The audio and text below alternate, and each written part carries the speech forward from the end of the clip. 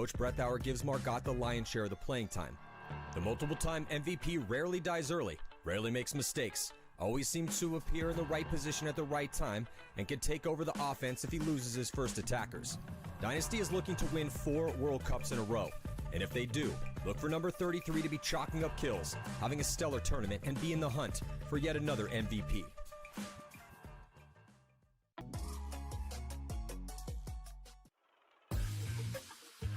Nick Ripple has been an unlikely surprise for the emerging pro paintball powerhouse out of the South, the New Orleans Hurricanes.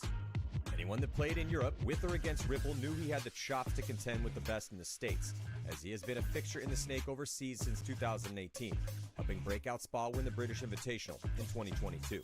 Ripple is relentless, fast, and he easily gets in the most crucial positions.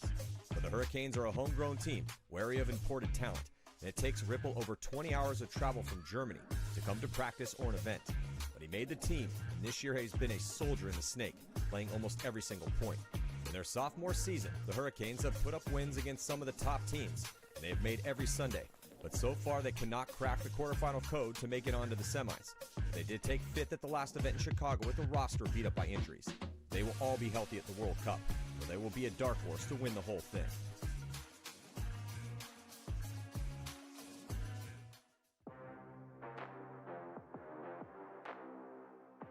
Part of the winning equation for every top pro team is a young, hungry attacker who pushes the veterans by working hard, playing well, and being an aggressive missile who can take the Snake off the break when needed.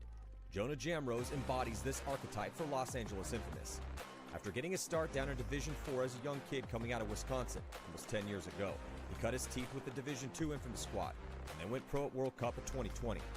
Since then, he has been improving while getting more playing time, and he has become one of their go-to Snake attackers along with veteran Zach Patient. Jamrose is absolutely a threat other teams must contend with. He plays fast, has increased his survivability in key moments, and has gone toe-to-toe with the best in the league and held his own. In 2023, Infamous has made 3 out of 4 Sundays, with a 3rd place at the second event, showing signs the team is improving. And if they can keep this current squad together, they could hoist another first-place trophy soon.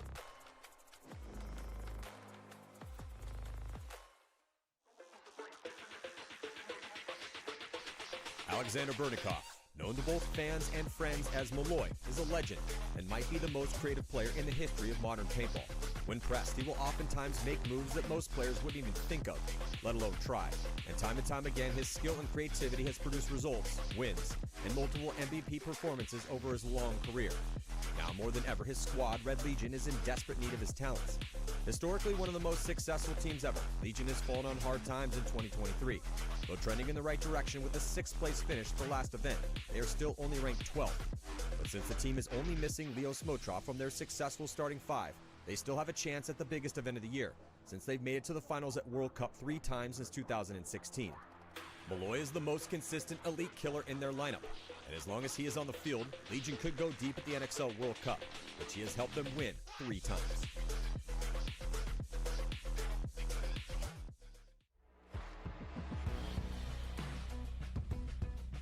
Everyone in the NXL knows that when you play San Antonio X Factor, you have to stop Billy Bernacchia, because if you cannot contend with Bernacchia, you will lose. Though originally from the Northeast, Billy became an institution as the first Snake attacker on the best team ever to come out of the great state of Texas. And even though teams know he's coming, they still have a hard time stopping him. X Factor has seen a recent resurgence, currently ranked 4th overall with a finals appearance at the Mid-Atlantic Open, and they will be among the favorites at the World Cup. The big component of their past performance is always being able to count on Bernacchia. Now 36, Bernacchia brings a wealth of elite experience, and he knows what's required to win at the highest level, as he has been a Snake threat in the pro division since 2005.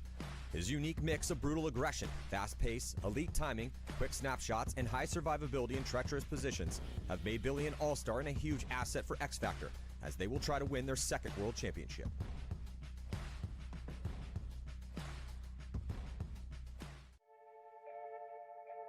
Alex Goldman, as a Snake attacker, is a titan. If you do not contain Goldman, then he will run, or crawl, or bully his way to your side of the field and shoot everyone. In the recent years, he's also proven that he can play farther back in a support position while his teammates go to work, only to launch up the field at the perfect moment to steal points. Goldman's the fastest player in the league, and an absolute dominant savage who has become known as the greatest Snake player of this generation. With these skills and tenacity, Goldman has racked up over 26 wins all around the globe since going pro as a teenager with the Ironman in 2006, including 15 wins and 8 second-place finishes with impact over a 7-year tenure. But it has been unarguably a very disappointing year for his new squad, AC Diesel, with only one Sunday appearance in 4 events in 8th place. But he's back at 100% for World Cup, where a win would save Diesel's season.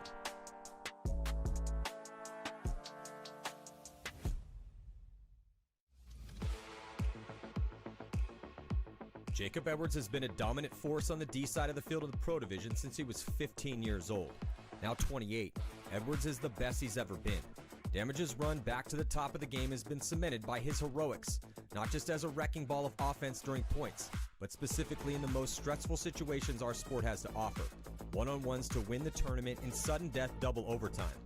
2 times in the past 2 years, Edwards was tasked to put the team on his back and go out and get it done by himself after Damage fought to a draw in the finals. And in those 2 rare moments, Damage hoisted the first place trophy. Currently ranked 2nd overall, Damage's whole roster is filled with veteran killers, with 3 wins in the past 2 years and 2 in a row heading into World Cup. Number 31, Jacob Edwards has proved himself to be an elite killer with a stone-cold mindset regardless of the magnitude of the gunfight, and he is a key player to watch as Damage fights for the world title.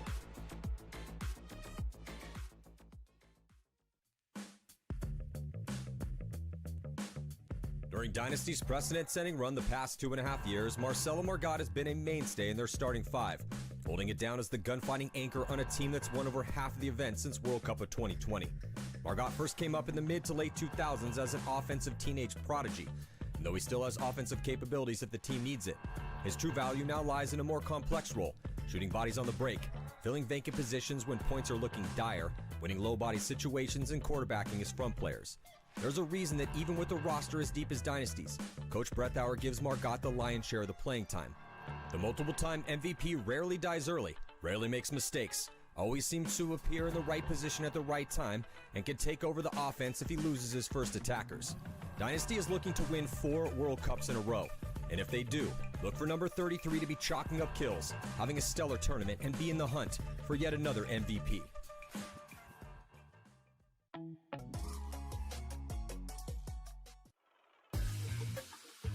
Nick Ripple has been an unlikely surprise for the emerging pro paintball powerhouse out of the South, the New Orleans Hurricanes. Anyone that played in Europe with or against Ripple knew he had the chops to contend with the best in the States, as he has been a fixture in the Snake overseas since 2018, helping Breakout Spa win the British Invitational in 2022. Ripple is relentless, fast, and he easily gets into the most crucial positions. But the Hurricanes are a homegrown team, wary of imported talent, and it takes Ripple over 20 hours of travel from Germany to come to practice or an event. But he made the team, and this year he's been a soldier in the Snake, playing almost every single point. In their sophomore season, the Hurricanes have put up wins against some of the top teams, and they have made every Sunday. But so far, they cannot crack the quarterfinal code to make it onto the semis. They did take 5th at the last event in Chicago with the roster beat up by injuries. They will all be healthy at the World Cup, so they will be a dark horse to win the whole thing.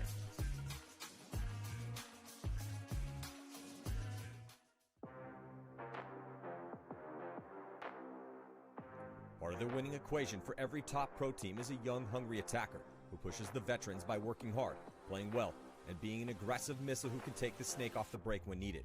Jonah Jamrose embodies this archetype for Los Angeles Infamous. After getting his start down in Division 4 as a young kid coming out of Wisconsin almost 10 years ago, he cut his teeth with the Division 2 Infamous squad and then went pro at World Cup of 2020. Since then, he has been improving while getting more playing time, and he has become one of their go-to Snake attackers along with veteran Zach Patient. Jamrose is absolutely a threat other teams must contend with. He plays fast, has increased his survivability in key moments, and has gone toe-to-toe with the best in the league and held his own. In 2023, Infamous has made 3 out of 4 Sundays, with a 3rd place at the 2nd event, showing signs the team is improving. And if they can keep this current squad together, they could hoist another 1st place trophy soon.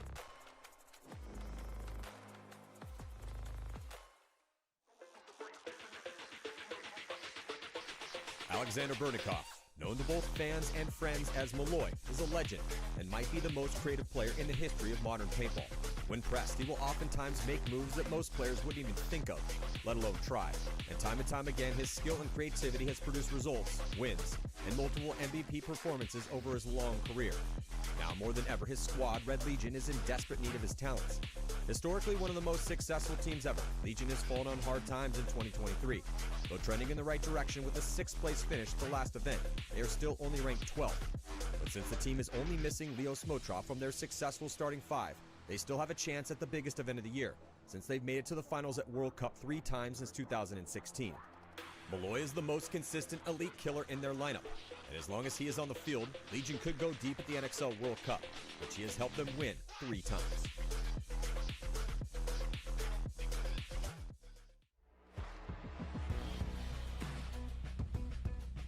Everyone in the NXL knows that when you play San Antonio X Factor, you have to stop Billy Bernacchia, because if you cannot contend with Bernacchia, you will lose.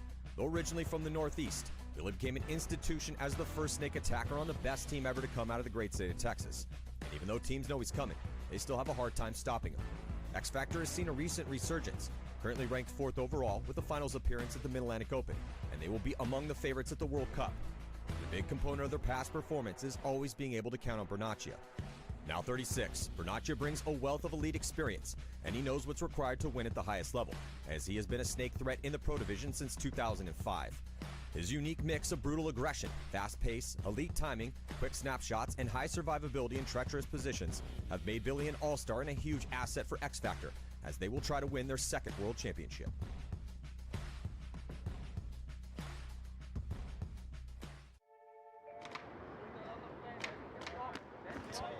Welcome to day 1 competition of the World Cup going down here, a little outside of Orlando, Florida. I'm Manny Marshall here with Rich Telford, and yeah, we had an exhibition yesterday, but the real tournament starts right now. First body going to be dropping from Notorious. Looks like Verse Factory going to be losing a body as well from that D side. So we got the rookie pro team here, Austin Notorious playing Verse Factory coming over from Poland. Oh, Poland, that's awesome. Thanks for coming over, guys. Yeah, the intel and the word on the street about Verse is they play hyper aggressive, and another body coming off right now for Notorious. So just 3 bodies left alive for them, kind of stuck in the back spots and in the pocket, but then Marky Franz had enough of that. He's going to get up in the insert bunker on the snake side, and they also get out wide Rich to the D1 position. Yeah, 3-on-4 advantage here for First. Love the fact they're an aggressive team. Should enjoy watching them play today. Austin Notorious lost their first guy in the break, secondary attack on the snake side. Versus now got 2 in the snake, snake 1, snake 2, center tower, the logistics Landry bunker, and First also gets out to that D1, Maddie, so giving them a good advantage here this first round. Yeah, slight high body situation right now for Verst, and in pretty good positions, making a move up on that D side, getting into D2. So, have you ever been to Poland? I have not. I would like to go. We should go someday. I've heard good things. Yeah. I've heard it's one of those kind of gems of Europa. Marky Franz there, a little pop-up over the top, trying to figure out what's going on in front of him. Not getting a lot of communication from his back center player there. But releasing on the attack on the D side, though, is Austin Notorious going from Dorito 1, Dorito 2, now Dorito 3. So Notorious with the most field position on the Dorito side. He does have a guy in front of him in their Dorito 2. Looking at our eye in the sky right now, you can see that position hot here. Crucial spot in the snake, that 50-yard line brick. He should hit the buzzer. Wrong day, bro. Wrong day. Oh, sorry. Yeah, going back. He should hit the buzzer on Notorious' start station. I feel like we're going to do a better job today because we know the format slightly better. Or at least I will be doing a slightly better job. Yeah, 24 pro teams taking the field here to see who's going to win the most important tournament of the year. The top 4 get a bye. They will be playing for seeding. It's the biggest tournament ever, right? So in theory, if you win this, you win the best tournament of history. Yeah, I'd have to double check, but I am hearing that this will be 7,000 teams. Might be 7,000 people here. The parking lot is definitely going to be like, if you're going to come, guys, get here early because there's definitely going to run out of parking. So Rich, Verst initially, they went into a high body situation. They did lose one, but they let Notorious fill all the way into D3, and those bunkers tear out as they typically do on that side. That's a really good position to slow the attack down here for Verse Factory. Well, and you would think a team that's hyper aggressive, like you said, probably isn't really as good on their zone control and their laning, right? So maybe they're a little bit more aggressive, but not quite as good at slowing the other team down. So I think we can expect to kind of see that. The guy for Notorious, though, in D3 over there, he needs to go one more bunker to get to that key 50 spot over there. But he knows if he dies on the island over there, Notorious is probably going to lose this point. Harris Hussein is in the back center battling for his life with the center 50. If he gets shot, Notorious also might lose this point. It's only one body advantage for First, but they do have better field position with the snake. And look how tight Harris has to get into this spot. I mean, he is just hip into that bunker, gun up to the sky, not able to get a stream out. This is what I've been hearing for Verst, is that this is their best player. He's owner of the team, and he's a beast. Apparently, he's having some of the best snake play that we've seen. This is the intel I'm getting from Blake Yarber. Okay. Blake played with Verst overseas. Really likes the squad. They play hyper aggressive, so it kind of fits Blake perfect. Body coming off right now for Austin Notorious. So good. Hey, good gunfighting here. They went up. They had that extra body in a 4-on-3 situation. Pasternak coming through to clean things out. So good first point there for First. Nice job by Magic. That was solid play by Verst. Yeah, they only dropped the one body early. They did have a little fumble on the breakout. The guy that ran to the can and the corner ran into each other, bounced off of each other, but they didn't lose a body because of it. So it didn't affect him negatively. It's also tough if you're Notorious, because look, Ryan Gray's a very smart man, so he might probably went back, watched some Verst games from Europe if he could. But when you're playing, if you're Notorious and you're playing a team that you've never played before and don't really have a ton of intel on, it's kind of tough because you don't really know what style they're going to come with, how they play. If you can't call Blake and get all the info, what do you do? Here comes Joy Division. Matt and I is one of our favorite teams from Europe. We used to play with them a long time ago. Oh, love me some Joy Division. Also, we do love us some Ironman too. So this is a fun one for Rich and I, because we spent years on the Ironman, won this tournament with the Ironman, and then we played with Joy Division overseas. So won tournaments with both of these franchises, and really enjoyed both of these franchises. And then we fought against Joy Division for years in the NPPL. So first body drop's going to be for the Ironman. That's a tough one for them to lose. It's Hughes. Hughes is one of their best players. Oh, but a bomb goes off on Joy Division side as they lose too, and I don't see a penalty. So it's a 4-on-3 situation in favor of the LA Ironman. 3-on-3, Matty. Ironman lose. Al Fernandez out of the center. Oh, and Nick out of the corner. So 2-on-3 advantage here for Joy Division. So those are the points that they can't lose, and it looks like Joy's just breaking open that D side. So quick work here for Joy Division. They win a couple gunfights. It was initially a high body moment for the Ironman. It was a 4-on-3, but they lose a couple bodies, and then looks like Kyle just got ran down from that D side. It's a 2. Joy Division with 2 left. Ironman with nobody left. Joy Division's just going to take a minute to figure out. Ironman should probably concede this point. Save a little bit of time, considering they're going to be on the downside of the score. Well, we typically see Fabian in the snake, but Fabian's now all the way onto the D side. Had to do a little tactical retreat from that back center to get over to that D side, try to clean this up, but are there any bodies left on the Ironman? No, sir. Yeah, I was going to say, I think they're all dead. So Fabian just being careful. Tell you what, though, walking this field, man, there are a lot of huge bunkers in the middle of the field. I totally understand why guys are losing the count. For sure. And the biggest thing is the guys leaving from the back of the line, right? When they get shot, spin around and run back to the pit and you don't see it, it's really hard to call that. If you don't see the referee signaling from the sidelines, hard to figure it out. So there's Fabian. Yeah, the Joy guys are great, man. Good people. And if you see Fabian around, kind of looks like an extra from the show Vikings. Yes. You know, like he was one of those people that attacked Paris with Ragnar Lothbrok. For sure, yeah. His people did some damage back in the day. Let's see if Harris Hussein can put this team back up on his shoulders like he's done in the past and carry them to another victory. He's got ABJ in there with him. ABJ's been playing really, really well Snakeside. Yeah, he has. He had some real good looks yesterday. Yeah, ABJ's a talent. He's an up-and-coming talent. Keeps improving. Well, you know, those NorCal guys are hard to keep down, Matt. Well, I like the combo of Marky Franz Jr. and ABJ. I agree, yeah.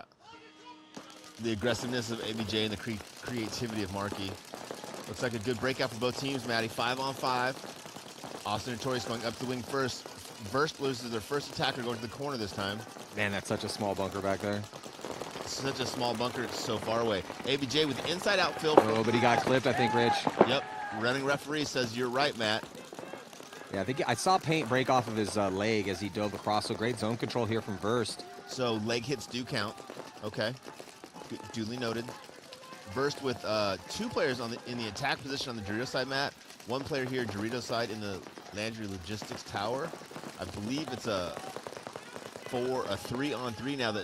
That tower has now shot the second snake guy, Matty.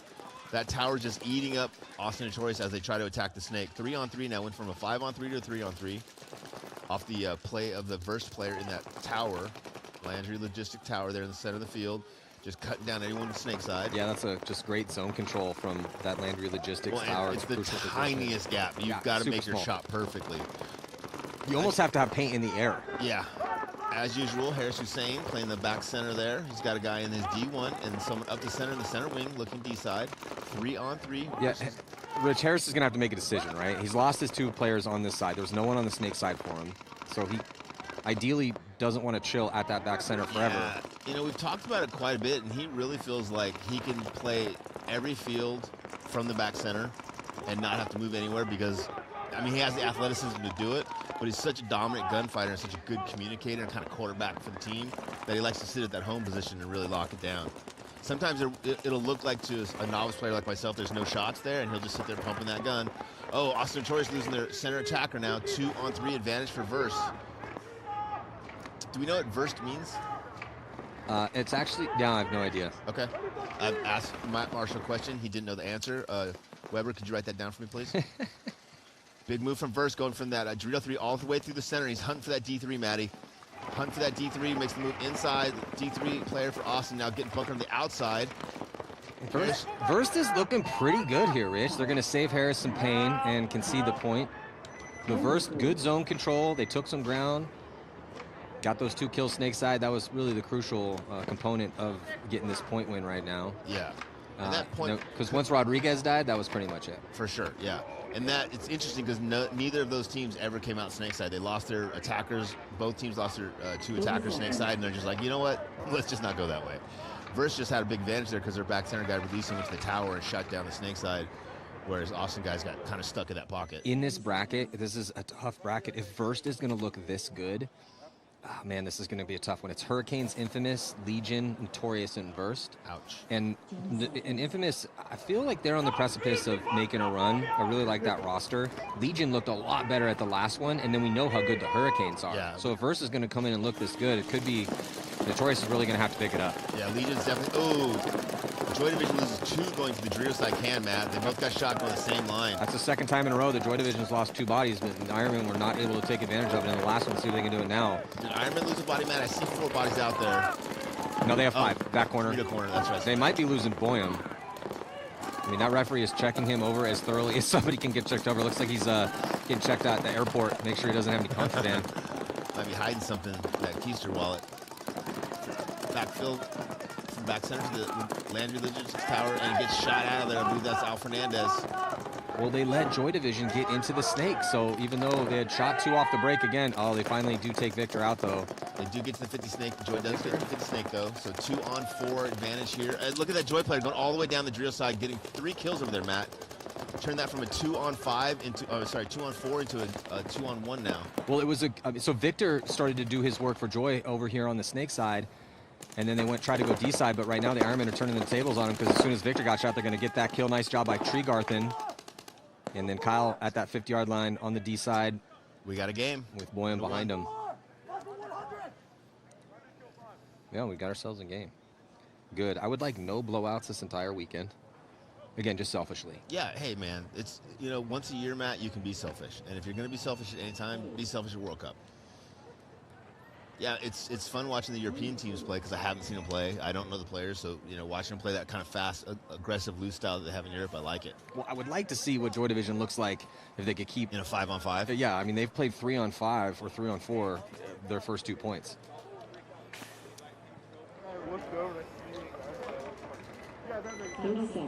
First coming out, going to be playing from the blue side of the field. Playing really, really well here against Austin Notorious. Austin Notorious just having a hard time getting this one started, Matt. Mark Barolo getting the spin. Oh, no. So Mark Barolo, owner of Sandana, played with some teams out here in the Pro Division past couple years, trying to find a home. Didn't work out.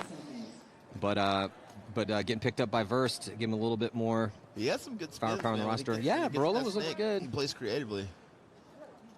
Typically snake side guy. ABJ snake on the break for Austin Notorious. Goes in a little bit high, but makes it, Matt. He is getting checked from the ref. Looks like it's, yeah, he's got shot again. Archie, you were a little bit high coming across that gap there. 4-on-4 as Verse loses their first attacker snake side, Matt. Yeah, Verse is losing a pretty crucial body for him because I do believe that was Maciek that took the walk. Barolo's still alive over here. I love the tall player for Verse that's playing in that tower.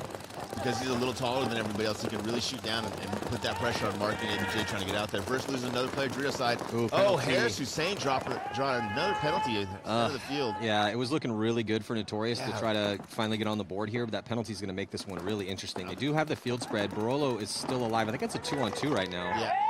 Not anymore, as Marky Franz gets owned by Barolo. Yeah, That's really a tough death for Marky. Happy to see Harris go up the center of the field because they had 2 attackers at the center, but apparently got caught at some point. Made the selfish move and got the penalty. Verse releasing on the snake side, looking inside. Another elimination. Yeah, Verse looks good here, Matt. Yeah, they do. They got a little bit of a gift on that one because as Notorious was flooding up the field, they had a ton of pressure in the middle of the field. But as soon as that penalty on Harris Hussein was thrown, Verse was able to switch gears and start to take advantage of that. And a nice snapshot by Barolo on Marky Franz, kind of caught Marky slipping. So Marky was trying to turn the game back around. Verse putting up a 3-0 lead. Slow start for Notorious. Well, and I like Notorious. They went with a different game plan there. They went ABJ Snake on the break and then doubled up the middle, and I like that call. But ABJ went a little bit high, got caught. Their second attacker going to the center of the field got caught, and they got a penalty, so that really hurt them. Yo, yo, yo, yo, yo, yo, yo.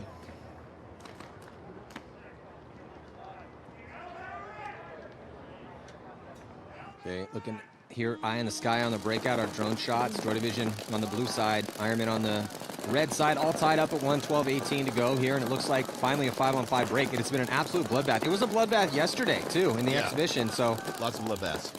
As far as kills off the break, Joy Division going to lose a body filtering into the tower. Kyle gets out to Dorito 1 for the Ironman. He's going to look to go from Dorito 1 forward to Dorito 2. 4-on-5 advantage here for the Ironman.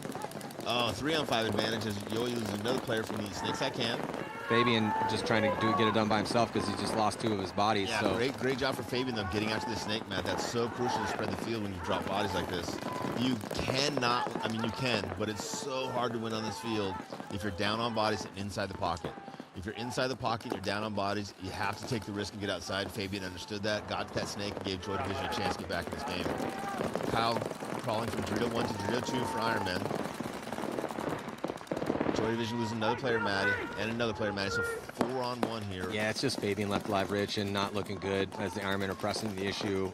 Could get things going on that D side a little bit, but don't want to risk anything that they don't absolutely have to. Well, and I love Joy Division playing aggressively, but they've got to tighten it up, right? They're hurting themselves by dropping bodies quickly like that. So the Ironmen going to go up by 1, and yeah, Joy is playing a little sloppy right now, to be honest. Yep. They're losing every single point. First 2 points, losing 2 bodies on the break, both points, and then losing a couple bodies there. So absolutely need to play tighter, need to figure out where they can survive. Yeah, I think they need to take a little timeout, throw snooze in there, take a deep breath. They've got tons of snooze in that pit for sure. I'm surprised you're not down there. I will be later. Oh, well, yeah. Getting that up. I got to re-up. Verse coming out. Again, this is my first look, and I'm very impressed. Really not dropping bodies early, controlling the snake, really playing the landing logistic bunker well to shut down the snake side. Austin Notorious, interested to see what Ryan does here differently. ABJ making snake on the break. 5 alive for Austin Notorious, Matt. That should help them. And once again, that first player for Verse is getting shot out of bunker. Oh, that lets 2, Matt. 5-on-3 advantage for Notorious. That's exactly what Notorious needed. Yeah, Notorious with 7 minutes and 38 seconds left to go and down by 3. 5-on-3 situation here. They cannot squander this high body situation. It's going to be, unfortunately, it's going to be very, very hard for Austin Notorious. Oh, player gets shot, attacking to that D3 over there. So 5-on-3 to a 4-on-2, Matt, as Verse loses another player. Well, the 4-on-2 is still pretty solid as far as a high body situation goes, but that was definitely a body they did not need to lose. Yep, for sure. And that was one of those big high dives. Yeah, you have 7.5 minutes to work with. Marky Franz making the release to the middle there. ABJ kind of slow playing this snake because he's been caught twice already. Verse has got Dorito 1 and the center cube. Marky Franz moving up the center of the field for Austin Notorious. Trying to make that shot on that center cube. Almost gets caught by the Dorito. Dorito feels inside the can. Archie's still a little slow on getting that snake, but he is getting pressured by that center cube.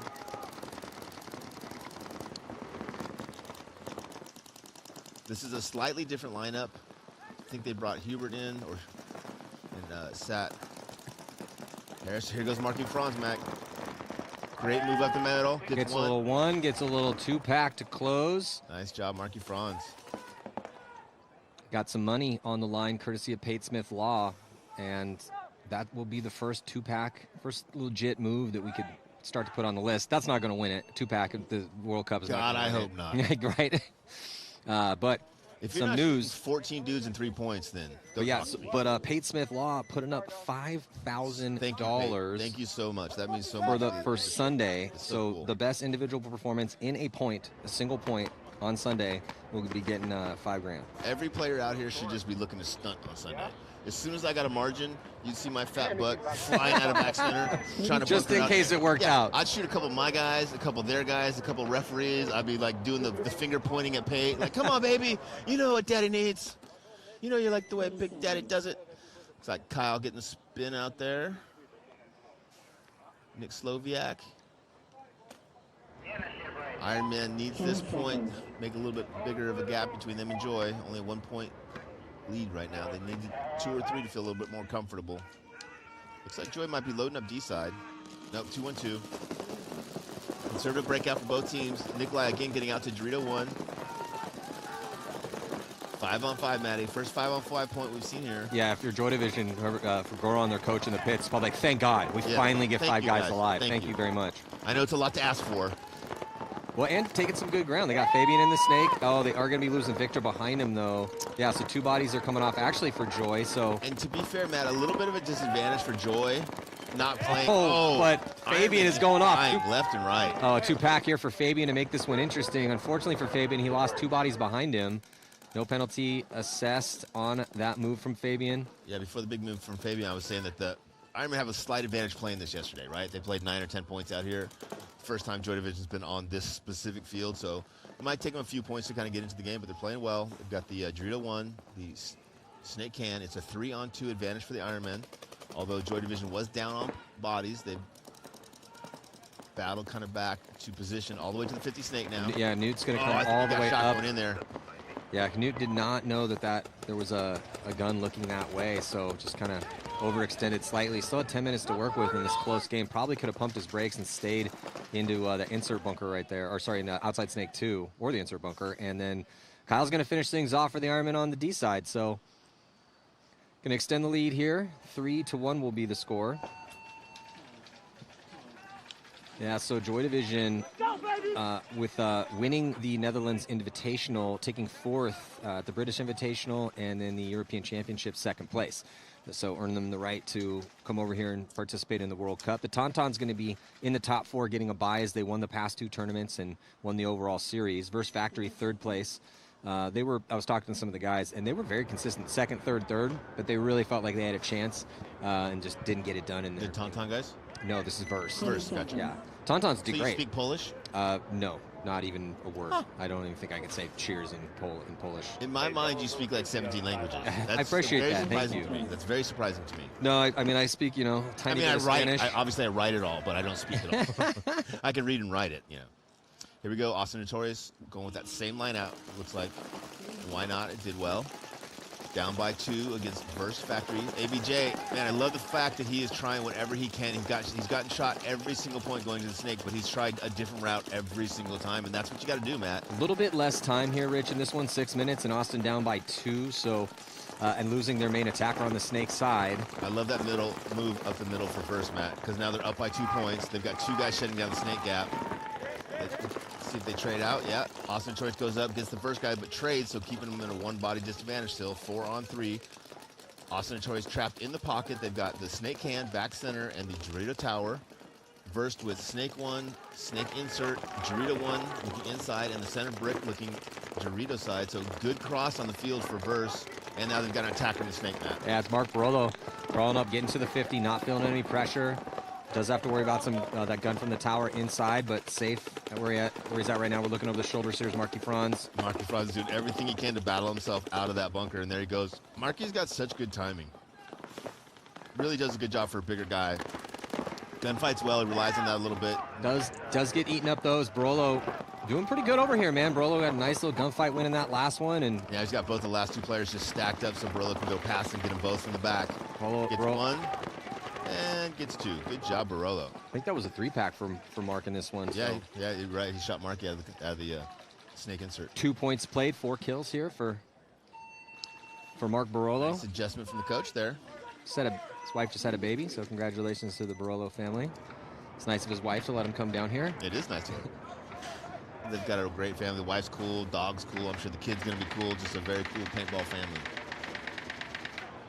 Verst looking good, Maddie. Yeah, Verst is looking pretty good. I mean, they're definitely the favorites so far. I mean, out of all the teams we've seen this morning, and all the teams all of the 4 teams we've seen so far. Right now, they're the favorites. They're my dark horse right now. Yeah, this bracket with Verst, and again, Verst is the last ranked team in this bracket with Hurricanes, Infamous, Legion, Notorious, and Verst. So tough bracket. Let's see if Joy Division can pick it up here. Down by 2. Survivability still a bit of an issue here for Joy Division. Really need to tighten it up. Yeah, if they could play a little bit longer 5-on-5, I think that this score would be a little bit closer than it is. Oh, they did that double can on the Dorito side again. The last time they did it, they lost both guys. They get out there live. Ironman losing their first attacker snake side. Ooh, that is a crazy chaotic fill from Fabian. He makes it clean as the Ironman did lose a body. Ironman going to go inside and out into the snake with Chris Tregarth in it, and he's going to make it clean. A little attack to retreat. Actually, no, he got clipped. So yeah, that tower, that Landry Logistics tower shooting down into that spot, Maddie. We've seen a lot of kills come from that Landry Logistics tower yesterday and today. That Landry Logistics tower is such a key bunker. Again, Joy Division with 2 players in that can. Second guy playing deep and getting caught. He needed to get out of there quicker. 4-on-3 advantage for Joy Division as they're in the snake corner, Dorito can, and the Landry Logistics tower. Ironman with 3 players left alive. Both cans back center, so all 3 across the back. And with all 3 Ironmen trapped in the pocket, this is going to be a challenging point for them to win. Yeah, they are really hoping that somebody on Joy Division makes a mistake here, as they are, like you said, tucked in the pocket. They're in the back bunkers. Decent gunfighting positions, but if Joy Division gets out wide, well, they're already out wide. If they get up the field, if Fabian gets up the field a bit, it's going to make survivability real tough for those remaining Ironman players. Yeah. Boyum dips out of that can and gets into the Aztec as Fabian here for Joy Division pushes right into the 50-yard line in the snake. Yeah, great move for Boyum. That gave him the chance to win, but then he loses his first gunfight, unfortunately. Ooh, Fabian, a little 2-pack here for Rich. For Fabian, he's probably going to get 3 here as he's trying to find the last body.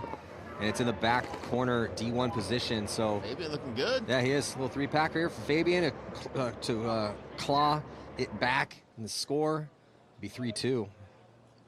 Joy's right back in this game. As long as Carl is clean.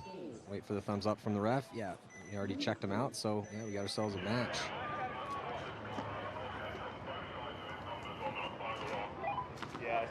Good to see Carl Samuelson back in the mix here with Joy Division. He has been around forever. Carl Skandal himself. Skandal means scandal in Swedish because he has quite the animated personality. So you speak Swedish too? Y'all. 18 languages. Y'all. Wow. That's impressive, Matt. I think that should be on your resume. Skull. Verst coming back out with a 3-point lead against Austin Notorious. Austin Notorious really struggling, trying to get into the snake. Not really shooting a ton of guys on the break. Not having a lot of offense other than Marky Franz. Yeah, I'd like to see ABJ get going over here. And man, not for lack of effort. Or right? Dyer, maybe Logan Dyer. Yeah, ABJ's tried every way possible to get in the snake. Notorious, 5 alive, 3 across the back. Landry Logistics Tower, snake insert. Verst with 5 alive, although 1's getting checked, so losing 1. Verst now with 4 alive, so 4-on-5 advantage for Austin Notorious. Down by 3 points here with a little more than 4. Oh, they lose their first attacker up the center, Matty. So 4-on-4 here. But Austin Notorious has to attack, Matt. They're down by 3 bodies. They cannot just sit out here and play paintball. 100%, Rich. 4 minutes and 13 seconds left to go. It's almost reckless attack time. We are seeing some fast points on this field, but mostly because of deaths off the break. And yeah, Notorious is going to have to find a way. I mean, again, they are playing the lowest ranked team in their division. It's only going to get harder on paper from here on out. I think we should shift the paradigm, and every point starting from the beginning should be reckless abandon. And then once you get in control, you slow it back down. Marky Franz, they need some magic out of him. They need him and ABJ to get in the snake and go forward. But it looks like Verst is just locking it down, Matty. They got the snake side can, snake side brick, the Dorito tower, and I think back center. And everyone's just kind of playing defensively, locking down the legs, lanes, trying to force Austin Notorious to fill forward into the gaps. Good communications from both squads. 3 minutes, 30 seconds left. Austin Notorious down by 3. Marky Franz releasing through the center, gets a kill.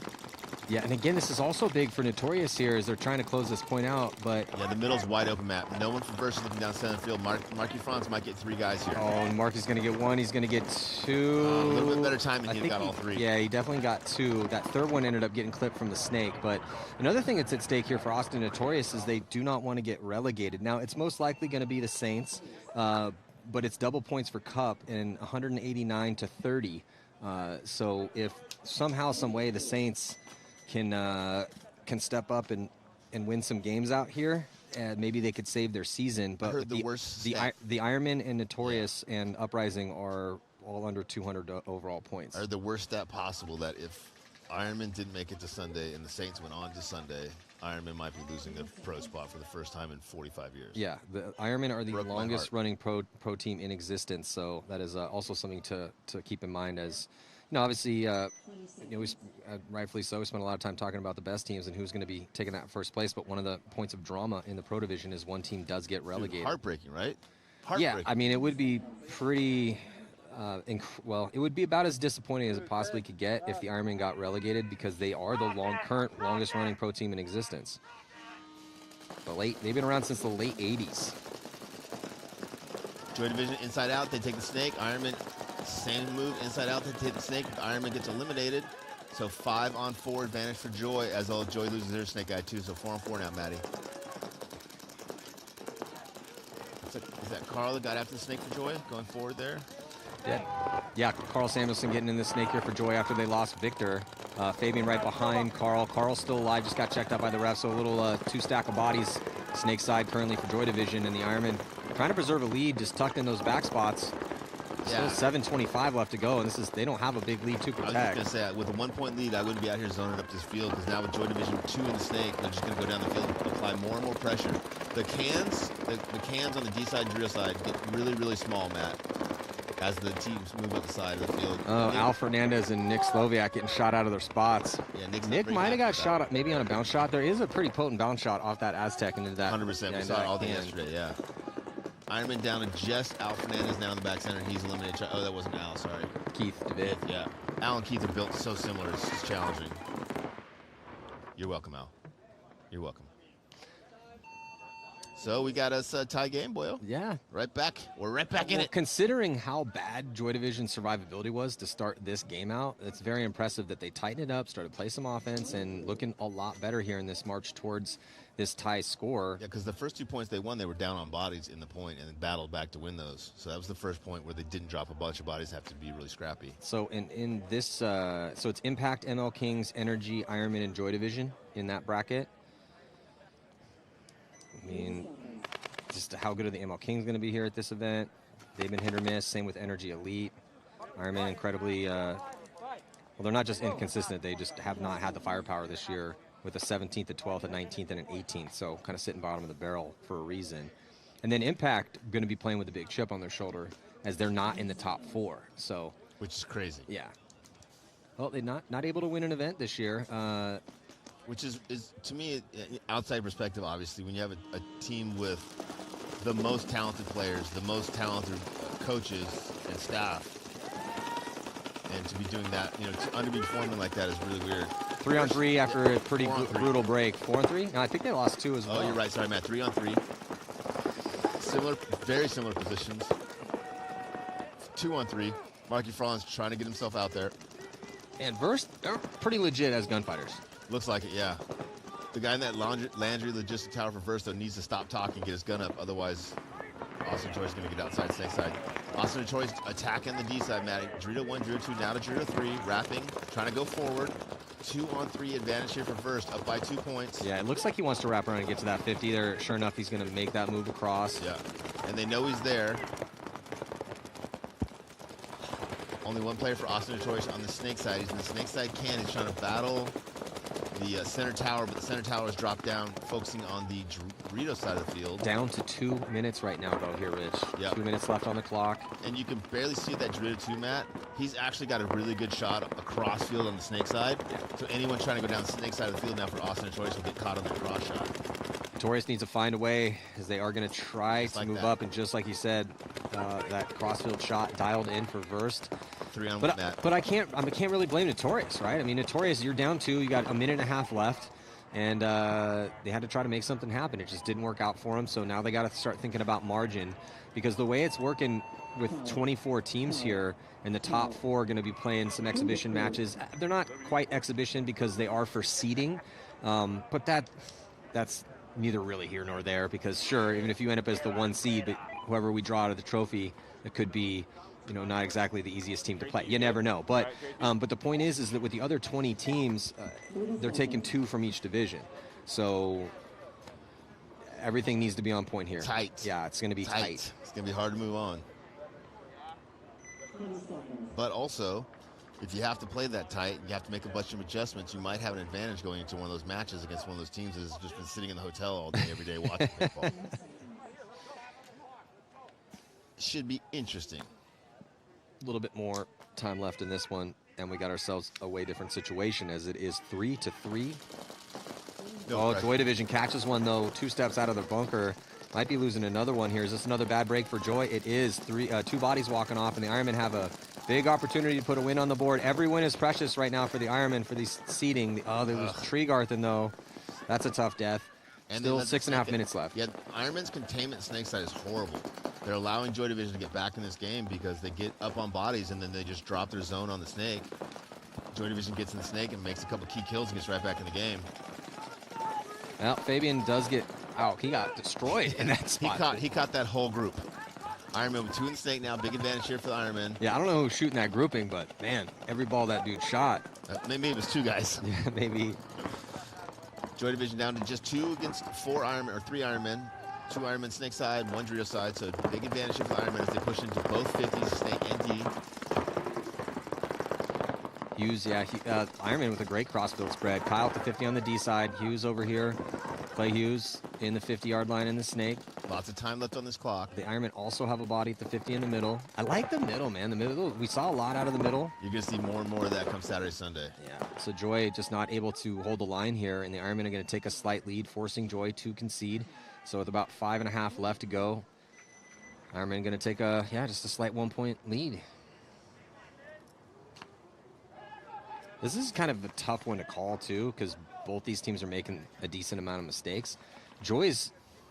They need to really go back and look at these angles off the break, because for the reason why this score is close is because they keep just getting slaughtered on the break. Yeah. And then, like you had said, the Ironman's containment on this snake side is crappy. Is really bad. Crappy. Because they just keep letting Fabian run over here to any spot he wants to get into, pretty much. And same with Victor a couple times. Yeah, Carl Samuelson as well, too. And I don't know if it's a timing thing, but every time I see the Joy Division guys getting on their toes, kind of looking to go, I look at the Ironman, and they're switching their shots to the D side, and the snake guy just gets out for Joy. Well, Verse Factory here. Very close to putting their first win on the board in the World Cup competition. Yeah, Verse up by 3 here. Archie gets outside, but then gets shot out of that bunker. They do bring Harris Hussein back in, which is an interesting move, because the only points that they've won, Harris has been sitting. Harris gets shot almost immediately at back center there, trying to get out. Yeah, 3 bodies actually coming off. It's looking really bad for Austin Notorious. They really need. 4 on 2, Matt. I would not want to give up. Don't give up any more points. No. You're down by 3. You're going to give up this 4th. That's already heading towards bad for the spread. Yeah, at this point, you want to just keep 5 guys in the pocket, keep running your guns, and not lose any more points. But Verse is dropping the ball. Who is shooting these guys on Verse? It might have been Harris. No, Harris has been dead the whole time. Oh, has he? 2 on 2. Well, who else is it? It's marking there's marking the snake, and the center player is number 11. He's the guy who's been getting the kills. I think that's Rodriguez. He got caught making that move forward, and he's frustrated, but he played great that point. He got in the middle, got a couple kills, and tried to push forward. And when you're down by 3 points with only 30 seconds left, that's exactly what you have to do. Marky's out there now just trying to will himself into winning another point. Going forward, going backwards, kind of getting caught over the top of the snake. Yeah, man, I'm impressed by Verse, because Notorious played some good points yesterday. Obviously, they struggled today, but I think that was because Verse was just playing so well. Well, their new pickup, Brolo, played really well. Pashanek over here played well. But everyone played well. I mean, if you look at how their zone control was pretty awesome. They were shooting some bodies on the break. They stayed alive, didn't really lose too many guys in gunfights. Overall, yeah, that's a really good first look for Verse. Legit dark horse, right? So we'll see here and a decent spread, 4-point spread on this one. Yeah.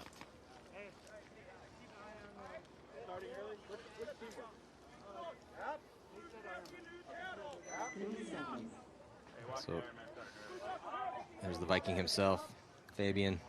Fabian. Looks like it's going to be Storis, Newt, Victor. Who's the 5th body for Joy? That's going to be Carl.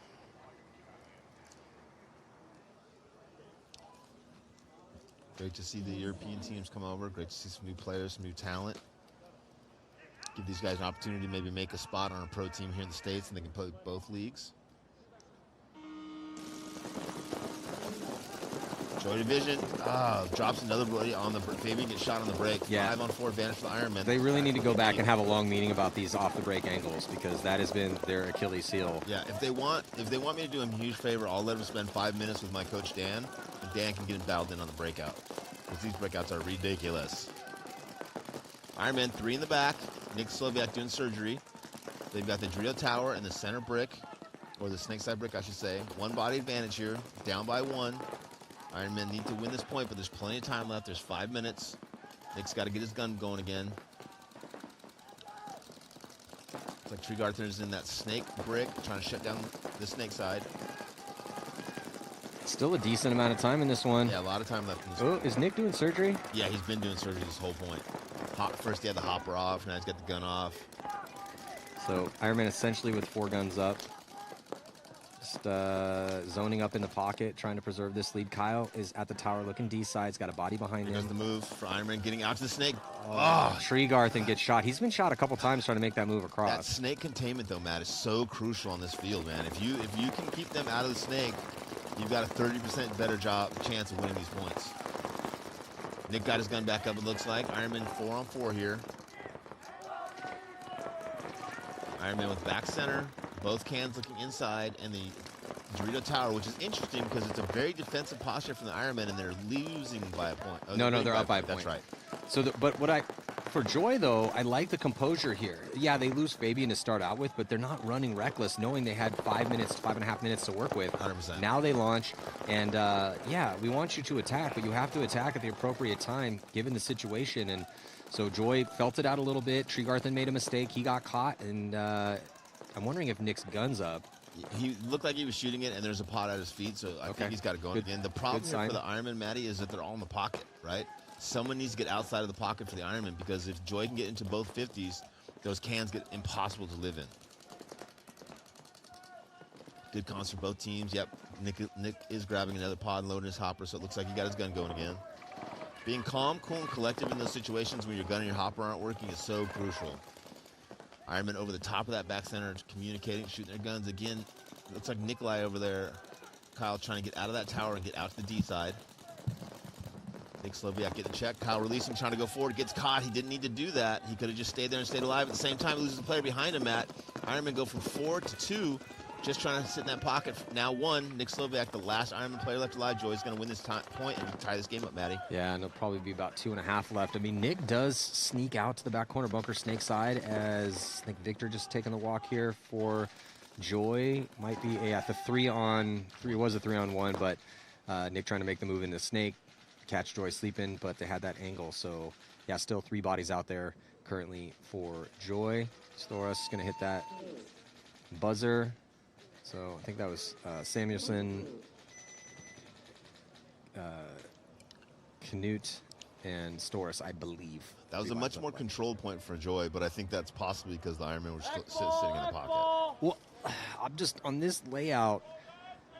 It's like, look how damage has been so good recently with the 2 wins. They play this tactically brilliant game. They'll play quick once they get a lead, but then when they start to play defensive, quote unquote, they've already taken a lot of ground. They'll get Keith in this snake. You know, they'll get a body in D2. And then that's when they're like, okay, come get us. You know, we had 2 3-point lead. You guys only have 4 minutes to work with. Yeah, good luck trying to work us out of these spots. The Ironman decided to stay more in the pocket. You saw Kyle posted up at the tower. He didn't want to go farther than that. Chris did try to get into the snake, but he got eaten up. So I like that intention. It was mistimed. Well, and the longer you stay in the pocket and allow the other team to get down the tape, the harder it gets to get out of the pocket. So when Kyle tried to finally get out of that tower, it was just too late because Joy had pushed up on both tapes. Yeah.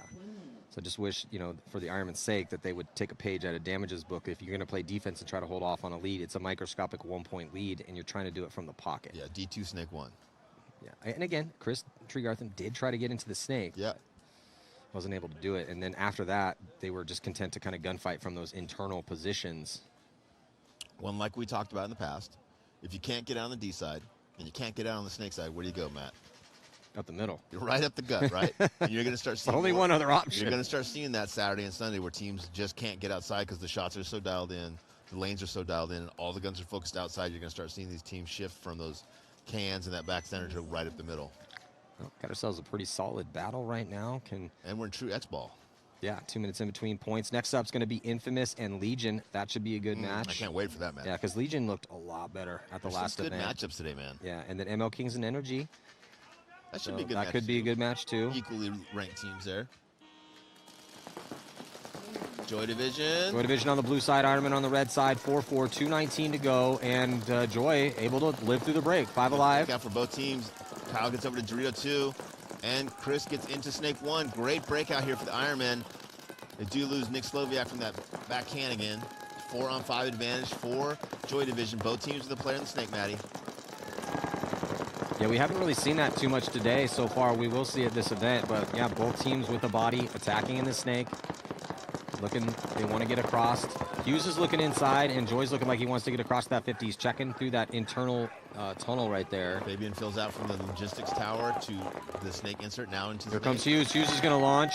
Fabian with a great time move because he trades out with Hughes there, saves his other Snake guy. Yeah, that was a great move from Fabian. And Fabian went eyes up, gunned up into that bold move. Perfect. And that allows Victor to stay alive, and now Victor owns the 50. Yeah, and owns this side of the field. He can completely control this side of the field, so the landing logistics tower player is now living completely on the D side of the field. Ironman lose another player in the Dorito side tower. Only 2 Ironmen left alive. Only 1 Ironman left alive. Joy Division's going to win this point, Matty. They should probably concede. It's 4-on-1. Yeah, it's 4-on-1. Joy Division's going to win this point. It's going to be 5-4 with about a minute left in this match, Matt. Can't get much better than that for the first match of the day, huh? Yeah, got ourselves a real solid game. Man, it sucks having both, watching both of these teams and wanting them. I wanted them both to win, but even less, I want neither of them to lose, right? So it's very conflicting for me. You don't get this yet because you only have one kid, but it's like watching your kids fight, When you have 2 kids going at it, you're like, oh, man, I want them to both win and not lose. Yeah, well, Joy Division living through that break. Love that move from Fabian to go and try to attack that Snake. It happened to occur at the same moment that Hughes made his move. Now, if he probably would have got the drop on Victor if Fabian didn't make that move. So I like the timing from both Hughes and Fabian. But Joy just had 2 bodies in the Snake. And, once Victor was able to stay alive at this 50, really started to kind of destroy the proper angles for those players in the Ironman in the middle. And then also I think Carl clocked in, and they had another body out there too. So, yeah, it was a really solid point for Joy. Now we're going to see the Ironman's full court press here, because with just around a minute or maybe a little bit under, a little bit over, down by 1. But at least they kept it close. Again, we've said it 1,000 times before. Sometimes it's not the first guy in the Snake, it's the second guy in the Snake, right? And because Joy had 2 guys there, they were able to trade out and win that battle, whereas Ironman only had the 1 player Snake side. Well, at the last event in Chicago, we were talking about how it's not just about your Snake player, it's about your Snake package. But with the potency of the middle and the potency of the D side of this field, this is a little bit more of a field. There's a lot of different ways it can get done. But yeah, it is a bit of a blessing if you can get 2 bodies over here on that Snake side, as we just saw that work out here for Joy. Well, it frees up your first guy to play offensively, right? Because if you're the island as a Snake player over here and you get shot out and you lose that side and you don't get your guy, you've basically kind of sealed the fate for your team for that point. But once a guy fills in behind you, you don't have that responsibility anymore. You can go forward, kill somebody, or even die and still understand that you haven't given up the point. Again, with True Xball, we have 2 minutes in between the points, so you'll hear us talking a little bit more in between the points. Who do you got in the Legion Infamous match? Well, I feel like Legion is up on the rise again, starting to play better again, and I feel like Infamous is playing a little bit flat, and so I would say the Legion. Who do you got? I'm going to go Infamous. Why not? Why not? A lot of good players, a great roster. Yeah, well, I mean, they did take a 9th at the last event. Infamous 9th, 3rd, 12th, and then 9th this year. I could see why you would want to pick Legion, though, because they really picked it up at the last event with that 6th place. Had you asked me this 2 events ago, I'd have been Infamous for sure. Yeah, I mean, Legion just got off to a horrible start. 19th, second to last first event, 11th, 15th, and then that 6th. They started looking like themselves again, so it could be easy to pick Legion. Still no Leo Smotroff here. I was just going to ask you if Smotroff made it back or not. But the guy we were calling the Tiger King, he was playing the snake pretty well for him. Yeah. You don't get a nickname without playing pretty well. That's a good point. Alabama red. Ironman breakout with Dorito 1. Center 50 wing. Ironman losing the back center. Ooh, penalty assessed though on Joy. But and 3 Ironman taking the walk, Matt. Yeah, it's going to be a 2-on-2 situation with 48 seconds left to go. Referee, just went and checked out one of the players from the Ironman in the middle. So Ironman with 2, Joy with 2. No, Ironman with 3, Matty. The corner player did stay alive. Oh, okay, so that is a huge here for the Ironman as they have the field spread and they have some forward progression. They're also going to get a kill, so it's just one body left alive for Joy. He's in the back center. Worst spot possible. Ironman's going to win this point. They're going to tie it up, and there's going to be like very, very little time left for the last point. Inside 20 seconds now. So the off-the-break shots for the Ironman become dialed yet again to tie this game up at 5 with 14 seconds left. So we'll probably overtime, baby. Well, we're going to see a 14-second point. Then we'll burn through that, overtime, and then we're going baby. and then we're going to see overtime. So what do you think about the NRG ML Kings match? ML Kings sitting at 9th, and NRG sitting at 14th overall. NRG making a Sunday at the first event, and the ML Kings they've only made one Sunday too. They took a 9th at the second event, but they've been more on the bubble of making it to Sunday than NRG has. If I had to pick a team, I think I would pick NRG. And to me, it's a good matchup with the two kind of young teams, but you have one team that has a little bit more discipline, a little bit more consistency, and another team's a little bit more. And also, the ML Kings did not really look good on this field yesterday. They got a 1 for 6, right? It's hard to get a 1 for 6. What happened with that? So because you were trying to break it down, and I was taking some notes, so I didn't get the full download. You're just ignoring me. You don't have to fluff it for the crowd. So I talked to the referees this morning. Basically, what happened is Peterson took a shot from his own team in the pack, and obviously didn't know. Released, went to the 50, made a great shot, killed one guy. Released, bunkered another guy, and then hit the buzzer, but he was dead the whole time. There was only a couple people to pull, basically, left on the squad, so they pulled those guys, and then they started the next point with 4. So it was a double major during one point. And if you're going to do it right. You know what I mean? If you're going to go big. It was the worst penalty that we saw all day long yesterday. It went from an amazing move to a horrible penalty really quickly. Yeah. Because from our perspective, we were singing his praises. We're like, oh, Peterson. Oh, unbelievable job. Nice move, Peterson. Yeah, he came this morning and said hi. He's like, you guys see that double major yesterday? I was like, man, up until that, it was a great move. So 2 minutes on the clock, and I think they had put it down to 8 seconds. So we might be going straight to overtime here. Or we could play a most likely needless 8-second point. Give these guys a little bit more of a rest. Yeah, the Ironmen have gone, both these teams kind of going to a starting kind of 6-ish, Obviously only 5 can play at once, but pretty much the same guys are getting reps for the most part as the game started to progress. So there's Fabian. Seems to be the first guy. Fabian's cardio must be pretty good because he's the first guy out for Joy every single time. Viking heart, bro. Yeah. So if you live in a village on the English coast, beware next summer. Yeah, he's coming. He's coming for your women, your children. For all your gold and your relics. Oxen. A minute left. The timeout must have been called. Both teams trying to really, really dial in this last point. And probably the next point, right? They're probably trying to do the game plan for this quick 14-second point or whatever it is, and then also the additional overtime point. Yeah, so, Coach Garon has been, for the Swedes, have been pretty much just putting out the same 5.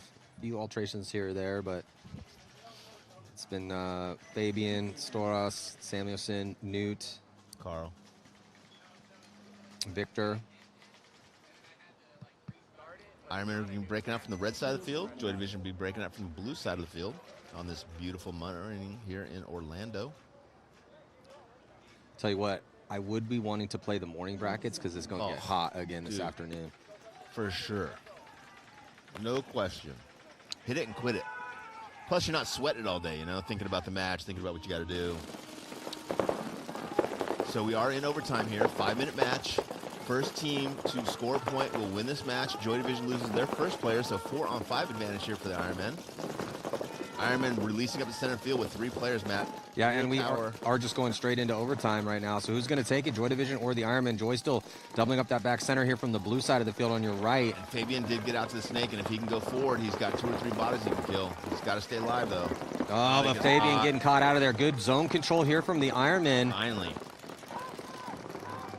3-on-5 advantage for Ironman.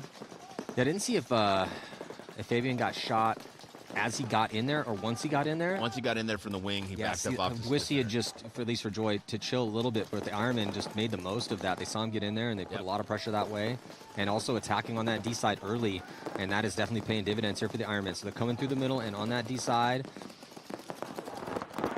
comes the hammer about to get dropped on the last body, so that is going to do it. A little show of sportsmanship here. Great match. Thank you, guys.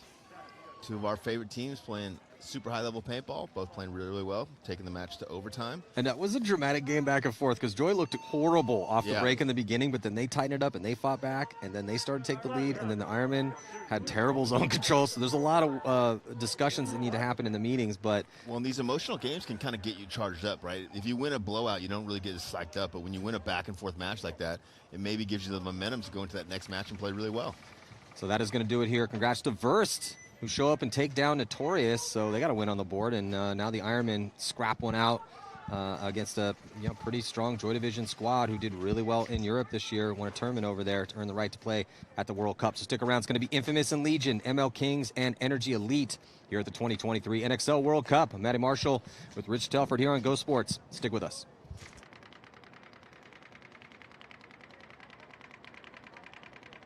You will lose. Though originally from the Northeast, Billy became an institution as the first snake attacker on the best team ever to come out of the great state of Texas. And even though teams know he's coming, they still have a hard time stopping him. X Factor has seen a recent resurgence, currently ranked 4th overall with a finals appearance at the Mid-Atlantic Open, and they will be among the favorites at the World Cup. The big component of their past performance is always being able to count on Bernacchia. Now 36, Bernacchia brings a wealth of elite experience, and he knows what's required to win at the highest level, as he has been a snake threat in the Pro Division since 2005. His unique mix of brutal aggression, fast pace, elite timing, quick snapshots, and high survivability in treacherous positions have made Billy an all-star and a huge asset for X Factor, as they will try to win their 2nd World Championship.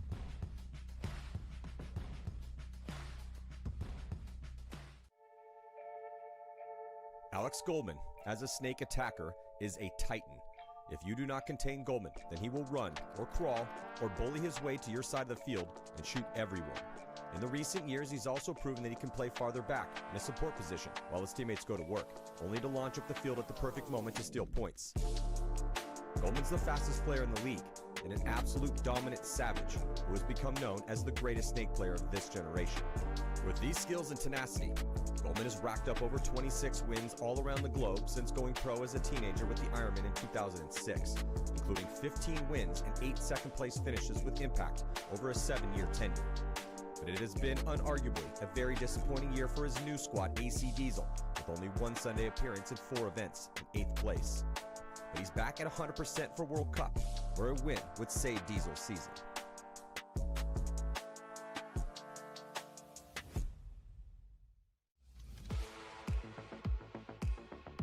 Jacob Edwards has been a dominant force on the D side of the field of the Pro Division since he was 15 years old. Now 28, Edwards is the best he's ever been. Damage's run back to the top of the game has been cemented by his heroics, not just as a wrecking ball of offense during points, but specifically in the most stressful situations our sport has to offer. One-on-ones to win the tournament in sudden death double overtime. 2 times in the past 2 years, Edwards was tasked to put the team on his back and go out and get it done by himself after Damage fought to a draw in the finals. And in those 2 rare moments, Damage hoisted the 1st place trophy. Currently ranked 2nd overall, Damage's whole roster is filled with veteran killers, with 3 wins in the past 2 years and 2 in a row heading into World Cup. Number 31, Jacob Edwards has proved himself to be an elite killer, with a stone-cold mindset regardless of the magnitude of the gunfight, and he is a key player to watch as Damage fights for the world title.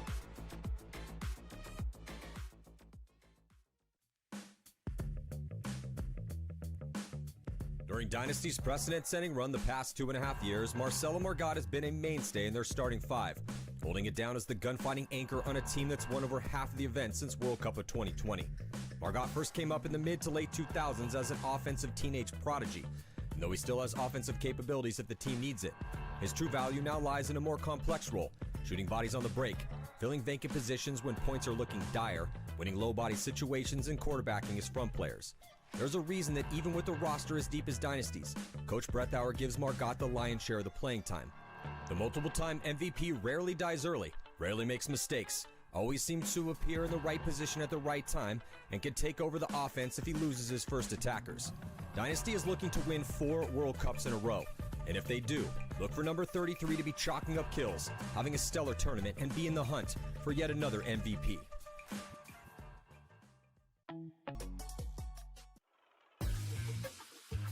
Nick Ripple has been an unlikely surprise for the emerging pro paintball powerhouse out of the South, the New Orleans Hurricanes. Anyone that played in Europe with or against Ripple knew he had the chops to contend with the best in the States, as he has been a fixture in the snake overseas since 2018, helping Breakout Spa win the British Invitational in 2022. Ripple is relentless, fast, and he easily gets into the most crucial positions.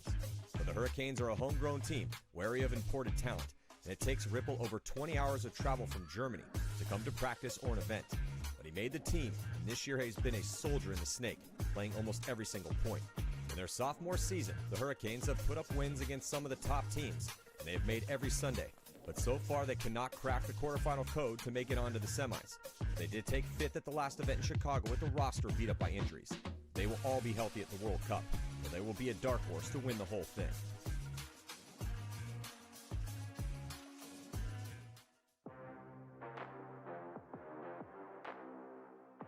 Part of the winning equation for every top pro team is a young, hungry attacker who pushes the veterans by working hard, playing well, and being an aggressive missile who can take the snake off the break when needed. Jonah Jamrose. Welcome back. 2023 NXL World Cup, the biggest event of the year. Matty Marshall alongside Rich Telford here on Go Sports. This should be a good set. Infamous taking on Legion. Yeah, and both these teams are heading the right way. What an awesome event, taking 6th place finally here for Legion as they start to look like themselves, man. That starting roster is pretty nasty. You have Karslev on the D side with Kirill. You got Sergey up the middle. This could be a really good middle for him, and this is can be a chaotic field, so look for Alexander Berdnikov, a.k.a. Malloy, one of the best ever, to be potentially anywhere. He'll be on the snake side, though, with the Tiger King, and that roster did really well for him. Infamous on the flip side, they're deep. They got a ton of killers on that squad. I love their attackers on both sides of the field. A wealth of talent on Infamous right now. This is exactly what I want to see. Sergey playing that tower right there. He releases from the tower, goes to that brick, but I think he should stay in that tower because from that tower, he can do a really good job of keeping Infamous out of that snake, man. Well, this could be a really good middle for Sergey. Sergey has been a bruiser for Legion, for Heat for years. And when he's on, he's an MVP caliber player. Malloy scurries out wide for Legion and makes it clean. It's a good 5-on-5 break, but Legion the first to get up and get out, Rich. Yeah, one of our longer so far 5-on-5 point mats. And Red Legion has done a good job. They got out to both corners. Sergey taking an early walk from the center, though. That's going to hurt him. 5-on-4 advantage for Infamous, although they are trapped inside the pocket, Matt. If the Red Legion can keep Infamous inside the pocket and put pressure on the Dio side and the Snake side, it's going to get very hard for Infamous to get out of that pocket. Yeah, Infamous with the one-body advantage, but still trapped in the pocket. Looking like they want to get out of that doubled-up back center. Yeah, I would too. Patient's been at the can for a while, too, just pumping paint through that lane. He's got to be careful, though. There's a nasty bounce shot off that Aztec. That's why he's kind of staying low up there. Yeah. And then Red Legion still has the player up the center in the center wing, putting pressure across the field on Zach. I don't know if Zach... Oh, Red Legion drops their second attacker now, Dorito side. So 3-on-5 advantage for Infamous. Again, Infamous with 5 bodies, but all trapped in the pocket. Now they get outside to the D1. Looks like Infamous is going to win this point, Maddie. 5-on-3, got outside to the D side. Berdnikov's trying to get from Snake 1 into Snake 2. Gets right in there. Now, if he can go in there and shoot 2 or 3 guys, Red Legion get right back in this game. Red Legion... Oh, Zach Patient taking the first walk for Infamous. Looks like Infamous now getting to the 50 Dorito side, though, and getting an elimination. So 2-on-4 advantage here for Infamous as they get to the 50 Dorito side. Yeah, Kuzmin coming over as Kirill takes the walk. Kuzmin behind Malloy. So Malloy and Kuzmin over here. His bodies are dropping from both sides. Yeah, went from a 4-on-2 to a 2-on-2 here, Matty.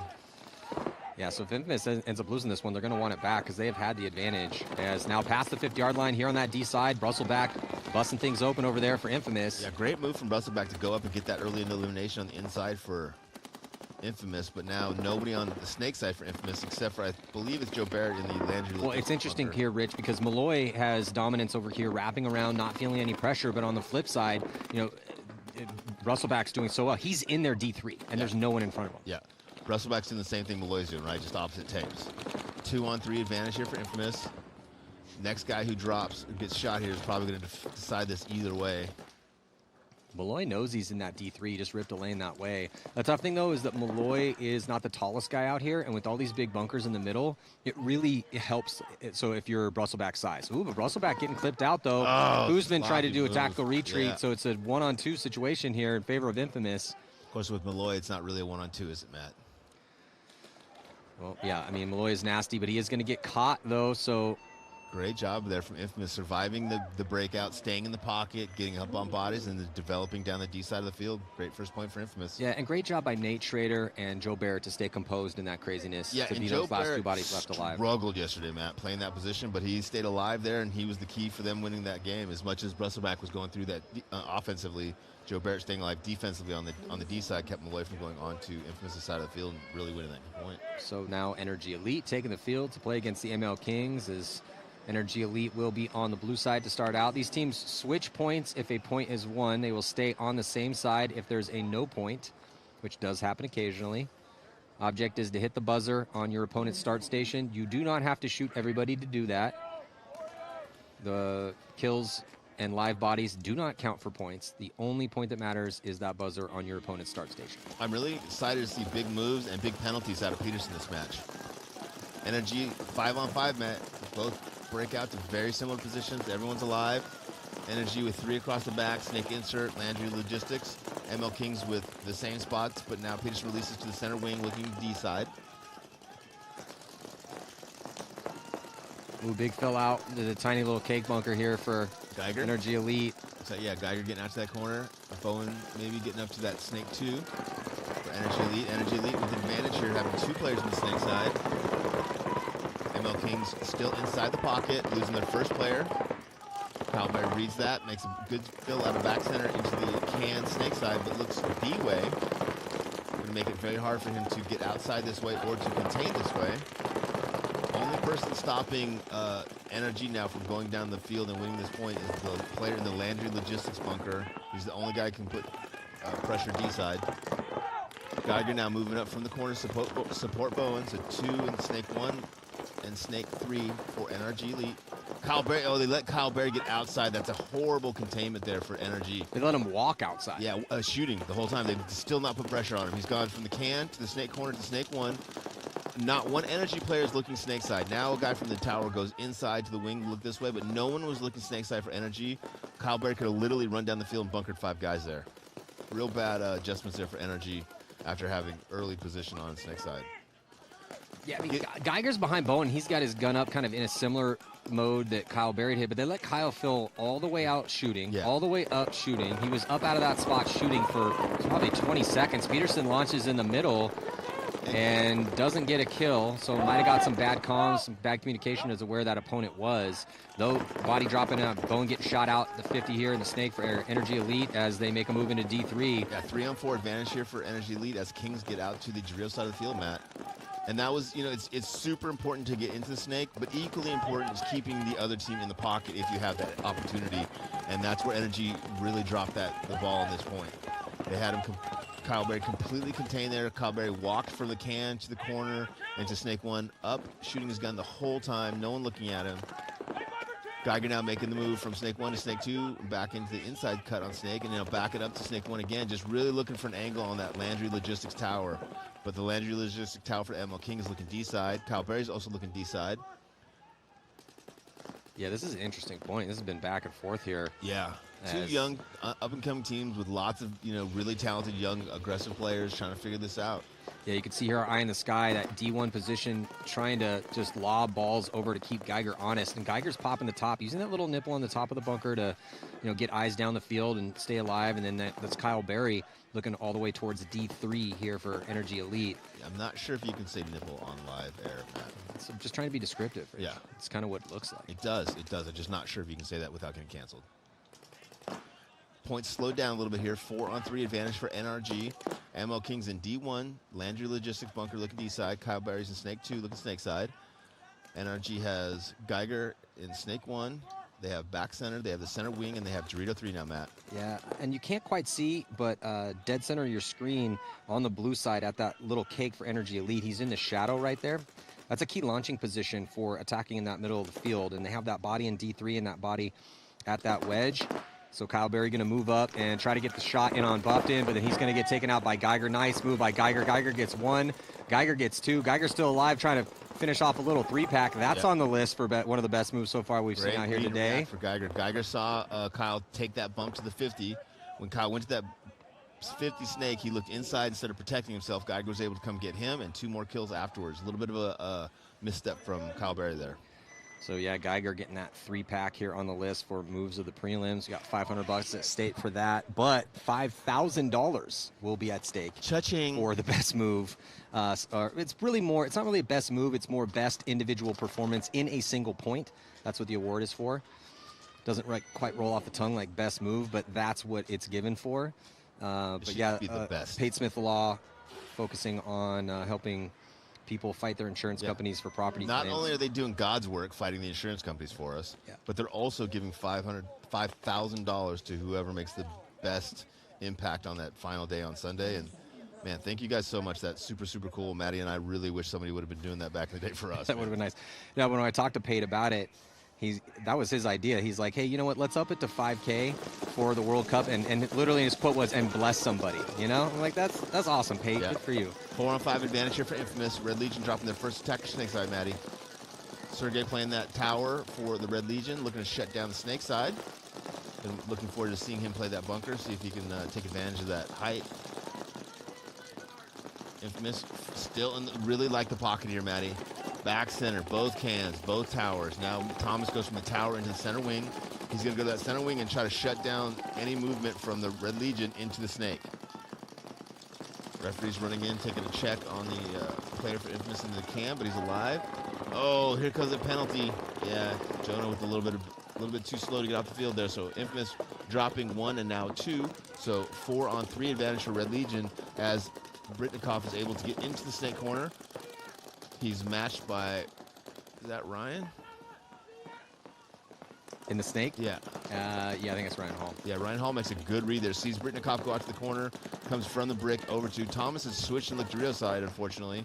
Had he still been looking this way, he could have got Berdnikov going in.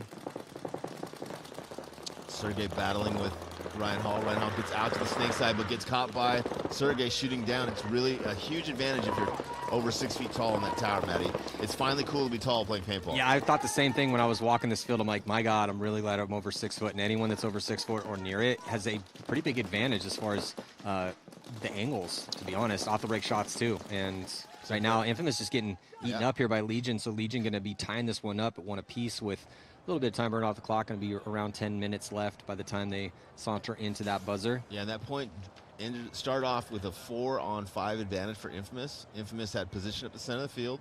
They were locking the Snake side down. They dropped their zone. They allowed Red Legion to come into the Snake, get the key kills, get even on bodies, and then win that point. Poor zone control there from Infamous. Base. Berdnikov hitting that buzzer. Good point there for Red Legion. Getting right back in this match, 1-1. That's what we're talking about, baby. We were hoping for a battle with Infamous and Legion, the way these two teams have been playing recently. Hoping this one would go back and forth and be entertaining as possible, and it's looking that way so far through 2. Thank you very much. So there's Geiger with that 3-pack on the list for best move of the prelims so far. We do have a lot of paintball to play. 3 days of prelims, and then all going to come down on Sunday. And it's interesting here, 24 teams at this tournament in the professional division, hundreds of teams here in all the different divisions. We'll see come Sunday the best of those other divisions here on center court. But so the top 4 get a bye. They will be playing each other for seeding starting tomorrow. The rest of the 20 teams put into 4 divisions of 5, and the top 2 from each division move on. So kind of a little bit of a brutal cut. NRG with 5 alive. ML Kings 5 alive. Similar breakouts for both teams. NRG with the slight advantage, taking the Snake insert bunker.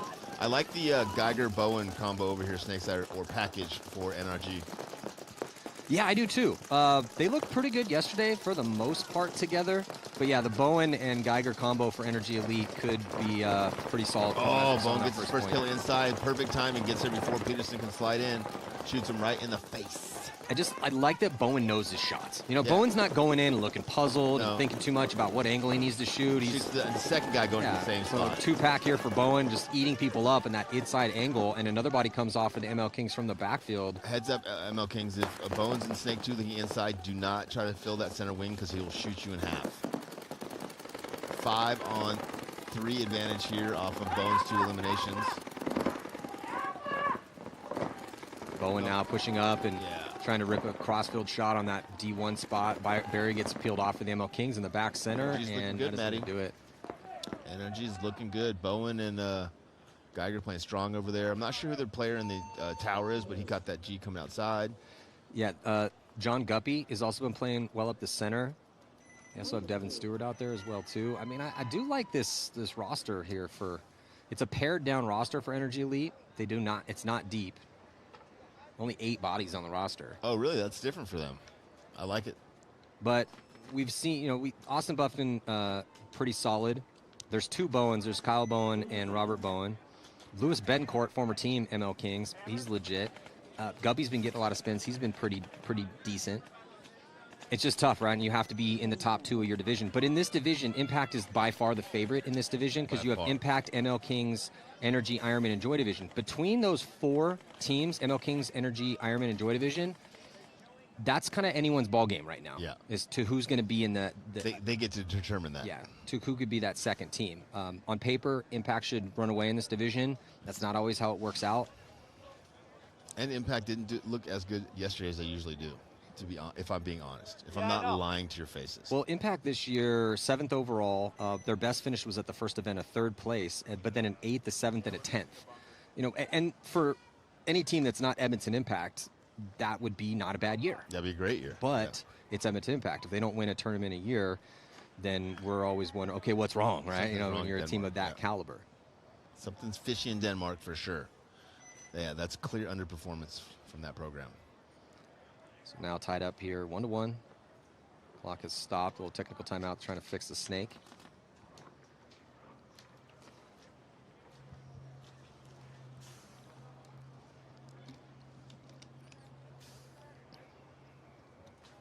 Legion ready to go, and probably going to be seeing a steady dose of that lineup, that starting 5. But the Infamous boys, they've been getting lots of spins for lots of bodies because they have such a deep roster. Looking like Nate Trader and Russell back again over there. Zach Patient going to be getting a spin with Joe Barrett and Callie Rudolph. So look for Callie to stay in that back center, try to shoot a body on the break. See if Patient is going to take some ground or is he going to go to the can. He did both yesterday. He's going to go right to the can again. Brusselback's also going to go to the can. Barrett goes, look at this though, huge move for Kirill Peridny. Yeah, we call that the monster when you go all the way through the center and you go into their side of the wing. If they don't know you're there, you can chop bodies up. Red Legion does lose their first attacker, Snake side, though. 4-on-5 advantage, but I don't think they know he's in the wing yet, Matt. Yeah, Kirill Peridny with a big bite off the break, and he is alive on Infamous's side, trying to shut. And I think Callie knows where he is, though. So Callie's going to come through and make the intelligent read and react, and dices up Kirill and stays alive. But they lose Zach Patient out of the can, Maddie. So 3-on-4 advantage here for Infamous as they get outside D side. Great move there from Callie Rudolph. Realizing the threat was up the middle with Kirill and just dropping the hammer on Kirill. Unlike Kirill not trading with him. Yeah, Kirill definitely needed to die, so that was the proper move from Callie Rudolph. Beautifully executed. I love that move, though. That's a lot of gumption to go into the other team's side of the field on the break. Well, the tough thing for Kirill was that he lost his outside wide guy on the snake side. I think he also might have hit the bunker a little bit when he ran into it, thus telegraphing where he was, and then the veteran Callie Rudolph did not allow him to stay alive on their side of the field for long. Infamous does lose attacker D-side, Maddie, so I believe it's a 3-on-3 now. Yeah, 3-on-3. No one on the snake side at all for Infamous. Yeah, Infamous is just conceding the snake side of the field. If Zach dies, they're like, you know, we're not going out there, forget it. Joe can just play defensively over there, keep Berdnikov in check. Sergey's locking down the Dorito side of the field for the Red Legion. So Nate Schrader is mirrored up with Karslev. They're both at D1. Sergey and Callie are going to do battle right now. Oh, but Callie runs into the lane and gets taken out by Sergey as Malloy gets outside wide. So it's a 2-on-3 situation in favor of Legion. Yeah, and Infamous is going to have a real hard time winning if they cannot get out of on the Snake side. If they have no offense, only deep Snake side. Because now it's a 3-on-2. Joe Barrett's dedicated to try to keep Malloy out of the Snake, but he's inside. And if he gets put in for a second and flinches at all, Malloy's going to get in there. Well, Red Legion now to the 50 drill side, Matty. Yeah, Karslev with a nice move. Once he saw Callie die, it'd be a little bit safer. It does have Nate still in front of him. Nate Trader at D2. Joe head checks that side, but focusing his gun more to try to make sure to keep Malloy out of the Snake. Yeah, tight game here, 1-1. It's only 7 minutes left. Yeah, you can see the bodies here on our telestrator, eye in the sky. So yes, outside, right, outside contained a little bit here for Legion, but but Malloy's real far. Ah, Karslev draws the penalty. Penalty assessed now on Karslev for sure, and that's going to turn it into a 1-on-2 in favor of Infamous. And Malloy immediately attacks. I love it. Now, if Malloy is a legendary gunfighter. If he can win either one of these gunfights and turn this into a 2-on-1. Well, Joe tucks in on that inside. And as Malloy gets all the way, so he went from the cake on their side all the way to as far as you can go to take Infamous's cake. 2-on-1, Infamous advantage. Yeah, because Nate could march down, but Joe can protect the buzzer here and have Nate try to get across. Malloy moves up, tries to do the jump shot over the Aztec here. This is ideal situation for Malloy because essentially he's locked into 2 1-on-1s. Yeah. And Malloy is, everyone says that professional paintball players are good gunfighters, but there's different levels to everything.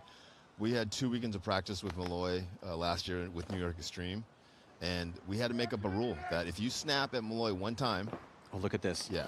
And Malloy comes through and he shoots Joe. And you don't get him. You don't get to shoot at him again. That was an absolutely nasty move there from Malloy. He cuts through, uses and then he gets the shot in on Nate. Oh, my God. Did he trade?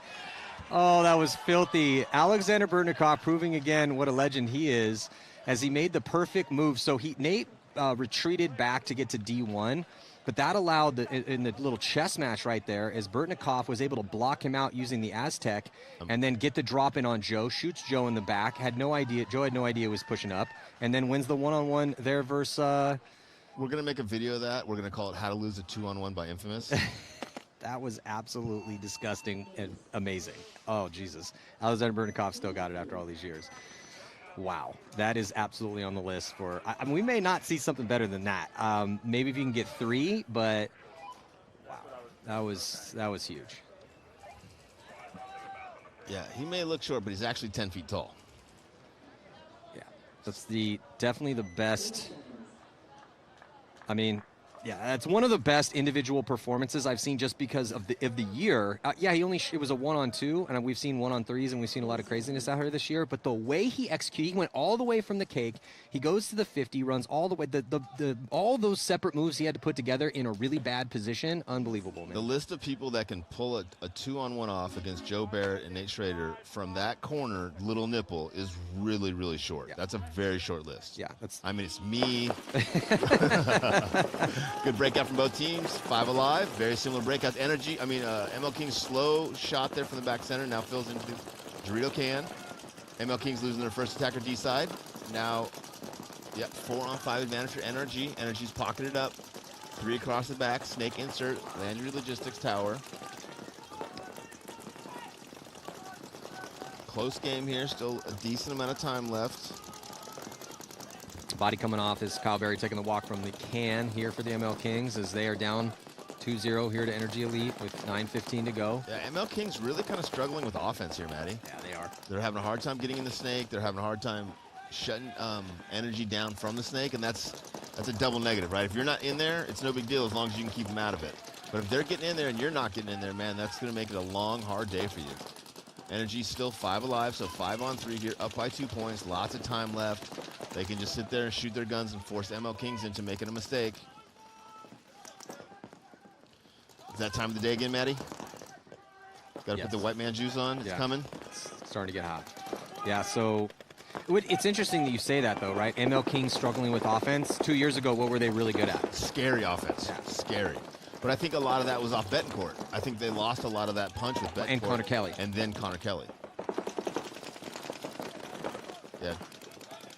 Taking 2 players off that team definitely changed the dynamic on that team. There's no one else on that team that stepped up and been like hyper aggressive like that, other than Peterson, but he only does that when he's hit. Kyle Berry's also been good on offense, but they need to get it all together as a team on the offensive. Yeah, and obviously Kyle Berry's position isn't, you know, the #1 attacker. He's usually that 2.5 where he's shooting on the break. 4-on-1 now for Energy Elite as the one lane player for NX. It's Navarro. Kings is going to get stabbed. Yeah, Bowen comes through and has had enough of that. And obviously they don't like him very much, or they would have toweled that, right? NRG looking real good here, Maddie. Kind of on cruise control already. Well, so it's the opposite for them, right? Is they look really good on the offense. And then they had a 2-point lead, played a little bit of a slower point there, but executed in some gunfights. So, yeah, they're looking like they've got it together. They definitely look like they know the field.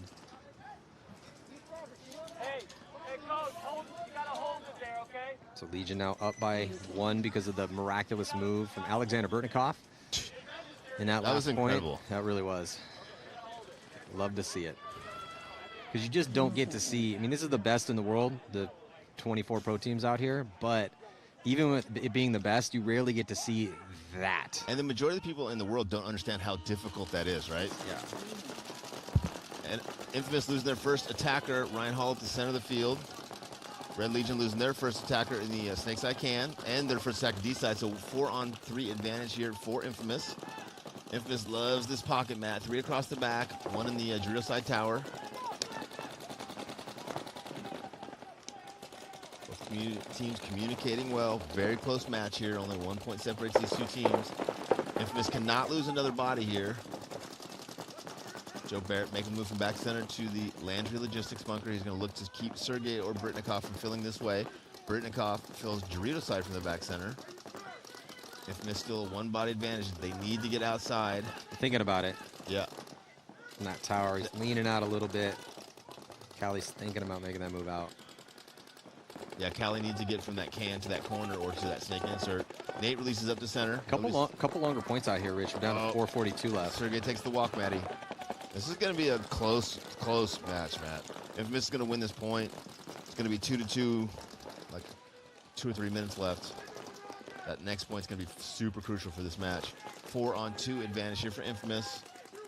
Yeah, I don't know if Infamous knows the count.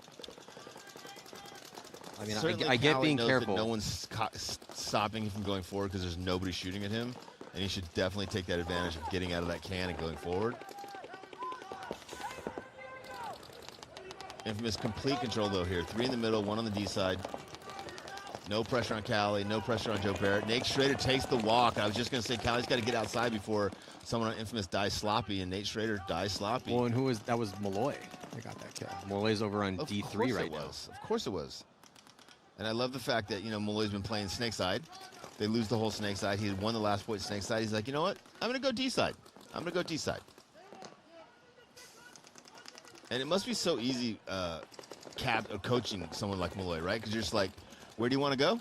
Okay, great. Yeah, guys, he's going there. Everyone play random. Figure it out. Let's go. Callie Rudolph now finally deciding to get out of that bunker, going from the can into the snake insert. No one, he probably noticed that no one shot at him. No one's been looking this way for the last couple of minutes. Callie's looking to now go from the snake insert into the snake. If he can get into the snake, he can close this point out. Yeah, he's being safe. They have 3 minutes. He's got enough time to work with. They're only down by 1, but they do let Malloy dip into that 50. And no one knows he's there, Matty. Yeah, it's a fortress over there. He just goes right past it. No one put any pressure on him. He's going to possibly get that crossbow kill on Callie. Oh, yeah. Callie goes eyes in the sky in frustration. So he's long like to make that move that Berdnikov had finally gotten into that 50, but Berdnikov gets shot 2-on-1 now. So it was a 2-on-2, now a 2-on-1, still in favor here of Infamous. Joe Barrett saying he lost him. Doesn't know where the player for the Red Legion is. Now he's in the insert. Yeah, so Kirill Pridny, legend himself, leader of this team for over a decade now, and he's had some big performances at World Cup. If he could pull off a 1-on-2 to give him a little cushion and probably win this game, that would be massive for Kirill. Infamous still thinks there's someone in the drill side of the field. Joe Barrett, again, not being able to contain the snake side. Kirill in a 2-on-1, able to get all the way. Oh, but Kirill gets shot from behind. Great move, D side from Infamous. Yeah, way to keep his head on a swivel. Tim Brusselback really earning his keep here with Infamous. So, yeah, it's going to be 2-2 with 2 minutes left, Maddie. yeah, Barrett and Brusselback getting it done. Malloy again made it interesting, but Yeah, Malloy gets one more kill there. I mean, he's even playing good for Malloy. yeah. Well, when we had Pat Kraft up, and I think it was Josh Taylor from New York Extreme, they were calling a Legion game, and it was the first time I'd heard the nickname that they gave Alexander Berdnikov, the Bar? and they called him the Bar. I'm like, that's a pretty cool nickname. They're like, yeah, he's the Bar. Like, he sets the bar on how good you can be, and we're trying to get to that. Yeah, we're trying to constantly get to that bar. Yeah, so going to jump back into this one. So just ML Kings, Rich, they've got to figure out a way to play some offense out here because the gunfighting is not working out for them. Or defense, right? Letting, they're not doing either right now. That's my point, right? If you're going to play defense, you got to make your shots, and they're letting Energy Elite dictate how this game is being played. Yeah, Bowen and Geiger are just running reckless over here snake side. They can't really stop that. They're losing too many bodies, and that's why they haven't been able to put a point on the board yet. They're going to send Donaldson all the way out wide and commit, but he might have got clipped. It's bounces. Okay. 5 alive for both teams, Maddie. Peterson's got a running referee with a flag in his hand coming in to check him out. Yeah, he's got a rep. Again, though, Bowen in the snake for NRG. Crawls inside. He's looking for that cross shot. Yeah, Bowen's been relentless over here for Donaldson shot out of the corner mat. 5-on-4 advantage for Energy. I feel like this match is over. Geiger now There's still 7.5 minutes left, but the ML Kings have to worry about margin at this point.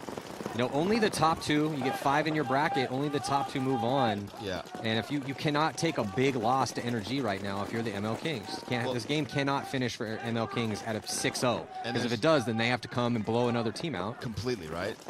Yeah, and this field is very technical. There's a lot of crazy stuff going on, but the basic look at it, right, is you have to either get in the snake or not allow them to get in the snake. You have to be neutral snake side, right? And ML Kings has lost the snake battle every single point of this game. And Energy is taking advantage of it. It's the old paintball cliche. You don't have to win the snake battle, but you cannot lose the snake battle. Well said. ML Kings now getting out to the corner from the snake side can, but running the referee. They're trying to get that guy to stop because obviously he's got a hit on him. Kyle Berry is trying offense. I mean, he's trying to push forward. Navarro's going to get behind him. Berry's fine. Navarro with a nice fill out wide. And here comes Geiger. Geiger's got great burst speed.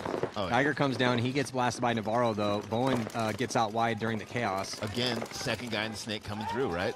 If you get in there and they get in there and you've got another guy behind you, you can just release and go get him. From a tactics and strategy perspective, it is going to be interesting to see how many teams do want to double stack the snake side with 2 bodies and how close they stay to each other. Because so far, keeping bodies close has definitely paid some dividends for teams that can get those guys out alive. 100%. That's the hard part. Yeah.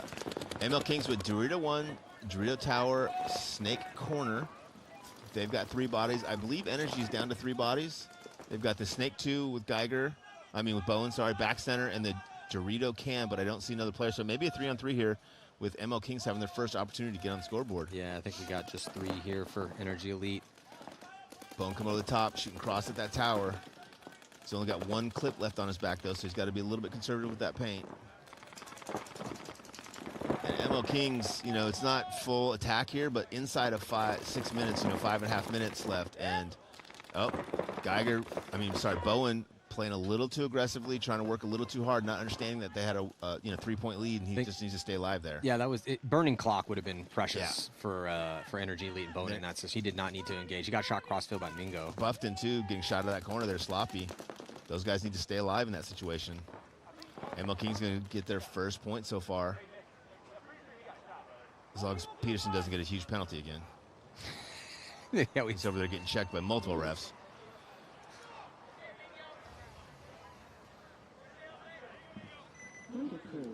Good point there for ML Kings.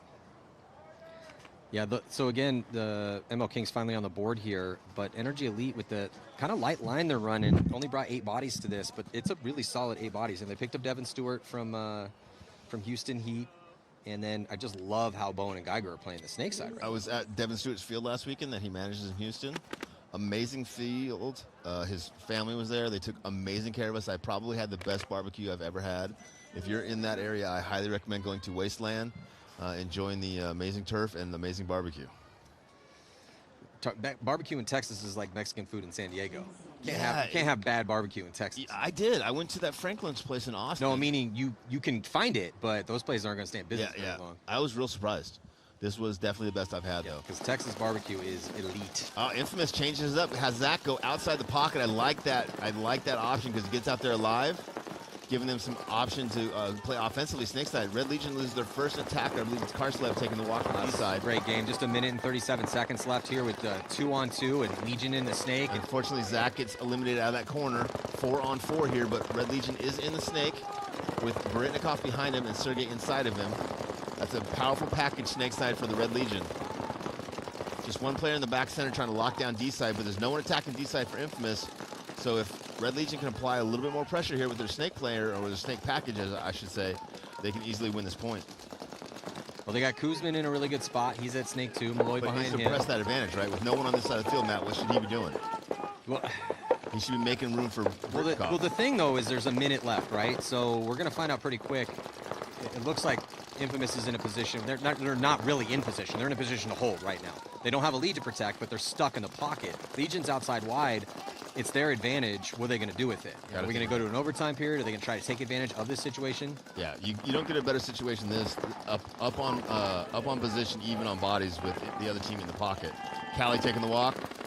And Barrett taking the walk. 2-on-4.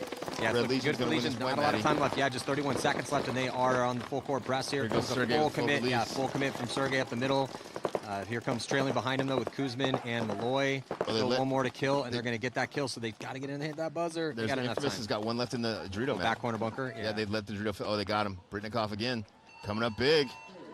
Wow. So, wow. Yeah, great job by Kuzmin. Great job by Sergey. It's going to be a good day of paintball, Maddie.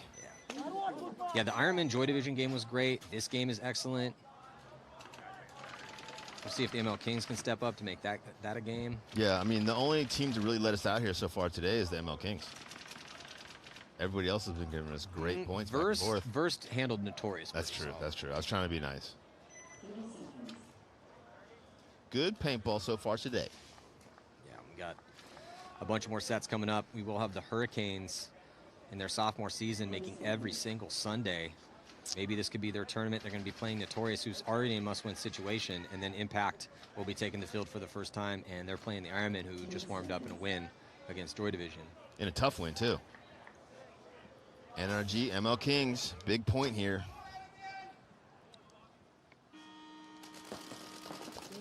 Lots of time left, but if the ML Kings cannot figure out how to get into the snake or shut down the snake side, they're going to have a hard time winning this point no matter how much time is left. Donaldson in snake insert, trying to battle his way and get shot in the hopper. Lucky to not draw a penalty there. Kyle Berry sees that, gets outside. Shot should have got outside while Donaldson was still alive. 5-on-4 advantage for NRG, and NRG can just sit back and shoot their guns, Matt. Yeah. They don't have to do anything. It's going to make it really, really tough for the Kings. I'm just hoping for them if they have the composure right now to realize that. You're up by 2. Yep. There's 4:20 left to go. You got 5 bodies alive. You know, make a couple moves and then lock it up. Mingo gets down to Rio 2 for ML Kings. It's a great job by getting Bowen out again. So Bowen's just done. I just love the timing we're seeing out of Bowen over here from Energy Elite. Yep. And then Bowen's going to crawl up. Love it. He does not need to overextend. But hey, if they're going to give it to you, take it. 100%, right? Burn some clock off. Because like you said, if you do want to play defensively on this field, you at least have to get outside the pocket. Well, and another thing, too, is that if you do have an advantage, you want to try to press it a bit because, you know, Energy has had a hard time making Sundays. So if you can put up a decent score against the ML Kings, like, sure, I'll take a 2-point win, but I'd love to get, you know, a 3-4 point margin. But they are going to be losing a body as Buffton taking the early walk. So 4-on-4. Yeah, Buffton usually doesn't get shot out early, but that was Buffton the young junior. Yeah. But the point before Buffton's senior, the taller of the Buffons, got shot out early from that corner. Yeah, this is not the time with a 2-point lead where you want to be catching balls. Yeah, catching balls out of your spot like that. Especially out of back center, right? If you're going to hide anywhere, hide there. I like to see Geiger get out of that can and give him Bowen a little bit more support snake side. I like that he's down low, which is going to make him less susceptible to that pretty nasty bounce shot off that Aztec. Energy's eating up 2 minutes here, Maya. Mingo with a big move over into the 50 on the D side, and he's going to make it clean. Better not let Mingo get into that 50 because you know he's going to wreck house. I do not like the fact that Kyle Berry just abandoned the snake side of the field. He was the only guy in attacking position. He's going over to back up Mingo, and I get that. But with Energy already in the snake, it's going to be really hard now for ML Kings to... Well, and Kyle loves to throw those haymakers. He looks like he's been spending a lot of time with a gun in his hand. doing a lot of drills. I don't know if you follow his Instagram page, but yeah, he's been doing lots of drills. Energy communicating well. Again, like to see Geiger get out of that can if he can. Oh, there we go. Mingo makes the move. Gets one, loses one. Gets two. Kyle Berry now getting to that 50 on the D side. Kyle Berry pushing the issue. Kyle Berry's going to try to win this point. Yeah, Mingo was the first one to go. A couple bodies came off of Mingo's move.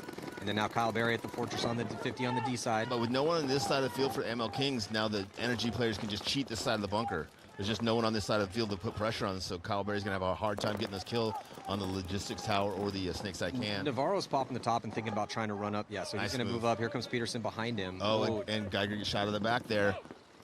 Energy, ML King's going to win this point, Maddie. Desperation run into the snake for Guppy, but then Guppy's going to actually not. I was going to say Guppy got taken out, but Kyle Berry was quick to get in there, but then he's got a couple hits on his chest. Yeah, I'm not sure what happened with that because Bowen's saying that he shot him. Well, we were watching Guppy dive in as Kyle was hitting that buzzer, so I'm not sure when those. Yeah, I just looked up at his pink. Anybody alive? They got one alive. Well, Kyle's screaming, "Hey, you need to review that. Let's review that." Kyle's calling his own penalty out there. Yeah, sell it, Kyle. Now, we're at the World Cup. I like to see that intensity. I'd be doing the same exact thing that Kyle Berry's doing. Yeah, I would. I leave it up to the referee. I'm not going to try to argue with those guys doing their job out there, Matt. But I respect you and Kyle for doing that. That's because you're getting soft in your old age, bro. Dude, I started off soft. I was only hard because of you guys. So, yeah, it looks like they'll have to review that one. I didn't see it. We were watching Guppy. Guppy was scrambling for his life out there. Yeah. There was 3 bodies pushing up on him, and he dove in. I was shocked that he was still alive. As we're watching that, Kyle runs in and hits the buzzer. So as I see that flash and I look up, he does have hits on his chest. So I didn't know if he's right and he took those hits afterwards. But who would have shot him? His own guys? But you never know. It would have been his own guys. Here goes Infamous on the full release, Maddie. Yeah, only 8 seconds left, and they're down by 1. A full court press here for Infamous. They have stolen fast points in the past, but I don't think it's going to happen this time. So that is going to do it. A bloody game here with Legion taking on Infamous, but they're going to take a 1-point win away from Infamous. So in this bracket, this is a tough one with the way that Verst was playing against Notorious. Hurricanes, Infamous, Legion, Notorious, and Verst in bracket C. So Legion with the win and Verst with the win. So uphill climb already after Thursday morning here for both Notorious and Infamous. They're already going to be in must-win situations because, again, there's 5 teams in each bracket and only 2 who will move on to Sunday. So, yeah, would I mean, the only person or anyone that could have shot Kyle Berry was his own team. Yeah. Because there was only 1 player left alive.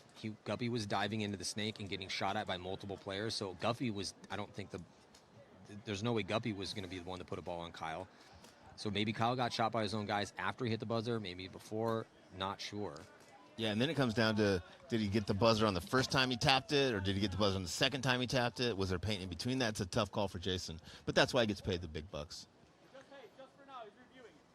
So yeah, our commissioner, Jason Chosen, is down there reviewing to see if he can figure out when Kyle Berry was hit. He definitely was hit. It's just the question of, was he hit after he hit the buzzer? Because if you hit that buzzer and then you get shot, that buzzer hit is still going to be good. Well, and if he was shot before, then a penalty, there will be a no point. The penalty will be assessed, and this game will pretty much be over. But as we just talked about with the cut. Well, and there could be a guy pulled too, right? If they pulled the penalty and there's no one to pull. So, yeah, are they going to be starting the call here is before? going to be big, right? Because it could be a 1-point game with one team starting by 4 with like 2 or 3 minutes left. So. And that's why Kyle was arguing so much. Somebody was telling him to calm down, but I wouldn't be calming down in that situation. You got the World Cup on the line. Yeah, I would be super calm and respectful, Such but a liar. Matt and I look at things differently sometimes. I don't know if you guys have noticed out there in the interwebs. Both teams just kind of on the field waiting to hear what the verdict is. Completely out of their control at this time. Jason is going to make that call one way or another. He is the commish. I heard he's getting his own TV show. The commish. I don't know, man. Jason's a little too stoic to have his own TV show. Yeah. Yeah, maybe too stoic. Maybe that's what they could call it. Too stoic. So getting some confirmation from down in the booth that he is clean. So Kyle Berry was right. He had a legitimate argument, and that means we should have a 1-point game. Yeah, it should be 2-1 with just a couple minutes left. I mean, that could be the difference because if ML Kings can figure out their offensive woes here and start playing ML King paintball, then we could have a different scenario. But Energy has really been dictating the pace of the aggression out here for sure, typically starting on the snake side. And we did see some flags thrown up, so at the end of that point, right? So it'd be interesting to see if Energy starts with 4 or 5. If it's a 1-point game, they're starting with 4, that's a huge disadvantage.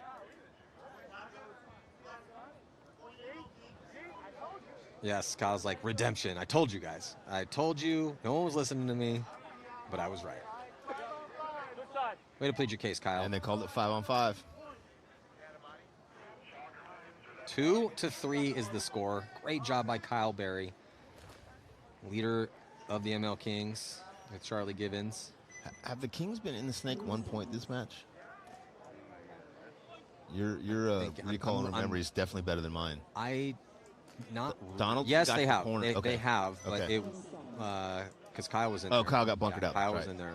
So yes, but the reason why you're having a hard time recollecting that is because Energy Elite has been dominant. I mean, they might as well just let Bowen start at snake 2, and then Geiger has also done a great job trailing behind him. Now again, you don't have to win the battle on snake side, but you cannot lose it. So, but yeah, that's just something the ML Kings are gonna have to work on. So they're actually gonna risk a body all the way to the insert off the break here with 1 minute and 32 seconds left. And look, you can't knock the ML Kings for rolling dice on aggression. They only have 1 minute and 30 to go. They're still down 100%. by 1. 5-on-4 advantage here, though, for NRG as Peterson attacks in the center of the field for the Kings. Gets up to that center wing looking snake side. He's going to look to try to catch Bowen on his first move out from that snake insert, either to the snake 1 or the snake wing. Bowen gets in there alive again, Maddie.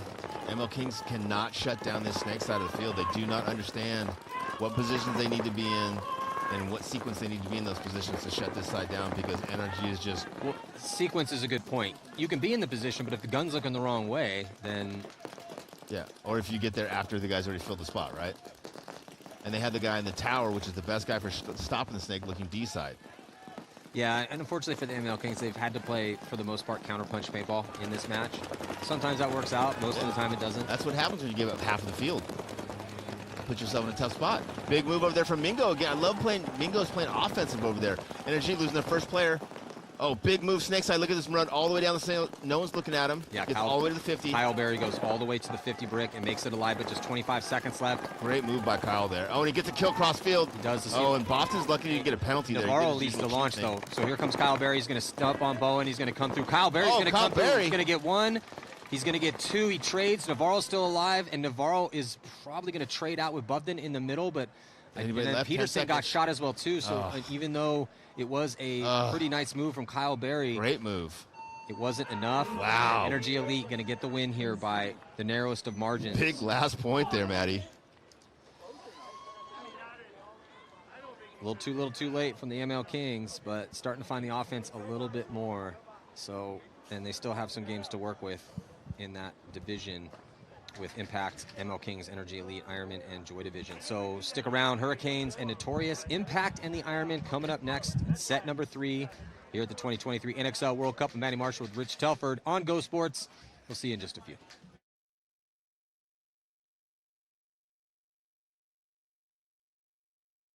Wary of imported talent, and it takes Ripple over 20 hours of travel from Germany to come to practice or an event.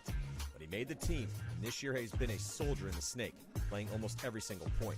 In their sophomore season, the Hurricanes have put up wins against some of the top teams, and they have made every Sunday. But so far, they cannot crack the quarterfinal code to make it onto the semis. They did take 5th at the last event in Chicago with a roster beat up by injuries. They will all be healthy at the World Cup, so they will be a dark horse to win the whole thing.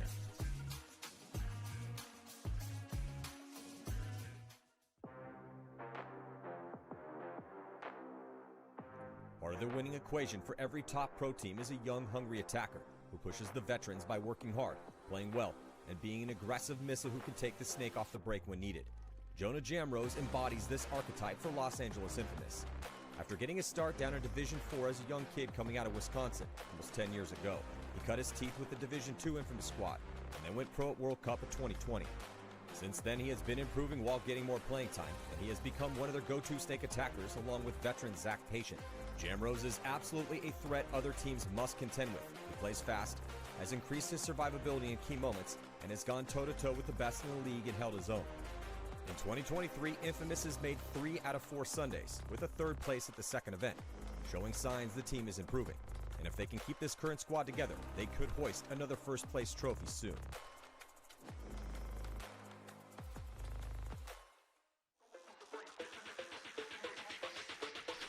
Alexander Berdnikov, known to both fans and friends as Malloy, is a legend and might be the most creative player in the history of modern paintball. When pressed, he will oftentimes make moves that most players wouldn't even think of, let alone try. And time again, his skill and creativity has produced results, wins, and multiple MVP performances over his long career. Now more than ever, his squad, Red Legion, is in desperate need of his talents. Historically one of the most successful teams ever, Legion has fallen on hard times in 2023.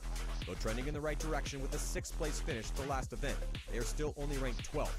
But since the team is only missing Leo Smotrov from their successful starting 5, they still have a chance at the biggest event of the year, since they've made it to the finals at World Cup 3 times since 2016. Malloy is the most consistent elite killer in their lineup, and as long as he is on the field, Legion could go deep at the NXL World Cup, which he has helped them win 3 times.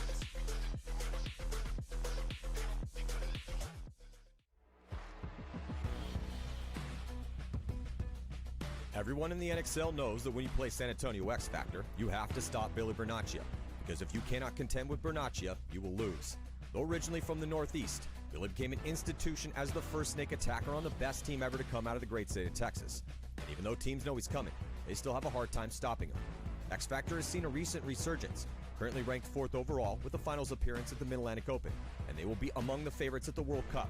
The big component of their past performance is always being able to count on Bernacchia. Now 36, Bernacchia brings a wealth of elite experience, and he knows what's required to win at the highest level, as he has been a snake threat in the pro division since 2005.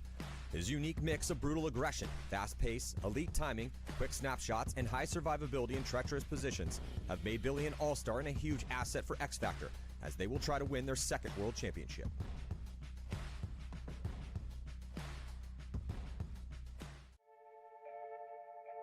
Alex Goldman, as a snake attacker, is a titan. If you do not contain Goldman, then he will run, or crawl, or bully his way to your side of the field and shoot everyone.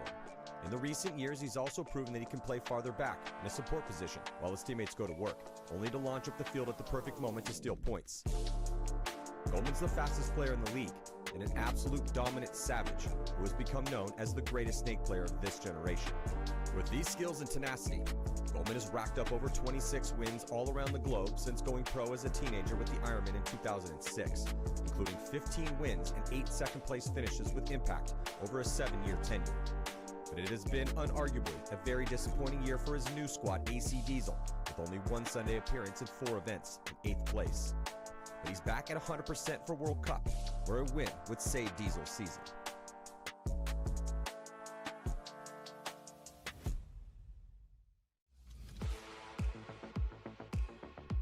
Jacob Edwards has been a dominant force on the D side of the field of the pro division since he was 15 years old. Now 28, Edwards is the best he's ever been. Damage's run back to the top of the game has been cemented by his heroics, not just as a wrecking ball of offense during points, but specifically in the most stressful situations our sport has to offer. One-on-ones to win the tournament in sudden death double overtime. 2 times in the past 2 years, Edwards was tasked to put the team on his back and go out and get it done by himself after Damage fought to a draw in the finals. And in those 2 rare moments, Damage hoisted the first place trophy. Currently ranked 2nd overall, Damage's whole roster is filled with veteran killers, with 3 wins in the past 2 years and 2 in a row heading into World Cup. Number 31, Jacob Edwards has proved himself to be an elite killer, with a stone-cold mindset regardless of the magnitude of the gunfight, and he is a key player to watch as Damage fights for the world title.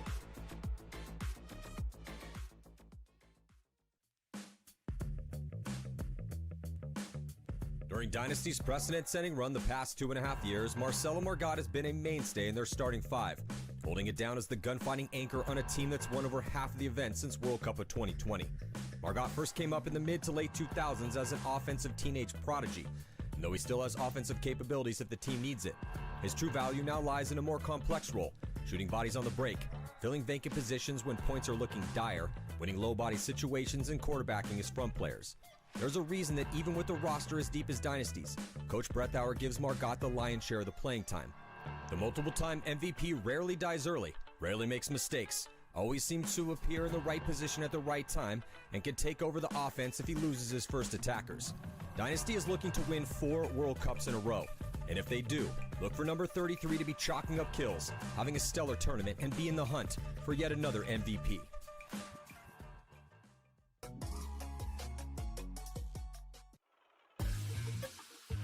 Nick Ripple has been an unlikely surprise for the emerging pro paintball powerhouse out of the South, the New Orleans Hurricanes. Anyone that played in Europe with or against Ripple knew he had the chops to contend with the best in the States, as he has been a fixture in the snake overseas since 2018, helping Breakout Spa win the British Invitational in 2022.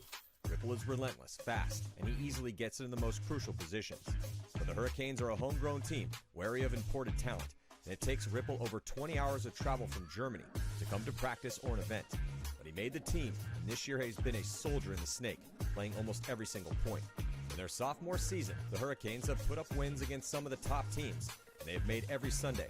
But so far, they cannot crack the quarterfinal code to make it onto the semis. They did take 5th at the last event in Chicago with a roster beat up by injuries.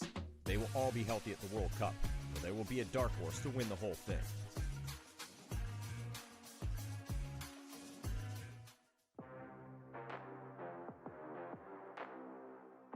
Part of the winning equation for every top pro team is a young, hungry attacker who pushes the veterans by working hard, playing well, and being an aggressive missile who can take the snake off the break when needed. Jonah Jamrose embodies this archetype for Los Angeles Infamous. After getting his start down in Division IV as a young kid coming out of Wisconsin almost 10 years ago, he cut his teeth with the Division II Infamous squad and then went pro at World Cup of 2020. Since then, he has been improving while getting more playing time, and he has become one of their go-to snake attackers along with veteran Zach Patient. Jamrose is absolutely a threat other teams must contend with. He plays fast, has increased his survivability in key moments, and has gone toe-to-toe with the best in the league and held his own. In 2023, Infamous has made 3 out of 4 Sundays, with a 3rd place at the second event, showing signs the team is improving. And if they can keep this current squad together, they could hoist another first-place trophy soon.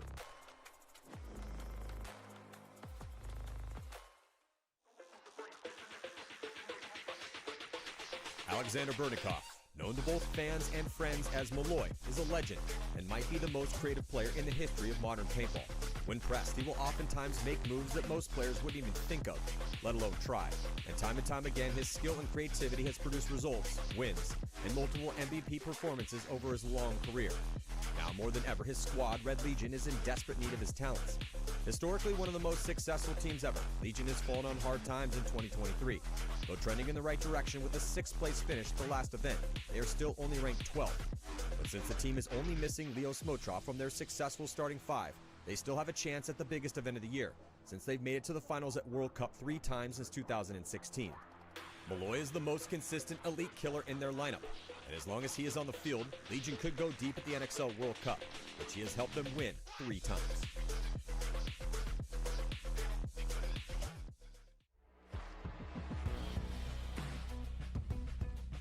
Everyone in the NXL knows that when you play San Antonio X Factor, you have to stop Billy Bernacchia, because if you cannot contend with Bernacchia, you will lose. Though originally from the Northeast, Billy became an institution as the first snake attacker on the best team ever to come out of the great state of Texas. And even though teams know he's coming, they still have a hard time stopping him. X Factor has seen a recent resurgence, currently ranked 4th overall with a finals appearance at the Mid-Atlantic Open, and they will be among the favorites at the World Cup. The big component of their past performance is always being able to count on Bernacchia. Now 36, Bernacchia brings a wealth of elite experience, and he knows what's required to win at the highest level, as he has been a snake threat in the pro division since 2005. His unique mix of brutal aggression, fast pace, elite timing, quick snapshots, and high survivability in treacherous positions have made Billy an all-star and a huge asset for X Factor, as they will try to win their 2nd World Championship. Welcome back. 2023 NXL World Cup, the biggest event on planet Earth. I'm Matty Marshall, blessed to have Joey Blute, coach of Tampa Bay Damage, coming off 2 wins. Not playing today, as they get to watch and scout and they will be playing the other top teams for seeding. But next up on the center court here, we have the Hurricanes taking on Notorious, Impact, and the Ironmen. We will see the Hurricanes and Impact for the first time here at the World Cup on center court at the big event. Notorious and the Ironmen already warmed up. Ironmen with the win, Notorious with the loss. Joey, we'll start with you. What do you think Notorious needs to do to take the W here against the Hurricanes? I mean, based on that first match, they need to get 5 alive and to just try to live for 15 seconds. You know, when you're losing bodies as fast as they were and then still running around like chickens with your head cut off, it doesn't really work that well. So I think if they can get 5 alive to their initial spots, live for 15 seconds, and then play the game, they might have a chance at it. But, I mean, this is such a disciplined team with the Hurricanes. Like, this is an uphill battle for sure. Tough test. Super tough test. Yeah, it's tough with the way the cut works. So you have 4 brackets, 5 teams each, 20 teams in those brackets, and just the top 2 move on. Yeah. So when you're heading into Thursday morning into a situation where you've already lost your first game. So it's Hurricanes, Infamous, Legion, Notorious, and Verst. With how good that Verst played that first one, that kind of makes that a pretty nasty bracket. And so now Notorious are going to have to try to beat, and Hurricanes are one of the best teams out there. So they're going to have to try to beat one of the best teams, and they're going to have to try to put up a score doing it. So at this point, I think Austin has to hope Verst just wins through, and then they can get some wins on this. Like, if they can win this, then they're still in this. If they lose this, then that's a battle you're going to have a hard time doing anything with. You're playing spoiler after that. Chances of you getting through are slim to none at a 2-2. And then with Impact and Ironman it was a pretty nasty game against Joy Division, both teams making a decent amount of mistakes. It was very fun to watch. Ironman were doing a good job of shooting Joy Division on the break. So if they could keep that going and increase their survivability, because the Ironman really had a hard time trying to isolate and put, they were kind of letting Joy Division do whatever they wanted to on the snake side. And if they let Justin Cornell, who I don't know if he's going to be playing that position, but it was Zupa and Cornell over here as the first attacker on the snake side for Impact yesterday in the exhibition, then that could be a long game for the Ironman as well, too. What do you think Ironman need to do to defeat Impact in that? It's going to be a lot harder. Impact's not the team that's going to throw bodies at you like Joy Division was, so it's going to be a fight. You're going to have to dig in and actually beat those guys. Jumping into point number 1 here, Hurricanes on the red side and Notorious on the blue side. Looks like a 5-on-5 break just to start, though, as the Hurricanes are going to be dropping their first body from the D side from that can, and a couple slight little forward progressions up the middle. Actually, a little bit more of a commitment for Stuart Ridgel, as he's been their brutalizer up the middle for the Hurricanes. Yeah, I love his style up the middle, too. One huge advantage to Notorious on this is that they actually had a warm-up game where you got Hurricanes coming in cold. Yeah, they're basing it off of practice, not off of playing. So. And they lose Stuart Ridgel from that key center spot. I do like the middle here. There's lots of options up the middle. Oh, they're going to be losing Nick Ripple as well, too. And the Hurricanes didn't play this game field yesterday, right? Correct. They didn't do the... So it's like a double negative. Yeah. That the infamous Austin Notorious has been out here for 5, 6, however many games. Notorious. See, that's the body they can't drop. You're playing the Hurricanes. You're up a bunch of bodies. It's a big, high body situation, and they needlessly throw a body away. Yep. So Notorious 4-on-2 situation. There you go. There's another one. Where's the fourth body, Matty? Just the Dorito. That's it. Hurricanes blew it. He was in D2. Okay, yep, thank you. The Hurricanes are going to be conceding that point as just one body who did the reckless run all the way to the 50-yard line, but they saved him the pain. Well, and Austin didn't make it into the snake, but they didn't lose 2 people trying to attack the snake either. Correct. So it's... And it didn't look like the Hurricanes were making any real play for the snake. And they're not going to fly down the snake. Well, what you don't normally see very much, even last year in their rookie year, you don't really see the Hurricanes lose 3 gunfights in a row. Yeah. That's their stock and trade is they play a very consistent brand of paintball. They don't lose a lot of gunfights. They push the issue where it needs to be pushed. They don't make a lot of mistakes. And they don't make a lot of mistakes. They made a series of mistakes there. So they're going to have to tighten it up a little bit. They did get a good practice session in yesterday. I think they played for a couple hours, but... Big difference. But you're right. We'll explain why that's a big difference, just for people that might be... So when you're practicing, there's no reps most of the time. A lot of stuff you think you can get away with, you really can't. A lot of teams will practice stuff that they're not going to do at the event, especially out here. So heading into point number 1 with Edmonton Impact, starting from the red side. Ironman from the blue side. These teams will switch sides if there's a point 1. It will stay on the same side if there's a no point. Right to the 50 snake. I don't think they know the Ironman. I don't think Impact knows the Ironman and the snake. Yeah, they do this now. Because that center wing is playing very open, very loose. Oh, penalty. Minor penalty assessed on the Ironman that pulls out Nick Sloviak. So the ref was not happy about that, having to pull that penalty. Yeah, Clay Hughes. 5 Impact, 3 of the Ironmen left. They're in a straight line across. D2, both towers. Well, those are the mistakes the Ironmen cannot play or cannot make if they want to win this game here against Impact. Well, and what allowed the Ironman to do well in that last match is Joy Division was making a lot of mistakes, and that kept the Ironman in the match. Impact is not going to make those same mistakes. So Ironman are going to also have to not make any mistakes if they want to be able to compete in this match. So one gun this way towards the snake side for the Ironman. It's Al Fernandez from the Landry Logistics Tower, which has become a very important bunker. Oh, and they're going to get that kill. Yeah, Al gets the kill on Justin Cornell. Though they do Impact making the move up to that 50. 4-on-3. Laval right behind him. And then a move out into D2. Yeah, 4-on-3 situation in favor of Impact. It's a good fill. Good fill by Fuzzy. Yeah, Fuzzy's got to get out this way, especially when there's no one looking here. Yeah, and he's the whitest guy. Al just got shot out. I think that's Brandon. Brandon Cornell coming out. There we go. One Ironman left just in the Dorito. That switch from being, oh, this might be a game to ouch. He's going to plug him. Yeah, Dalton comes through and gets the trade. Dices up, trades with Kyle. And that left still 3 bodies left alive. Yeah, nice couple moves by Brandon Cornell to get over here with the loss of his snake side. Zach Yakimek getting a spin. He was the one attacking up in that center, had Laval behind him. So Impact on the board here. And yeah, I mean, again, the Ironman, just, they had the 50. Hughes gets that penalty. It pulls out his back player, Nick Sloviak, and took him a little time, but Impact able to utilize the advantage. It's very, very rare you get a minor or a major or any kind of penalty in one of these points and actually pull the point off. So it's so crucial that, you know, you have to play clean. Not getting penalties is huge. It's everything. Like, you win events when you don't get penalties. And how do you train your team not to get penalties at an event, Joey? You just stay on them at practice. Hard. At practice, that's when they learn that, right? Yeah. You make them come out on bouncers, all the stuff that everyone hates to do. You got to Joey Blue them. You got to yell at them. You got to Joey Blue them sometimes. That was a bit of an early jump there. Yeah, I like it. Lesson. 5-on-5. Yeah, first guy shot, though. Yep, first guy looking at a good shot on that Dorito can for Hurricane. And I think this guy got Oh, yeah, he did too. I can see it. He's asking for it. They're leaving him. No, and they're telling him, get out the field, bro. Yeah, so essentially 2 kills here for Notorious off the break, but they're going to be losing a body. So they were in a 5-on-3 situation, now a 4-on-3. Now it's 4-on-1. Nick Ripple drawing a minor penalty. Yeah, this is what we just talked about. You can't get these penalties, especially when you're down on bodies. No. You lose 2 on the break, 2 points in a row, and you get a minor. Like, honestly, I think we might actually see an angry Zen Master. Yeah, I was going to say this is a head scratcher of a start here for the Hurricanes. Yeah. You know, they were beat up at the last event, more so than they were letting on. Talked to Mike. Mike's in there flipping out right now. They're their coach, and he said the fact that we did as well as we did at that last event, as beat up as we were, way more than I was letting on. I'm really happy to go to Cup and get all our guys back and get them as close to 100%. This is just a really tough start for them so far in a game that, again, on paper, they should be blowing Notorious off the field with how well the Hurricanes have done this year. Again, though, Notorious taking advantage of the practice yesterday, getting a bunch of spins out here on this field with these referees, and already playing a match today is giving them an advantage in this match, I believe. Yeah, I do agree with that. And on the same note, it's not like Mike's doing crazy runs with these guys getting them shot. I mean, they're dying going to some pretty basic bitch moves. But it takes you a little while to kind of develop what you can do in that bunker, right? You can look like you're playing tight, but all that stuff, yeah.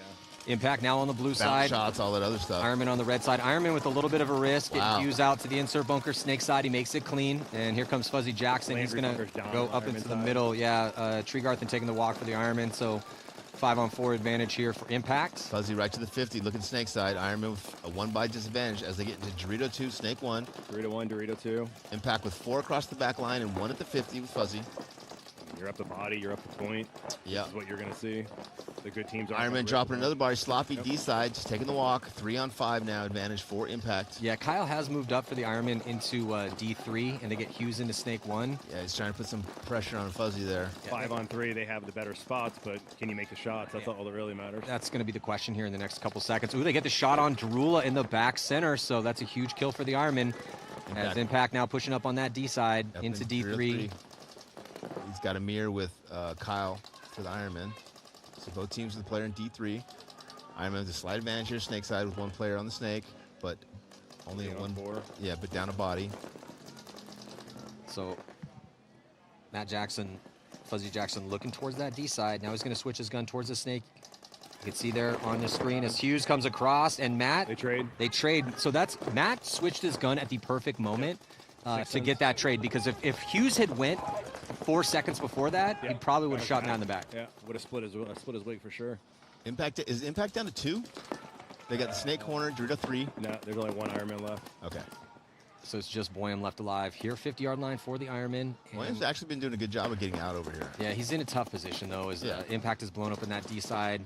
He's got Zupa in front of him here on the snake side. But they're going to just hit the buzzer, I think. Oh, and he gets one-on-one. the shot in on him, Great. and he's going to trade out with maybe. Zupa. I don't No, know. I don't think he put a ball on Zupa. So Zupa running in like he's clean. The ref is also calling that he's clean. So yeah, that definitely went Impact's way. Impact had a pretty sizable advantage. I'm going to be honest, that went the Ironman's way. Yeah. Because Impact should have smashed Easily. that point out. Yeah. That's what I'm fact that they saying. I did mean, that, the Impact had a really Lord. big advantage. Yeah, they so the should've won Ironman, that. yeah, the Ironman, the 3 bodies left alive, pretty Did crispy great. out there. Yeah. Boom, with that beautiful crossfield shot on the attacker for Impact, trying to get into that buzzer. And then I thought for a second that he traded to I turn it did into too. a no point. It looked like it was a trade, and I was like, that is the best case scenario on that point. Yeah, and great field awareness to be in their snake and turn around and look and catch the guy going into your station. That's at 6 cents. Or maybe even 7th. Oh, possibly. Let's see what Mike can do to turn the Hurricanes around here, because obviously they didn't expect to be. You remember down what I by said 2 about points here. Notorious about getting 5 alive, or Notorious? They just need to get 5 alive for 15 seconds. Yep. That's all these guys need to do at this point. 100%. 5 Stay alive. for 15 seconds And shoot your then guns. You have a chance. Yep. Yeah, you don't want the frustration of the early deaths to start setting in. Like, why can't we stay alive in our spots? And it starts to become a little bit of a mental disease for a minute. So I agree with you. Get your guys to your spots, stay alive for 15, 20 seconds, and then start to play some paintball. Yep. It's amazing how simple paintball really is. If you're We make it as complicated as possible, though. well, if you're Notorious, do you go a little offense right now because the momentum's your way, and you know that No. they're probably going to go pretty defensive? You just won the first 2 points commandingly. You keep doing what you're doing. Yeah, until they stop you, you don't Yeah. change. You force them to stop you, and then you make an adjustment. You don't stop yourself. Hurricanes surviving the breakout, 5 alive for both teams. Yep. That's what you needed if you're the Hurricanes. That's step 1, right? Survive the breakout. Now step 2 is contain Austin Notorious, and then step 3 will be to get outside of the pocket. So you survive the breakout, you contain the other team, you get outside first, put pressure on the inside.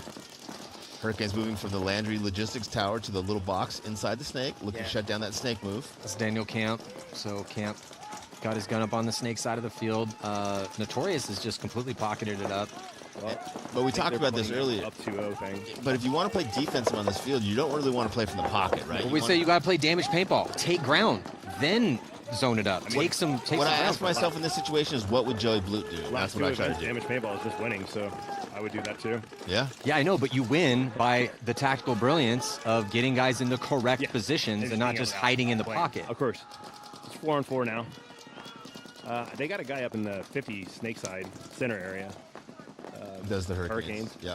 And again, Notorious is just sitting back, Notorious is being heavy on the snake side. They got the one guy looking Dorito wire. The rest of the squad was looking this way. Yeah, and the cans are crossed up.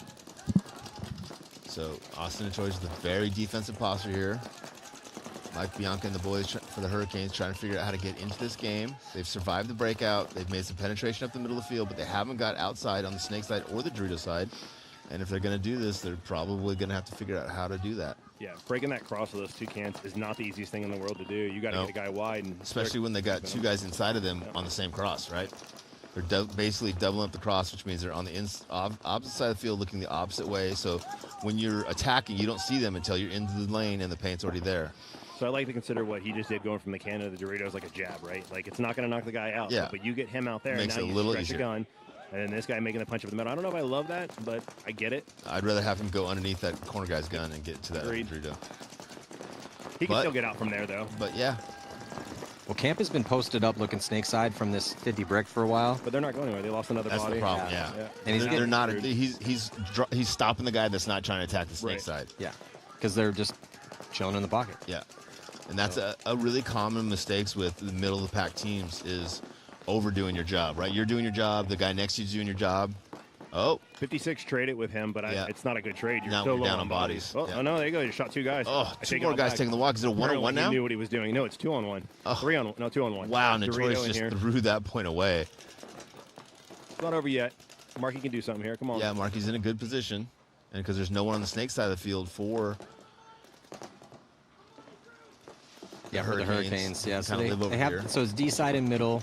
Can't see who's on the D side. I think it's Bell and then Camp alive right now for the Hurricanes, and Marky Franz He's got to win a gunfight as the last right body. now or he's done. He needs to pull him away. Just win that first gunfight, turn it into a 1-on-1. And Marky is a really, really good gunfighter. Has really good timing. Well, Bell made a nice move across when Marky wasn't looking to really put the pressure on him and make that increase that angle.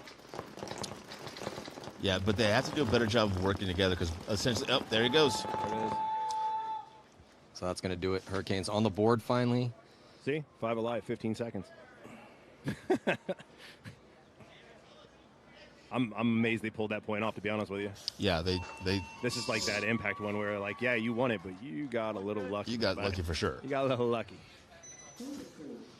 Well, it was that 2-pack of kills in the middle of that point that really helped out the Hurricanes. Yeah, it was right after the guy did the run through that I said was not a good run through. The other dude shot 2 dudes, so I guess it worked out to be a good run through. Yeah.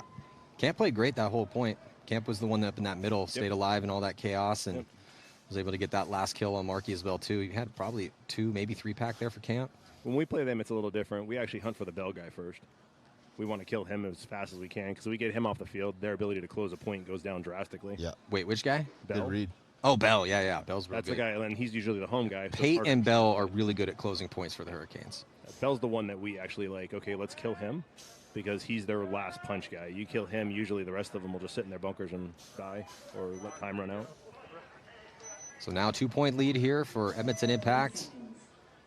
If the Ironmen get it together. Impact would love to have a nice finish here at the Cup.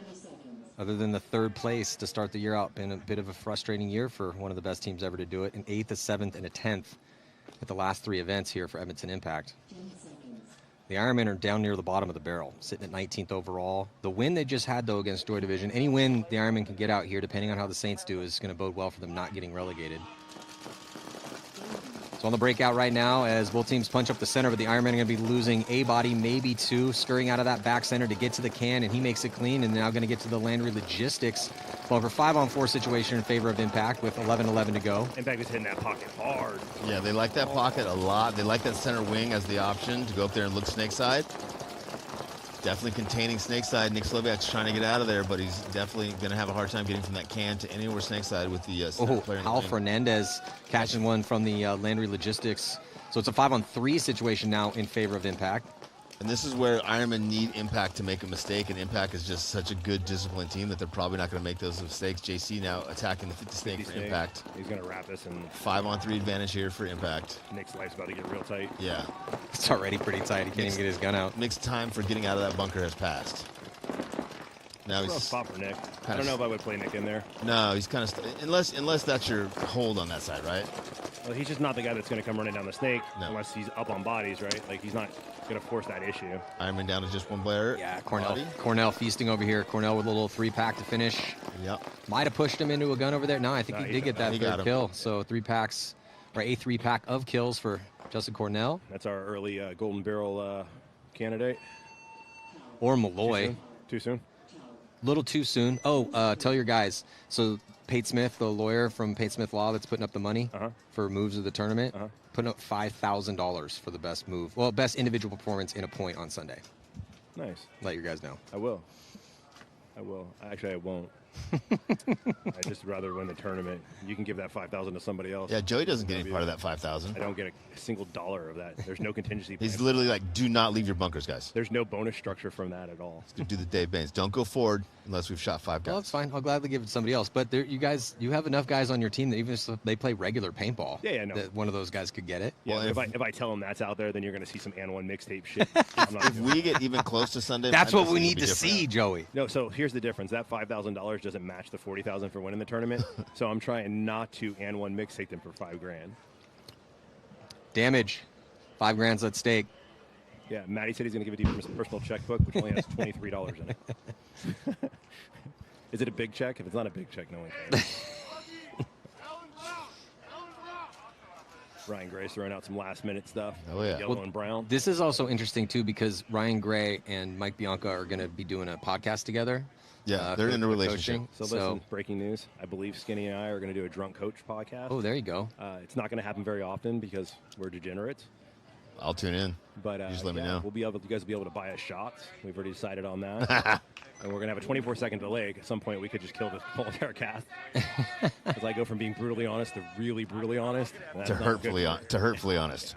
It's not great for me. Looks like the Hurricanes are going to do the same break. Filling up that pocket. Oh, they tried to get the snake insert this time. Gets in there live. A little under 10 minutes to go here. Both teams get a player checked. 30 guys dead. 4-on-4. Yeah. Yeah, body coming off from the Hurricanes, trying to get out to D1. And Notorious all in the pocket again. Nobody Dorito side for the Hurricanes. I'd almost give the Hurricanes the advantage on this just because they have the wider guy on the D side. On the snake I don't know if side? that's rub on his loader. Look at his. Or is that, oh, no, that's the stupid color of it. Stupid color. Referee's coming in and sees the same thing that you see. Sees that pink on his hopper. Oh, there it Oh, is. minor penalty on. It was. Oh, Mike That was Bianca right. is not going to like It's that. not a stupid hopper. He stupidly cheated. Yeah. So just 2 bodies. Oh, You got him. got caught on the top Still got it. sloppy 3 on there. 2. Bell's still alive, Still, too. well, it was a 4-on-2. It's now a 3-on-2, still in favor of Notorious, but Hurricanes letting the guy walk repositioning. in the Hurricanes middle, past the 50 with Stuart Ridgel. Ridgel's looking for it. He already got a kill, I don't and he's think they kind of know he's trapped these guys in the back center. It's almost bad. Paris Hussein looking to make There we go. a move out of back center, but Good hammer drop. nice slide and Good hammer shoot. drop. 3 on 1 now. He's dead. 3 on no one now. Number 6, whoever that is. Yeah, good point there from number 6. Congrats, number 6. You're number 1 in my I heart. think that's Bowles. Is that Bowles wearing it? Bowles is in No, here. Boyles they He's got not rid of. here? Yeah. Who's British then? I don't know if he's British. What does his nationality have to do with this? Yeah, that's It racist. literally says I don't know. British on his back. Nationalist? Nationalist. That's nationalist, dude. Did you see the British on his back? Bro. Can you read that Here far? we go again. Canceled. Here we go. Canceled. That's Maddie, by the way. Good start to the point there, and then Notorious took it back away from him. Well, when you get those penalties, it's kind of hard to come back from it. Man. This is honestly the most penalties I've ever seen Hurricanes get. Yeah, they're notoriously not a This penalty-ridden team. The most I've seen them get. Because the referees didn't get a chance to watch them play out here yesterday and understand who was cheating, not cheating, so they're just Fair. pulling penalties. That's fair. When's Yeah, the drunk podcast start, just so I can make some I time? don't know. You're going to be on it at some point. Dude. Anyone who's on it has to drink. I will. He doesn't Soon as- drink, so he can't no, come he'll on. figure it out. He'll just do vodka. I'll make an and water. exception. Yeah, I mean, this is for money. It's for entertainment. It will be entertaining. Impact. Ironman down by 3. Really need this point. 5 alive for Iron. Yeah, first point where they And they got the spot. survived the man. breakout. Impact is in the snake, but so are the Ironmen.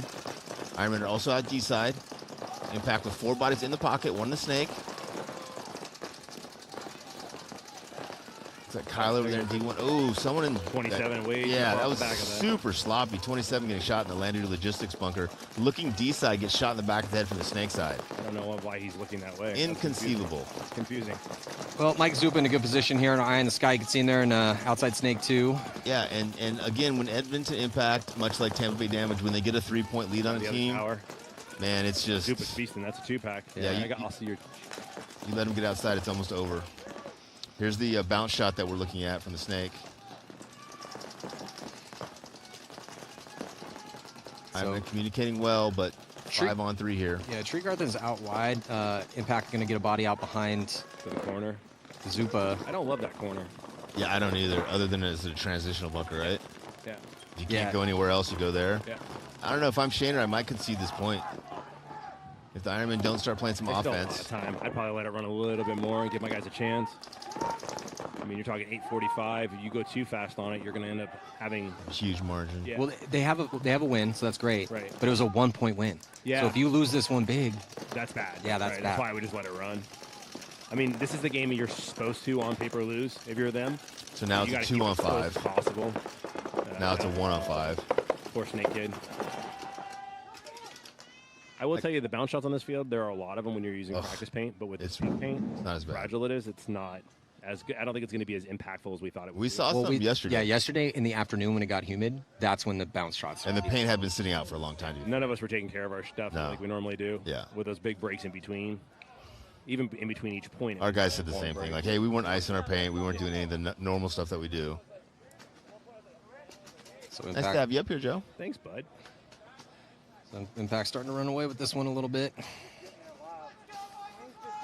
Different situation in this Notorious Hurricane game. On paper, Hurricanes should be handily beating Austin Notorious, but that is not the case. Not today. Honestly, having a good coach helps, man. Ryan Gray was out there, and they got their butts kicked on that first one, and he obviously made a plan that's significantly better. I mean, they're landing the shots, which is a huge part of it, but getting 5 alive, 15 seconds, I think that's going to be everything on this layout. Yeah, I couldn't agree more. Having a good coach is as important or more important than having a good roster.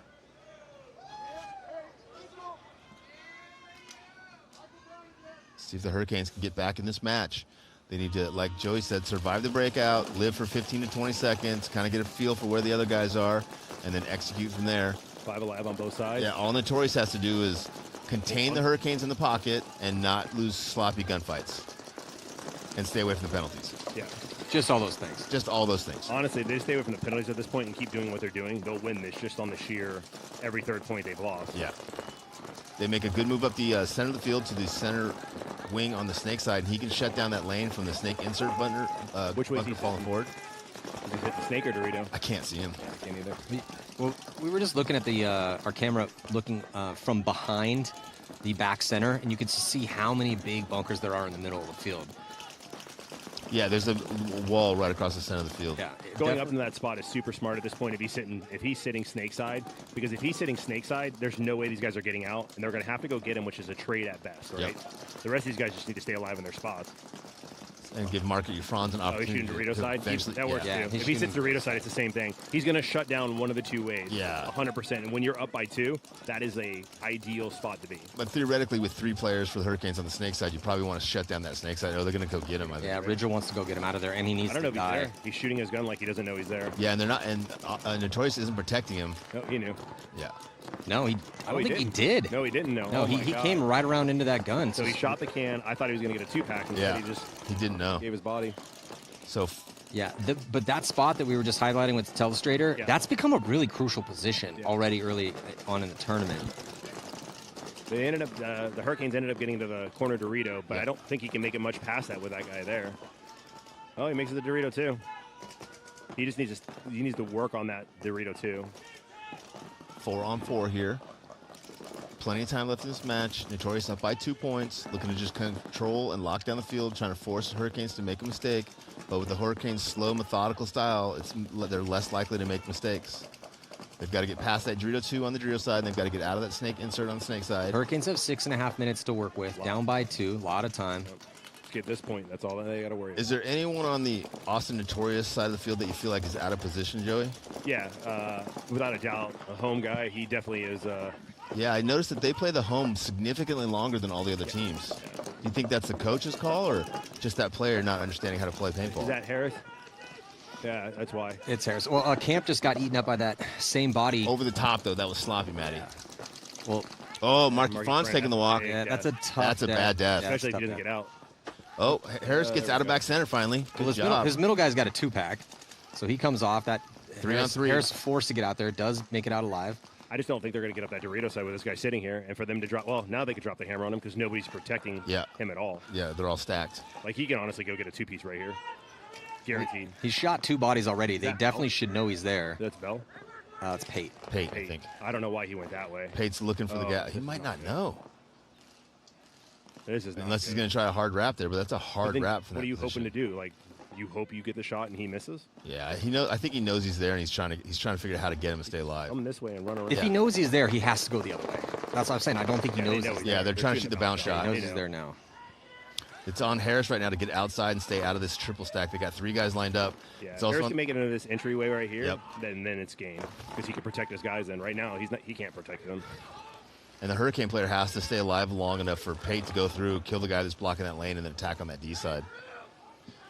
Player for the Hurricanes over here on Snake side is giving absolutely no pressure, which might be a good indication for him to shoot his gun and get outside. So can we officially say whoever wins this match is the lead host for the coaching show? Yeah, for sure. That's fair. Good move outside there. Hurricanes finally get outside. No, they lost. Oh, they Dorito. trade 2-on-2 now. That's actually that's a fair death. I'm Yeah. okay with him trading with You him. have That to, was, right? That was Rodriguez up These there. guys in a fucking line like this, they're Yeah. gonna die. Yeah, for sure. Harris looking the wrong way. They don't know. They didn't know they shot him. No. That's not good. Harris does finally switch made the D move. side. That's going to help a little bit if Harris can make this kill on Pate. Oh, Oh, Hurricanes drop the body, though. yeah, he gets the 2-on-1 shot in now. on Camp. So Camp dies. Pate's still alive. 2-on-1 in favor of Notorious Not with sure. the 2-point lead with Not- 4 minutes left. Just Oh, they know where he's at now. I wasn't sure if they knew where he's at. They're in a straight Oh. line. And Pate takes Harris the lands walk. Shot. hey, Atta good boy, job by Harris and Atta boy. Archie Barnes Jr. and Rodriguez because he's the one that got those 2 kills. Yeah, Rodriguez definitely early on. And then Archie and Harris late. Great close there from Austin and Torres, showing a little bit of maturity there as a team. That was some good grit. I mean, it was honestly with Ryan make that play, sticking that guy up in the center wedge. That was huge. Yeah. Like, And they made it as hard as possible on themselves, lining up in a line like that. They were trying to lose. I'm sure Ryan will get in there. I hope so.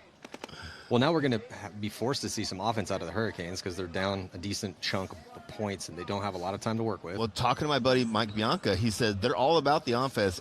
People don't understand how offensively oriented we are because we always play defense. So now we'll get an opportunity to see how offensively oriented they are when they have an opportunity to switch gears and attack instead of just hide. Well, I just hope Impact can hold on to this win. It's not going to be easy. I'll tell you that right now. Let's see what happens with the Ironmen. They've been taking bites the whole time. They're not going to stop. No, and they have to, right? Yep. Well, they did it on the first point. A lot more time left in this one. 8 minutes to go, and Ironmen need all that time because they're down by 4. They haven't put a point on the board yet. Impact was their first attack on Dorito side. Nick's about to get a penalty. Minor penalty on Nick Sloviak. That's going to pull out Al Fernandez, so now it's a 3-on-4 instead of a 5-on-4. Nick got caught in the outside double stack pod, and sometimes you actually don't feel those.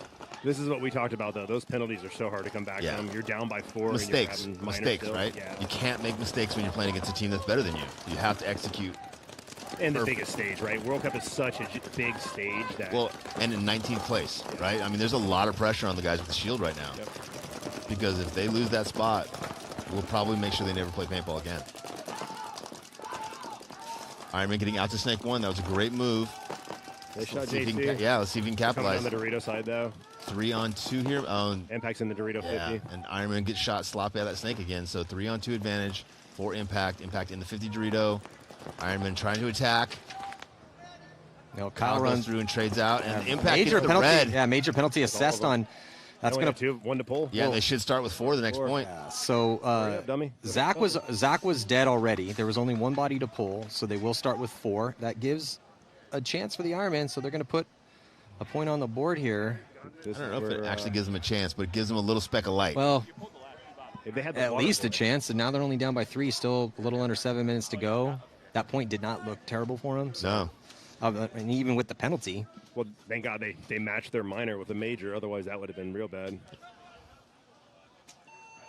Yeah, and then that major, again, going to carry over. If there's not enough bodies to pull, so a minor's 1 body, a major is 2, minor's a yellow flag, major is red. And if there's not enough bodies to pull, it then goes on over to the next point. So Impact going to be starting with 4. So Jason's going to look at Big Dave Baines, comes over, coach of Edmonton Impact. 30 seconds. Just to get another look on that major penalty.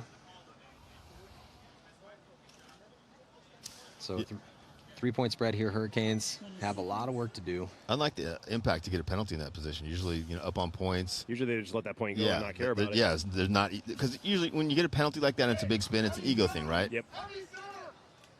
Or you're just new and don't know, and you're scared. Ryan's got the coach's show shirt on, calling heavy center, heavy center. Have they done any episodes of that yet? I think they might have filmed some, but they haven't actually come out with them yet. Yeah, that'll be fun. Oh, Hurricane's taking a big. And they let the guy get to that wedge in the center again. Yeah. He's going to shut down that Dorito side. Oh, and he gets another kill. Shot on the hopper. Bell's hit. Hurricane. Oh, look at that hit on the front of the hopper. Get a penalty. That's yes. guaranteed. There's got to be a penalty. So Hurricane's down to just 1. They should concede this point immediately. It's not 3 sooner. minors. 3 minors in 1 match. You're down to 1 on 5. Yeah, 5 on 1, and they're not conceding. Mike Bianca needs to get on that buzzer.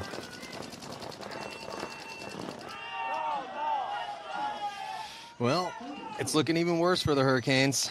And the tough thing, though, is if they take a beating from Notorious, I was gonna say, that's probably it bleeds on over to their next game, because if you lose by 4 or 5, well, that means you got to win by 4 or 5 just to go 1-on-1 with the even spread. Not only that, but remind me, do the teams get harder or easier as you go through the bracket? Well, they're going to get a lot harder. Oh, so you play your easiest games first and then your harder games later? Anymore, I don't think there's anything considered easy anymore. Well, even the easy stuff gets scary sometimes. So Notorious got beat up by Verse, not horribly, but pretty bad.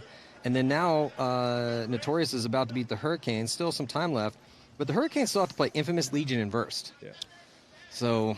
Yeah, those sound like they're harder than.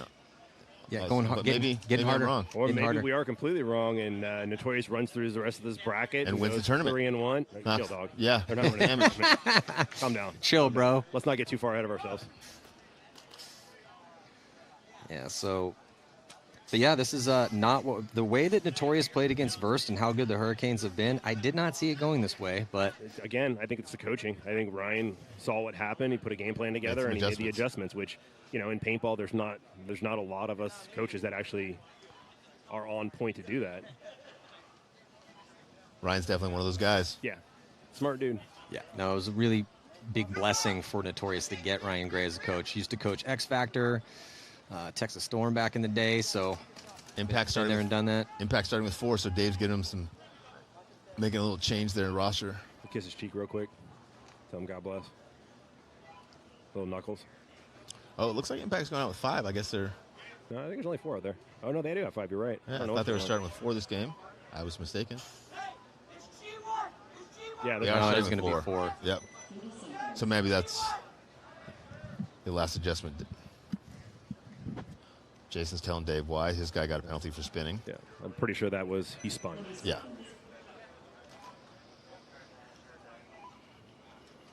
Still 7 minutes left in this one. A long time. Yeah. Zane and Dave Baines down there from Impact coaching. This is a pivotal point too, right? Like, do the Ironmen go crazy here because they have an extra body, or are they Right. smart about this? Yeah. I was going to say, and interesting to see if Impact stays in the pocket because they're down a body, tries to get outside, the old Russian Legion thing, and they get outside. They get out both sides too. Yeah. That's crazy. Double wide for Impact, making both corners down one body. That's a huge, huge, huge break for Impact. Yeah, huge risk and huge reward, right? Getting 2 guys outside, that's huge. Ironman first into the snake. See if they can make something happen out of that position. Yeah, so Clay Hughes going to dip out to outside snake 2, pop the top, and try to see if he has a free kill. Nothing there. Going to shoot inside. Oh, gets and Zach. he gets the kill on Zach Nakamek. Makes a snake. Yeah, Zupa fills from the corner into snake 1. So it's 44, 4-on-4. Both teams are in the snake. There's 2 on the Ironman in the snake now. Ironman with nobody D side. They need to get out D side. Well, Hughes hits the deck, crawls up into that 50-yard line. Here on your screen, go look inside Really cross nothing for him to field. kill there. Like, they are so dug in back there. Like, And the only vulnerable spot right now is that the D side can, right, Joey? Yeah. If you can put pressure you can get out on the D side, out on the snake side, and you can both shoot that can, you guys can eliminate that guy. But honestly, generally, if I was 27 of the snake here, I would crawl around and go Yeah. into their snake and just try to run this guy just down. try to trade out, right? Because Yeah, then there's if you nobody trade on out the with this snake. guy. And again, we talked about the second guy in the snake oftentimes is the guy who wins it. If you have a first guy that can go trade out, leaving the second guy there to finish the game out for you. Especially with him having 2 in the snake. Yeah. Makes no sense why what is he trying to do here? Oh, he just lost a gunfight. See, that's why you don't sit there and gunfight. Oh, at least he traded. Kind of surprised he didn't get a penalty there. There's another one. 1 left. Only Yeah. 1. Just 3 back, on yeah, 1. back corner bunker D1 for Impact is 4 bodies streaking down the field here for the Ironmen. Ooh, side of your head. So now it's a 2-point match with about 5:15 Who's to that go. on? Major penalty. Who's that going to be? On Impact again? Or Ironman? Yep, on Impact. Wow, Impact is falling apart mentally. Who here. was that That's in the corner there? Brandon Cornell, maybe? I can't see. No, that's not. Trevor? That's Reeser, I think. Ooh, Trevor Reeser, man. that's rough. That's you don't usually make those decisions. And He that definitely was spun. that a red or yellow? That was a red. He definitely spun. So I don't know they'll- if he shot the guy. So Impact's going to go from starting with 4 to Starting with possibly 3? starting with 3, Eek. just off mental, with a lead in the game, just making bad mental decisions out there, Matt. Yeah, I mean, when you're the last body left alive, verse 4, Take it and and you have a walk off. 2-point Yeah. lead, Yeah. Take it and walk off. We call that a Will Hennessy. this is Will notorious for that. Note, now I will make sure we try to leave him to the Oh, end. and he'll fight me It's the Will whole in way. the back right, corner, right, it leave was him. Do completely not justified. shoot Will. Let Will make his bunker. Let's shoot the other 4 and then let him get the major. So a 4-point lead right now for Austin Notorious. Man, they must be feeling good after that first match, struggling and coming out here beating Hurricanes. Definitely a favored team here. Ryan Gray stepping up as a coach and kicking some butt. I mean, the players have to execute, but definitely the adjustments they made are pretty noticeable. Well, I like that they're attacking that center. Rodriguez is having a game. The shooting bodies, Archie Barnes Jr., whoever's wearing the British jersey, I think that might be. Hurricane snake on the break. Alive, snake on the break. They still let him get up into that center, though. That's huge. I don't oh, no, wait, think he's calling for I a- don't think he's they calling for a check. understand how important that center is. Hurricane's dropping 2. 2 down. If this kid's hit, and he should be assessed something. That took way too long to get him out. Yeah, minor penalty. Mistake there. He should have just left the field. Yep. Minor on Rodriguez. ABJ getting pulled 3-on-3 now, Matty. Yeah, in good position, or a good position here on your screen for the Hurricanes. Wrapping around, Is it 3-on-3? trying to find these last bodies. Here comes Nick Ripple. Oh, he just Oh, took but one. Nick's going to get caught. Marky put a good shot on The him. Hurricanes are making a lot of mistakes that I just haven't seen them make that much this season. Well, if you're going to do it, you do it at World Cup. I'd love to be in the meeting with them at Bianca tonight. Well, Camp is still alive here, looking for 2 one on in the 3. snake. 2-on-3, but you're going to see these guys just hold on at this point. Markey should get out of that can, and Harris should have already gotten out of back center. Well, Bell and now Camp Harris are going to get stuck. Bell and Camp are capable. Yeah, Harris should have got out of back center earlier, but he got shot. And now Markey just got shot too. Here we go. Camp doesn't know that is in there. Markey Franz eats up Daniel Camp. One-on-one. Bell doesn't know. Oh. Bell dives out of the ball. Wow. No, and then Way Bell to be, gets Markey. shot too. So Markey's going to pull off a 1-on-2, but those are 2 free kills essentially. They had no idea that Markey Franz was still alive. That's still a coin. Yeah. It's not his fault they didn't know. That's Yeah, very no true. kidding, man. They were definitely relaxed and calm going in there. They made it really easy for him to get a 1-on-2 coin. Oh, whack, whack. Oh, whack, whack. Whereas Malloy had to work ridiculously hard for his. Yeah. So who's smarter? I'm going to give it to Markey. Malloy. I think you're a great player, but shit. You're working too hard out there, bro. If you can make it look like you're not alive and they just walk to you, God bless. Yeah, Hurricanes have a lot of things to fix right now. Okay, I see the same motion where he points, and then he spins with the gun. That's a penalty. So when you're looking this way and you get shot and you spin the other way and shoot that guy. So Jason is here talking to both Bart and Dave, and they were kind of describing verbally what Jason was doing with this. I forgot they can't see what I see. Yeah. They're starting with 3 this time. Impact coming out with 3 bodies, giving them a slight disadvantage at this point. This is an interesting approach to the game. You go up 4-0. You grab yourself a minor, or major, start with 4. Cheat your balls off. That's not hard enough. Let's do it again. Hey, they like to make it challenging on themselves. Oh, they're doing that. So last point that they were down on body, they went the double wide, right? The old Russian Legion thing. I don't think they can go double wide with 3. I don't know if that's a great plan. Let's see. I'm thinking it's going to be both cans in the home. I mean, if you, regardless, you want this point to kind of be over quickly, right? Yeah. Oh no, they double wide again, and they made it. Well, that's the stock play for 3-on-5. I got to be honest, it's actually almost got another penalty on the deep guy running down the field with Dorito. Oh no, and he did get a penalty. He did get a penalty, yeah. Yeah, Impact just can't stop getting falling apart, man. Impact can't stop getting penalties. Ironman got a penalty as well too. Yeah, JC's gonna get this 1-on-1 now. I blacked out what happened.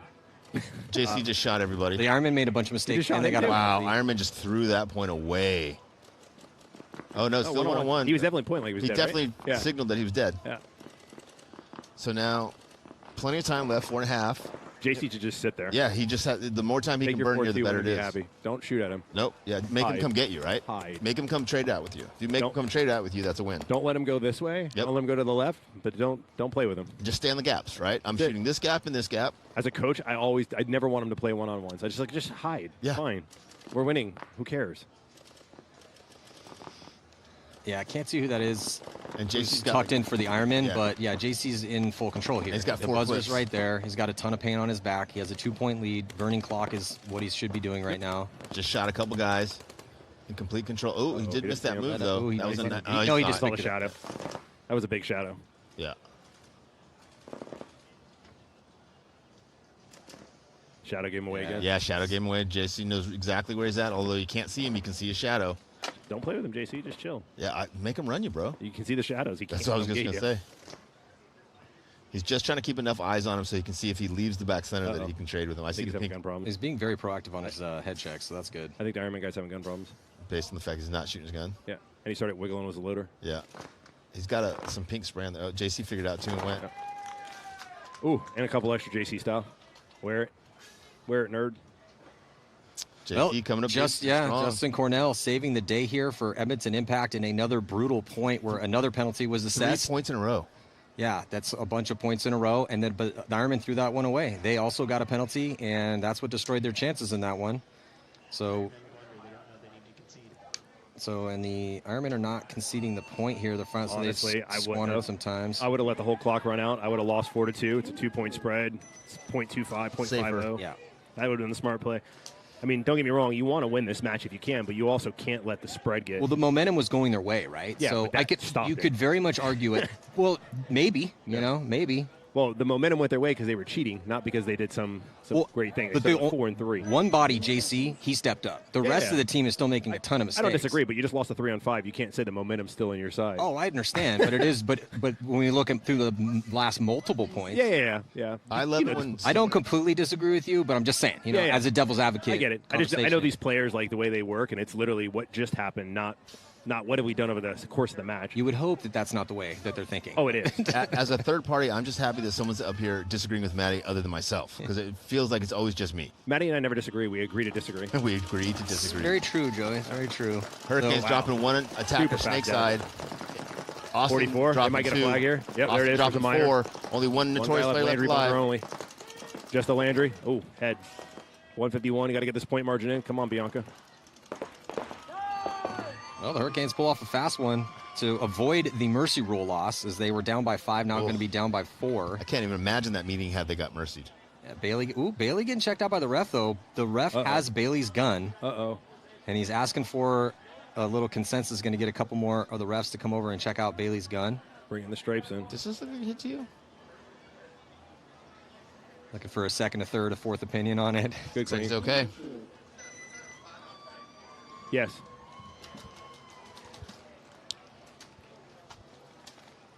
So, Well, they're making Did it they- interesting at the end, at least. well, I was looking Yeah. down to Jason. Did they get the thumbs up for it? Yes, yeah, they no, did. he thumbed him up. Yep. Yeah, I was looking at Jason when that happened. So, Hey, if nothing else, these are some entertaining matches, right? I mean, honestly, when it first started and it was 5-1 and 4-0, I was like, ugh, of course I come up here and Yeah, you picked horrible them. matches again. Yeah. And now at least there's something to talk about and it's entertaining. Yeah, for some reason when I show up here, it's never like awesome competitiveness of it. It's always like, ugh, why did you not do that? you don't seem to pick the double overtime ones. I do not. Usually we're in those. That's true. Or even just a regular overtime. Yeah. Yeah. So, yeah, 3-point spread here for the Ironmen because of JC. Justin Cornell's heroics burnt some clock off. So, I mean, Impact should be able to win this one. The question is the spread. And with the Ironmen's first victory, they really can't let this one get out of hand. No. And the message here from Dave Baines is if you want to play more points, don't get another penalty, right? Well, the tough thing for him is he's had like 3 separate guys get penalties. And 44, Impact doesn't usually die on 34. the break either. Down 2 on the Ironman, down 1 for Impact. Yeah, Impact with a 1-body lead as they attack to the center field. Ironman 3 bodies left alive, all stuck in the pocket. Impact just on cruise control here. 2 in the towers, 1 in the snake insert, 1 in the center wing. It's going to be really hard for the Ironman to do anything out of these spots, too. And apparently they're smashing a little bit of paint there. Yeah. See the squeegee going in the barrel. It's never good when you're down on bodies and cleaning your gun. In the pocket. Yeah. Impact repositioning now in Huge. even a better position center there. Yeah. You They're can not shut going to off- win down the snake now, Nope. that's for sure. You can shut down the snake, gets the kill. So 3-on-2 advantage now for Impact. Matt lost Jackson, one. yeah, Matt 2 on Jackson 3. coming off. Yeah, Matt just getting a bad look there. Oh, and Ironman do dead. almost get into the snake and then get shot by that same player in the wing there we were Too big talking of a about. gap. Yeah, JC now into snake 1, Got gets the him kill too. on Alpha That's it. Nazis cross field. That's going to be it I got to be honest, I think JC deserves extra meat in his Chipotle bowl tonight. for sure. He earned it. Yeah. No penalties, pulled off a 5-on-1. Yeah. Yeah, and they're not conceding it, so probably just going to let this. I mean, at Impact's this gonna point, get probably the point. should let him off. They should Yeah, let the Impact's other going one to. run. Impact's going to. Because if I'm Impact, I would like to run the score up a little bit, if possible. I don't know. It's World Cup, man. It's a whole different animal here. Yeah, true. But this You is their just first win. game. Yeah, which they got 2 majors in and still were able to 2 win. majors and that was just the majors. Yeah, you take your 4-point win and be happy. Yeah, the fact that pretty much no other team other than Damage, maybe Dynasty, can come out and get 4 penalties in a game, and 2 majors, 2 minors, and still win the game. So Hurricanes and Notorious with a 4-point spread as well. We're 30 seconds before the start of the next point. But yeah, this is a head scratcher for the Hurricanes. Probably one of the worst prelim games we've seen them play all year long. 100% it is. 20 seconds. Again, because you see him play a game better than this against a really high-ranked team. Well, they're down by 4, and they had 3 points where they got penalties. Like we talked about that earlier. If you get those penalties, man, like it's so hard to come back on this stage, especially because everything's magnified, right? Yeah. So this is World Cup. This is a big deal, especially if, I mean, what is this? Their second World Cup as pros? Like, that's even more magnification. And they're expected to do good now, right? When you're not expected to do anything, it's easy to do stuff. 5 alive, into the snake, on the break for the Hurricanes. Yeah. Hurricanes are making the push. Notorious needs to work on their shooting on the break. The Hurricanes took Snake and Dorito 2 on the break. Neither of those guys got bounced going out there. Hurricanes lost the guy up at the box in front of the Landry bunker. 4-on-5 advantage as 2 Hurricane players attack to the 50 side of the Dorito. Another one down for the Hurricanes. There's the first body. 2 bodies down over here, too. Oh, We're 3 on Hurricanes 3. take another penalty. You're not going to win like that. No, only one guy left to pull. Page's like, what the? Ugh. Yeah, they might have a little extra pressure on themselves, too, because the Hurricanes, they did not do well at last year's World Cup. Oh, that was a They took 3-on-1. 14th at last year's World Cup. 3-on-1, and Notorious just ends up with 1 player left alive on the D side. No Hurricanes players left alive. Inside 60 seconds. My guess is they'll probably just let this burn. I think Notorious needs the buzzer, though. Like, for sure, for sure. I hope he figures this out. In Well, 50 seconds. this is going to put Notorious 1-1 even on the spread, though. No, actually up 1 right now if they get this one. which they will. So 45 seconds. Apparently Mike wants another one. I don't think Mike's ever been in a situation like this before, but he probably shouldn't have buzzered that one. Yeah, he's probably so pissed off right now. He's having a hard time focusing. Because getting a bigger point spread is not where you want to be. Because even if you get the point back, it's not worth it. Yeah, first game of the day, first match, and first loss. Right. The smaller the margin is crucial. 45 seconds left. If you get another one, if you give up another one, that's the first event. That's huge. Because in theory, every team you play after this is going to be more challenging, and Correct. the margin is going to be more challenging. Correct. In theory.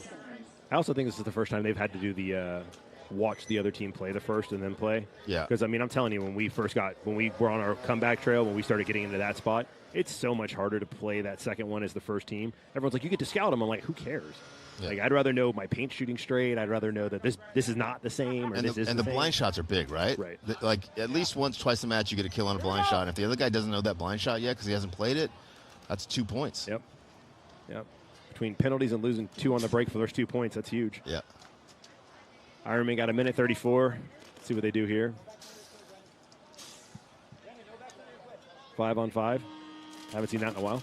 And again, Impact probably here is just trying to stay alive and not get penalties. 5 alive. They let him make both corners. Yeah, double wide again for Impact. Impact losing that back corner bunker with Zupa. He made Nobody's looking snake side for Impact except for the Dorito corner. The Ironman player, Chris Treeguard, can just go down this, or is that news? Not anymore. If he does now, he'll get 8 up. Yeah, he had a chance there. If he had gone earlier when no one was looking his way, he could have gone all the way down the field and killed everybody. Yeah, so Clay Hughes gets in for the Ironman. He's got Nick Sloviak, who just glided out behind him. They also moved up into the wedge. Here comes Hughes. He's going to get to the 50-yard line. Just keep going, Hughes. If no one's looking at you and no one's shooting at you, don't stop yourself. Get into their snake. Pretty sure you've got 4 13th. backs. Impact Hughes. better not get another penalty. Hughes coming through, getting one, trying to shoot Dalton crossfield. Pretty sure Dalton got shot, too. No, Dalton's still alive. Dalton's past him now, D-side. Now Dalton gets shot. Clay Hughes now gets shot. Impact going to win this point on the D-side. Yeah, so Brandon, in all that chaos, Brandon Cornell stays alive and beats Nick Sloviak. Nick was alive. Yeah, so Nick Sloviak's still alive here on the snake side, but Brandon beat him into the buzzer to put another point on the board for Impact. Wow. Oh, and there's 30 seconds left. Ugh, I did not know Nick was alive there. That's not good. That's not good.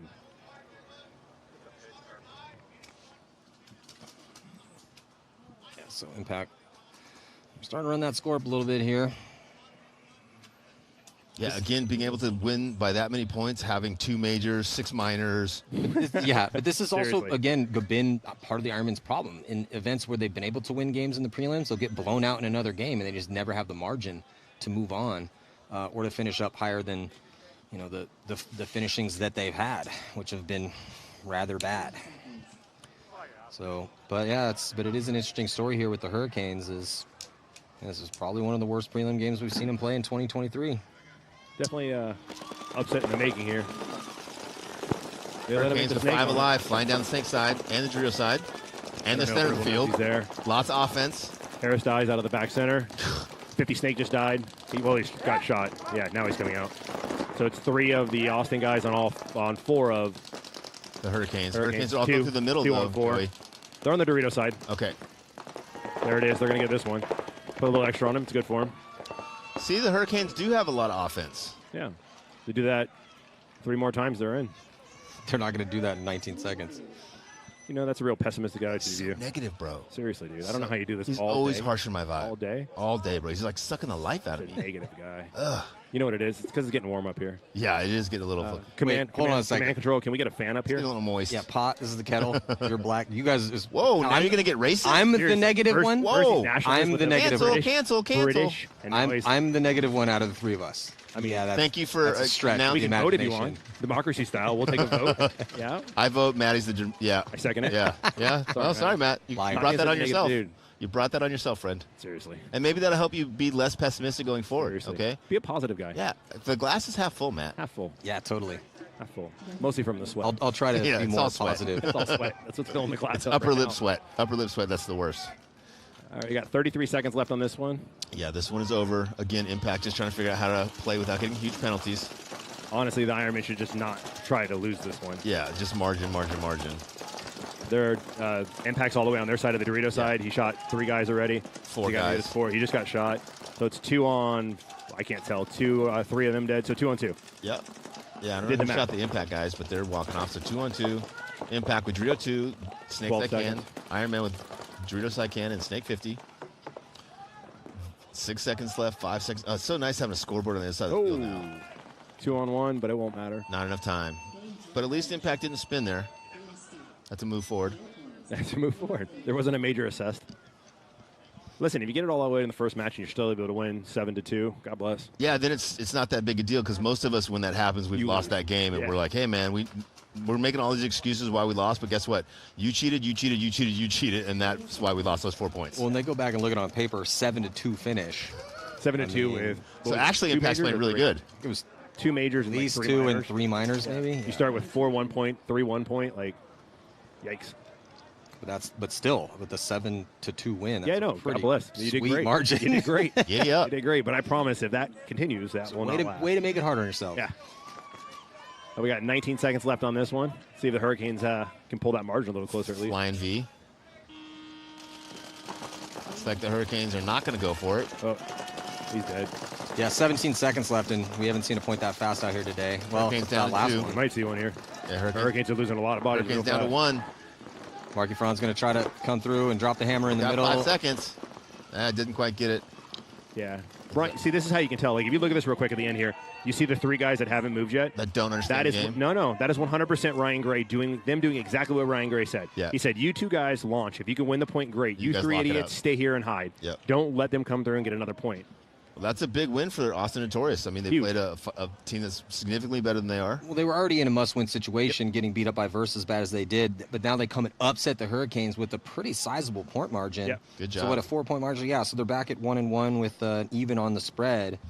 So stick around. Next up is going to be Infamous taking on Verst. And Verst, again, looked really good in their first match. Yeah, that'll be a good Infamous test. lost to Legion in a really close game. ML Kings going to be playing Joy Division. Both those teams need a win as they drop their first one. Here at the 2023 NXL World Cup, Matty Marshall got Joey Blued up here from Tampa Bay Damage. They're in the top 4, so not playing until tomorrow, along with Rich Telford here on Go Sports. Stick around. We'll be right back.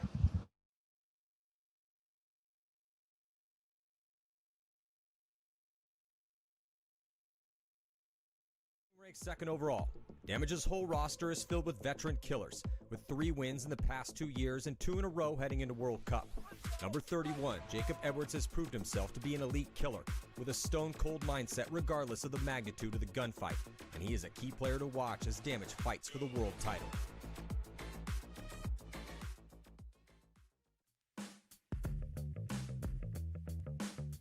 During Dynasty's precedent-setting run the past 2.5 years, Marcello Margot has been a mainstay in their starting 5, holding it down as the gunfighting anchor on a team that's won over half of the events since World Cup of 2020.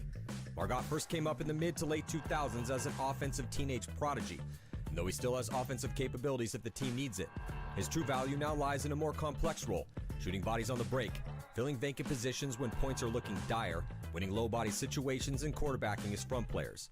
There's a reason that even with a roster as deep as Dynasty's, Coach Brettauer gives Margot the lion's share of the playing time. The multiple-time MVP rarely dies early, rarely makes mistakes, always seems to appear in the right position at the right time, and can take over the offense if he loses his first attackers. Dynasty is looking to win 4 World Cups in a row, and if they do, look for number 33 to be chalking up kills, having a stellar tournament, and be in the hunt for yet another MVP.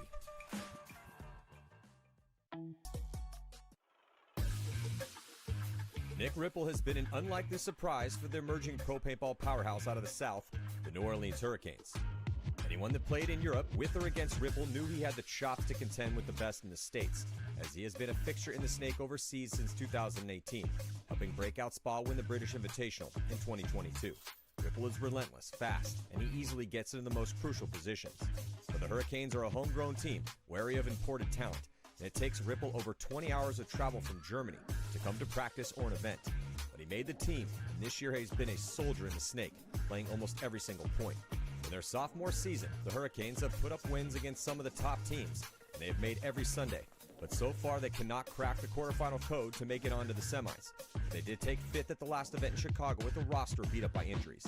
They will all be healthy at the World Cup, but they will be a dark horse to win the whole thing.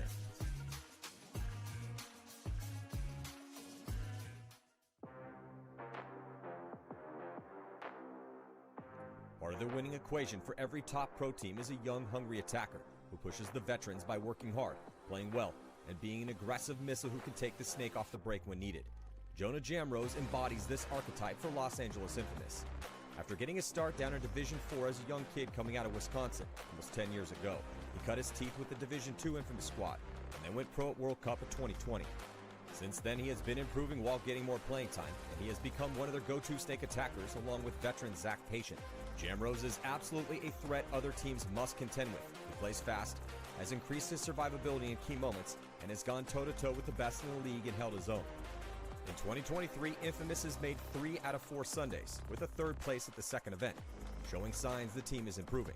And if they can keep this current squad together, they could hoist another first-place trophy soon.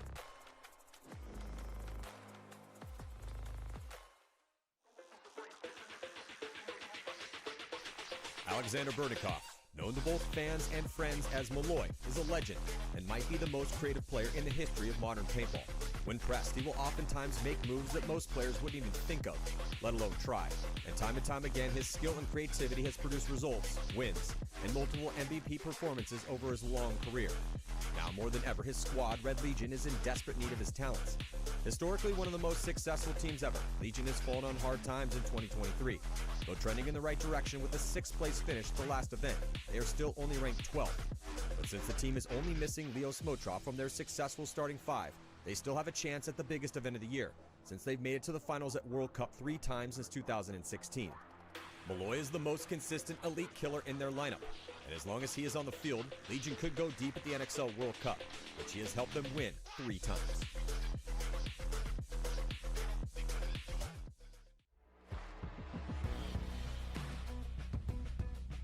Everyone in the NXL knows that when you play San Antonio X Factor, you have to stop Billy Bernacchia, because if you cannot contend with Bernacchia, you will lose.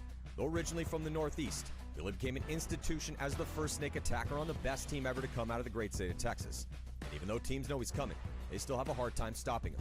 X Factor has seen a recent resurgence, currently ranked 4th overall with a finals appearance at the middle. Welcome back. 2023 NXL World Cup, biggest and best event of the year going down here on center stage. It's going to be Infamous taking on Verst and ML Kings and Joy Division. I'm Matty Marshall, blessed to have Todd Martinez, coach of Houston Heat and a legend in this game, along with Rich Telford, also a legend, jumping into point number 1. Infamous going to be starting from the red side. From the blue side, Verst going to be first to lose a body. It's Mark Barolo, and he played really well in their first match as they took down Notorious, who just upset the Hurricanes, so it's getting a little crazy out here. 2 more bodies, though, coming off for Verst Factory. 5-on-2 Infamous advantage as they take the snake. Yeah, Verst tried to extend it out on that snake side, got caught, then lost 2 bodies really quickly after that. So now just 2 bodies in the cans, crossed up, trying to fight off this attack from Infamous.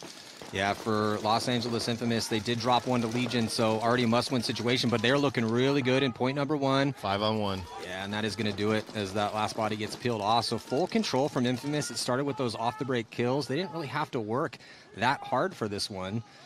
And those deaths came so quickly for Verst, those kills so quickly for Infamous, that they're just out their bunkers counting the bodies right now. Yep, maybe they didn't see everybody walk off, but they threw a grenade off the first box to blow up Verst rather quickly. Verst went into panic mode right away, trying to stop the bleeding, but Infamous here must not have gotten that count walking off, and now they're figuring it out. There's no hiders, no landmines. Nasty Nate gonna take a casual stroll towards the box here. Yeah, I really like the lineup, Todd and Rich, that Infamous is bringing to bear here in 2023, because it's starting to get dialed for them. That D side with Nate Schrader and Tim Brusselback, good to see Nate coming back after years of dealing with shoulder problems, and then Tim find a home playing for a lot of teams. And then on the snake side with both Jamrose and Patient, we've seen more Patient than Jamrose so far at this event, but they are starting to develop that elite level attack that you need on both sides. And then their veterans are great. The big pickup of Cody Mikowski, Joe Barrett has been getting better and better and better. I mean, the team is getting stacked. And Verst was very impressive in their win against Notorious. And since Notorious just beat the Hurricanes, but yeah, the survivability was just pretty terrible in that first point for Verst. They're going to need to tighten it up. A little bit. Little tighten up a little bit. How has Silberg been as a pickup for Infamous this year? He's been good, but he's not getting as many spins as Schrader and Brusselback, but Silberg's been pretty decent for him. I mean, he's had some spins. He's had some really good points that he's played. But it seems that Schrader and Brusselback have been starting to get the lion's share of the spins on that side. Brusselback's their best attacker D side right now. Yeah. Well, it's nice to get Nasty Nate. I know he spent years trying to recover, get back, hurt himself, come back. You know, Nate's been a solid player in the league for a long time whenever he's healthy, so it's nice to have him back on Infamous for sure. Jumping into this first point here with Joy Division and the ML Kings. Joy Division starting from the blue side. From the red side, ML Kings. First to strike will be the ML Kings.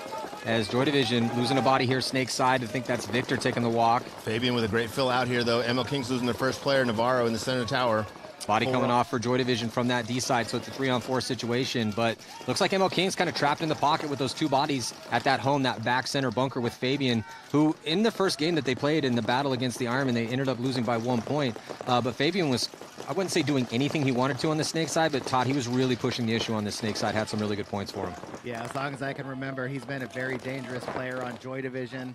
Really great snapshot, very intelligent player, and down bodies continuing to push up into that 50 Snake over here. Yeah, ML Kings are going to struggle if they're going to allow the other teams to get outside of the tapes, and they're going to remain inside the pocket. Tough death for Joy Division, though, as they had Fabian at the 50 here in the Snake, and they lose their only player on that D side. So now just two bodies with Carl Samuelson and Fabian over here on the Snake side. Just no one on that D side for Joy. Yeah, 2-on-4 advantage here for the ML Kings. ML Kings with their 4 bodies.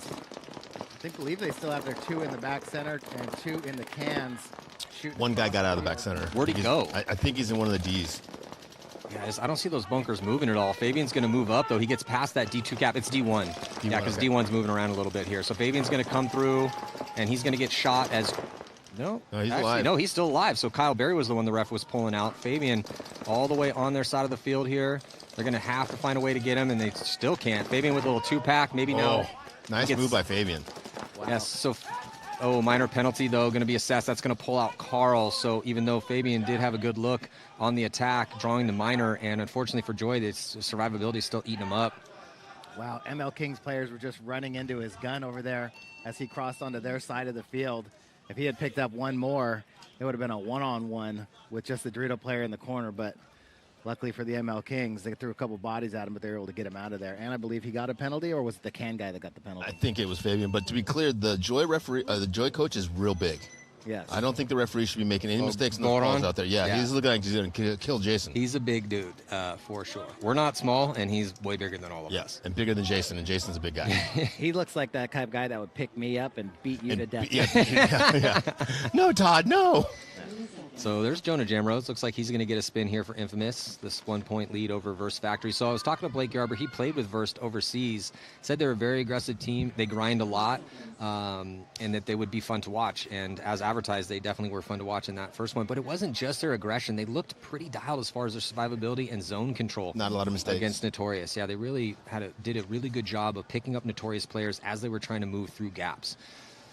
But they need to stay alive past the break, which is what happened in that first point. Yeah, this field's going to really depend on whoever has success is going to be very disciplined in their gunfights and their movement, as Verst is just dying in droves. Yeah, it's not looking good for Verst again. Yeah, Infamous is winning these breakouts, shooting 2 or 3 guys each breakout. 4-on-2 right now in favor of Infamous. And here comes Infamous. Thomas Taylor, the legend, pushing up in the middle of the field. There goes one body. He's going to find out where this last body is and just thread right through that middle to hit that buzzer. So 2 quick ones here for Infamous. It's definitely leaving a lot of time on the clock, though. Yeah, Thomas Taylor is jacked up right now. He's trying to get Infamous going here. Excellent shooting on the break. Going to go up 2-0. And, yeah, we've only played 2 minutes of paintball. Probably a 15-point match. Could be if Verst wakes up, but man, that's a real tough first 2 points for the break for Verst. Well, they've lost their outside guys both times, so they should probably stop going outside, right? If you can get outside, giddy up, man. But if you can't, figure it out, pocket up, and stop feeding those bodies. Well, talking to different players and coaches, and we just had Joey Bluth up here, and he was saying how slow this field could play come Sunday. And if we keep seeing situations like that where guys try to make it out wide and get obliterated, then, yeah, we are going to see things slow down because guys are going to have to pocket it up to keep 5 bodies alive. I 100% agree with that. And at the same time, when was the last time you didn't hear Joey Bluth say we're going to make this field start play very slow by Sunday? 72. I think 72 was last time. He's like, we're going to go fast this time. Might have been 74. Yeah, you're right. You know what? You're right because it was the spring equinox. Speaking of the spring equinox, we watched Push and Sunday Drivers last night. Yeah, I saw that man, text you sent me. Are you guys so much better looking now than you were in your 20s? Hey, you know, we're having a big party at Matt's. Yeah. Me and Catfish are kind of organizing it. Let's watch all the old films. Oh, man. I'm in. Yeah. Man, I'm coming there. You don't have a choice. Luckily I'm coming by to pick you up. Luckily for Todd, he lives like 10 minutes from Yeah, us, yeah. so. The Matt's wedding party without the wedding. That's exactly what I said. I said, remember how much fun we had at the wedding party? He's like, yeah. I'm like, let's do that again at Matt's house. He's like, that's a great idea. Great idea. Did we tell Matt yet? I just told him when we got here. Oh, perfect. No, Yeah, he's Morgan's excited. the person you got to tell. Morgan's excited. So jumping into this next one here is Fabian trying to get outside and do the out and around and up, and he gets taken out. So the heavy guns for the ML Kings definitely get some 1 kill and actually make that 2 kills.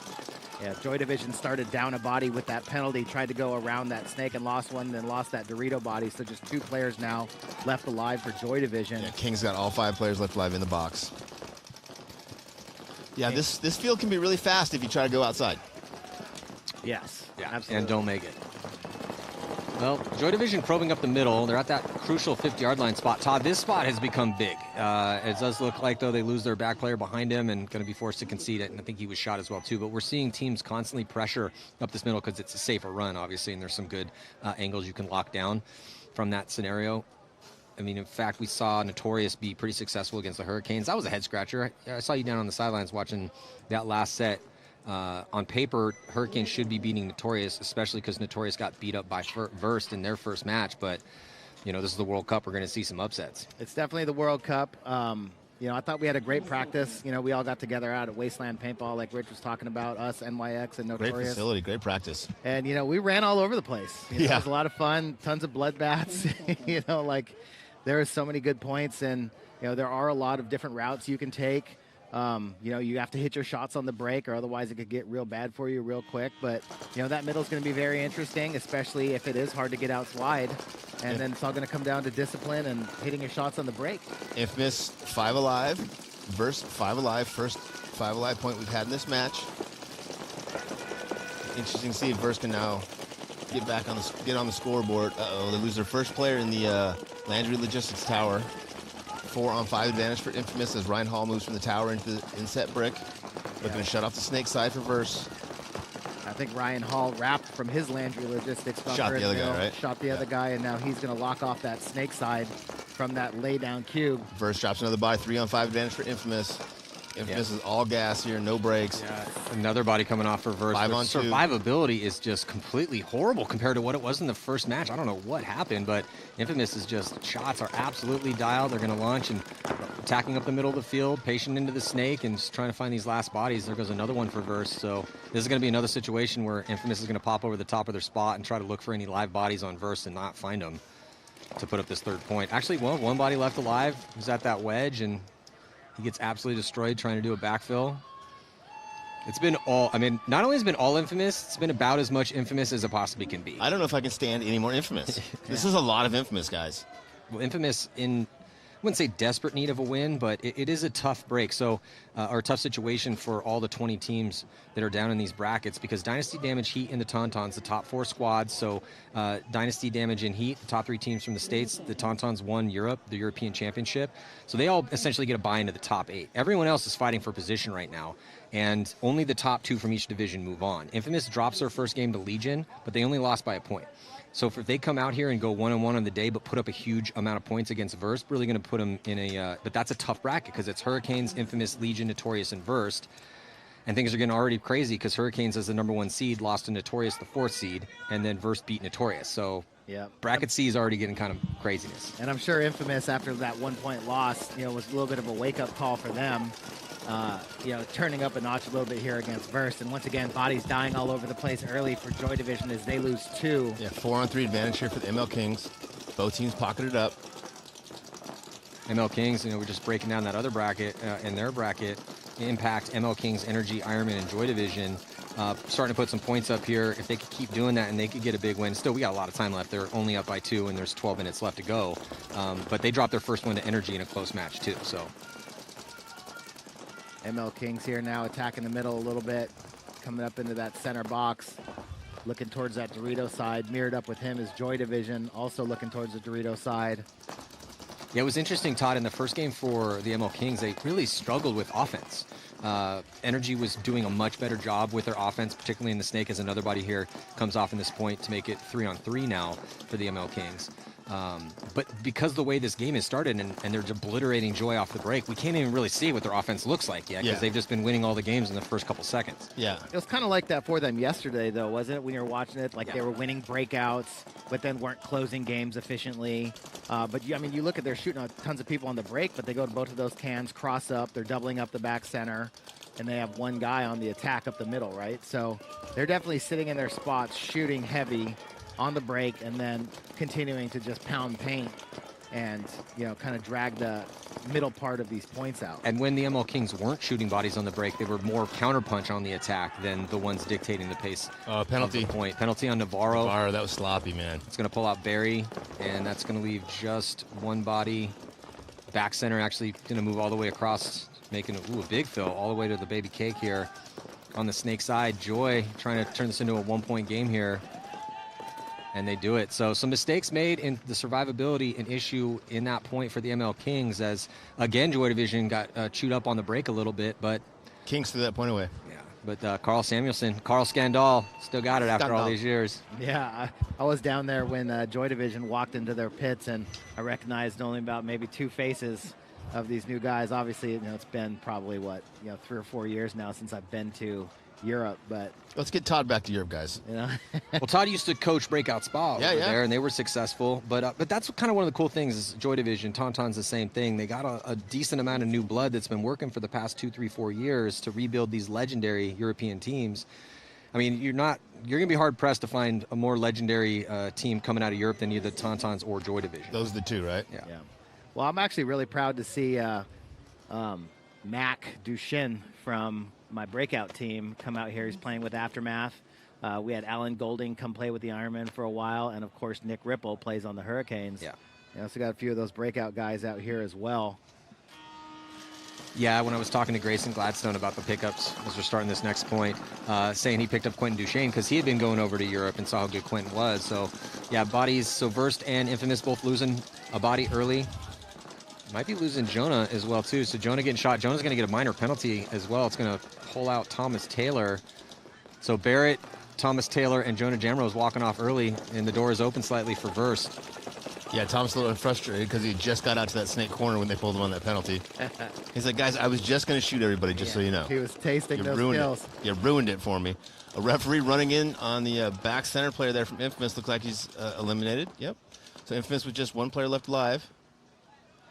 It seems like Infamous does better when they shoot 3 guys on the break. Statistically speaking, I would say there's I'm glad you're up here for the statistical, chance. the statistical side, because for me it's just all kind of feel, emotion. Yep. So we were talking about Sam Silberg. He gets a spin, and then unfortunately for him, everyone dies around him, and he's the last player left alive. So not much that Sam could do in that situation. But Verst on the board now to make this one a match. Yeah, that was looking ugly there for a minute, but climbing back in it, make these games exciting. Yeah. this is World Cup, man. World Cup, baby. Super Bowl of paintball, right? Well, sorry, that was yesterday. Today is the World Cup of paintball, and everybody's playing for the last championship trophy of the year. So, you got to give it all you got. I definitely feel like there's so many good teams out here. It's a record-setting World Cup with the most amount of teams ever.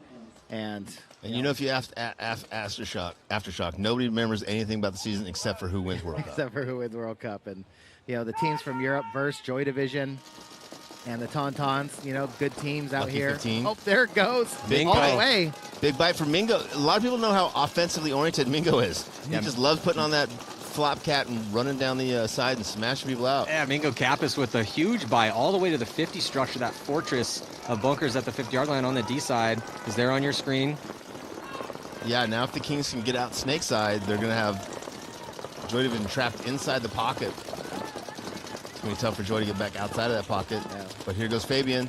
Great lateral movement there from the Landry logistics bunker to the snake insert to snake 1 now. Yeah, Mingo got to that 50, looked inside, didn't see anything, and then switched to the outside. Comes back to the inside, but Fabian snuck through his gun when he wasn't looking. And now is in the snake. Yeah, Donaldson gets in the snake and kills the first Joy player. The second Joy player now is taking the walk. 3-on-5 advantage here for the Kings. Yeah, that's a couple tough deaths there. You could see some frustration in the walk-offs here for Joy Division because they were in a pretty good spots. They're going to be losing that D-side player as well, too. So they had 5 bodies alive about 5 seconds ago, but now just down to 2. 5 on 2, Maddie. Back center and Fabian over here. Here comes Fabian on the attack. Nobody picks him up. He's going to come through. He's going to get Donaldson, but he does pay the Kyle toll. Berry puts him in the dirt. Kyle Berry's going to make him think twice about doing that again. And I really like how Fabian plays. I don't know his real-life situation, how much time he can get off from regular life, but I would like to see him get a shot on an American team because every time I watch him play paintball, he's relentless. Yeah, his timing is good. He moves well. His gunfighting skills are good. Yeah, he has really good tendencies. I just love when you look at him, he's got that anger in his eyes. You know, he's got that, Viking blood. Killer in his eyes. Yeah, I'm telling you, he helped Ragnar Lothbrok take Paris back in 795. He was there, dude. He was definitely there. His granddaddy was there. I was going to say his great-grandfather was there for sure. So there's Fabian on the run-through. But Kyle Berry making him pay the toll. You see all those extra bonus balls that Kyle Berry. And Kyle Berry, little known, but, very well known, but not, I don't think people know how much Kyle Berry likes to shoot bonus balls at people, though. Because Kyle Berry will make you wear it. Because he's so pretty, everyone assumes he's a nice guy. He is. You know, nobody looks at a guy that good-looking and says, man, that guy's a rich Telford animal. Yeah. Ooh. Verse with 3 back center now, filling 1 out. That was an interesting breakout, getting all 5 alive inside the pocket. Still a decent amount of time in this one because these points are going so quick. Is Verst just having a real hard time keeping 5 bodies alive. Infamous, they still have 5. Yep. First challenge is something that we like to call survivability. That means you already get to your bunker. You don't have a big advantage or disadvantage. You just kind of make a bad decision and look into a paintball. That's called lack of survivability. Don't die. Don't die, bro. Just don't. One job. Don't die. Ryan Hall going to make a small little bump up the field here to get up with Nate Schrader, who's already at the wedge. Yeah, I like Infamous playing up the center of the field here. If they can't get outside, forces you up the gut. They get another elimination. What happened to Verse? They look so composed. They weren't losing gunfights in that first match, locking lanes down, and they're just getting kind of blown off the field right now for the most part by Infamous. Yeah. I think Infamous just stepped it up a notch. I really did. Yeah, I think they expected to beat the Russians, who haven't been playing great all year, and the Russians came out, beat them. And I think they're like, look, we have to beat these guys. Verst has no business playing against us. And here comes Nasty Nate with the run-through. The wave-off run-through. Excuse me, Mr. Nasty Time at your front door. Knock, knock. Nasty's here. Yeah. If that was Drew Templeton back in the day, he would have just blown his head completely off. Yeah, that guy would have never played paintball again. Yeah, that guy would still be laying there on the medic. Yeah. Medic. Speaking of good-looking guys that will that you think are nice, annihilate you. Yeah. You think are nice. I miss Drewby. Miss Drewby too. Oh, well, I miss him more. I miss his whole family. Yeah. I miss his wife. I miss his dad. Well, you got to go to the 10-mans because he's been going to the 10-mans. Oh, really? Yeah. Nice. He did show up, help us do some commentary. Nice. At the Chicago event. Did some at the 10-man, but he's been playing the 10-man. I didn't think you guys could afford that kind of talent. If you haven't heard of Drewby's website, it's called Paintball Vault. There's an app for it. You can get. I listed all my old collection of jerseys on there. Buy, sell, trade. It's pretty cool if you haven't seen it. ML King's pocket hard. Yeah, and a lot of guns up for Joy. They only risk 1 body out wide, but he gets destroyed, and they lose that back center as well too. So 5 on 3, Maddie. ML Kings with his 2-point lead, probably going to extend it here, unless the 3 players from Joy somebody can be a hero. Well, Fabian's in there still. He's been using that tower on the break and then using that to fill out to the snake side. He hasn't been caught doing it yet. Yeah, Carl back in the day was real good in these situations too, and he's still alive. He's at the can here shading snake side. They actually forced him out of retirement for this one to bulk the roster out. That'll teach him. Joy Division coming to get the check. Looks like he's okay in that Dorito tower. So Carl's going to get pulled out, though. And the ML Kings, Fabian with the desperation backfill, tactical retreat, and he's the last player left alive as they're going to be losing Newt as well. And Kyle Berry was coming for it. Dropping the hammer. Yeah, Kyle's coming to drop that hammer. I agree. Just because, you look at Kyle Berry, you're like, man, he's very pretty, but he's also an absolutely savage beast out there when he puts the mask on. Yeah, no doubt. And ML Kings still just, with those early kills, shooting people on the break, they're destroying that Dorito side right now. Yeah. All these early kills for them have been coming from that Dorito side, and then they let Fabian come out here on the snake side and try and make something happen for a second, but They're really blowing up that Dorito side hard. And they're not even getting outside anymore. They're blowing up the can. You know, they're getting the inside shots on that D side. Yeah. A little bit of change of lineup here. Brett Messer taking the field. Thomas Taylor, Patient, snake side. Patient's been much more consistent than Jamrose. He's also got more opportunities, and they're going to go Sam Silberg on the D side. Thomas getting shot on the break. Infamous doing that 5-pocket breakout. All 5 guns up again. Losing a body. First with a big move to Dorito 3. Got bounced on the way in, but he's in there. He's going to jump into the 50 now and start rapping immediately. Silberg jumps into the Dorito 1. Zach Patient getting shot on the cross shot from that 50, Todd. Yep, he has now crossed onto Infamous's side of the field. Burst looking for some fight. I think they just shot Joe Barrett in the back out of that Landry Logistics tower. Referee calls him clean. Now he knows where that body is. He's going to turn the other way, but Verst. No one snake side for Infamous. No one even looking snake side over here. Except for the Dorito. Barolo, though, boys, just crawls right up into 50-yard line here on the snake side of the field. He had some really good points for Verst in their victory. See if you can feast on Joe Barrett there in that Landry Logistics tower, kind of cheating the snake side of the bunker a little bit. And Joe Barrett is getting pinched like he's not wearing green on St. Patty's Day. He's going to walk off pink. Barolo didn't know the one guy was left alive in D side, so 3-on-1 now. It's Silberg, and Silberg eats up another kill. Now 2-on-1. And Silberg's going to run that guy down. Now 1-on-1. Did Silberg stay alive, though? Yeah, Silberg turned a 3-on-1 into a 1-on-1. What a move. I think it was a 4-on-1, to be honest. So Silberg now in a 1-on-1 situation, trying to be the hero here for Infamous. And this is a big swing point, too, because if Sam can pull off this 1-on-3 or 1-on-4, I'd have to go back and watch the tape. That would be definitely in the running for the money. Sam lost him, reacquired. Sam's in the Dorito. This would be a nail in the coffin for Verst. Yeah, I was thinking the same thing, because the way the spread is, especially if Sam can have this 1-on-1 go for a little bit, if he could burn another minute off the clock and then put that 5th point up. And why not with the 3-point lead, right? Yeah. Oh, he makes a nice move. fill across. Great move to the corner there. First player reloads, comes out low, switches right-handed. Oh, they're just getting a good old-fashioned snapshot battle. Ooh. Oh, it's Sam Silberg, the hero here for Los Angeles Infamous, winning a 1-on-3 at least to put the 5th point on the board, and that is in the running. So Pate Smith Law, who specializes in defending people or going after insurance companies to get you paid on your property claims, putting up $500 for best move, and that is absolutely on the list. $500? $500, but for Sunday, $5,000. Okay, all right. That's the number I heard. Yeah, $5,000 for Sunday, but that's Sunday. That's the one that piqued your prelims. interest. So let's get a look here at the replay. So here comes Barolo, kind of throws his body away right there. So Silberg gets that kill. So then he's going to go, checks off inside, gets another kill right there. That's a 2-pack. Comes through. This is a 3-pack. So that's 3 kills, stays alive, and this is why they picked him up, man. Sam Silberg can play some paintball, and then locked into this 1-on-1, gets that kill, gets a shot on his loader to complete the 4-pack, and what a heroic performance, and just like you said, Todd, probably coffin nail in this game. Unbelievable. It's unbelievable. ML Kings taking a big bite on the D side, going all the way to D3 over there with Peterson. Looks like he gets in there alive. Joy losing their first attacker.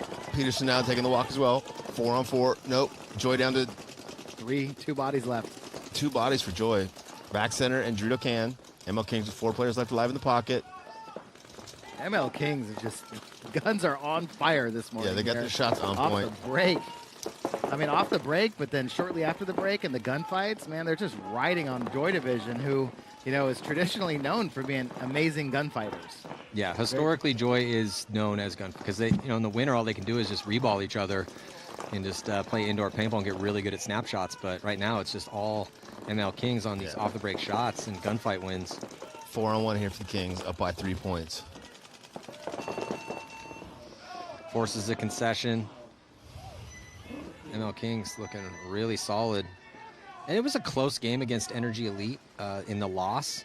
But if, you know, coming out here, putting up a big score against Joy Division, really going to help their chances. Again, the way these brackets are working. So this bracket's Impact, ML Kings, Energy, Ironman, and Joy. Ironman they went 1-1 today, but they had a big loss against the Impact. Joy Division, small loss against the Ironman. ML Kings need a win here. So yeah, it's getting interesting in this division. Who else we got coming up next? Uprising Lucky 15s. That could be a crazy game. I really like watching both those teams. I've seen Uprising a lot more than Lucky 15s, but Lucky 15s are fun to watch. They like to push the issue, and then Bears and Saints. And Bears looked really good yesterday. So, Ooh. Verse gets 5 alive, 4 across the back, 1 to the center cube. Yeah, first time we've seen Verst get a healthy amount of bodies out, able to play some paintball. Yeah, 5 on within 5. the first 10 seconds of this match. Yeah, Infamous in the pocket, but they have 1 player up the center with Ryan. Looks like, is that Ryan Hall up the center? Yep, Ryan Hall at the Landry Logistics bunker. Nate Schrader in that first center wedge, right in the middle.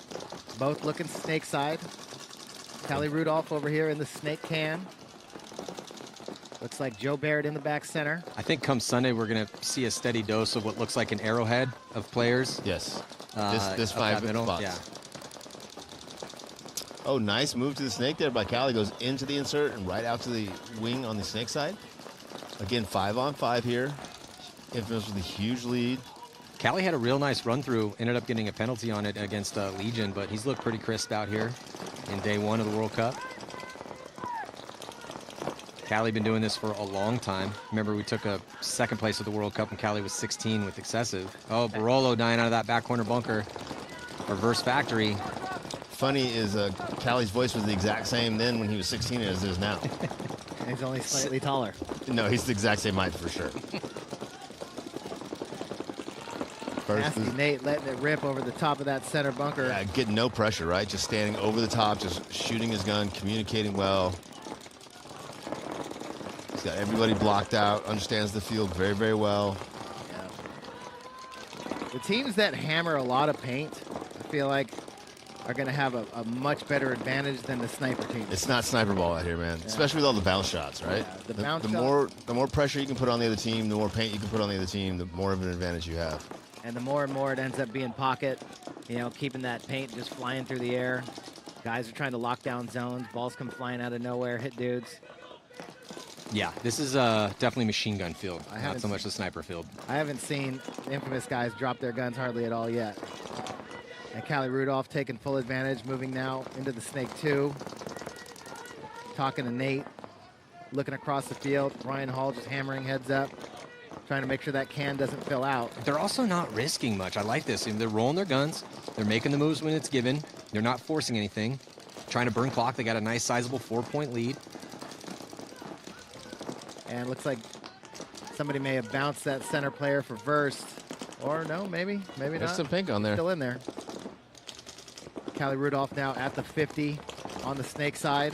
Going to wrap around. Look to get a shot in on the can. He can get the shot on that back center as well.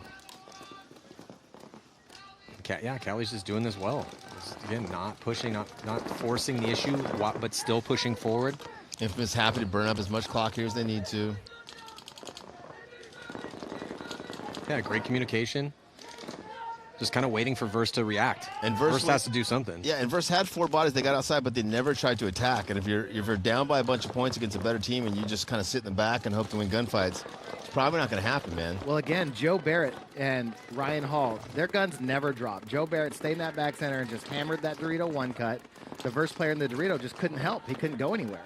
Constant stream of paint hitting his bunker just allowed Nate to go to work in the middle and play that as Verst loses another body, play that center cube, and Callie Rudolph applying the pressure from the Snake side.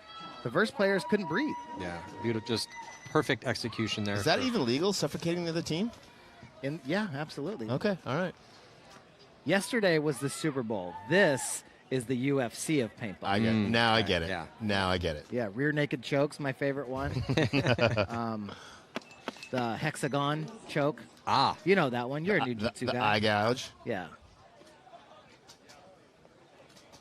So, yeah, just masterful performance so far from Infamous. ML Kings as well, though. Yeah. Rich Yes, sir. studied martial arts in Japan.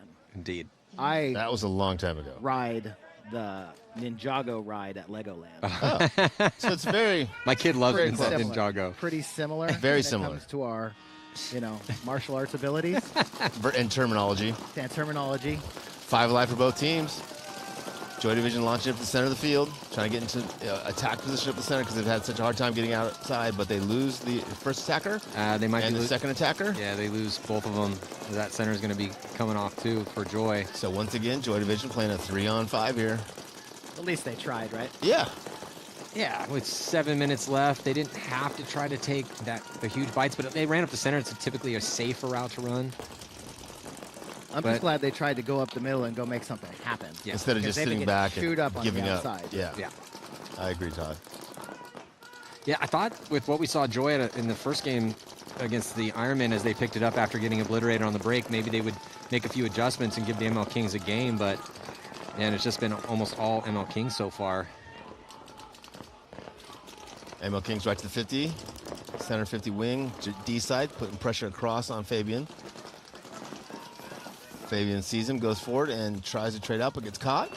And that's going to force a concession. Goran's seen enough, so it was a 2-on-5, but at the time it's starting to burn off the clock, and this massive lead, wanted to preserve as much of that clock as possible, but it's, one more point. Yeah, on the precipice of mercy rule loss for both these squads.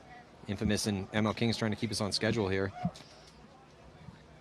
Much appreciated. Yeah, thanks, The guys. less time we have to spend in the sun bearing down on everybody. It is starting to heat up a little bit. You know? No pun intended. Ooh, he got you. See what he did there? He's Heat a him up. I like it. wordsmith.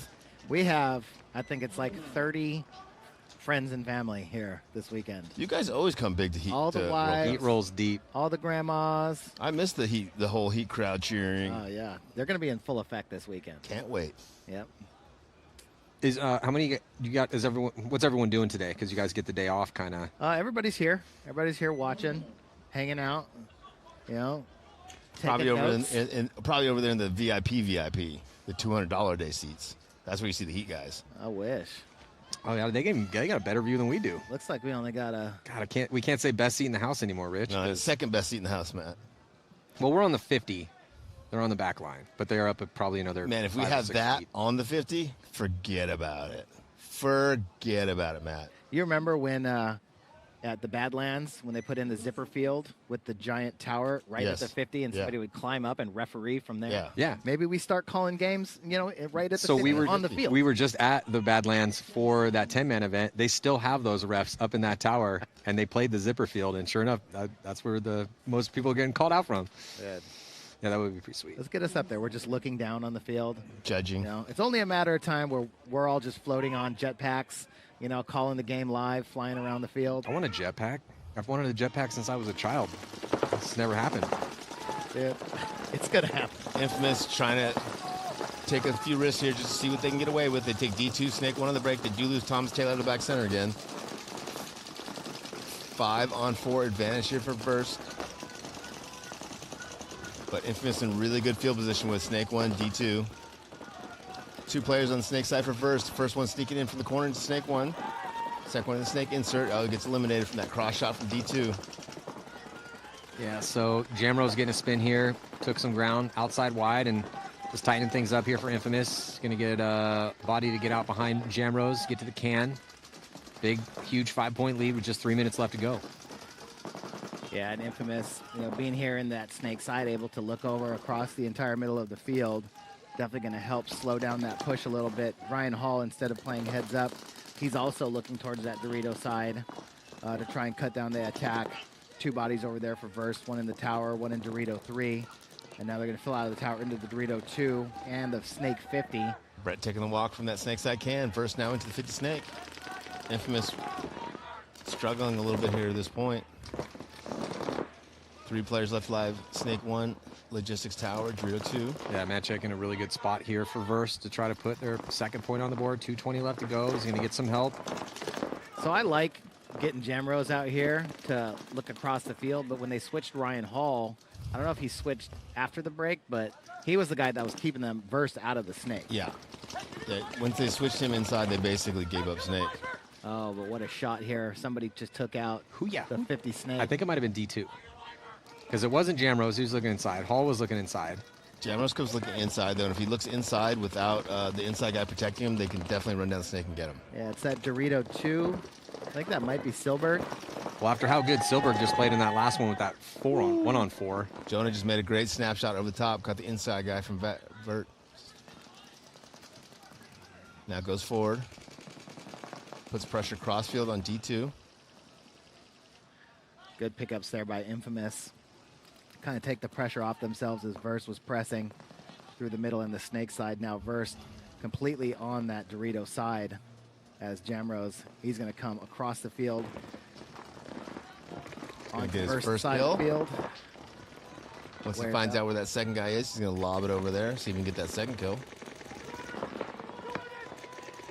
Just one body alive. like he and gets he's gonna him. take it. Yep. 60 seconds. Well, they're going to get the mercy roll win here. Is under a minute to go in regulation. They're not going to need all the time. Wasn't a shutout, but pretty much a complete dismantlement of Verse Factory here from Los Angeles Infamous.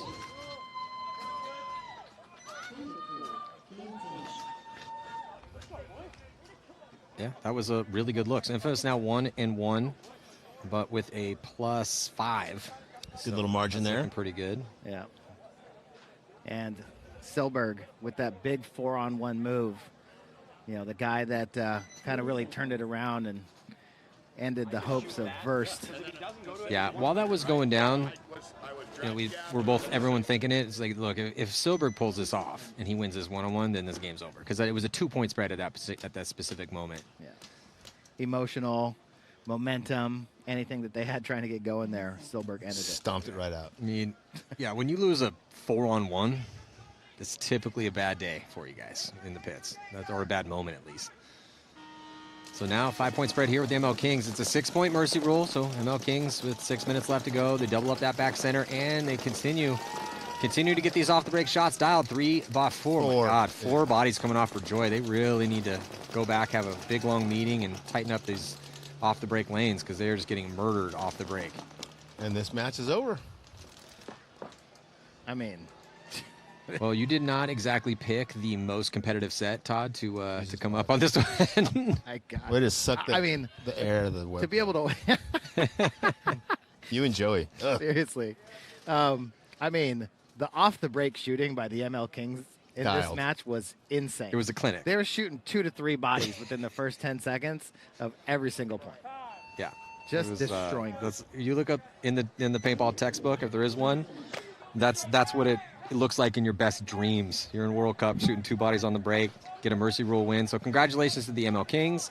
LA Infamous. Next up is going to be Uprising and Lucky 15s and Bears and Saints after a bit of a lunch break. It's going to be going down here 1 o'clock Eastern time as we start the afternoon set. So 4 more sets to go. Day 1 of the World Cup event, the biggest event of the year here, 2023. I'm Matty Marshall. Thank you, Todd Martinez. Hopefully we'll see you up here again shortly.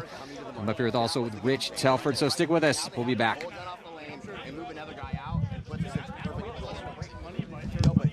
Their corner coming to money from Sam, and we already have the locks. I mean, we should never. It should be almost an impossibility we lose that at that point. 6, including 15 wins and 8 second-place finishes with Impact over a 7-year tenure. But it has been unarguably a very disappointing year for his new squad, AC Diesel, with only 1 Sunday appearance in 4 events in 8th place. But he's back at 100% for World Cup, where a win would save Diesel's season.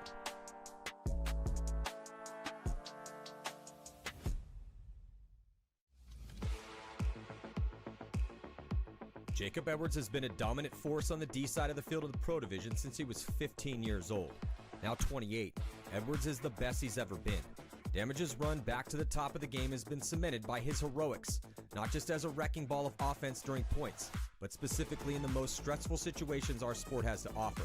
One-on-ones to win the tournament in sudden death double overtime. 2 times in the past 2 years, Edwards was tasked to put the team on his back and go out and get it done by himself after Damage fought to a draw in the finals. And in those 2 rare moments, Damage hoisted the first place trophy.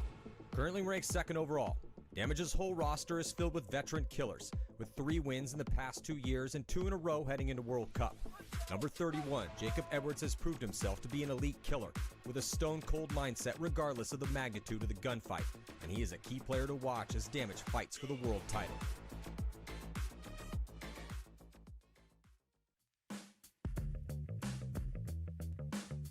During Dynasty's precedent-setting run the past 2.5 years, Marcello Margot has been a mainstay in their starting 5, holding it down as the gunfighting anchor on a team that's won over half of the events since World Cup of 2020. Margot first came up in the mid to late 2000s as an offensive teenage prodigy, and though he still has offensive capabilities if the team needs it, his true value now lies in a more complex role, shooting bodies on the break, filling vacant positions when points are looking dire, winning low body situations, and quarterbacking his front players. There's a reason that even with a roster as deep as Dynasty's, Coach Brettauer gives Margot the lion's share of the playing time. The multiple-time MVP rarely dies early, rarely makes mistakes, always seems to appear in the right position at the right time, and can take over the offense if he loses his first attackers. Dynasty is looking to win 4 World Cups in a row, and if they do, look for number 33 to be chalking up kills, having a stellar tournament, and be in the hunt for yet another MVP.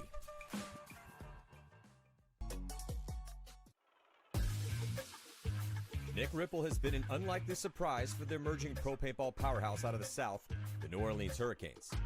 Anyone that played in Europe with or against Ripple knew he had the chops to contend with the best in the States, as he has been a fixture in the Snake overseas since 2018, helping Breakout Spa win the British Invitational in 2022. Ripple is relentless, fast, and he easily gets in the most crucial positions.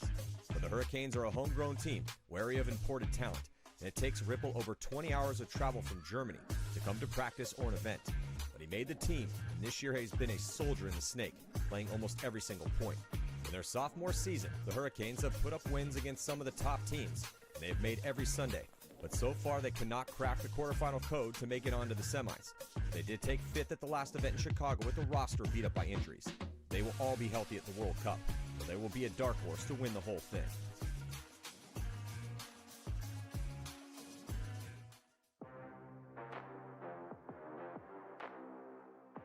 Part of the winning equation for every top pro team is a young, hungry attacker who pushes the veterans by working hard, playing well, and being an aggressive missile who can take the Snake off the break when needed. Jonah Jamrose embodies this archetype for Los Angeles Infamous. After getting a start down in Division IV as a young kid coming out of Wisconsin almost 10 years ago, he cut his teeth with the Division II Infamous squad and then went pro at World Cup of 2020.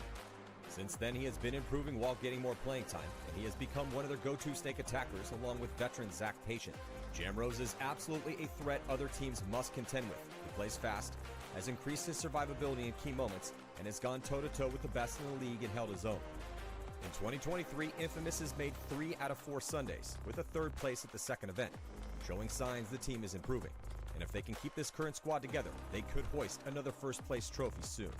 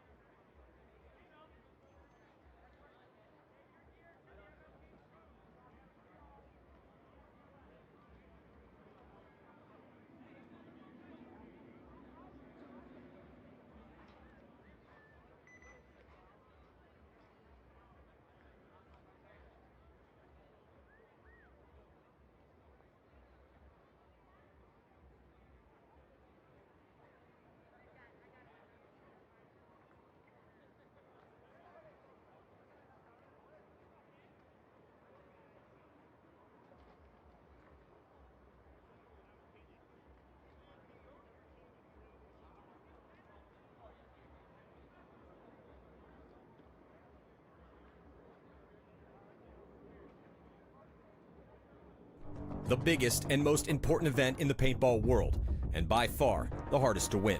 24 pro teams will take over the main stage and battle over 4 difficult days, but only one squad will earn the right to call themselves world champs. A win here, and your team becomes a legend forever. Through 4 events in 2022, only 2 teams have won a tournament. Leading the pack is San Diego Dynasty, who took the first 2. After 20 years of precedent-setting greatness, they are still the best and most consistent team in the game. A win this weekend will make it 4 world championships in a row for the Dragon. But Tampa Bay Damage's tactical brilliance and Jacob Edwards' one-on-one ability has put them right on Dynasty's heels. Without a doubt, this veteran squad has the momentum after winning the last 2 in Philly and Chicago. These are the odds-on favorites, but the field contains other squads who could see the view from the top of the podium. Former world champs Houston Heat and San Antonio X Factor's all-star rosters are dialed, and both teams have been to the finals this season. Impact, Infamous, AC Diesel, and Red Legion. All experienced crews who have redemption on their minds as this season has been filled with mostly frustration. New York Extreme and the New Orleans Hurricanes are both talented, up-and-coming dark horse squads whose skill and tenacity have teared up in 2022, and they both could go deep on Sunday. The Toulouse Tauntauns are looking to prove themselves stateside after winning the European Series, and they will be joined by rivals Stockholm Joy Division, Poland's Verst Factory, and the Lucky 15s from Great Britain. The stage is set for the most treacherous test of the year. New heroes could arise and favorites could fall as the best paintball teams in the world throw down in Orlando, Florida to see who will reign as the NXL World Cup champion.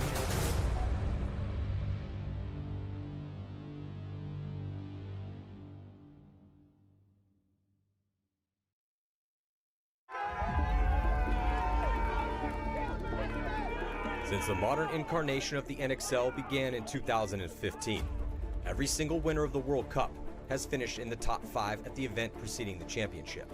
And 3 times the team who won this event also kept it rolling to win 2 in a row and hoist the most important trophy of them all.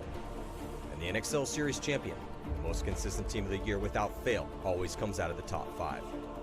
Chicago 2023, it's the second to last event of the season, always considered the second hardest event to win. San Diego Dynasty, Tampa Bay Damage, Houston Heat, San Antonio X Factor, and New York Extreme, the sport's top 5 squads, all battling for victory, battling for dominance, at a prelude to a championship.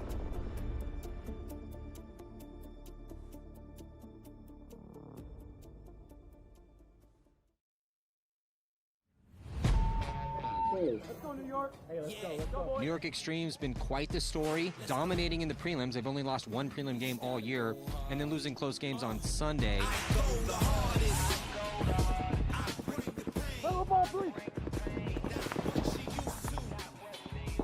Kovar just on this last body. So Notorious answering here. It's a big one for Notorious. Obviously, sure Harris playing against his former teammates. Draw him in and pound him the fuck off the field. Let's go. Listen, it's company and it's hardcore. Don't forget, guys. Yeah, that's one of the games that on paper we should win. Obviously, Notorious is a great team, but that's exactly what we were worried about, was getting sucked into the Harris show. He knows all of us very well, knows our tendencies, and we wanted to win that game really, really badly and sort of played a bit of unfocused paintball there. Logan Dyer's battling here for Notorious and the Snake. Finally gets taken out as... That was a crazy point. Yeah, that was a crazy point. I know we won 6-2, but that was not good NYX paintball whatsoever. We almost threw away a couple of those other points too. It could have been closer. Yeah. We are much better than what we just played, right? 100%. The only team who's beat them in the prelims this year, who has it been? Uprising. These guys. And here we go. And here we go. So beautiful timing by Josh Taylor to get the kill, and that's a tough death read. He does. But then Taylor got a little taste of his own medicine there. And look at the way the Graham Arnold's kind of threading through here. And he's going to get the drop on McLean, begging for a penalty. Out of here. We go win this 3-on-5. Take the fucking wind out of their sails and we win this goddamn match. Dig fucking deep and let's go get it. They ain't coming close to me. Flow is on atomic, I'm starting fires through poetry. The hardest out, staying loyal, no falling out. And if you step into the court, be ready, we balling out. Yeah, the coldest. Carl, he's got 50 seconds to work. So he's going to commit, bunkers out, wow. One, and stays alive. Jerry Carl's going to get a free kill inside. So Jerry Carl trying to burst this one open here for New York Extreme on the Snake side. He's going to get a 3-pack, a 4-pack. Oh, Jerry, and he's still alive. That might be the best move we've seen out here today. Pay me my respect, collecting every debt. Oh, the hardest. We just played a point where Jerry Carl came through and shot everyone from the Snake side, and they didn't put anyone in the back corner bunker or anyone in the Snake to contend with Jerry. What does Jerry do? 5 more. Jerry just gets another 5-pack. Jerry is just over here throwing overhand rights. Come on! Another dirty fucking trash win. We need to be better than this. This is fucking garbage. Yeah, nobody fucking smiles. Those penalties are undisciplined and trying to be selfish and do it yourself. You got every single motherfucker on this team backing you up, right? So believe in each other, believe in this fucking team and the game plan, and let's go fucking win, man. We gotta clean it up for tomorrow. Also, one of us messes up, we all mess up. We fucking owe the coaches push up, okay? Yep. Let's do it right now. Yep. Right fucking now. 1, down, 2, down, 3, down. Yeah, we already beat them once this year, so you know they're coming out with a vengeance, right? They're going to give us their best game. We just got to give them our fucking best. That's it. Yeah, Hennessy eats up that back center. Going to get another little 2-pack here, possible 3-pack, making it look easy over here. But here comes Josh Taylor on the counterattack here, streaking down the D side. Here comes Kyle Berry on his own counterattack, and Kyle eats up Josh Taylor. I mean, they're trying to counter Jerry.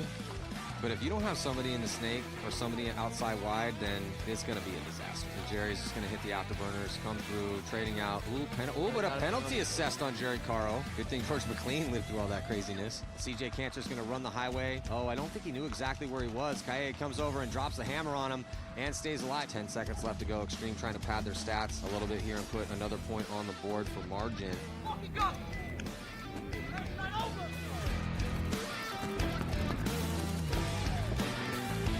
Jerry's thinking about it. He wants to engage. Okay, here's the gun. Oh, but he shot his gun before, and that's going to force a trick. Oh, no, I don't think he did. Good job by Jerry to go slightly over the top and put some paint on Archie before he came up, but then Archie picks him off down the wire. You know, when we're playing NYX, you know, we know that they bring it. Jerry Caro is having a great event in that snake, so we put a lot of focus over there. They've been really playing extremely well this season in particular, so they're a top 5, top 4 contender team. Let's go! Hey, minute 45! Give everything you have for a minute fucking 45. We're reaching goals every single time, right? We're making Sunday. This is our 7th event in a row making Sunday. A year ago, that was not even in the realm of possibility. Now we're a Sunday team. We're in that window, and now we're trying to go through the next window and be a top 4 team consistently. We can't have games like that and expect to be a top 4 team. It's just learning from our mistakes, using them for the betterment of our team, and just staying on task. 5 down, 6 down, 7 down, 8 down, 9 down, 10 down, 1 down. Slam and fucking clam. Slam and fucking clam. Welcome to the Clam Slam. Clam Slam Jam. And jumping into first point with Houston Heat taking on the Bears. Bears warmed up, unfortunately for them, in a loss against LA Infamous, taking on Houston Heat. I knew they were going to make adjustments because they lost their first match. So I knew that they were going to try and do some different stuff and, you know, definitely play better because the Bears are a really good team. We practice those guys all the time. So we never underestimate those guys and what they're capable of because they have a lot of really good players. Hey, tell Mish to fucking throw him back at the back center here, huh? 2 guns in the backfield for both teams, and it looks like first strike's going to be Houston Heat. 39 seconds left to go. Mishka fighting for his life. Mishka gets dunked on by Frank. Tyler is eating bodies up right now as they are full court press as they do a little double dose with the bunker move. And Altamore sneaks through to hit that buzzer. Let's go for it. Yeah, hit Sam's arm. Fetty, Fetty, you want to come here? No, I want this and this. Nobody can stop this guy. Let me go here. Here? Yeah. Top the head, top of the head. Nobody knows else how to do this besides you. Whenever I play, I learn what the other team doing versus us, and I know what exactly lanes they're shooting, so I can escape those lanes. That's why I tell Todd, well, we have to go here and here because they're not allowed to catch us. Konstantin Fedorov blazing through here. Tyler Homan on the staggered attack, and no one has put a gun on Konstantin Fedorov. He goes all the way through. It does look like they are going to get it here, and there's still 14 seconds left. So Houston Heat does it yet again. When I got guys like this, friend. you know, the more they know, the more information they have to process, the better decisions they can make. So good at seeing something, feeling, and reacting. Oh, Chad's going to run the highway. He's going to get 1. He's going to get 2 with the hip shot. Nice little trade here and a 2-pack. Wait a minute, let me get a motorboat. You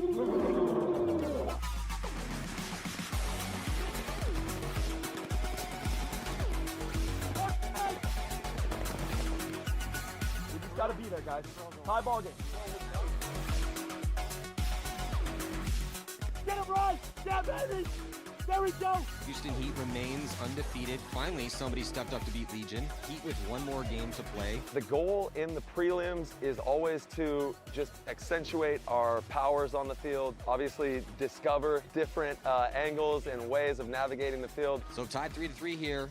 This team's fighting for seeding. Oh, but Nate Schrader dying. I don't like that Dorito corner. Well, the most productive guys on the D side have actually been pushing the issue. And then Dizon now doing it and just eating people up. And here comes Fedorov streaking up the field trying to find these last bodies with just 16 seconds left to go, trying to win this game in Houston Heat. Connor Kelly alive in the chaos. Tyler Herman behind him to put most likely the winning point on the board. He's gonna beat them once. Fuck! God damn. I'll get a chance tomorrow. Fucking beat them ever. Remember what it feels like to fucking lose. Remember that fucking feeling. Yeah, baby. Fucking drive your wheels with that, man. We're not fucking losing. We're going all the fucking way. Let's go. Let's go. Let's go, huh? I love you guys, right? Yeah. Let's fucking go. Hey, he on 3. 1, 2, 3. Whoa! And he on 3. 1, 2, 3. Hey! Stand by! Stand by! Stand by! Let's go. Let's go, man. Come Hold on. Let's go. Do the job. Tampa Bay Damage taking on Columbus Level. Tampa Bay coming off a big win at the last event. Honestly, it's the same feeling I have every time. We have talent and we should win every event we play. It doesn't always work out that way, but if you don't come with the confidence that you're gonna win, don't fucking show up. Damage all the way up into levels Snake. Gonna eliminate these last two guys because they have no idea he's there. Well, yet again, Tampa Bay playing like Tampa Bay Damage. It's so hard. If you let Tampa Bay get a lead, good luck. AC Diesel Damage both with one game in the books, both with a win. Jacob Edwards taking a uncharacteristic early walk. Oh, that was a shot. Spica just shot, coast-to-coast shot, but... Can Rainey make this? Oh, Rainey dumps on him. Oh, and then Jesse gets shot in the shoulder, and he doesn't know he's hit right now. So Rainey, Stanzik, and Jason Edwards save the day. Get him out of the track! Hey, where's the baby? Where to be, Rain Man? Where to be, dude? Let's go! Let's go! Can't be too high or too low off a match. You just keep doing what you're doing. Keep working hard, whether you win or you lose. Sometimes you get a big win and you fucking sleep on that win and you end up with a loss. So you just keep working, keep your head down, and do the hard things. Spica put it together. Nice move. Keith did not shoot his gun, so... Only about 30 seconds left. Looks like they're going to take out Jason. Spica then shot to the ground. He had to commit, and here comes Goldman trying to finish it off. Stomp on that buzzer with just about 17 seconds left to go. You all right? I don't know. No mouth. No mouth. Yes. Oh.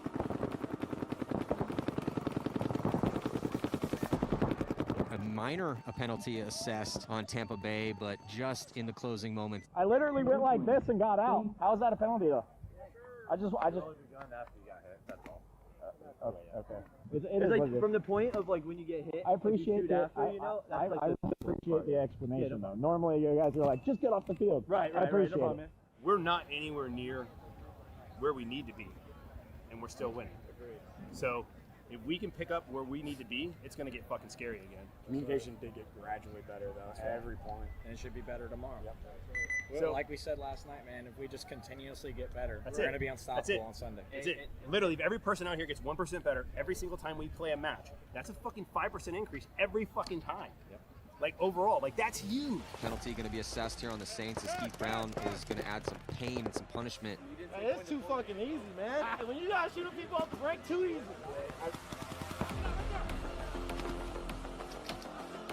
Ooh, that was nasty. Ooh, wow, a little bit of a trip and fall here for Keith Brown.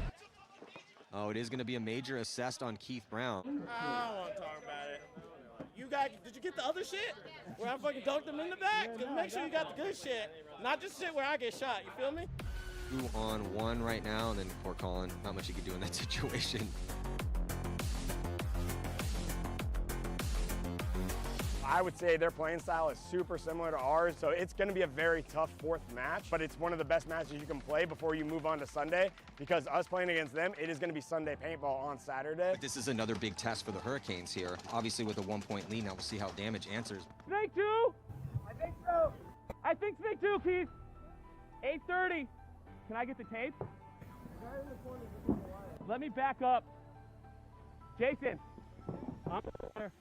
I was kind of getting dominated on the Snake, you know, playing kind of 2-on-1 between the Snake and the corner. Just having the comms to Rainey just for him to get out to the corner and kind of give me some support over the top. And then it kind of relieves me and gives me a chance to make some moves. Give me a second, Keith. Monkey 2, Keith. 5 minutes, Keith. Loading my last 5, Keith. Just breaking down the game into a calm, simple form really allows our communication just to succeed in those moments where you're down bodies. You know, hey, we're 3-on-5. There's 5 minutes on the clock. This is the situation. How do we kill him, right? Now Keith understands. He's got to force the issue. He's a phenomenal, one of the best players in the game. Oh, Keith just shot the Dorito. Okay. Just as we said, that Keith Brown needed to step up. It's the kill cross field to make it a little more interesting. And Keith's looking for it on the highway. So he's going to run through. He's going to shoot Bell. Pate gets diced up. Hato at the same time. And then Keith, he's going to end up getting shots with still 2 bodies left to watch. 2-on-2. He forces the issue, shoots 2-3 guys, and now all of a sudden he leaves me and Jacob in a 2-on-2. And then Jacob and I are in a calm situation where we're just talking out where they're at, figure out where they're at and what we got to do. So just being able to have that connection starts off the field and on the field. And you know, if you can't talk off the field, how are you going to talk on the field? Hey, way to be, Keith. It's Sunday paintball right there. Every time you play against Damage, you cannot make any mistake. Every mistake you make, they're going to take advantage of that. Oh, bad depth, and the camp gets eaten up too, so. Key's going to look to win 30 seconds, yeah. Way to fucking be. Yeah. Let's go. Hey, good job, Jason. Way to fucking be, baby. You want to fucking go deep? You can't tread water with us. Nobody can tread with us. You better fucking come fast if you want a chance. Otherwise, you're going to get fucking shit on. Fucking make it hurt. Show the world who we are. Let's go, boys. 1 point at a time. Dixon! Dixon!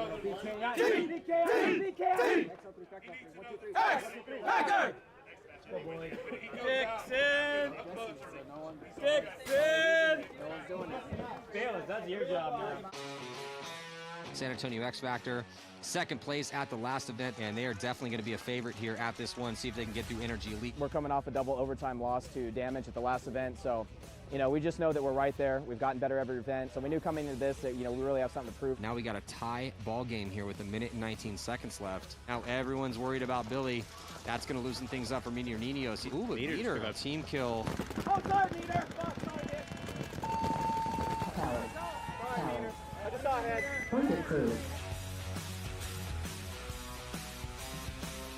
A team like X Factor, it's about focus all the way through till the final buzzer. There's no little inch that you can give. They'll take it, and it's just going to be a really back and forth match. Gotta fucking talk, guys. We've lost Meteor behind you. Doesn't matter, we got other guys. I know. We always have good games with Revo, and we match up very well with them. A lot of bang bang in the snake. Caleb played really good, probably the best I've seen him play. Oh, X Factor with a penalty. Major penalty. Billy must have spun. They did some unorthodox stuff that we hadn't seen in practices or on the field yet. They played a really good game. It was a kind of a back and forth, bang, bang game. We got up a little bit on them, and then one of the clutch points, Caleb Abdul came to our snake, bunkered Billy clean, and Amara ended up shooting him. So it was a little bit of a gift for him to kill his own guy and kind of take off their first attacker on the snake side, and we're able to grind out that point and come back from it. So we've given plenty of gifts, so we'll take one when someone else wants to give us one for sure. Because Revo won their first game by 3, if they take this loss by 2, they're 1-1 with a +1.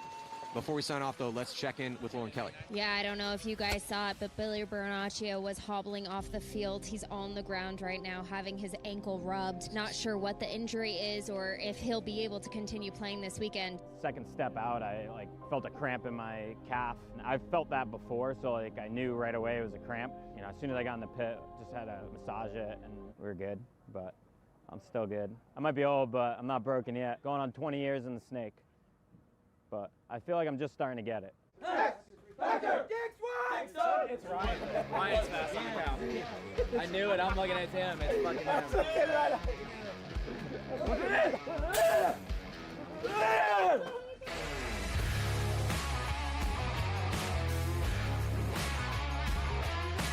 These last few lanes that he needs to worry about are. That was definitely that's a nice shot. I was seeing it from up here, and I just didn't know. Oh, he takes it from TJ Danner. Danner. He's pretty clutch in these moments. Adam Gomez gets it too. Oh my God, TJ Danner is just eating right now, trying to save this point. I mean, this was a 1-on-3 situation. Oh, and TJ Danner. That's boring, so I had to fucking stop it.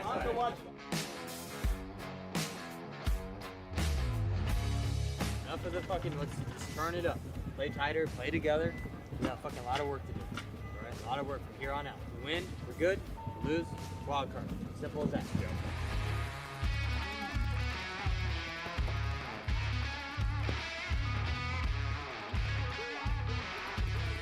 Oh, so Zach with a big commitment over the top and very creative moves by Zach. Unfortunately, he was just in a tough spot.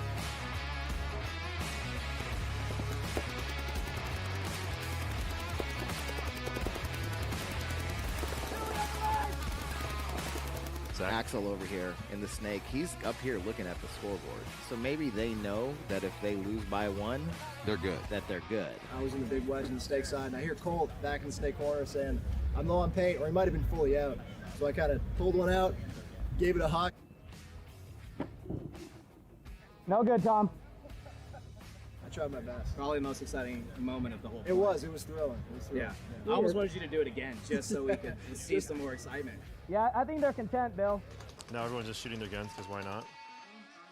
They played for their quarterfinal berth, and we already knew ours was win as well. So it was kind of a boring game, but we did what we needed to do and secured ourselves a bye and through the wild card round.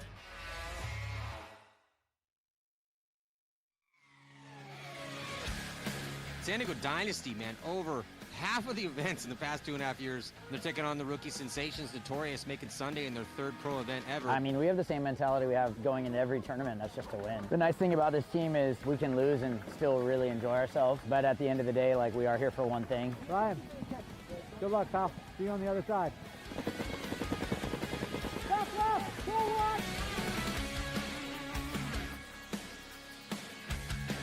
Marcello Margot getting into snake 1. You don't see that very often. But he'll do it when he needs to. And then he's going to stitch up Donaldson, and he stays alive. Till 2-pack here for Marcello, making it look easy here in the snake.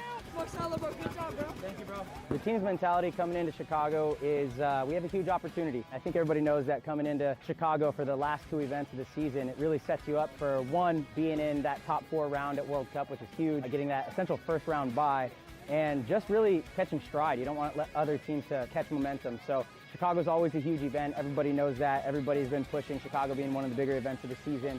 We're just hungry. The team's really hungry, motivated, and that's a big thing. Motivation can be easy to kind of lose, especially if you're winning a lot, but we're trying to not let that be the case, because one of the most important things is staying hungry and staying motivated and realizing it's the effort that is what got us to this position. So without the effort, it doesn't matter how much talent you have, how much experience. If you don't show up and perform, then any team can beat you. Alex Fragi do the worldy world around, and let's see if he can find it. And he does. Alex, you are a winner. Get this guy a giant teddy bear. We just beat NYX, who's the toughest team on paper in our bracket.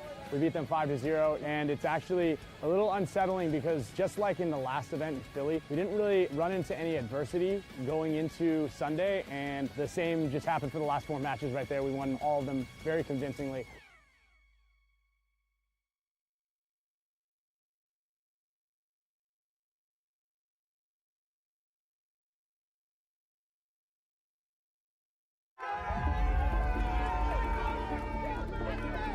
Since the modern incarnation of the NXL began in 2015, every single winner of the World Cup has finished in the top 5 at the event preceding the championship.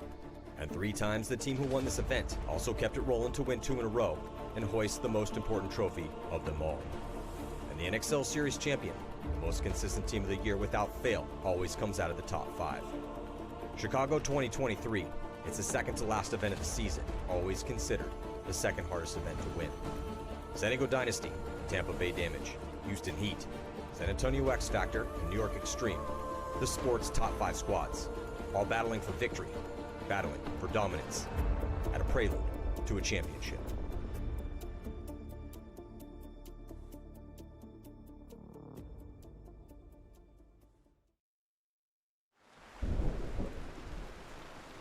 Nice, wet, and stormy Sunday. What's paintball without a little rain? And we are in the wild card round, infamous and New York Extreme.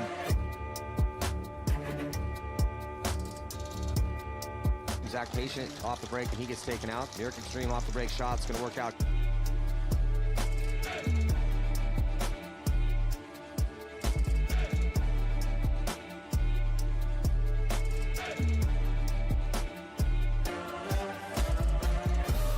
So 4-point spread here. Infamous just going to have to play full gas pedal here, man. Not quite reckless attack every single time. They got about 5 minutes. Patient paying the toll here, trying to drop on Jerry, but missed him. Fortunately for Infamous, they are going to be getting knocked out.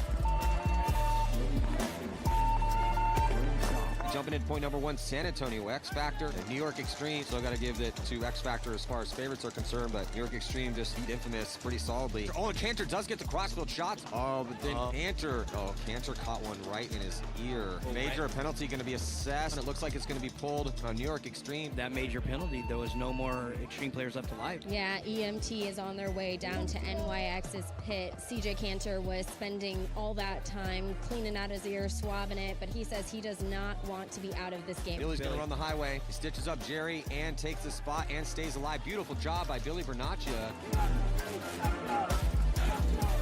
Jerry makes the move to the 50 snake, and I do not believe they know he's there. Oh, he did have a hit on his loader, and that's a penalty. But at the same time, both sides get minor penalties. And we haven't seen that. Oh, and Jerry makes a great trades out with a snake player. Yeah, and then catches a bunch of punishment from Colt Roberts, who made a big with that move. Everybody just traded out, and I believe they're So Colt Roberts is definitely still alive, and I don't think there's anyone left for New York Extreme. They are going to be forced to concede. X Factor keeps doing what they need to do. This has kind of been the thing with Extreme, right? They're so good in the prelims. They've only lost 2 games all all year long, the prelims. They made all the Sundays. We're just wondering at what step are they at? Are they ready to beat an X Factor? Because as it stands right now, they're down by 3. They got 5.5 minutes to work with. It's a big test. Oh, Tom Guest getting shot out from that spot as Hennessy doing some work, and then he's going to trade out with Billy Bernacchia. There's no one on the Snake side right now, and Corey Hall recognizes this is a heads-up play for Corey Hall. If he can go down and get a free goal, he's just, oh wow, he got a shot in on him though. Well, they're still going to have 3 minutes to work with. They just shot Billy out of the Snake. Talk about timing. Colt gets out to the corner. That's going to burn more time off the clock, but they lose Billy in the process. But, you know, a Colt getting out here, it's definitely going to burn a minimum of another 20, 30 seconds on the clock. And then here comes Hennessy, really putting the pinch on that back center as well, too. And they're going to have enough time. 40 seconds. Yeah, that's... Let's go! Come on! Right now! You don't want this shit! 3 deep breaths, right fucking now. Get grimy, baby. 2 minutes and 34 seconds with a grimy, motherfuckers. Believe on 3. Hey, they're pussies. Then you believe! So on the breakout, X Factor going to spread the field and not able to get Billy out wide. So there's one kill, and they get Caro into the Snake. He's getting chased by the ref, and he's hit. And then here comes Corey Hall with a nice slide all the way past the 50, and he's going to fully commit onto X Factor's side, but still 4 bodies to shoot. Corey Hall wraps around. He gets the back center. He's going to get another kill. Corey Hall trying to do it again here. Can New York Extreme tie this one up? Corey Hall's got himself a 3-pack. He gets all the way into the backfield. They have 8 seconds. There's one more body to shoot, and then Taylor's going to come through. He runs out of bounds, and Corey Hall with 2 seconds. He's going to have to send it. I don't think he made it. I don't think he got it. I don't think he got it. Oh, my goodness. The future is bright for New York Extreme, but my God, it does not get any closer than the loss that they just took. Way to be. Way to be, boys. Way to be. Balls up, baby. Balls up, baby.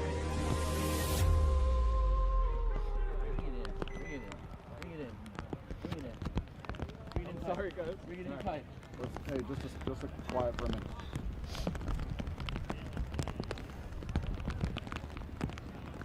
Win as a team, you lose as a team. Team on 3. 1, 2, 3, team!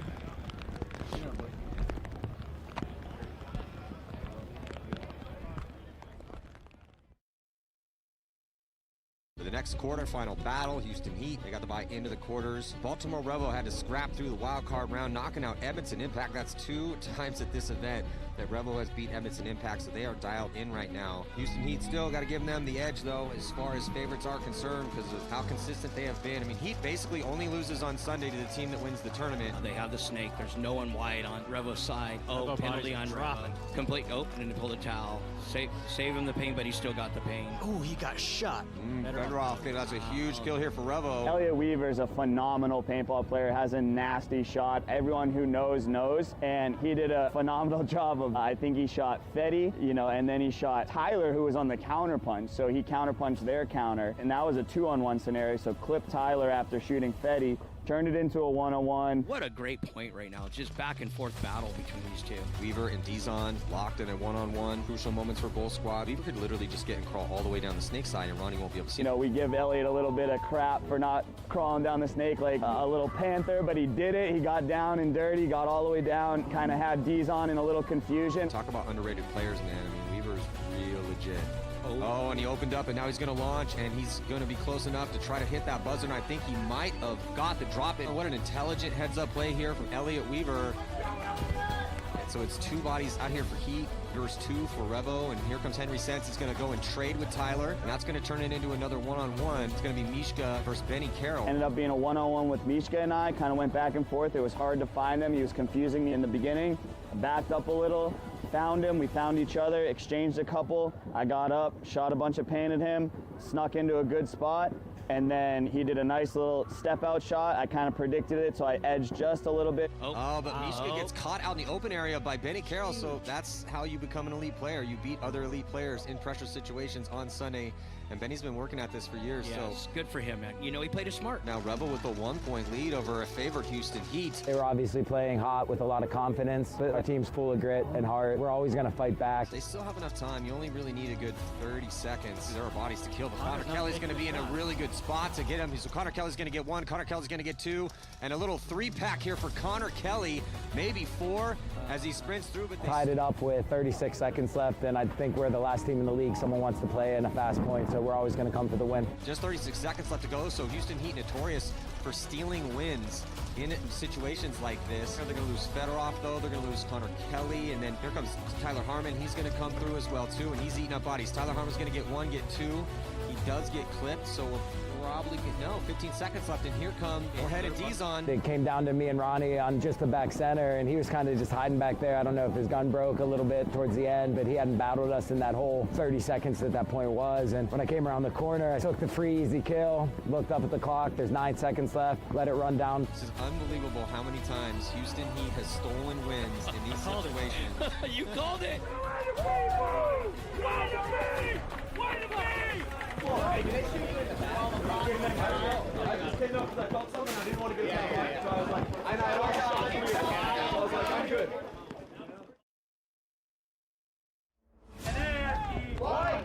San Diego Dynasty taking on Red Legion. Legion finally making it to Sunday after a very disappointing season, and they look great in the prelims. They are going to be dropping a body early here. San Diego Dynasty, as advertised, undefeated, 5 bodies alive, cross field right now. And I don't know if they realized that Red Legion went into the snake here. And then now he's going to, looks like he's having a little bit of problems with his gun right now. Yeah, the moisture, not always so great to the paintball guns. Okay, now it's going to be a 2-on-5, so might as well just concede because, yeah, there it is. So they're going to concede, and that's going to give the point to Dynasty. Ooh, and Harrison. Yeah, Harrison gets shot out. The Legion looked pretty good here, but Yosh Rao made this beautiful fill out wide. That's pretty crucial. So they do get a shot on Marcello. So Marcello coming off. Great move by Yosh Rao, bunkering out the snake and the wing nut to finish out the game. It was looking bad for Dynasty for a second. Penalty on Dynasty. Back center guy got hit. It looked like Marcello took a penalty there. They pulled 2. This is a big opportunity for Legion. Try to keep this game close. They cannot make a mistake right now. The snake guy just got shot for Dynasty. No, it's 5-on-1. Yeah, unfortunately for Blake, you don't want to concede the point right there. No, burn the time. You got to burn the time because you're still going to have the lead. So however long it takes for them to go down and hit that buzzer still puts Dynasty in a good spot. And then now they just shot the Russian player out of the snake. Not a good situation for Legion. No, not at all. Dynasty's still looking to push forward on that D side, even with the lead and the body advantage, as Shear trying to make something happen over there. Try to drop the hammer here. And here comes Shear. What a great Chris Shear. That was a very pretty little run through here for Chris Shear. Here comes Malloy cutting through the inside, and he's still got a body behind him and another body with Kirill Berdnikov. It looks like it's on that D side. A 2-on-2. Oh, and the Russian player on the Dorito side. Oh, 1-on-1. So Malloy still had a back player. Okay, I didn't see him alive back there.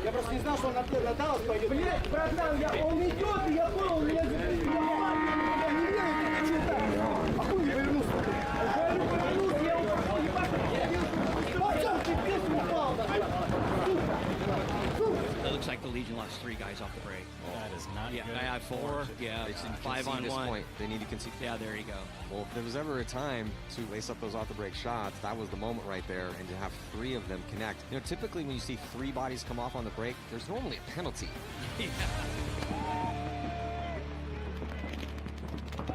Dynasty going to move on. Such a controlled game here from Dynasty. Those off-the-break shots just absolutely dialed. Hey, we talked about it. We know what to do. Doesn't matter what the fucking weather does. We go out, we execute, do what we can, impose our will on them. That's what we do. Smart fucking paintball. Nothing changes, right? Well, this is an interesting matchup. Hurricanes versus Damage. These two teams have already played each other. It was a very low one-scoring game. Ooh, Hurricanes not getting a good break in this one here. Damage with complete control, just rolling their guns, and everyone on the Hurricanes just kind of tucked away here. And there's the concede.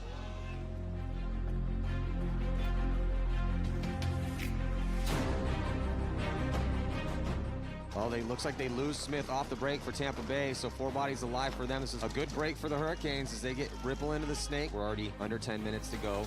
The same situation. It's a 4-on-5 for the Hurricanes, and they are down by 1. So eventually, they have to move up the field, but this is what Damage does so well. They force you to play their game and move into lane.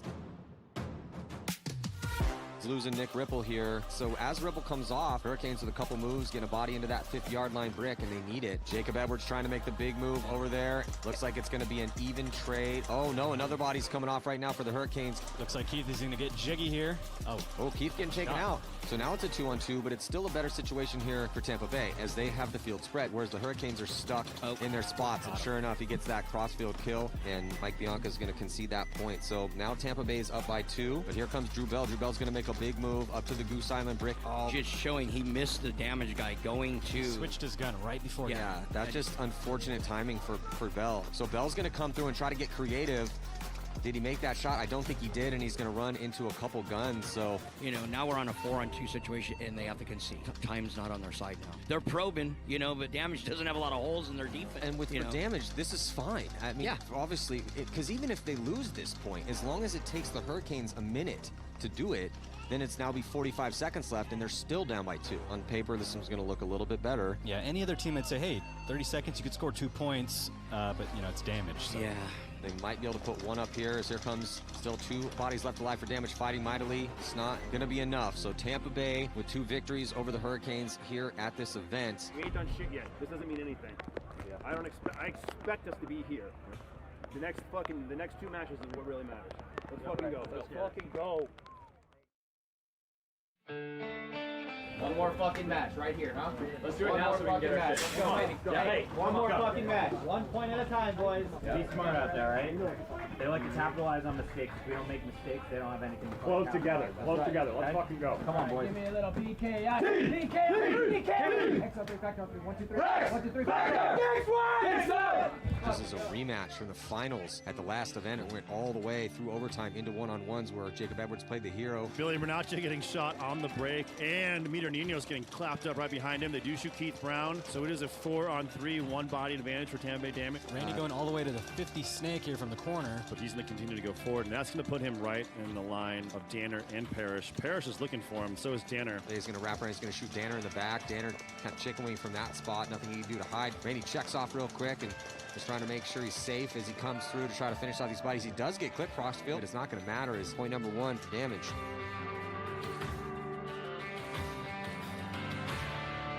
X Factor might be losing Billy again. He's getting pulled out, so Damage shooting some good lanes off the break as they also get Colt Roberts and TJ Danner. And here goes Keith Brown, who's going to crawl up, try to get the drop on Meter Ninos. The first couple points, man, it felt flawless out there. We shot a few on the break, just zone controlled up, made them blow the towel. You know, we were kind of playing our best paintball. Then they did the same to us. They hit a couple shots on the break, won a couple gun battles. Ooh, 2 bodies coming off right now for Damage and 1 for San Antonio X Factor. X Factor, 2 bodies in that back center. Heavy guns works out for him. Hey, kill the snake! Kill the snake! Randy gets clapped up. That's an absolutely huge kill. And they got the crossfield kill on Jacob Edward. X Factor doing the work they needed to do. It's just so hard to push into that Tampa Bay line. Colt Roberts is wrapping around. He's really owning this tape right now. Keith Brown's kind of letting Colt do what he wants from that back spot, and that's going to allow Billy to get up another notch. Not sure exactly where Colt got shot. He does have someone in the Dorito corner. You can shoot corner to corner. That's the farthest shot on the field, though. Billy bunkers out Rainey. Nice little trade there. So it's Meter versus Keith, but Keith uses that chaos to get into Snake 1. They're calling Cody Bayless out? Wow, what a strange, quick turn of events. They didn't concede the point. Yeah, motherfucker!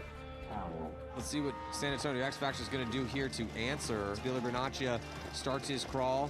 Untouched in the snake, going to go past the 50 here, not feeling any pressure, and he's got Colt Roberts again, just owning this tape line. Ooh, but Billy Bernacchia, he comes off shaking his head in frustration, knowing he made a mistake right there. Snapped out by Keith while Colt has the tape. That's brutal. Pressure's all on X Factor right now. They got to just put a guy to make a move. Still looking at 3 bodies out here, so they're going to get the shot Keith on Brown Keith. Gets shot. Colt's going to launch. He goes right into a lane, though. Got to be careful not to get a penalty. It's just one-on-one. And then Cody's going to come through. He's going to get that kill. And Cody Minkowski is going to hit that buzzer. Big move for Cody Minkowski. He's going to get that point. We got 31 seconds left to go and a 1-point ball game. Looks like Damage second 3 bodies to the snake side. X Factor going to be pushing bodies up the middle. All 5 players for Tampa Bay Damage are live. Fought back, we did 2, and then we had 30 seconds to try to close it out. We're going to hit the shots and make it happen at the end there. This is my first year on X Factor. Been longtime friends with a lot of the guys and whatnot, but we're ready. We're gonna come to Cup, and we're going to be fighting. We're just a little short on the execution right now. We lost that match by 1 point. We lost the final last event by 1 point. You know, it's all 1-point stuff here, so we're just going to follow through, execute completely, and we'll be on top at World Cup. Hey, listen. Hey, listen. So far, we're checking all the boxes. We got 1 more box to check, right? We're fucking here for one reason. That's to win. This team was built to fucking win. We're not here to do anything else. Anything else is fucking frozen, right? I'm glad we made it this far. supposed to make it this far. I'm supposed to fucking win this. Let's go out and do what we're supposed to fucking do. If we execute, if we play our game, if we fucking stay in our lanes and do our shit, we will win this event. Let's fucking go. Let's go, man. Let's go, man. Come on. One more. Chance to apologize to absolutely fucking nobody. Let's go. We're here for fucking each other, bro. We play for this fucking logo on our chest. Let's fucking go, baby. Hey, family on three, family on three. 1, 2, 3, family. Let's go. Let's go, Let's man. fucking go. This is the one everyone watching.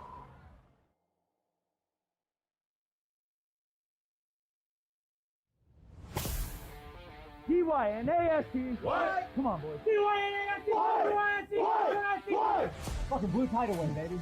Keep my feet. 1, 2, 3. Let's go, boys. Find our groove right now. Control.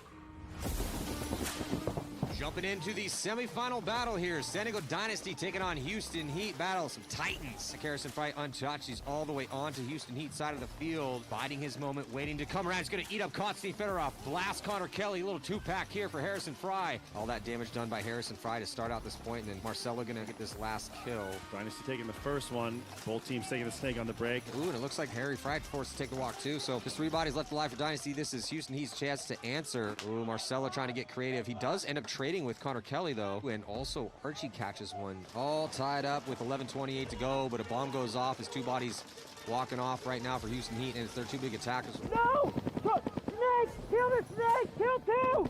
Kill 3! Get him out! Get him out! Kill 4! All Dynasty right now. 5 bodies alive for them. A perfect point. Both these teams have been real good off the break shots. 3-on-4 situation here in favor of Dynasty. Oh, Archie gets taken out of the corner. Ooh, and then Marcello forced to fill, because if he doesn't get outside wide, Tyler's going to come down and shoot everyone. Moorhead's going to go out, and he gets sheer and stays alive. Ooh, look at this, though. Yosh route. Look, what are you going to do? It's a 2-on-3. Marcello gets shot out, and he's going to even this one up. 2-2 is going to be the score with 8:50. We can't lose the high body situations, guys.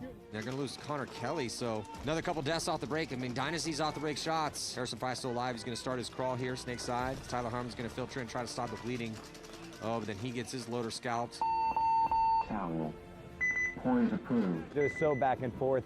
No team really had too much momentum for long in it. When you play a team like Dynasty, you have to be ready to take advantage of any little opportunities that comes your way.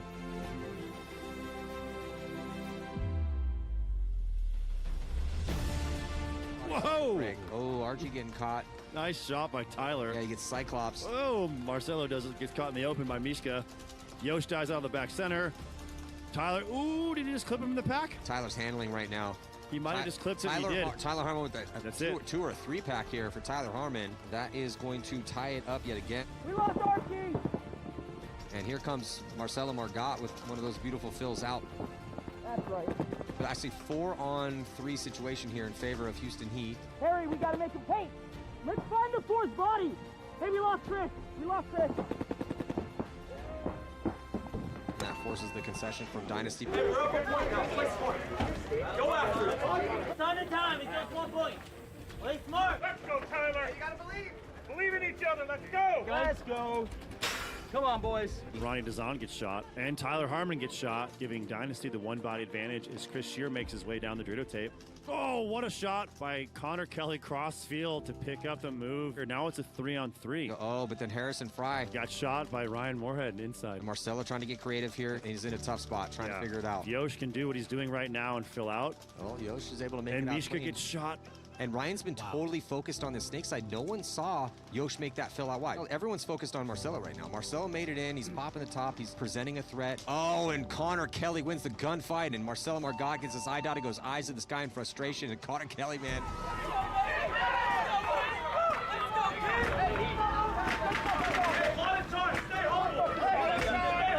Believe. We've done it before.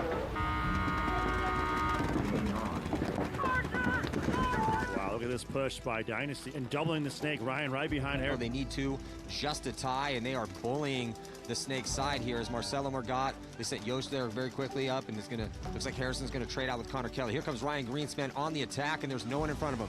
Ryan knows exactly how to play this. He's going to run down. He's going to get the free kill, crossfield on Dizon. He's going to wrap around, pump up Mishka, but then he shoots Tyler on the run. What a great point here. Who's the penalty on? It was on Ronnie. Ryan shot him in the pack in the tower. Yeah, I was going to say, it looked like he shot him. Ryan Greenspan took a katana to everybody over here on the snake side. Let's go, Dynasty. Believe. Hey. We know what they're going to do. We got to get wider. We got to press on them. We can't let them come to us. We got this, boys. Let's go, baby. This is us. You're the man, Ryan. Fucking A, dude. Let's go. Tight, we dig in, we don't get greedy. Hey, we play for each other out there. And on the breakout right here, so just 36 seconds left to go. See, off the break is crucial here. Oh, and a minor penalty going to be assessed. So 2 bodies coming off right now for Houston Heat, just 2 alive. Sheard is running down the field. Yeah, but he's going to trade out with Ronnie. This is going to get chaotic. But no, Greenspan's still alive, going against Tyler Harmon. Greenspan and Tyler. It's a one-on-one. It's a one-on-one situation here between Ryan Greenspan and Tyler Harmon. And Greenspan's going to get the inside route. I think they're going to trade out, and that's going to be a no point.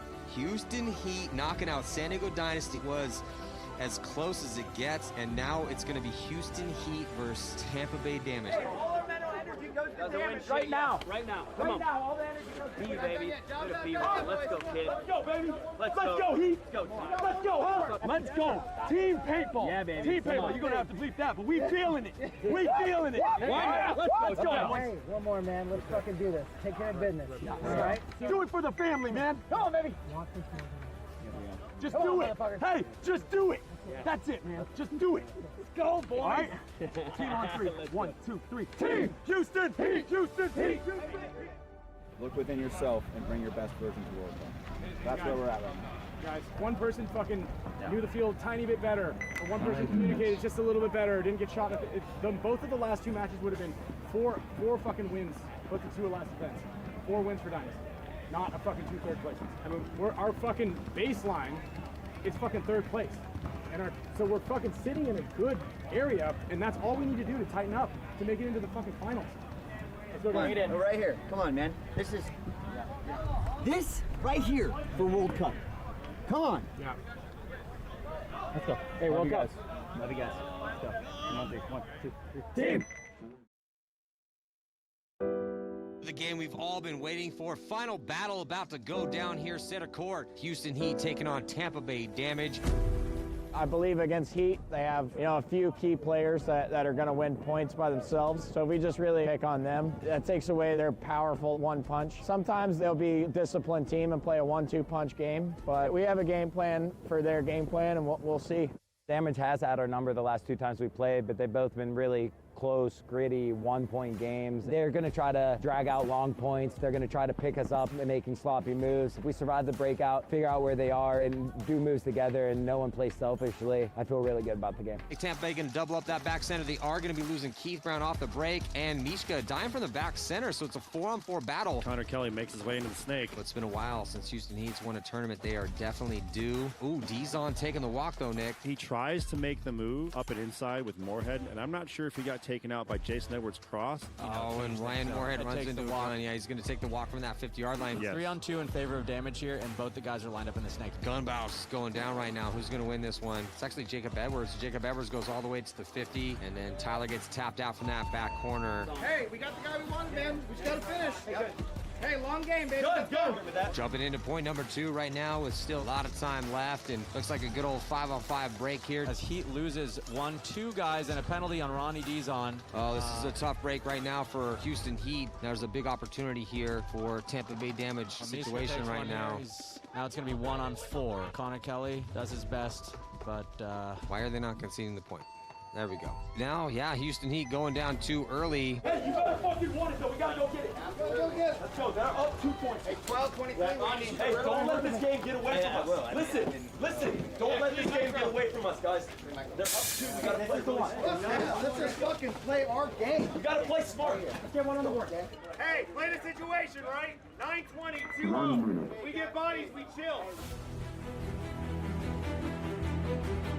Houston Heat shoots 2 damage players, but Connor Kelly and Konstantin Fedorov eliminated right away. So a 3-on-3 here with Tyler Harmon has a snake side matched up here with Jason Edwards in the back corner. So watch for Tyler here. He's going to put the team on his back. Tyler Harmon gets 3-on-3 as Tyler gets shot and Jason is alive in the corner. That's brutal. I tripped up the middle because I knew they were on the Dorito 1, the back center, and the back right. We lost Tyler, but then that opened me up to just bait Brian Smith to go into my gun. Ryan Moorhead got a shot in on Jacob in the back center, and then Jason was in the back right, and we just closed it out. As he polishes off Jacob Edwards there, That is a critical moment in this match. I'd say statistically now it could go either way. Still Tampa Bay with that 1-point advantage, but the momentum does go to Houston Heat, but it's been so much about the break here. Nice shot by Ryan DeZon. And Connor Kelly also taking the walk, so it's a 4-4. And I like this play call by Todd to have Ronnie shoot across from there. People have been making these fills for free out here, and that spot can really shut that down. Oh, but Tyler getting shot, so Tyler having a rough one here in the finals. But Fedorov has a snake to himself if he can get in there. Oh, man. Huge kill across the field on Brian Smith. So Forehead dies, though. Wow. Bodies trading back and forth. 3-on-2 in favor of Tampa Bay damage. I just saw something spray off of Jason. Ronnie Dizon puts a shot on Jason Edwards, putting the team on his back. I got a shot in on Jason, but I never saw him walk off. So in my head, I thought it was Jason and Jacob alive. I didn't know Keith was alive, and I miscounted the body. Fedorov and Keith trade out. I know it's a one-on-one. Ronnie was looking around for me. I stepped out to make sure that Fedorov was dead. That big block just blocked me out, so I just ran the wire. 1-on-1 for Ronnie. Here comes Jacob running down the field. Oh, Jacob's going to get the drop in on him.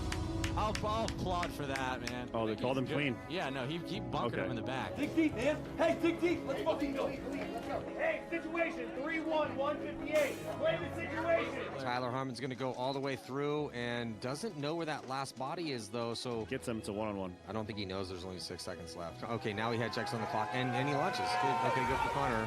The Tampa Bay damage pit explodes here. Triumphant yet again. 2 events in a row. I fucking love you, kid. You're one hell of a player. Hey, you will be great. I promise you. Jacob motherfucking Edwards, baby. Oh my God. Back to back, baby. Yeah. That's my dog. We gotta start grinding. Because listen, hey, no one's gonna fucking let us take it. We have to take that shit. No one's gonna give it to us. No one's gonna be like, here. We gotta outwork all these motherfuckers just like we did for this event and we did for the last event. And it shows. It shows that we're outworking them, right? We fucking need to pick up another gear. We need to work harder because it's gonna get harder. It's not gonna be any fucking easier. Tampa Bay Damage is champions, everybody. Hats off to them. They played really good. The whole team played lights out. But I really love my team. I love the guys on Houston Heat, and we worked really hard for this finals appearance. We beat some really good teams to get here, and we got more gas left in the tank for World Cup, and that's our focus now. I had so much fun from the fucking start to finish. And if we act the way that we acted throughout this entire last 2 weeks, we can do this all the time, right? The reason why we're not here more is because we always find a way to beat ourselves, all right? We have to stick together, right? What does it say on the back of that coin? That was the reminder, right? One family, one team, 1 point at a time, right? That's for real, right? We gotta remember that, okay? We gotta fucking have each other's backs. And we did, all weekend. We played for each other. We made sacrifices for each other. We believed in each other, and everybody gave it everything that they had. And that's what we said we were gonna do. We just came up a little short.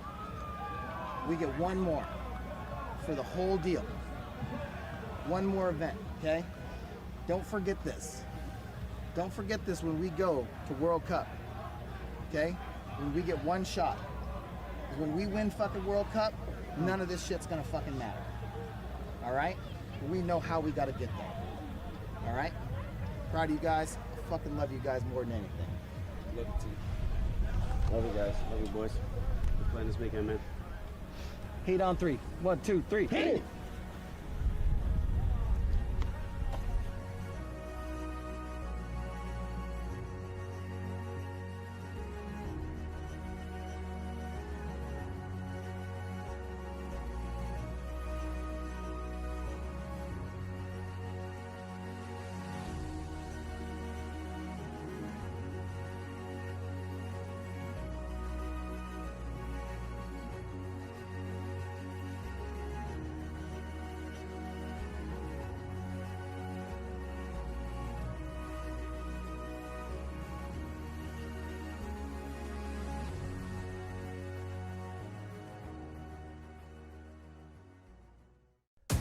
The NXL World Cup, the biggest and most important event in the paintball world, and by far the hardest to win. 24 pro teams will take over the main stage and battle over 4 difficult days, but only one squad will earn the right to call themselves world champs. A win here, and your team becomes a legend forever. Through 4 events in 2022, only 2 teams have won a tournament. Leading the pack is San Diego Dynasty, who took the first 2.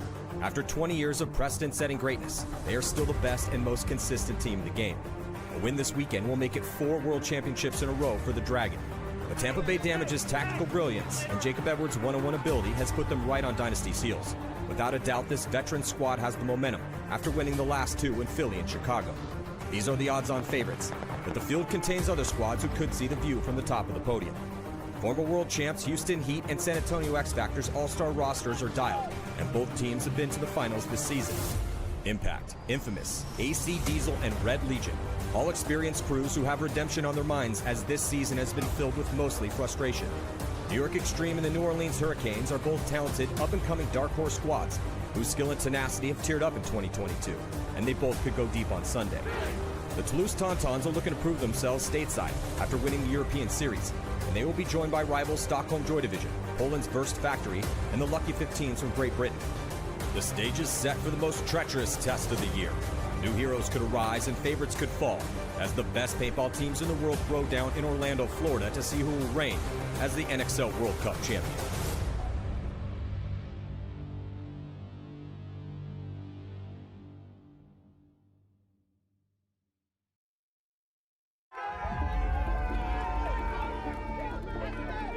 Since the modern incarnation of the NXL began in 2015, every single winner of the World Cup has finished in the top 5 at the event preceding the championship. And 3 times the team who won this event also kept it rolling to win 2 in a row and hoist the most important trophy of them all. And the NXL Series champion, the most consistent team of the year without fail, always comes out of the top 5. Chicago 2023, it's the second to last event of the season, always considered the second hardest event to win. San Diego Dynasty, Tampa Bay Damage, Houston Heat, San Antonio X Factor, and New York Extreme, the sport's top 5 squads, all battling for victory, battling for dominance, at a prelude to a championship.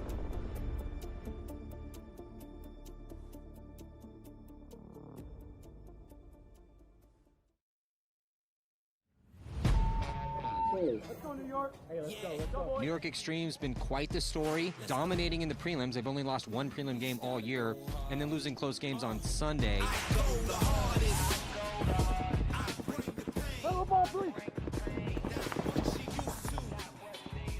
Kovar just on this last body. So Notorious answering here. It's a big one for Notorious. Obviously, sure Harris playing against his former teammates. Draw him in and pound him the fuck off the field. Let's go. Listen, it's company and then it's hardcore. Don't forget, guys. Yeah, that's one of the games that on paper we should win. Obviously, Notorious is a great team, but that's exactly what we were worried about, was getting sucked into the Harris show. He knows all of us very well, knows our tendencies, and we wanted to win that game really, really badly and sort of played a bit of unfocused paintball there. Logan Dyer's battling here for Notorious and the Snake. Finally gets taken out as... That was a crazy point. Yeah, that was a crazy point. I know we won 6-2, but that was not good NYX paintball whatsoever. We almost threw away a couple of those other points too. It could have been closer. Yeah.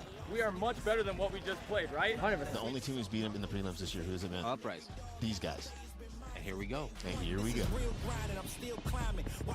So beautiful timing by Josh Taylor to get the kill, and that's a tough death read. What he does. But then Taylor got a little taste of his own medicine there. And look at the way the Grandma Road's kind of threading through here. And he's going to get the drop on McLean, begging for a penalty. Out of here. We go win this 3-on-5, take the fucking wind out of their sails, and we win this goddamn match. Dig fucking deep and let's go get it. They ain't coming close to me. Flow is on atomic. I'm starting fires through poetry. The hardest out. Staying loyal, no falling out. And if you step into the court, be ready. We balling out. Yeah. The coldest. Carl, he's got 50 seconds to work. So he's going to commit, bunkers out, take one, and stays alive. Jerry Carl's going to get a free kill inside. So Jerry Carl trying to burst this one open here from New York Extreme on the Snake side. He's going to get a 3-pack, a 4-pack. Oh, Jerry, and he's still alive. That might be the best move we've seen out here today. Pay me my respect, collecting every debt. Oh, the hardest. We just played a point where Jerry Carl came through and shot everyone from the Snake side, and they didn't put anyone in the back corner bunker or anyone in the Snake to contend with Jerry. What does Jerry do? 5 more. Jerry just gets another 5-pack. Jerry is just over here throwing overhand rights. Come on! Another dirty fucking trash win. We need to be better than this. This is fucking garbage. Yeah, nobody fucking smiles. Those penalties are undisciplined and trying to be selfish and do it yourself. You got every single motherfucker on this team backing you up, right? So believe in each other, believe in this fucking team and the game plan, and let's go fucking win, man. We gotta clean it up for tomorrow. Also, one of us messes up, we all mess up. We fucking owe the coaches push up, okay? Yep. Let's do it right now. Yep. Let's go. Right fucking now. 1, down, 2, down, 3, down. Yeah, we already beat them once this year, so you know they're coming out with a vengeance, right? They're going to give us their best game. We just got to give them our fucking best. That's it. Yeah, Hennessy eats up that back center. Going to get another little 2-pack here, possible 3-pack, making it look easy over here. But here comes Josh Taylor on the counterattack here, streaking down the D side. Here comes Kyle Berry on his own counterattack, and Kyle eats up Josh Taylor. I mean, they're trying to counter Jerry, but if you don't have somebody in the snake or somebody outside wide, then it's going to be a disaster. And Jerry's just going to hit the afterburners, come through, trading out. Ooh, but a penalty assessed on Jerry Caro. Good thing George McLean lived through all that craziness. CJ Cantor's going to run the highway. Oh, I don't think he knew exactly where he was. Kaye comes over and drops the hammer on him and stays alive. 10 seconds left to go. Extreme trying to pad their stats a little bit here and put another point on the board for margin.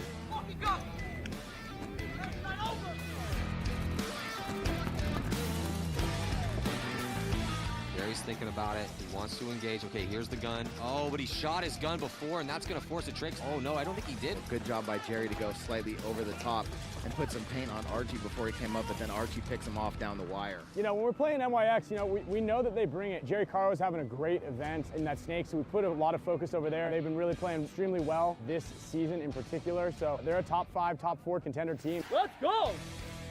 Hey, minute 45!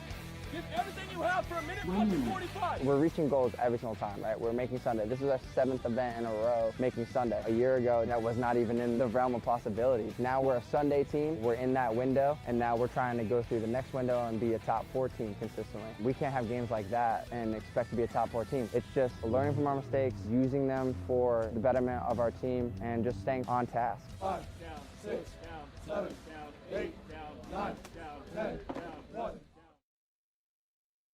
Slamming fucking clam. Slamming fucking clam. Welcome to the Clam Slam. Clam Slam Jam. And jumping into first point with Houston Heat taking on the Bears. Bears warmed up, unfortunately for them, in a loss against LA Infamous, taking on Houston Heat. I knew they were going to make adjustments because they lost their first match, so I knew that they were going to try and do some different stuff and, you know, definitely play better because the Bears are a really good team. We practice those guys all the time, so we never underestimate those guys and what they're capable of because they have a lot of really good players. Hey, tell Mish to fucking throw him back at the back center here, huh? 2 guns in the backfield for both teams, and it looks like first strike's going to be Houston Heat. 39 seconds left to go. Mishka fighting for his life. Mishka gets dunked on by Frank. Tyler is eating bodies up right now as they're a full court press as they do a little double dose of the bunker move. And Altamore sneaks through to hit that buzzer. Let's go for it. Yeah, hit Sam's arm. Fetty, Fetty, you want to come here? No, I want this and this. Nobody can stop this guy. Let me go here. Here? Yeah. Top of the head, top of the head. Nobody knows else how to do this besides you. Whenever I play, I learn what the other team doing versus us, and I know what exactly lanes they're shooting, so I can escape those lanes. That's why I tell Todd, well, we have to go here and here because they're not allowed to catch us. Konstantin Fedorov blazing through here. Tyler Homan on the staggered attack, and no one has put a gun on Konstantin Fedorov. He goes all the way through. It does look like they are going to get it here, and there's still 14 seconds left, so Houston Heat does it yet again. When I got guys like this, you know, the more they know, the more information they have to process, the better decisions they can make. So good at seeing something, feeling, and reacting. Oh, Chad's going to run the highway. He's going to get 1. He's going to get 2 with the hip shot. Nice little trade here and a 2-pack. Wait a minute, let me get a motorboat. You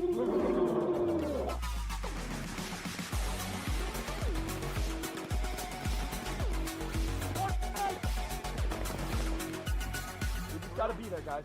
High ball game. Get him right! Yeah, baby! There we go! Houston Heat remains undefeated. Finally, somebody stepped up to beat Legion. Heat with 1 more game to play. The goal in the prelims is always to just accentuate our powers on the field. Obviously, discover different angles and ways of navigating the field. So tied 3-3 here. This team's fighting for seeding. Oh, but Nate Schrader dying. I don't like that Dorito corner. Well, the most productive guys on the D side have actually been pushing the issue. And then Dizon now doing it and just eating people up. And here comes Fedorov streaking up the field trying to find these last bodies with just 16 seconds left to go, trying to win this game in Houston Heat. Connor Kelly alive in the chaos. Tyler Herman behind him to put most likely the winning point on the board. He's gonna beat them once. Fuck! Yeah, game. I'll get you up tomorrow. Fucking beat them ever. Remember what it feels like to fucking lose. Remember that fucking feeling. Yeah, baby. Fucking drive your wheels with that, man. Yeah, baby. We're not fucking losing. We're Go, going all the baby. fucking way. Let's go. Let's Let's go. chip in tomorrow. Let's go, huh? Yeah, I love you guys. Yeah. Howdy, boys. Let's go. Hey, he on 3. 1, 2, 3. Whoa! And he on 3. 1, 2, 3. Hey!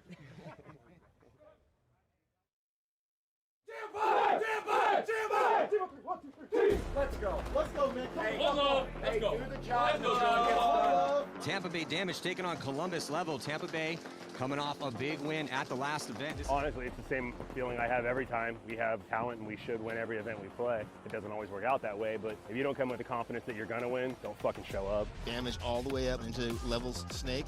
Gonna eliminate these last two guys because they have no idea he's there. Well, yet again, Tampa Bay playing like Tampa Bay Damage. It's so hard. If you let Tampa Bay get a lead, good luck. AC Diesel Damage both with one game in the books, both with a win. Jacob Edwards taking a uncharacteristic early walk. Oh, that was a shot. Spica just shot, coast-to-coast shot, but... Can Rainey make this? Oh, Rainey dunks on him. Oh, and then Jesse gets shot in the shoulder, and he doesn't know he's hit right now. So Rainey, Stanzik, and Jason Edwards save the day. Get him out of the attack! Hey, wait for the baby! Ready to be, Rain Man! Ready to be, dude! Let's go! Let's go! Can't be too high or too low off a match. You just keep doing what you're doing. Keep working hard, whether you win or whether you lose. Sometimes you get a big win and you fucking sleep on that win and you end up with a loss. So you just keep working, keep your head down, and do the hard things. Spica putting it together. Nice move. Keith did not shoot his gun, so... Only about 30 seconds left. Looks like they're going to take out Jason. Spica then shot to the ground. He had to commit, and here comes Goldman trying to finish it off. Stomp on that buzzer with just about 17 seconds left to go. You all right? I don't know. No mouth. No mouth. Yeah. Oh.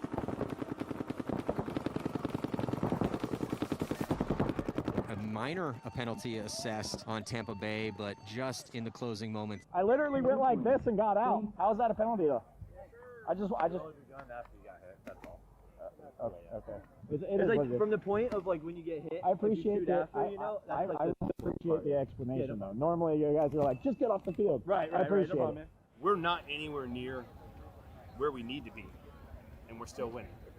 So if we can pick up where we need to be, it's going to get fucking scary again. Communication did get gradually better though, at every point, and it should be better tomorrow. Yep. So, like we said last night, man, if we just continuously get better, we're going to be unstoppable on Sunday. That's it. Literally, if every person out here gets 1% better every single time we play a match, that's a fucking 5% increase every fucking time. Yep. Like overall, like that's huge. Penalty going to be assessed here on the Saints as Keith Brown is going to add some pain and some punishment. Hey, it's too fucking easy, man. When you guys shoot people off the break, too easy.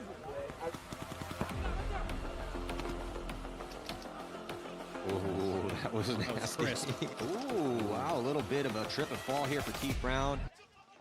Oh, it is going to be a major assessed on Keith Brown. I don't want to talk about it. You guys, did you get the other shit?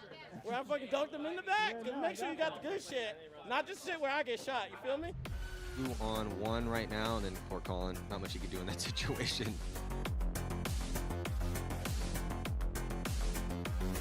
I would say their playing style is super similar to ours, so it's going to be a very tough fourth match, but it's one of the best matches you can play before you move on to Sunday, because us playing against them, it is going to be Sunday paintball on Saturday. But this is another big test for the Hurricanes here. Obviously with a 1-point lead, now we'll see how Damage answers. Snake 2? I think so. I think Snake 2, Keith. 8:30. Can I get the tape? Let me back up. Jason. I'm there. I was kind of getting dominated on the Snake, you know, playing kind of 2-on-1 between the Snake and the corner. Just having the comms to Rainey just for him to get out to the corner and kind of give me some support over the top. And then it kind of relieves me and gives me a chance to make some moves. Give me a second, Keith. Monkey 2, Keith. 5 minutes, Keith. Loading my last 5, Keith. Just breaking down the game into a calm, simple form really allows our communication just to succeed in those moments where you're down bodies. You know, hey, we're 3-on-5. There's 5 minutes on the clock. This is the situation. How do we kill him, right? Now Keith understands. He's got to force the issue. He's a phenomenal, one of the best players in the game.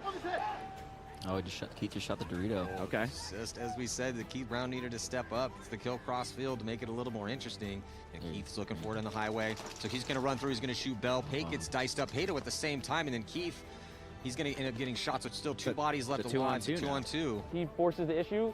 shoots 2-3 guys, and now all of a sudden he leaves me and Jacob in a 2-on-2. And then Jacob and I are in a calm situation where we're just talking out where they're at, figure out where they're at and what we got to do. So just being able to have that connection starts off the field and on the field. And you know, if you can't talk off the field, how are you going to talk on the field? Hey, way to be, Keith! It's Sunday paintball right there. Every time you play against Damage, you cannot make any mistake. Every mistake you make, they're going to take advantage of that. Oh, bad depth, and the camp gets eaten up too, so. He's going to look to win 30 seconds, yeah. Way to fucking come on, guys. Let's go. Hey, good job, Jason. Way to fucking be, baby. You want to fucking go deep? You can't tread water with us. Nobody can tread with us. You better fucking come fast if you want a chance. Otherwise, you're going to get fucking shit on. Fucking make it hurt. Show the world who we are. Let's go, boys. 1 point at a time.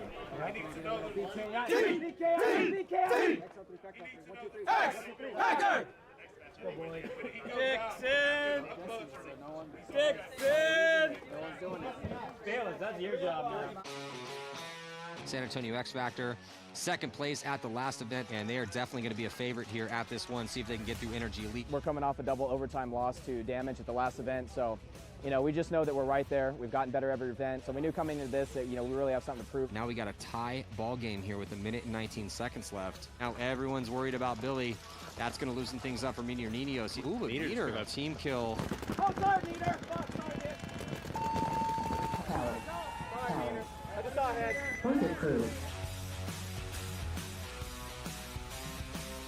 A team like X Factor, it's about focus all the way through till the final buzzer. There's no little inch that you can give. They'll take it, and it's just going to be a really back and forth match. Gotta fucking talk, guys. We've lost Meteor behind you. Doesn't matter. We got other guys. I know.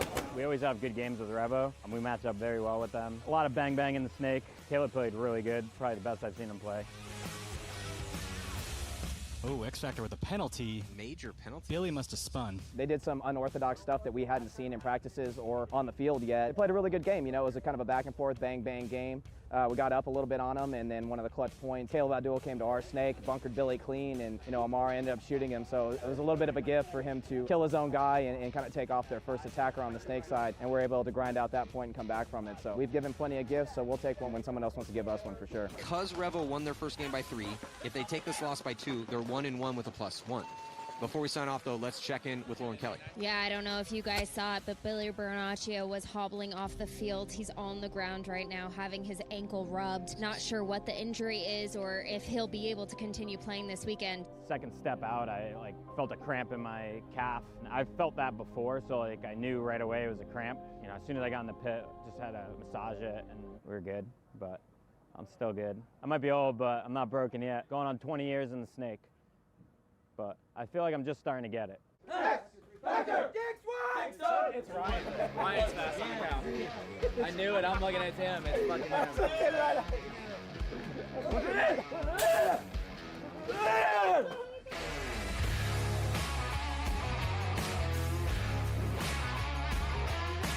These last few lanes that he needs to worry about are. That was definitely that's a nice shot. I was seeing it from up here, and I just didn't know. Oh, and it takes from TJ Danner. Danner. He's pretty clutch in these moments. Adam Gomez gets it too. Oh my God, TJ Danner is just eating right now, trying to save this point. I mean, this. Welcome back. 2023 NXL World Cup, the biggest event of the year, the most important event of the year. I'm blessed to have Ryan Greenspan and Oliver Lang from the Legend San Diego Dynasty up here to call this first set of the afternoon bracket. It's going to be Seattle Uprising taking on the Lucky 15s, coming over from England, and the Bears taking on the Saints. So first time we're going to see this group of teams here at the World Cup. Lucky 15 is going to be starting from the blue side and the green and black, and Uprising in the murdered out black jerseys from the red side. Ryan, we'll start with you. Lucky 15s, Uprising, what are your thoughts on this match? Yeah, you know, actually, we talked about it on the Spick and Span show the other day, and we were split down the middle, right? The Lucky 15s we've played against a couple of times out here in Europe, and those kids are good, man. They're really scrappy. They're really aggressive. They play really good paintball. And then there's Uprising, who's also fits that exact same description, right? Scrappy. They're winning points. They just kind of fall apart sometimes right in that mid-game, and I think that that's kind of something that they've always struggled with. Well, styles make fights, and both these teams play a very similar style of ball. First to strike is going to be Uprising, though, as a body coming off, trying to get out wide on the snake side. Ooh, Lucky 15's going to be losing another one, too, but 2 bodies dropping after that initial break, so it's a 3-on-3 right now. And look, as you're talking, you can't even keep up with it. Another body drops from Uprising, so it's a 3-on-2. Lucky 15s are up bodies, and it looks like they're kind of making moves and get another shot. So bodies falling from both sides of the field right here, Maddie. Yeah, it's an absolute bloodbath that started out. And it's a 2-on-2. Which we honestly have seen a lot of. And there have been an absolutely ton of bodies coming off this break. Oh, and a penalty. Yeah, he got that coming across when he did a little tactical retreat, as you call it, Maddie. He got clipped, I think, in the pack. Was that a red or a yellow? It was a yellow. I think he just kind of got clipped in the pack and just didn't. Obviously. So in a chaotic start to this one, and not even a minute has expired in regulation time yet, and Lucky 15 is going to be going up by 1, living through the chaos. Oliver, what are your thoughts on this field? I love this field, actually. I think this is one of the better fields that that has been played for a while, because it can come down to both sides. It can come down the middle. It's like it's a very aggressive and also very smart tactical field. I mean, you can play defense on it and offense, and if you look only one side, it's come down the other way. And clearly, this snake is just a massive fortress, so you'll see a lot of people putting emphasis on it, but then you got a little sniper down that other side, a little bandit comes down and just shoots everybody in the back. So it's kind of fun to watch. It's very fun to play. Yeah, it's an exciting field. Yeah, I like this layout too. The middle is definitely a bit of a fortress. There's lots of big bunkers in there. We've seen the people be proficient attacking up the center of the field. The snake, obviously, it's a snake.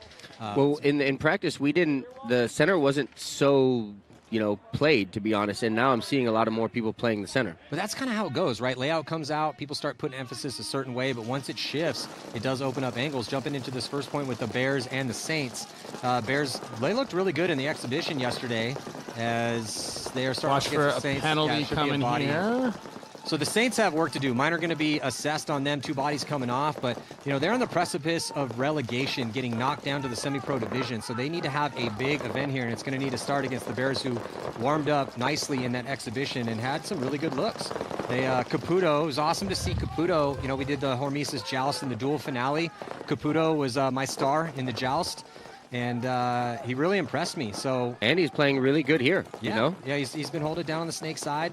Lots of offensive threats on the Bears. They've had a rough year, but they're one of those teams that if they can get it together on a layout like this, maybe things will change for them here at the World Cup. Another body coming off right now, Ryan, from the Saints. Yeah, it's 5-on-2 right here, and look, dropping the hammer on the snake guy. And I liked what the Saints did by running to the snake. I think that's pretty much their only shot of winning a point or points out here and possibly putting together some sort of package that will win them a match. That's going to be kind of tricky for them, I think. That's as everybody's been watching their season thus far. But there's no sense in them trying to hold stuff back. Yeah. That you got to attack. If you're the underdog, you got to sting them. Well, the Saints are sitting in 20th place right now. When you look at their roster, most of the guys rank D1 on this roster. So there's a couple names, Colin Cherry, Evan Manners, that we've seen play for pro teams throughout the years. But I do agree with you, Ryan. You're typically not going to win a game of gunfights playing a Sango Dynasty or a Damage or, even a Bears. So where you can potentially prevail is by pushing the issue. There are offensive threats on this field. Now, the breaks have been a little bit crazy, but even if what we're kind of starting to call it the arrowhead a little bit, is you can get that forward progression up the middle, get slightly out, and then start to get bodies out. But absolutely, I couldn't agree more. The Saints need to press the issue. When we've seen them play well is when they're pushing the issue. If their game plan is to take all the back spots and try to stay alive and win gunfights, then it's probably going to be another 20th place for them, to be honest. Right.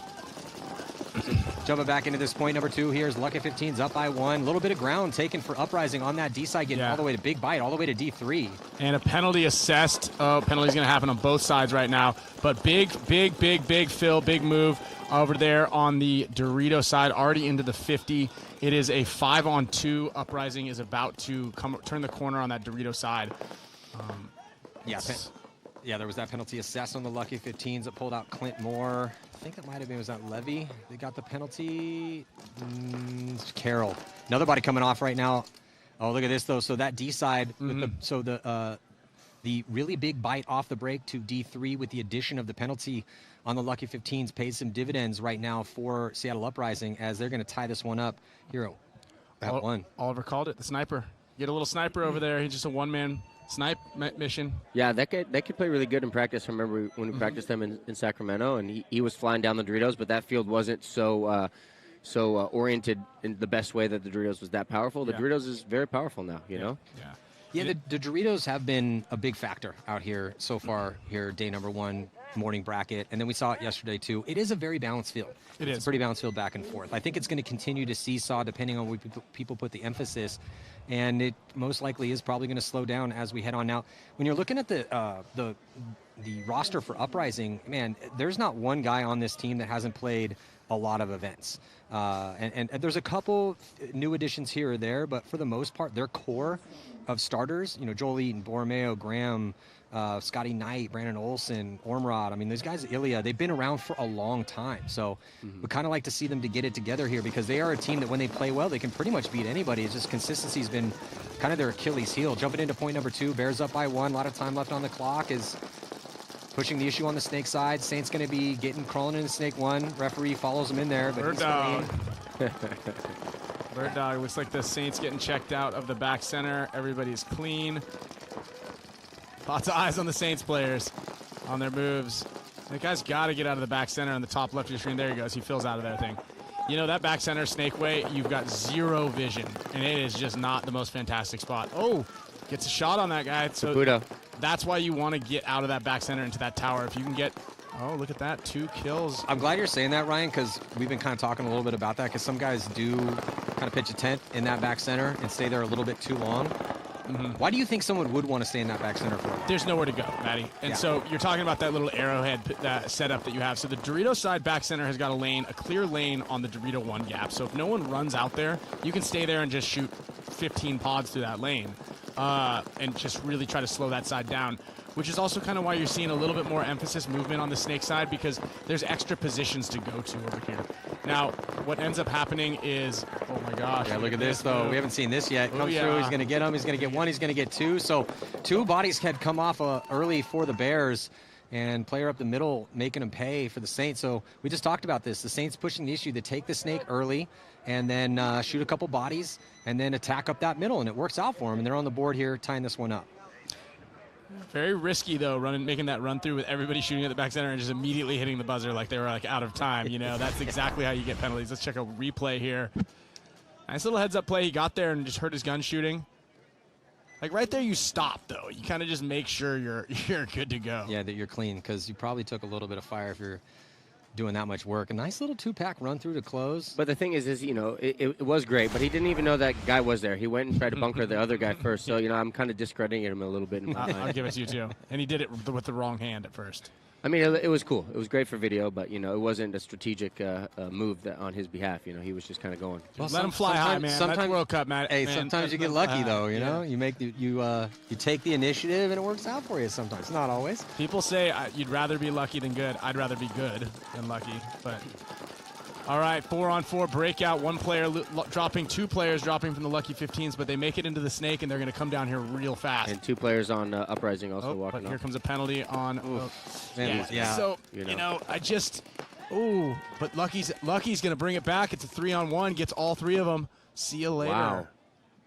Was that Coffee? Ooh, Coffee saving the day in here. Yeah, that kid's good. Yeah, so Lewis Coffee, number 22 in the Snake, saving that point for the Lucky 15s because survivability, a little bit of an issue for the Lucky 15s. They are getting chewed up a bit here against Uprising, but Coffee stayed alive, and that just shows the power of the Snake.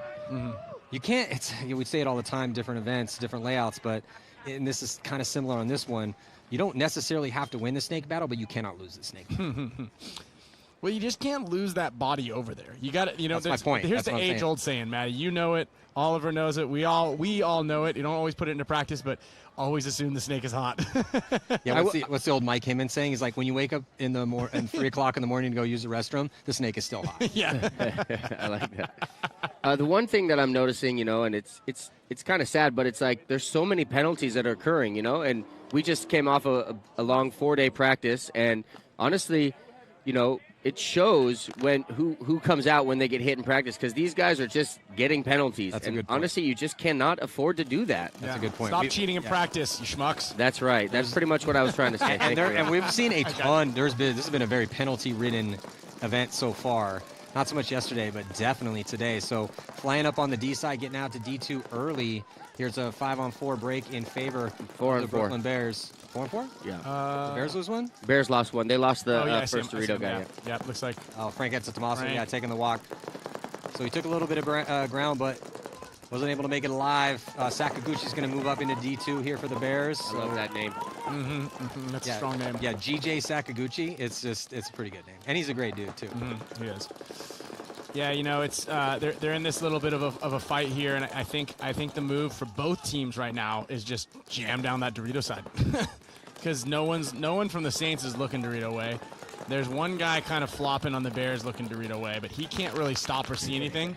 I like how you said that, because yesterday when we were playing against them, I was like, Marcello, you know, they're not very disciplined. They're looking all over the place. They never have one guy looking. They're flopping all over the place. And he's like, well, see, that's hard because it makes you feel like there's multiple guns on you, you know? And I'm like, you're right. There's like an error, like a goodness in that error, right? Yeah. You're like, he's on me. Oh, he's not on me. There's all on me. Right. Yeah, when you're playing the unconventional guys that aren't always doing what they're supposed to be doing. Yeah, exactly. Now that kind of works sometimes because you're just thinking like, what's going on here? Saw something break off of that Saints player in the Aztec behind the snake. Well, it looks like he's good to go. Might have just come off the bunker. Referee went in there to give him a check. Down to 10:53 left to go. You can see on our telestration where those bodies are. You know, I give the Latin Saints a lot of credit. You know, obviously the story is the story, but, you know, like, yeah, and they're in last place, but it's like they've still been, people have been stepping up to play for them and like, yes, I want my shot. Like, I want to come do this. You know, like, that's pretty bold, you know? Yeah, Gregory's been trying to get whoever he can, another body coming off in the middle for the Saints, but he's been trying to put whoever he can get out there, to be honest, that has some experience. It's just been tough. Well, I mean, I feel like in a weird way, it's clearly a throw-together, you know, team. The guy in the back center just got shot in the back of his shoulder from the snake guy, and called him clean. Wow. Here comes Caputo. Oh! Slam dunk. Ooh. The back center player definitely just got shot in the back. Did ask for a check and didn't leave anything. Yep. Well, that's the thing, right? Did he leave anything? You know, did the guy see it? You know, did the ref see it? I mean, you know, is a nick a shot? You know, like if it's a solid pack hit, that's a different story. Well, right? a lot of times, you know, if the paintball hits you and the referee sees it, even if it doesn't leave that much, you're going to get called out. Right. But a lot of times, you know, the referees are out here, they're scanning, they're trying to figure it out. Trying to do it, man. The paintball hits you and it breaks, but the ref didn't see it. Well, you're probably not going to get called out. Maddie, what do you think about the pink paint that they're using, this Pro Pink right now? How do you feel? I love the breaks, and it's really easy to see crossfield, and it does come up on the camera, but we have to make sure the shell is super bright too.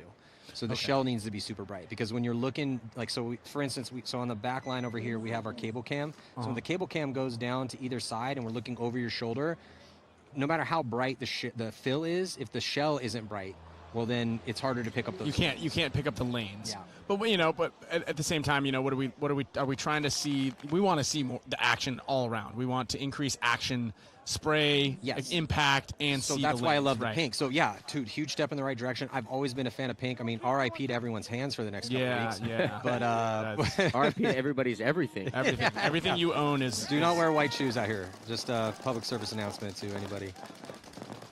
All right, one body dropping from each side. The front player for Uprising on the snake side, but Uprising did eliminate that center player for the Lucky 15s, which is actually a really pivotal spot. If you can get that elimination or make that player kind of really run or have to hustle, it really disrupts their shot. So pretty matched even here. We've got bodies up the middle for Uprising, kind of locking down trying to lock down one side, but you know, he's flipping and flopping. Well, at least it's not a penalty. Oh, there you go. At least this point doesn't have penalties in it. God, so many penalties out here.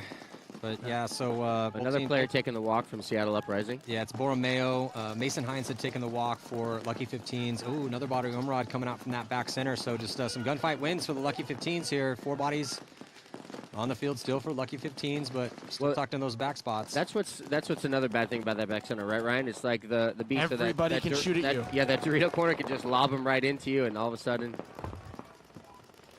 Well, they got a shot. Uprising got a shot on Clint, but here comes Coffee up on the snake side, and also I believe that was Spencer over there on the D side. Yeah, man, I'm not a huge fan of double back center, to be honest, even though that's our bread and butter. We did that about 95% of the times that I played. You don't have much on the snake side. You only have it if the guys are playing a little lazy, and people are not lazy on this snake side running to that can. But the other thing is, where do you put the extra body? It's tough. right? There's not a whole lot of places you got to kind of run, or you got to. And that's why when I was asking, I was wondering what your answer was going to be, because like you said, there's no room.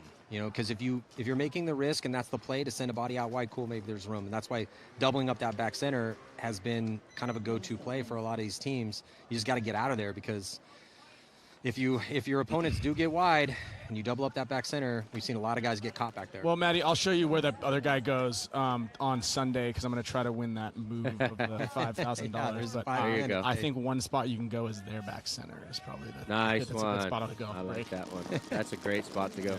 Yeah. That's fair.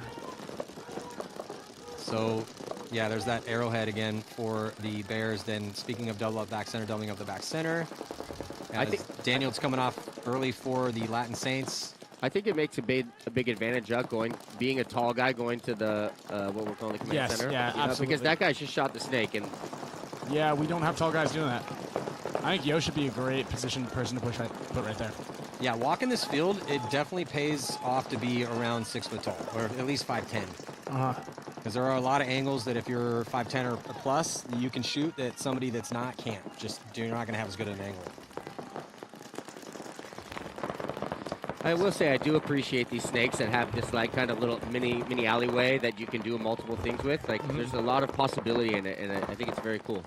Now, what do you think about this? What do you think about like when you're playing it? Because I played it a handful of times throughout practice. You kind of like vary up what you do, so they're not really, because you can kind of do a lot, but I see a lot of people getting stuck in the same thing. Like, I'm going to go here, look inside, and go here, go wide. And I think it's kind of important to change it up as much as you can. Well, that's the essence of a snake player, is to be creative in it. It's like moves on the inside, moves on the outside, moves down the center of it.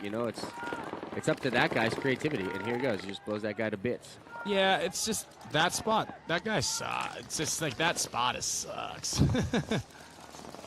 I'm not a huge fan of that thing, especially when you don't know where the guy is in the snake, because he can just do that to you.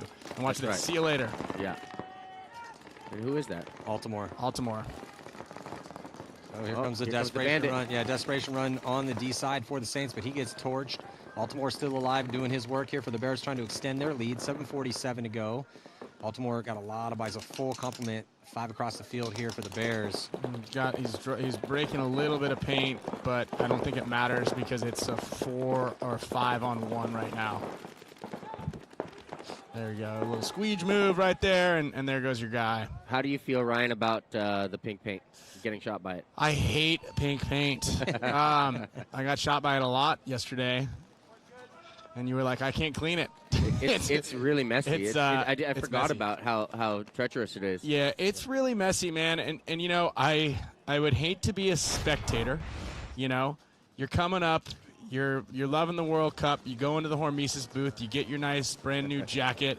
You get your sweet button-up shirt. You got your headband on. You go sit in the VIP, and then get a little spray on you, and you and your baby are just covered in pink.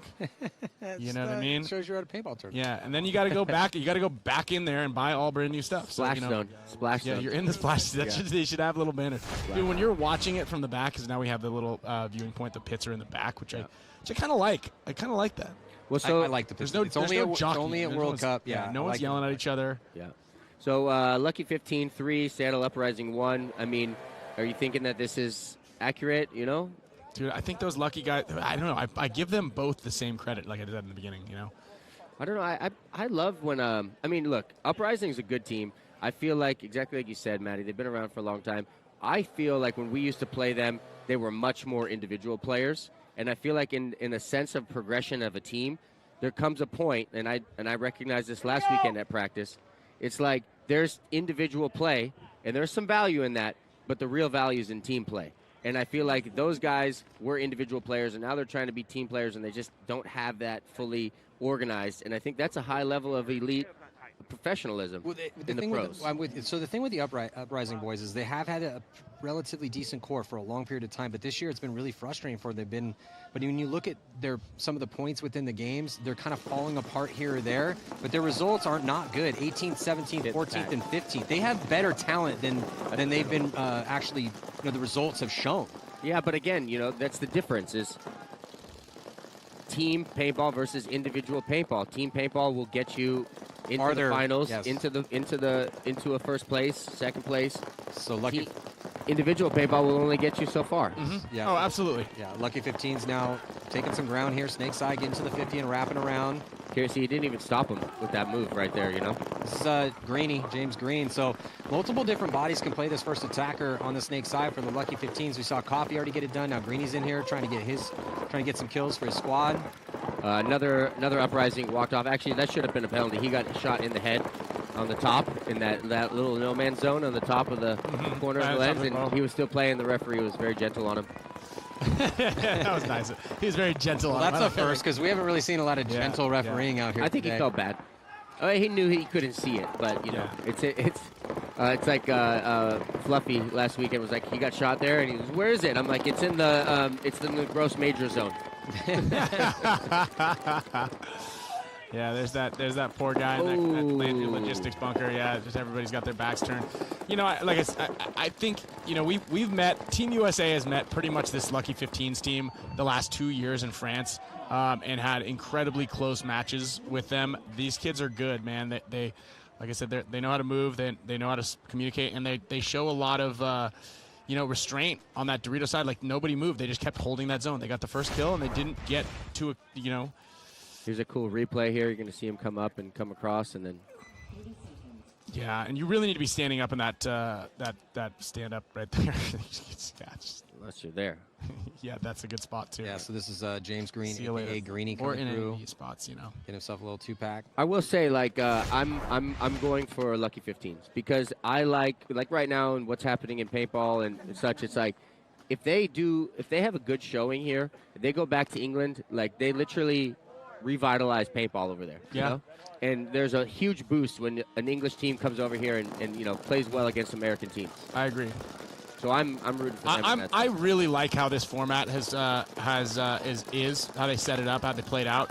You know, with allowing teams from Europe to have the opportunity to come out here. Yeah, Latin Saints dropping 2 bodies real quick there against the Brooklyn Bears. Ryan, I agree with you too. It's 24 pro teams. The top 4 get essentially a bye. Well, they get a bye in the top 8, but they're going to play a little exhibition match for seeding starting tomorrow. So Dynasty will be taking the field tomorrow. But yeah, to see Verst and the Lucky 15s and Joy Division come over. Yeah, you can see there on your screen a little illustration of the numbers. Brooklyn Bears looking pretty solid here. They got a 2-point lead, 6:42 to go. They, you know, Saints in a pretty decent spot, trying to zone up, but going back actually both ways, not really zoning up. He's keep his head on a swivel. Yeah, we talked about that. And you saw on the telestrator, right, there was that guy in the break kind of like looking, now he's switching both ways. You know, it's like, it's curtains right here. Go for, here comes Caputo. Caputo, blood in the water for That's as fun Chris as it Caputo. gets right there, you know. That's as fun as it gets. So the Bears looking really good. I mean, the Saints did put one up on the board, but starting to run out of time here. It's about to be a 3-point spread. They need to send it. Yes, they do. They need no to send choice. No choice, man. I think that these spots are very makeable.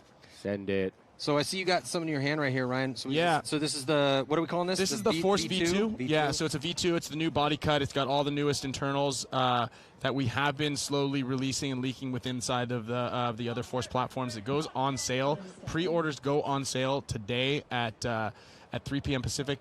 Sorry, yes, 3 p.m. Eastern? Pacific. Yeah. Pacific. Sorry.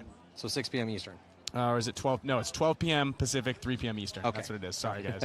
I was all over that on that one. So it will be for sale. We are in Florida, so it will be East Coast time, 3 p.m. With the new body cut. So we got a handful of guys. That's coming up pretty soon here. We got about an hour and a half. Hour and a half. Lucky 15s with a 3-point lead. A lot more time left in this one. 9:30 to go. Looks like one Lucky's coming off from the God bunker before the snake. Yeah. So and yeah, he made it. He just looked inside. But again, now Uprising is using the center, which I love to see because it wasn't so activated in the practice so much. Now there's 2 guys in the center. You're seeing, you know. And you're seeing some you're getting a lot out of it too. Well, they're nicking loaders and they're eating people on the fields out if they try to fill out after that, you know, which is a standard. I love fields, obviously, that have center movement and center availability to play. because it is such an interesting, integral part of the match. Yeah, I do like when we have a solid center like this, it does make the field more fun to watch because it just increases options out here. Uprising looking pretty good. They're eating up Lucky 15s right now. Lucky 15s having a hard time surviving the last green early. McGowan came off, Benny Carroll, and then, Thomas Carroll. Yeah, I was going to say. So, yeah, two-point game right now. Lots of time, 8.5 minutes. Well, it's going to be a 2-point game now, assuming that this hang is clean here. Yeah, so 4-2, 8.5 minutes. It's still up in the air. And if Uprising really like that center punch that Oliver's been talking about, you know, there's something to that. It's worked out quite a bit for different teams throughout morning's competition here, heading in now to the afternoon bracket. I will say I like the Bears jerseys for some reason. There's just Simple. something classic, you know? Simple. Like the big number. It's a hockey jersey. Yeah. It's that big number on the front. Yeah, I love it when it makes my job a little bit easier. Right. See that huge Anta Tommaso with the white on black to make it contrast with the huge numbers everywhere. And then you'll flip it to another team where it'll be murdered out jerseys with gray names on a black background that you cannot see, tiny little numbers. So are you talking about the Latin Saints? Gray on gray. Some of the Latin Saints don't even have their names on the back. That's number 5.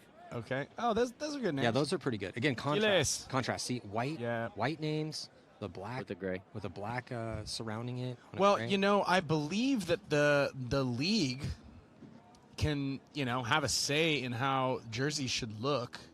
Not sure if that's something that you want to take up with them for the 2024 seasons. I would love that. Also, I'd love to bring back loader numbers too. That would be pretty. That would be nice. Yeah, I did like that. Made everyone look like a race car out there. But yeah, right now Brooklyn Bears 3-point lead here over the Latin Saints. Party going down this evening here, right, Oliver? That's right. Yeah, 4 till late. I'm excited to see Archie. He's going to be performing. DJ Kid Arch. Archie, yeah, I love that. DJ Technique. And that's going down at the Hormesis booth here. That's right. When do the gates open? DJ Matty at 4 p.m. So they're already kind of ripping right there. The gates are open now. The gates are open. Honest, you know? I saw a couple people. But the difference is there's tacos at 4. Okay. Matty will have to save you some. Please. I'm not going to be over there until probably about 5. Because our last set starts at 4. So jumping into this next one here, 6:10 on the clock. Bears filtering bodies out here towards the snake side of the field as the Saints already starting to go to work, snake side. 5 up. That's a good start right there. I mean, there's plenty of time. 6 minutes. Yeah, 3-point spread. 6 minutes. Happens here on the tape. So we've got bodies in both of the snake bunkers. 5 on 5 though. And it looks like from snake to snake 2 knuckle. Yeah, I got the kill. Right there. Oh, see you later. 4 on 4. 4 on 4. Yeah, Saints losing a body behind this player here on your screen, number 5 in the snake. So he's all by himself over here in the snake. He does have a teammate, the Landry Logistics bunker, looking over his head. So that's been a pretty key spot to lock things down. But the question is, does he know that he has there's 2 bodies in the snake with him, right? Oh, he does now. Oh, yeah. Now he's in trouble. Yeah, he got a little too far. Yeah, too big of a bite. That guy picked him up and, you know. Oh. Another Latin Saints just took the walk from there. Ooh, here we go, shark attack. Got a little too excited. Don't go to their side. Well, describe the overextension that you were saying. Hey, he took him too big of a bite. Break that down. Penalty though, right here. There's a minor on the Bears. Well, he just showed himself when he got into their side. Like, well, not only he did take a big bite, but he did show himself. Yeah, but not only that, he knew the Latin Saints player knew there was somebody in the tower standing up, right, shooting down through that lane. So not only did he crawl into their snake, but he didn't look for any inside shots and then tried to crawl around even further. So he took like the biggest bite you could. And honestly, if you have two people in the snake, right, and one of them dies, that's like a great opportunity for you if you're the one guy left. Because a lot of people are like, oh, why would they have 2 guys in here? Right? Yeah. And instead of the other snake player in the front, like trying to shoot at anybody, he just tried to crawl to their side, which he had no shot on anybody, and then got as close as he could to the bad guy and laid on his belly. Basically setting yourself up to get bunkered. That's it. Yeah, set yourself up to get bunkered. And then a nice job by Frank Antetomaso and GJ Sakaguchi, who've been playing well for the Bears on that D side, as they were able to march down the field and put yet another point up on the board for the Bears. The guy did bunker him, but he did get a penalty also. So, you know, in a weird way. He did. Unfortunately for him, everyone else kind of died around him as GJ and Frank were going off on that D side. So here's exactly what I'm talking about. So he showed himself right there, like this. Right there. Yeah, there it is. It was just packed. And now the guy's just peppering it, and then he has this free move right there. Well, I don't want to call it free because it looks like he got shot doing it. Yeah, he got shot right in his leg right there. Boink. And look, you can see his hand go down there. He knew. He knew. I mean, what's the point? You know, just get the guy off the field and go be done. You know. Uh-oh. There's a penalty coming out. Bingo. Penalty assessed on the lucky 15s. Ooh, lucky 15. So this is a big body play. walking off. Yeah, 3-on-3 though. 3-on-2. 3-on-2. 3-on-2. 3-on-2. So 2 bodies walking off for Uprising. Well, Clint Moore is going to make his way over to the can to try to stop the bleeding for the lucky 15s. Clint Moore, veteran. Yeah, long-time vet. He's still real good, man. He's still really good. Still really good. And I think he just got clipped right there, though. Yeah, I think Clint is your guys' age. And lost another body for Uprising. So it's a 2-on-1 right now. But the thing is, when the bomb goes off like that, when 3 guys walk off really quickly, I don't know that Uprising knows that it's a 2-on-1. They might not know. Well, I think they figured it out now. But oftentimes when a bunch of bodies walk off really fast. Well, we've already seen some low body magic just in the first morning. Berdnikov. Yeah, Berdnikov. But then Sam Silberg pulled off a 1-on-4. Oh, yeah. How many points does he get for that? Well, he definitely gets a 1-on-3 coin. We don't have a 1-on-4 coin because that's so rare. Coin? Yeah, 1-on-3 coin. Wow. Yeah. I mean, a 1-on-4 is an incredible blunder for the other team. You should give coins to the other guys, too, which just has a poop emoji. The failure. Yeah, is there a failure coin? Yeah, a poop emoji. What was it that Sam Monville created? It was the bronze font. Bronze fawns. Yeah, it was the barrel for the worst move of the tournament. I think Billy got it. Billy, I'm sorry if I'm wrong, but. All right, so we've got the Hormesis Challenge coins. So you get a red one for a 1v1 win. You get a green, and they're all Matt Marshall autococker. It looks like you're cleaning your autococker. That's the paint issue. That's the Paint Magazine Paint cover. Magazine cover, yeah. Sick. Those are nice. Yeah. Do you have any of those? I don't have any coins. Damn. The only coins I get are the ones that I win from beating people in one-on-one. Beating people in one-on-one. That's cool though. But you were the original fine dueler. You've got at least 30 of them, right? I've got a lot of coins. You better turn those in for your headband. You know, I usually give them out at my things. There you go. Because you guys keep saying, no, it's all good. We'll get you the headband. And then I'm like, you're like, do you know how many coins? I'm like, well. Bro, I've been I've been to your studio. You have enough Hormesis headbands in. I don't need it. Yeah, no, I'm good. But they change out a little bit. That's true. You put the new ones. Like my mom's got a nice little space now. There you go. Right. We've got if there's a new Dynasty one, I got my Iron Kids one has a space there. My Signature series. So there's space for the nice ones. My Fine Dueler band is up there.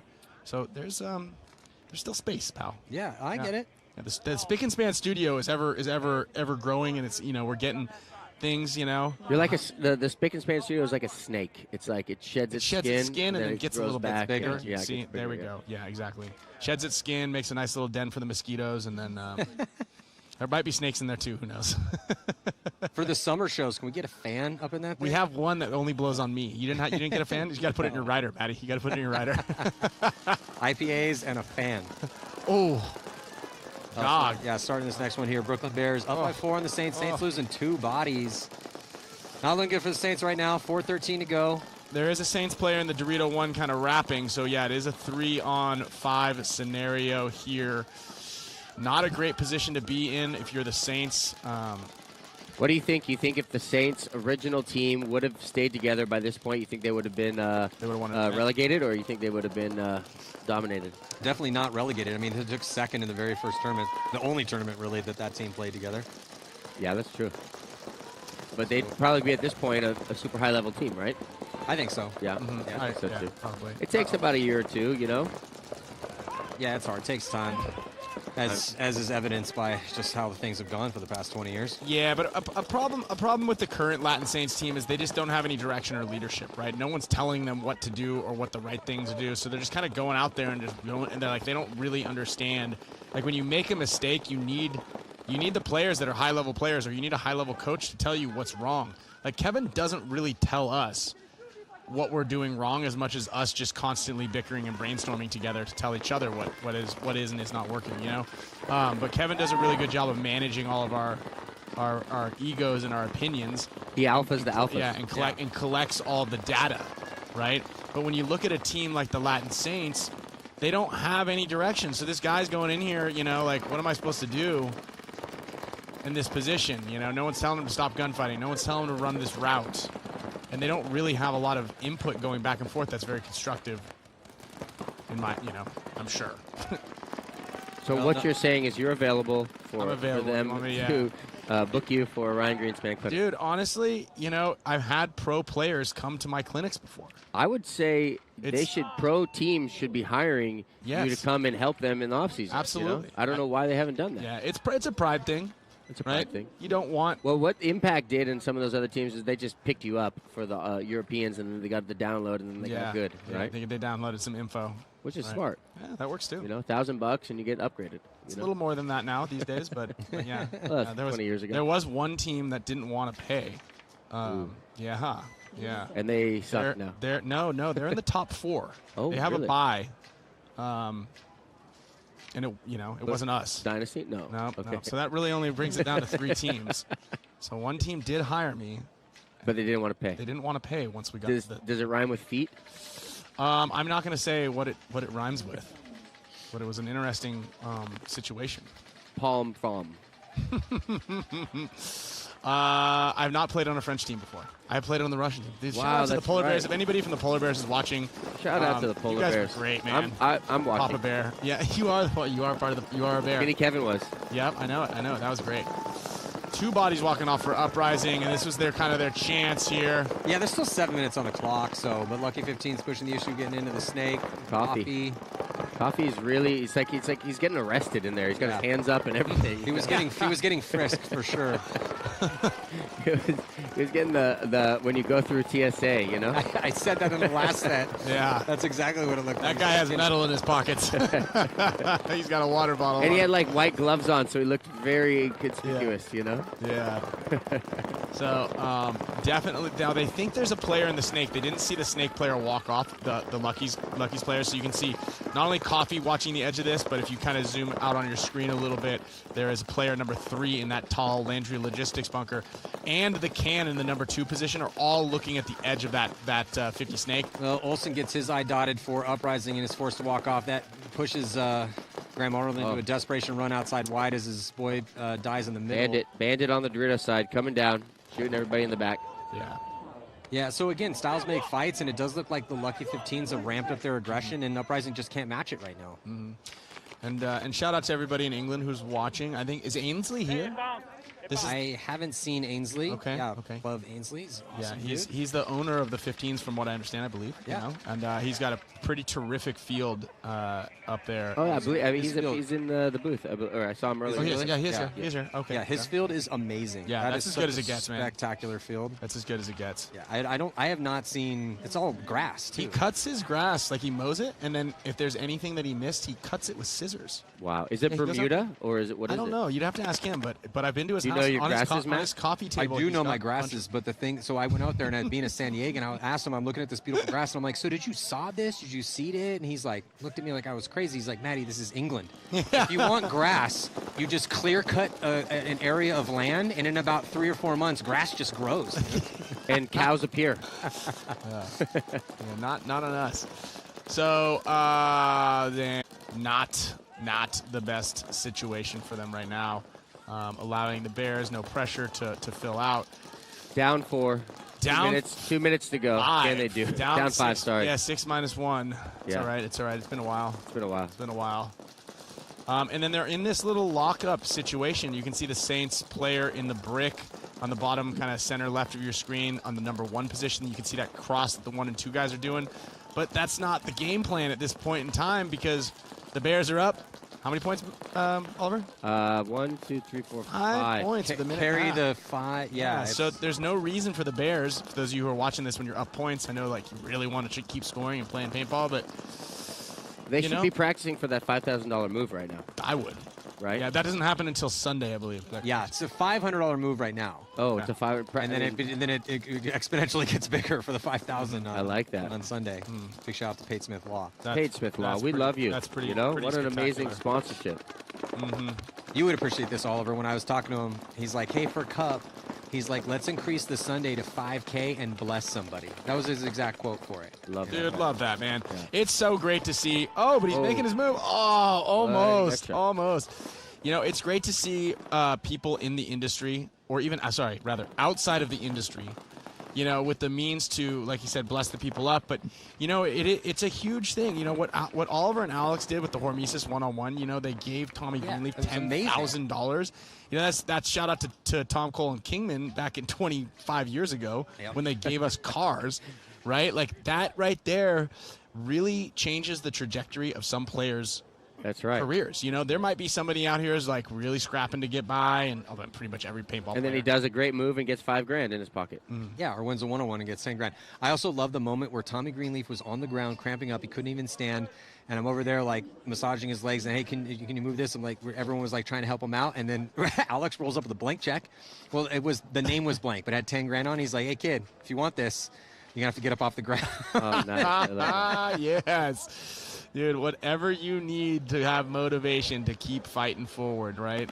But, you know, that'll definitely change his. You know, like you said, he might be able to get his own place. That's huge, dude. Is he out here playing? He is, I believe. Yeah. Yeah. I think he mentioned that on the show. No, I think he's smart. Stay at home. He put the hero gun on the wall. He's cashed that check, and he's $10,000 rich. He did cash it. You guys got confirmation on that? I don't, but I'm pretty 90% sure. Yeah. I mean, I would hope so at this point in time. It's been a couple weeks. What if he just framed it? I framed it. I wanted to show everybody that I won my first $10,000. I think like Ricky Henderson did that like a long time ago. Like, I love that.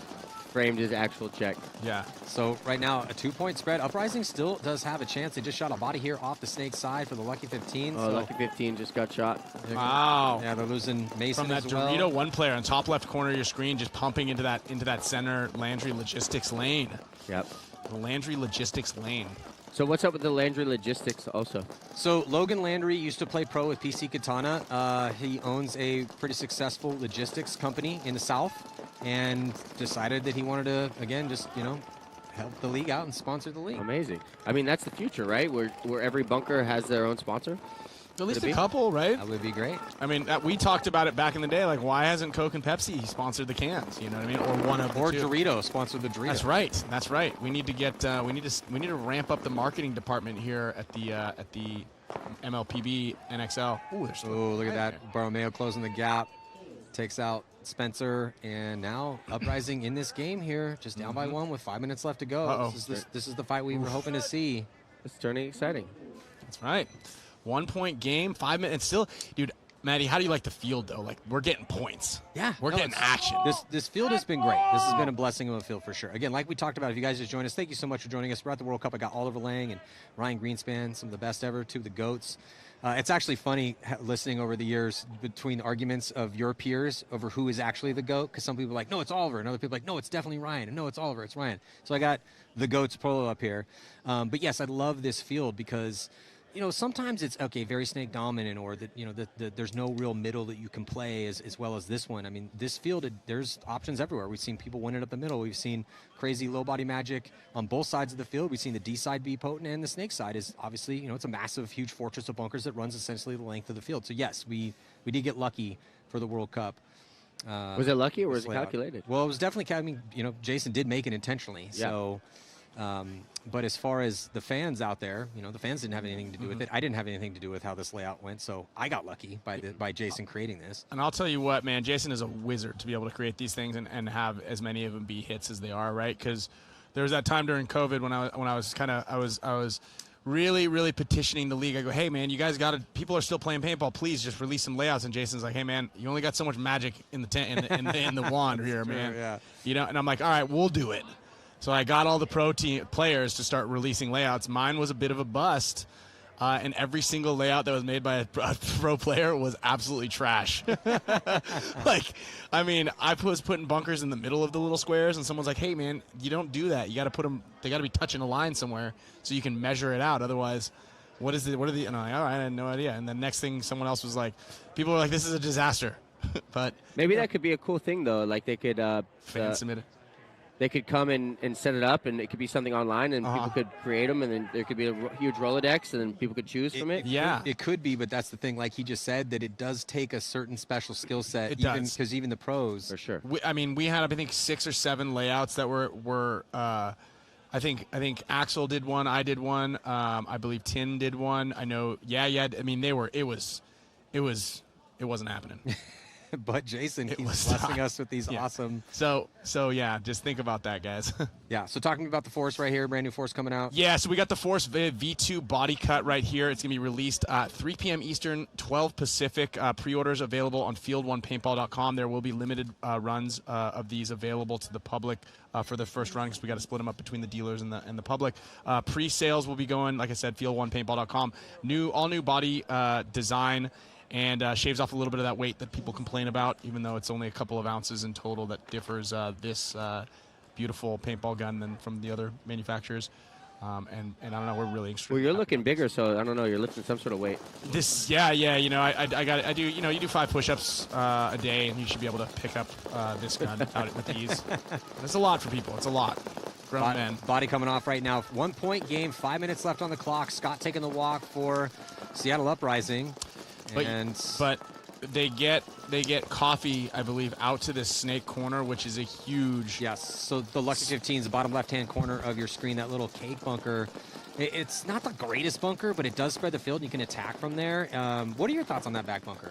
Actually, I like it. I think that well, in practice, again, you know, it's hard to fully be able to get, you know, read because it's practice. But in practice, I felt like the guys who were going there were having success. You know? I'll tell you what you don't do from there. If you want to have my expert opinion, is you don't go into that insert snake bunker, because you just go into the snake. Because it's a free move. No one can see you moving. That's what he just did, you mean? Yeah, what he just did is the worst possible, not the worst, but it's a bad. I mean, he can shoot the tall temple from that corner, but the tall temple can also shoot back at him. Yeah, he can't see you go into the snake. But I'm saying from that corner, there is he could potentially have shot that Uprising guy, but he moved inside to where he can't see it at all. Yeah, now he can't see it at all. Right. Exactly. Right. The only benefit is Uprising might think that he's in the snake. You know. That's right. Well, I like this move right here. the pressure is on Uprising. This is they are down a point. They have 3:30 to go. And they're down a body. They're down a body, exactly, Oliver. So they're looking at 5 bodies. So Coffee now bumped outside, set that insert bunker, snake side. And that's what I was talking about. Like, he already had that move for free. Yeah. Why go in to go out, right? So. And this is where it could all change for Uprising, making that center move, stopping it, and probably potentially going watch through. Coffee go around this corner. Ooh, missed him. Wow, good job on Coffee to check it out. So the number 1 position right there definitely had a shot if Coffee kind of made that move quickly. But now there's a lot of pressure on the number 1 player for Seattle Uprising, which should relieve a little bit of pressure off of that Dorito side. So the Dorito side, the 2 and 3 player on the right-hand side of your screen for Uprising should be making moves down that Dorito side. There's only one person looking that way. Yeah, and they got to do something here. Oh. That's not what they wanted to do. That's not what you want to do. Yeah, 2:40 left to go. Tough death for Olsen from that middle. But, it's at this point in time, trying to make something happen. Oh, no one saw him go out here. No one saw him get out to the corner. The Uprising player. Yeah, and Uprising can shoot the stall Uprising landing. just lost another body, so it's 2 on 5. Yeah, but they're in the 50 Dorito. They are. They know. And they're in this corner. Yeah. I mean, it looks like the Lucky 15's kind of not playing with a sense of urgency. Well, Uprising already lost a body. Lucky 15s have a lead to protect. They are going to be losing a body in the middle. Is that Mason taking the walk? Ooh, another body taking the walk right here. So See, it's a 2 on 3. This is what I don't like when you're up 5 on 2. Yeah. It's tough. It's tough to play 5. Yeah. So look for this move up the middle to try to get a shot in. No, Mason's still alive. McGowan's the one taking the walk. Yeah, this move right here, now he got the kill. Did he? No, he didn't. Wow, so you can see on the very top of your screen, the Uprising player is sitting out in the open right now. Borromeo getting creative. Borromeo, the veteran for Uprising, trying to put the team on his back right now with 1:35 left to try to tie it up. I mean, this snake corner needs to get a little bit more involved here. I mean, the only guy that's stopping him is the guy. Oh, wow. Wow, look at that, making it a 2 on 2. So the Dorito 2 over there on your screen. Okay, here he comes. Ooh.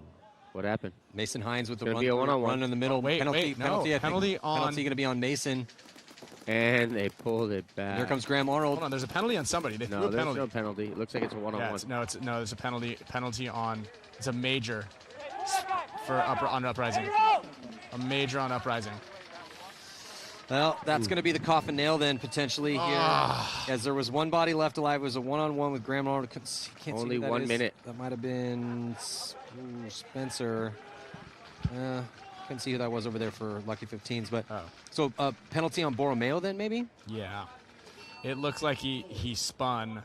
He was going to work. He was going to work, but definitely, like you said, Oliver, we needed to get the snake player a little bit more. So here, let's see if we can get a little. So this guy comes around here. It's Mason Hines. Mason Hines. And he comes around. I don't know, because he was big. He was already up. Borromeo was already up. Let's see. See, catches in the corner of his eye. Yeah, probably, It's yeah. kind of tough to tell with the glare here. We got a little bit of a glare on our screen, but let's look at it from another angle. So Mason Hines coming through on Borromeo. I mean, he's standing up. He could see him in the corner of his eye. See, look for a flash of the pink paint.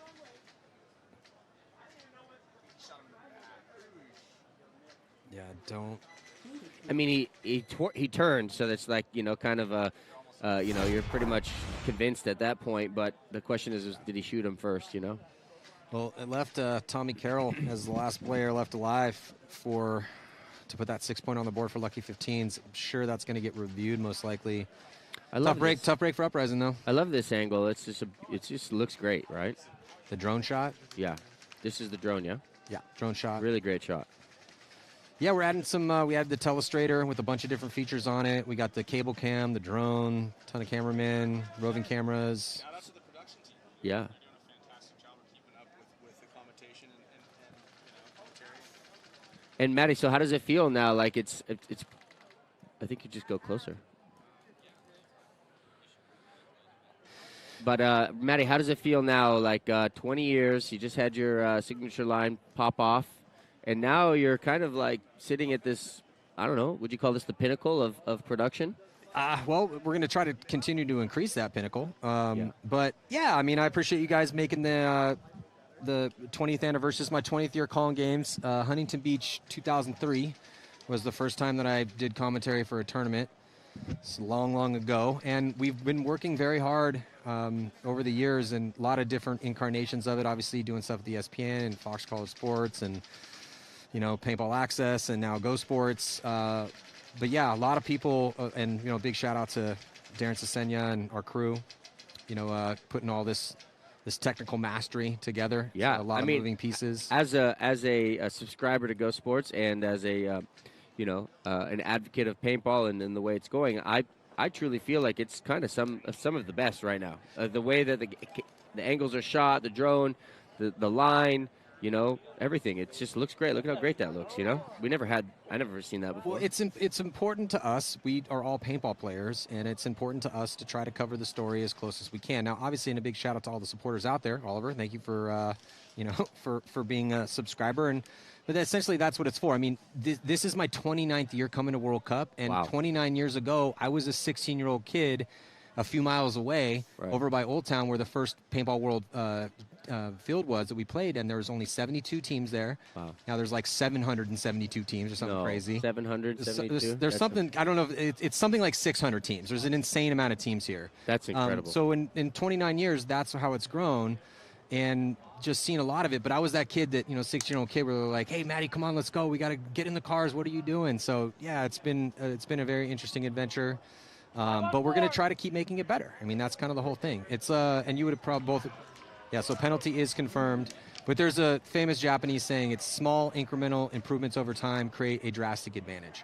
And so that's what we're trying to do. I think that's Kaizen. Yeah, could be. But it became like a famous business saying for Japanese companies in the 80s. Kaizen. Yeah, stealing it from probably 300 or 400 years ago. But yeah. But it was funny. I was having a little day of. I got here Monday. I got here early because we had practice, and I just flew in and I just walked down. I walked around, and I was like, it was going through flooded flooded of memories of going to all these places and seeing the different things. And I was like, did we stay there? I remember the field was there. I remember we used to eat at that restaurant. Yeah. And it was like just this overwhelming sense of 20-something years of memories of coming to this place to play paintball. Yeah. And I feel like it's reached a really incredible height. Yeah, it is. Everyone, it's one of those things when you see it enough times, we, just kind of going down memory lane a little bit, taking this technical break, but heading back into it. Yeah, it has come a long way. There's still work to do, but I do appreciate where we have come from. So I think you have to. So 50 seconds left to go into the 2-point spread. Uprising, getting a couple kills here. So 3 on 3. 3 on 3, and they started with 4. And the guys in the bandit all the way there on the Dorito side just shoots another guy. Yeah, he's trying to make it interesting here. Uprising pushing the Could issue it on be? that D-side in the middle. Could it be? Could it be? Look at that. 30 seconds left. Come on, you guys. You got to run it in, boys. You got to run it in, dude. Who is it doing all that work? Was that That's Ilya? the Russian guy. Yeah, it's Ilya. Yeah. So Ilya getting a ton of kills over there in a really crucial moment. As Uprising going to run in and hit that buzzer with 19 seconds left to make it a 1-point match. So that's definitely going to help their spread, just a 1-point spread. But they still have a chance to win this one. I don't think we've seen a 22nd point. Yeah, well, that was about. That was pretty close. Point, yeah, that was very. But close honestly, he ate about 10 seconds off there. That whoever it was that hit the buzzer, they had killed all 5. How frustrating is it though? Because we've all been in this situation. You guys used to do this to us back in the day. I remember we were playing a World Cup. Since we're here, World Cup, might use one of those. We've done it. You guys did it to us before at different events. But I remember being up on Dynasty. I think we had like a 3-point lead with maybe a couple minutes left, and it was a couple points like that. And we were just going back in the pits, like, how are we letting these dudes run down the fields and like shoot these guys? It just gets so frustrating. Well, you start to see how much of an energetic game it is, right? Because. Right, it's like, okay, we're down, we got nothing to lose. Then it's like you turn up the volume, and everybody plays to that next degree, and things happen. And then you're just playing to not mess up, but then you mess up. Yeah, right. But that's weird. Why does it work that way? It's just because it's just such an interesting. It's just an situational situation. Yeah, it goes back and forth, right? It's like who really wants it more, and who doesn't want to, who wants it so badly that they're not willing to, or sorry, who wants it so badly that they just mess up, like. It's like where you kind of lock up. You lock up. We got right. this, boys. That's right. It's 40 seconds left, and we're up by 2. We're winning this one for sure. And you go out there, and no one wants to get the penalty, so they're not even shooting their gun. That's right. And then next thing you know, you got Ilya just running all the way to the 50, getting like a 3 or a 4-pack. Might have got a little help, but he was just brutalizing people from that D side. And the next thing you know, you lose that one, and now you're only got a 1-point lead with 19 seconds left. So, Lucky 15s are probably saying, hey, let's not let that happen again. And it could happen. Again. I'm excited for this point because, look, all the Uprising guys are going out there with, 1 pod, 2 pods maybe, and they're coming for it. And, they just want a point in 30-something seconds. Can they do it again? 20 seconds. So full court. It's going to be a good point. Yeah, it's going to be a full send here for Seattle Uprising. And they could think about the value of the whole year is on the line right now, potentially. Yeah, absolutely. They've had a very frustrating year with a really talented team. So Uprising, if 15. they can, they get 1. Uh-oh. 1 coming off for Lucky 15s. First attack for Uprising, get shot. A couple more bodies are coming off for Lucky 15s. Here comes the chance. It's going to happen. They get 1, they get 2. Olsen hits the burners. He actually trips and falls. Are they going to get it in time? Yeah, they did it. 2 seconds left. Oh, unbelievable job by Seattle standing Uprising. Ovation up here, standing 2 ovation. points in 40 seconds. Olsen might have hurt himself, but Olsen's still on the ground. He collapsed before he got to the buzzer. Lucky enough, there was 2 of them to get in there. So they get it with 2 seconds left, and we're going to be going to overtime. Wow. Ryan, I really wish your mic was working right now. Here. Oh, my God. That was insane. Well, way to make this one entertaining here, Uprising. Yeah, thank you, Uprising. Oh, wait. Wow. We did it. Wow, you guys get me back for overtime. Let's go. Excellent. I thank Uprising. I told you, scrappy. Yeah, very scrappy. Let's get a look here. Yeah. So the Lucky 15s here, doubling up the back center. First body comes off. Oh, they get 1. Yeah. Oh, we actually got the little audio here, too. Oh, it looks like one of the Lucky 15's loader was messed up. Look at that, just full court send. Olsen trips and falls right here, but lucky for him, he had a body right behind him. And I think he took a knee to the head. It was. I saw Olsen when he got up. He's like, pointing at something on the ground, like something tripped him. He's like, there's something there. Yeah. But looking on the video, it looked like he just fell over. There's something on the ground right there. It was the rest. Oh, there it is, right there on the ground. There's a blade of grass. My contacts. My shoelaces are untied. Okay, so are we allowed to take bets? Sure. What do you got? Yeah. I think you got to go. Gambling- you gambling- got to go uprising right now. I bet you this sunscreen for that Ricola. Straight up. Gambling Deal. is legal right now in Colorado. I'm going to get one of these. Let's Ricolas. go, right? Yeah, no, well, look, obviously Uprising has the momentum as scoring 2 points in about 40 seconds. The Lucky 15s, talk about frustration. They have to be in the pits right now going, how in the hell did that just happen? So let me ask you this, Maddie. If you're Uprising, do you send it? Send it. Send it. I feel like you got to send it, right? Right? Like, what do you... Because Lucky 15s probably won't be expecting it. That's they're right. thinking, okay, we got 5 minutes on the clock. They're going to go back to a traditional game plan. They probably don't think they're going to send it again. Right. Why would you? So, Ryan, just ask me about the first point. What should they do? What should they do on the Send first it. That's right. That's right. Okay, so ask me about the third If point. they're tied up, what do you do? Send it. Okay. Overtime. Send it. Okay. You're up 5-1 with 2 minutes left. What do you do? For sure, send it. Yeah, I know you do. Yeah, that's Oliver for sure. It's obviously working. Yeah. But I will say, Oliver, you did win the MVP in the finals by sending it. I will say I learned a lot this last weekend in practice, though, about how different there's a whole nother high elite version of this game that only a few people know how to play. And I'll tell you, it's not an individual game, and it's not about sending it. And I'll be honest, it works if you do it that way, and everybody's on the same page. But everybody's got to be on the same page. Different tactics need to be employed at different times. That's the depth of the certainly. conversation. But as we move forward, yeah, we would love to see people just send it constantly. Paintball would probably be way more popular if people were just sending it all the time. But it doesn't Speaking of always sending work. it, they don't have team on the field. Wow, what's happening? They better call timeout. Okay, timeout. Okay, they called a timeout. PU. I mean, whoa. Well, if the one team that shouldn't be gassed right now is the Lucky 15s, because all they did is hide in their bunkers. I for the think past they went couple in there minutes. and were like, what? They were like, look, they were confused. Dazed and confused. Yeah, that's what it looked like. They almost didn't get their bodies out in time, had to throw the desperation timeout, so now they have 45 Are seconds. you allowed to throw a timeout under 5 seconds?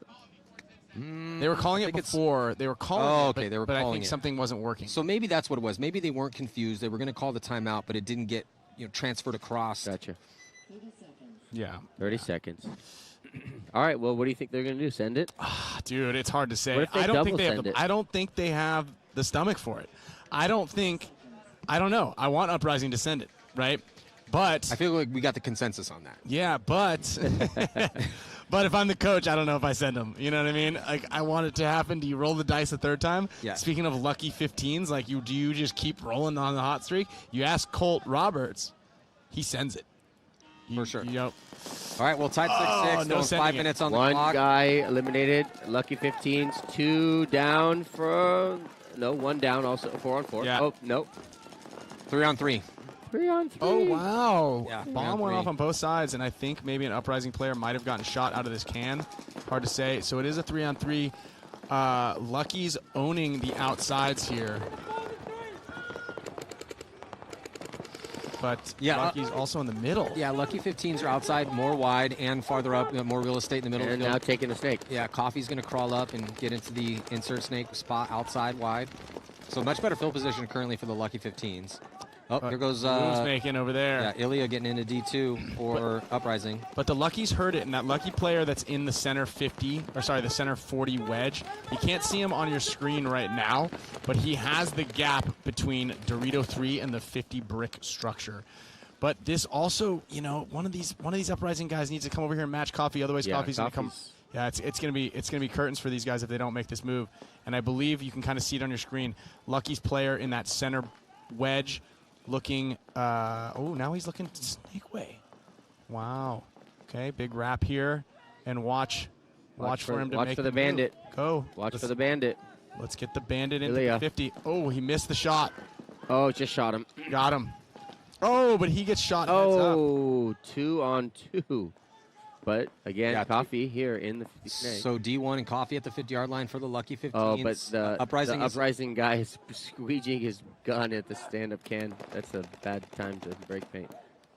Yeah, so 2 bodies farther in the backfield here for Uprising. Got D1 and the can. So better field position for the Lucky 15s with this 50 snake. Oh, Coffee's now past the 50-yard line. He's got his teammate all the way back in D1, so mirrored up with Seattle Uprising. But Coffee's got, Coffee's got the ball. Coffee trying to win this one here in overtime for the Lucky 15s. Oh, Borromeo, though, trying to catch Borromeo's Coffee gonna clip in sleeping. the pack. Coffee has no idea that Borromeo has moved all the way into D3. Oh, Borromeo forced to retreat, though. Coffee picked him up, calls the kill, or calls the code crossfield. I mean, what is the other Lucky 15 guy doing in this moment? You know, like just be pounding that guy. Yeah, he's giving Borromeo a lot of freedom. A lot, too much. Yeah, and he might kind of try to, Coffee might try to make a move on him, and hopefully, you know, hopefully for Uprising, he slips a little bit. Okay, now the Lucky 15 guy's kind of putting a little pressure on him, but. I think that's Tommy Kale over there. I mean, Borromeo, way to play, man. He's everywhere right now. You know? Yeah, Borromeo's actually been... Uprising's had a rough year, but Borromeo's been pretty solid for him. Wow. Yeah, so he's going to get shot out, looks like, by Coffee. So Coffee had a hell of a game here. Yeah, he did. Indeed. Borromeo was balling out. Uprising making this one really interesting, but the young upstart team from England going to roll up here and beat one of our veteran squads in Seattle Uprising. Both of the players on that Dorito side really, really kept Uprising in this match. Yeah, Ilya and Borromeo. Yeah, and even on that last one, you know, he got that kill, made it up 3-on-2, and then he just got clipped down the tape somehow. Well, man, you guys picked a great set to come up because that was probably the most entertaining game we've had all day. All right, all right. That was a great game, and Matt, thanks for having commentary. us up here. I love what you're doing up here, Matty. I love what you guys got going on. It's amazing. I appreciate it. Yeah. So we got a lot going on here at the World Cup. Make sure to check out the Hormesis party going down if you are on site 4 o'clock. That's starting. The brand new Forest is dropping here really soon, actually. Yeah, about 1 hour. Yeah, 1 hour for that. 50 minutes, field1paintball.com. Have a good time. So we'll be back here. More action coming at you from the NXL World Cup. Diesel, Level, Revo, Aftermath. Coming up next. 3 more sets to go here in day 1 of the prelims. See you in just a few. Thanks, Matty. See you.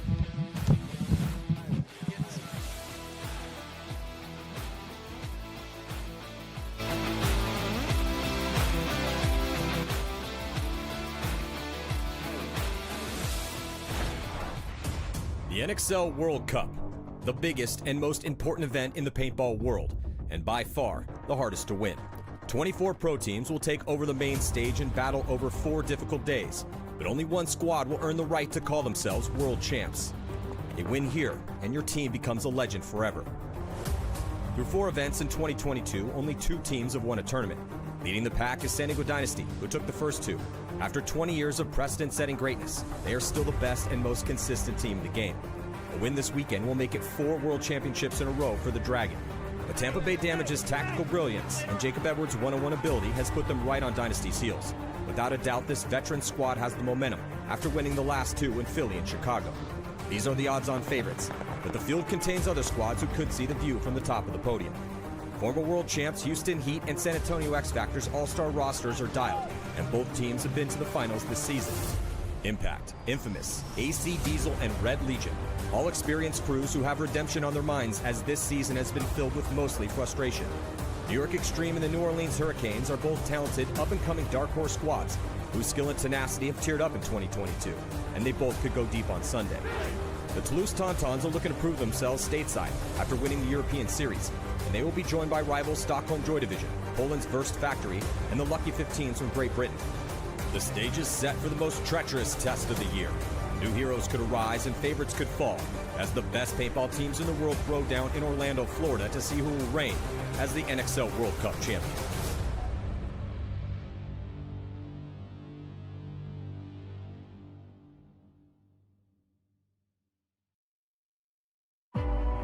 San Diego Dynasty, the best team in the world. They have won over half of the events in the past 2.5 years. They're trying to win 4 events in a row, make some history. Archie gets the coast-to-coast shot. What a beautiful job. Oh, Chris Shear just shot 4 bodies. Chris Shear putting the team on his back a bit on that D side with a couple beautiful moves. Blake and Arturo throwing a wrecking ball. Blake Yarber up the center. Arturo still alive. He pops the top, and he does get the drop in. So the combo of Archie and Mikey absolutely lethal. Mikey Urena, again, just a bully over here on the snake side for San Diego Dynasty. Harrison Fry's going to run through, get a 2-pack. Nice job by Harrison Fry. Here goes Oliver Lang. Oliver Lang on a launch is going to get 1. It's Oliver with a little 2-pack run through here for Oliver Lang. If you beat Dynasty at this point, you're the favorite. Like, straight up. There's now no you're way the to best call. team in the world. You have to call. They knock San Diego Dynasty out of this tournament. Dynasty will not be winning 4 events in a row. And we got ourselves 2 new teams in the finals. Damage is a team. They won Texas last year. They're like second place at World Cup, second place at the first event. Coming into 2023, Damage was thinking, okay, we're going to take down Dynasty. That's our goal. Even though they're amazing gunfighters, their teamwork doubles up their ability. Tampa Bay Damage goes heavy guns up. So Rainey's going to come over and dunk on Connor Kelly, and Rainey Stanzik so creative and lethal. But Keith picked him up. I think he put a ball on him. Unbelievable shot from Keith Brown. Damage is dictating the pace of the action here. They've had so many contributions like Keith, Chad, the Edwards brothers, Rainey. It's kind of been a full team effort here for Tampa Bay, which is best case scenario for them. Then they shoot Colt Roberts out of that back center. Jason Edwards does get the shot in on TJ, but it is going to be one-on-one. So Jacob's going out for sure. Oh, Tom gets that shot. Oh, and Jacob Edwards does it again. Plays the hero yet again. I hit the shot. We did that as a team, boys. That was a team. 100%. Hey, when we played our potential, nobody can handle us. The big question with the Extreme is, like, how legit are they, right? I mean, are they ready to win a tournament? And yeah, they have a lot of experience in the prelims in the Pro Division. Yeah. But that is a completely different thing than the Sunday pressure when you're playing the top half of the league. 100%. Oh, finally Meter goes and somebody catches him. Great zone control from New York Extreme. I mean, they're just putting paintballs in the right place at the right time here. Oh, and saw the ball break off the top of his loader. Josh Taylor to take the one-on-one victory. We're just talking about how good he's getting. Oh, and he gets absolutely obliterated by Pat Kraft. So Pat Kraft keeps his head on a swivel and saves the point. I keep seeing this out of New York, though, right? Like even when they go down, they're not freaking out on each other. They'll fight and scrap and get back in matches. They're looking really composed. They're becoming more and more mature every event, right? So the Cinderella story here for New York Extreme, not going to work out here, but they still look really good. Extreme, we just saw some flaws in what they were working with out there. Houston Heat, the most consistent team in paintball. Second at the last event, second overall. Houston Heat overdue for another victory. Blazing up that D side, Ryan Moorhead trying to make something happen. Ryan Moorhead's throwing haymakers over there, bro. Tyler Harmon just threading through, getting creative, just brutalized his way through the snake. Fedorov with a little, wow. Is that a 4-pack for Fedorov to close? Konstantin Fedorov by first-degree murder over there on the D side, along with his compatriot, Mishka Kiesnev. Shot here from Mishka Kiesnev, so Mishka Kiesnev's going to play the hero here for Houston Heat. And that is why it's so important for Houston Heat to have Mishka. Mishka's so consistent, and his team always seems to be able to count on him to come through in those clutch moments. He gets shot by Chad George. Chad George doing Chad George things right there, and now he owns the snake. Can Houston Heat do it again? They've done it multiple. 10 seconds on the clock here. Houston Heat with a full court press up the center. It's going to be Ryan Moorhead first to go. Connor Kelly gets diced up. They lose Ryan Moorhead. They lose Tyler Harmon as well, too, and that is going to do it. For the first time this year, Dynasty was knocked out of the tournament before making it to the finals at the NXL Mid-Atlantic Major in Philadelphia, Pennsylvania by the long-standing powerhouse San Antonio X Factor. Dynasty not making it to the finals was quite surprising, as their performance this year and in previous years has been nothing but dominant, winning over half of the events in the previous 2.5 seasons. Taking down the Dragon was no simple feat, but a combination of punishing snake-side mistakes, executing decisive run-throughs, and scoring insane clutch kills, including a game-saving bounce shot, ultimately led to the best kids in Texas winning the match. To describe the match between these two as anything other than close would be a disservice to the series. So let's take a look at what X Factor did that led to Dynasty's downfall. In point 1, X Factor's Billy Bernacchia gets to the snake off break and makes an excellent read on Dynasty's Harrison Fry, who accidentally bumped the bunker he and Billy were playing. Billy then digs Fry out of the snake in an unequal trade and wins the point shortly after. Dynasty answers back in point 2 by getting Mike Urena into the snake and shooting Billy off the break as he tries to make it into the snake insert bunker. Urena's unmatched presence in the snake 50 lands him some easy kills, forcing X Factor to concede the point. Dynasty keeps the momentum in their favor in point number 3 by repeating the successes of the previous point, as they get Urena into the snake and shoot Bernacchia, this time out of the snake corner off the break. This point would not be so easily won, however, as Archie Montemayor makes an uncharacteristically sloppy move.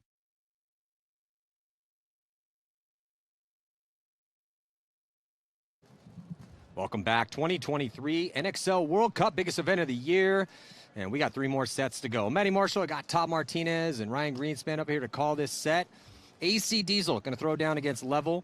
And Baltimore Revo taking on SD Aftermath. Todd, we'll start with you. Diesel, Level. It's obviously been a frustrating year for both these squads. A little bit more so, obviously, for Level as they haven't made it to a Sunday. But, man, it would be great redemption for Diesel if they could go deep here at this tournament. What do you think about this matchup? Well, I think it's kind of the same for both these teams, right? Like you said, Diesel's been underperforming, Level's been underperforming, but Diesel had really high expectations coming into this season. And, you know, getting rid of Mike Hinman right before World Cup, a guy that they brought in who helped them make Sunday one event and almost make Sunday the second event. They get J-Rab back, but he looks like he's hobbling a little bit out there. So it's going to be interesting to see, you know, how long he lasts, what kind of changes they make. And Level, you know, a team that you know, fought hard to get here, but, you know, at the end of the day, you can have a crappy season and show up at World Cup and play well, and nobody's going to remember that. Completely redeem yourselves, as Aftershock would tell you. Revo, Aftermath, Ryan, what do you think? You know, geez, the Aftermath guys are just so, you know, they I think you mentioned it, they have that opposite problem. I don't know if it was you were saying it, but, like, they have really good front guys. They just have that middle back kind of secondary movement, you know, in this field. But did I hear correctly that they don't have Ethan Castro at this event? They have no Castro, but they picked up Cody Chong and Quentin Duchesne. Okay. Remember the snake player from England from Breakout Spa? Mm-hmm. So jumping into this first point, though, Diesel and Level. Level going to be on the blue side. Diesel on the red side. Body dropping early. Alex Goldman. Diesel, yeah, it's a huge kill. Goldman was feasting yesterday, too. Yeah, big time. And that player has a hit in the can in his shoulder. I think that's a logo. They all have it. They have a pink logo on their shoulders. And that player just got shot right in the tip of his loader. I'm calling Diesel for this match only because what maniac on earth is ever going to go, we're shooting pink paint, let's wear white jerseys? You just lose on the style points alone. I'm sorry, Level. I was digging their Rasta vibes. You know what I mean? Todd knows. Look at you, look festive right now. Dude, we grew up Ohio. You know what I'm saying? OH, dude. But it does look like Level taking the upper hand here on this one right now, which is 4-on-3. Yeah, Danny Schonauer's in the snake, and Level really lives and dies by Danny Schonauer, right? He's their main attacker over here on the snake side. And if he's getting in there doing work, then they do well. If he struggles, the rest of the team tends to struggle also. Yeah, they have decent penetration on the D side as well, too, and good crossfield spread here for Columbus Level, starting to dictate the pace of the attack. In point number one, Danny now here on your screen and wrapping around. He's feeling zero pressure as he's going to hit the deck and crawl up well onto AC Diesel's side. Just stay right there in the big one, buddy. Stay there in the big one. Don't go to no man's land. Don't go into that little cake. That is not where you want to be. So this is, he's going to clip his pack. There it is. That's what you want to do on that wrap right there. Now, gets him in the hand. And I take a hit up here in the commentator's booth. This is what people always ask me why I wear my glasses all the time, even when it's, yeah, that's why. Pro pink all over your nice jacket. Shirt and your jacket right here. Do we have, get this thing. Microfiber. Danny Schonauer with the big 3-pack there, shooting out both cans and that big Dorito to end that point, putting the first point on the board of this match for Columbus Level. Yeah, that's a great start for Level. Like you said, they definitely live or die a little bit on how Danny plays. I mean, they got some talent on that team, but, you know, Weber, Corwin Weber was their standout too, and he went down with a severe knee injury. He's been out all year long. They picked up Damian Ryan, but Damian hasn't been here for some of these events. And then, you know, some of the other guys have, you know, look, whether it's, you know, Matt Askren or Lemon, I mean, those guys have been contributing. Chase Cranmer on the D side occasionally, but it's just been really hard for them, as evidenced by the results so far. It's a team that did take third place last year. Level's just really struggled to with any sort of consistency. They haven't made a Sunday, 16th, 16th, 13th, and 14th this year. It's just also a really bad start for Diesel, looking to have a big World Cup. Yeah, double-digit number finishes across the board. Not really all that fantastic showing. You know, trying to improve here at World Cup, make everybody forget about it. So now heading into this first point, Revo and Aftermath. Revo looked a lot better at the last one, taking that 8th place, and then Aftermath with a 16th. A 6th, though, at the second event. Aftermath, a wealth of talent, these young up-and-coming guys. They just need to get it together across the board. And looks like Aftermath is going to lose the snake corner, but Revo, Caleb Abel, going to get shot and get a penalty, get Stephen O'Mara pulled, leaving just 3 Revo players left alive. And Caleb Abel has a hit in his pack. He's kind of still wondering where it is. And, you know, one big thing, you guys, when you're running out to your spots on the outside, it's just, if you think you might have gotten shot, just ask. Because it doesn't cost you anything to ask. But if you don't and you have a hit on you, See you later. Yeah, we've seen it all morning already from the referees. Even if the ref calls you out from across the field and you don't get out right away, he's going to run over and throw a penalty. If you've got to make him work to get you off the field, you're getting a penalty. 100%. Right. So always good to dive in and maybe look around for a second and see if there's a referee screaming. He might be pointing at you. Yeah, and the sense of urgency on this first point is kind of irrelevant, right? He had the outside, the guy in front of him walked off, and you're in your spot. Like, it's not like you need a point in 10 seconds. Just ask for a check. So it looks like, right, yeah, here on your screen, number 1, 2, you see this little cross right here. It's a really strong cross. Not a lot of people are using that that bunker that Aftermath is using, that tall stand-up on the Dorito side, the number 2 spot looking inside. Body dropping. Yeah, body dropping for Revo. And so Aftermath looking pretty strong here. And looking, you know what it is also that's pretty nice to see right now is this, how Aftermath is just, they're up 4-on-2, and they're just holding the lanes and shooting their guns. They're not giving any bodies back. And that's something that, you know, even plagues our team is like, oh, we're up. Let's attack. Let's go. Well, that's one of the tough things. So Aftermath has had, you know, bright shining lights occasionally in these tournaments where this one guy on this one side will be doing good, but they'll lose the other side. Or the front guys will be playing when they lose the back guys, et cetera, et cetera. So to see them cross field, just as I say that, they're losing 2 bodies out of their bunkers, losing gunfights. This has been Aftermath's problem. And that's new pickup down there from last event. Elliot Weaver shoots both of those bodies, shoots Mazurk in the head out of the middle, and then shoots that snake can, opening up and giving himself this snake side. But Aftermath trying to counter by pushing down the Doritos right now. Yeah, Weaver was a big pickup. Oh, look at this big move by Grayson Gladstone. He's going to come all the way through. Does it work out for him? Should have stopped. Yeah, he just kept going. Got the 1, but, you know, keeping Weaver alive. Is it going to a 1-on-1? But yeah, Elliot Weaver's he's been really, really good recently. You know, people talk about underrated players. I feel Weaver is underrated. Yeah, we talk about this with Weaver all the time, Matty. You know, like, we've always watched him play on lower tier teams, right? And it was always like, you know, he's always alive. He was always shooting people. What would it be like if he played on a different team or played with some better players? And, you know, coming out here with Revo, I feel like he's already shown that, you know, he is a extremely high average player. Yeah, he pulled off a 1-on-2. He pulled off a crazy 1-on-1 against Ronnie. Remember Ronnie playing to you guys? Really smart heads-up play for him. He's just a really intelligent player. He's tall. He has the athleticism to play lots of different spots. And, yeah, I think Weaver's got a real bright future in front of him as a top-level player here in the Pro Division if he can keep it up. Yeah, I like that. He had a little 4-pack right there. Yeah. I mean, that's on the list. That was a 4-on-2 with Aftermath, and now there's the one little bit about it when I said they're playing smart by just kind of controlling their guns. They weren't shooting at him at all. They let him just kind of inch out and shoot both of their guys heads up, and yeah, that's hit him with the Bob and Weaver. Bob and the Weaver, yeah, above high average. Yeah, and Diesel late to the box over here. Getting a check, running into that Dorito 1, safe, maybe gets in a bounce, but Level taking Dorito 2 off the break. You know, and this is something that Level player needs to do is nothing stops him from going all the way into that 50 structure right now. And I think that he can come around and start shooting guys in the back. He's really trying to put pressure heads up here, on the inside rather, but nothing, he's just not taking advantage. Yeah, all teams with all their bodies alive.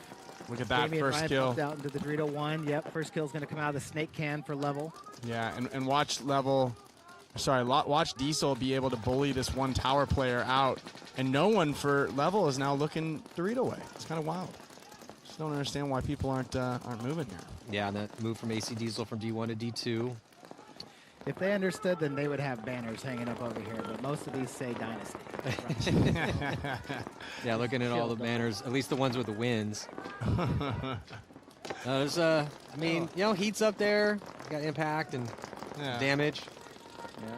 All right, yeah, I mean, DMG's up there? You guys are going with, well, that's just who's playing in some of them, but when you're looking at victories.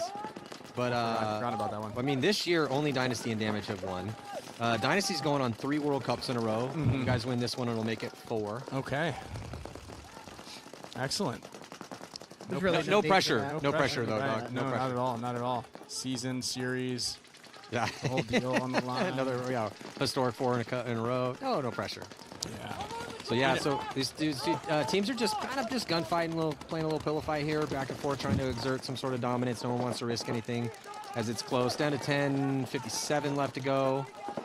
Diesel is doing a good job of gunfighting, though, in the sense that every time I look at Diesel, they are out of their bunkers and rolling their guns. Yeah. Whereas Level's a little bit more tucked into their spots right now. Yeah. So I think Diesel wants to make a move. And right now, when you're looking at your screen, the number 4 and the number 3 are kind of looking infield to slow down that snake side, which is not a bad kind of concept and play when you have 5 bodies alive. But right now, no one's really stopping on the right-hand side of your screen, AC Diesel and that Dorito 2 from moving down into the field and starting to get some shots on the Landry logistics players. Right, those are the ones. Those are the linchpins. Those are the guys you want to get off the field quickly to free up some movement heads up, and they're not doing that. They're too busy kind of playing this cross zone thing, and they're gonna run out of paint here soon. I mean, J-Rab's got 5 pods behind him, and he's making a move out here. And J-Rab is fighting through a meniscus issue. I believe that he's got a little bit of a tear, a significant tear in his meniscus. Yeah, you can see he's playing well out of the back center, but anytime he's got to go somewhere, he's got a little bit of a hobble to his step. But, better to have him on the field playing the back center than to not have him at absolutely, because, he's one of those guys that can joystick. Having a smart player in that back center, someone who can really control the game. And look, here comes the move right now, and this is what I was talking about. So no one stops this move. Well, they had stacked up on that D side, so walks in there. So AC deciding to push the 5-on-4 situation to push up that D side instead of the filter body's snake way, just because of the way the level has more guns looking towards the snake way, feeling less pressure that D side. Ideally, you want to go towards where there's less paintballs, and that D side is pretty potent. So they're stacking up on that C. Let's see if it's going to work out for Diesel here. Down by 1. Ooh, but some pressure there on AC Diesel's Dorito player, and they lose him. Yeah, Nico Hyde. Hyde off the field. But Askren coming off right now for Level. Oh, and they're going to be losing that D side 1 as well too. So Damian Ryan taking the walk. And Kyle Spica killing that Dorito 2. So, a strong breakout for Level, just not capitalizing on any opportunities there, and coming off the field, losing that one as J-Rab walks it in. So yeah, I think a missed opportunity there for Level. They got their eyes. It was too juicy for them to kind of try to hold that lane right there, and I think that's what kind of stuck them. So really long point. What's the longest point we've had here, Maddie? We haven't really had that many long points. That's up there. Probably. God, yeah, I'd say maybe like a 4-minute point. It really haven't been that long of points today. It's been a pretty blow for blow. Lots of bodies are dropping off the break, so that will create fast points. The field is very playable on every side, so that creates a lot of opportunities for people to make offensive moves. So yeah, everyone keeps saying it's going to slow down come Sunday. I think so too, but we really haven't seen a ton of long points out here today. I mean, the lowest scoring game was probably Infamous Legion 3-2. Right. 5 total points. Yeah, and it always slows down on Sunday, but there are moves out there. And as you watch a lot of these things, like those moves are ripe and ready. Well, that's always one of those things as we break into this next point with Revo and Aftermath. And I'd like you guys, you don't have to answer right now, we got to call this specific point. But a lot of times you'll have, as we always say, it slows down on Sunday, and yeah, you can play defense this way or whatever. But it's teams that are willing to make the moves and can get that offense going that ends up winning the tournament a lot of times on layouts like this. Like if it's not a completely defensible layout. So I'm not saying we're not quite there yet. We'd like to see how it's going to start playing when we get deep, but yeah, it's about having it in your bag, and the timing of when you pull it out, the discipline you play with, and making smart decisions, right? And you can see, it's kind of hard to see, but if you can zoom, if you can see on your screen right now, you've got Aftermath in just this wild cross of positions. Everybody's they're just playing so tight. And Maddie, we mentioned it in that Latin Saints match, is like, if you're punching up, and you've got to be really, really, really on top of your game to hope that the guys that you're punching up against make mistakes. Well, yeah, Aftermath down a point right now and tucked in their spots, not really looking like they want to make any moves, so they're kind of letting Revo make a couple moves here or there. You know, Revel hasn't made any big dynamic moves. They don't have any crucial spots yet, but Revel looks a little bit more free in their bunkers. Now look at Caleb. Caleb is in his spot. He's kind of up and off out of that spot a little bit, not super tight. You look across the field to Aftermath, and everyone is just as tucked in as they possibly can in their spot. I say that, though, but here comes Aftermath making another couple little bumps out. It's good to see, though. Yeah. So you guys talked about, you know, having those mid-game players, right? Those back players that can organize, you know, orchestrate.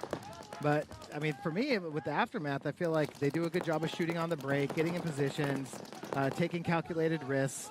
But after that, you know, they can be up bodies and just not make the moves to capitalize on their advantages. Yeah, and I'll tell you what, and I tell this to the Aftermath guys, especially Brandon Trujillo, who's over there on the Dorito 2. He just made the move at the exact right side time. So Hendry Sense on your screen there, right, like right in the middle of your screen, looking snake way. He was locking that Dorito zone. That brick right there has got a great zone where he's looking right now. He was locking off that move from Dorito 1 to 2 the entire game, and then a second he switched, Brandon ran. And I don't know that Brandon ran on the once, you know, he realized he wasn't looking. He just kind of ran at the perfect timing. Weaver taking the early walk here. You don't really see Weaver die out of that spot or spots like that very often, but that's a nice kill here for Aftermath. Yeah, and I think Brandon Trujillo in that Dorito 2 again, he's got it wide open on that side, and I think he needs to keep moving. I think he keeps moving, and if there's a little bit better communication between these Aftermath guys, the fact that there's two of them looking Dorito way, they can really get going on that side of the field. Well, but Aftermath finally making a couple moves there. Yep, Aftermath coming into the snake, now going to stand up and come into the 50. This is Quentin. I think that's Quentin. Is that your, is a German player? He's from Belgium. Belgium. He's a Bell. Ooh, wow, if he wraps on this tape. Look at this. Can't Caleb see his shadow? Shadow. It looks like they're both going to trade. Oh, the referee's checking out Duchesne. I don't think Caleb got him. The referee spent a long time looking for a hit. Yeah.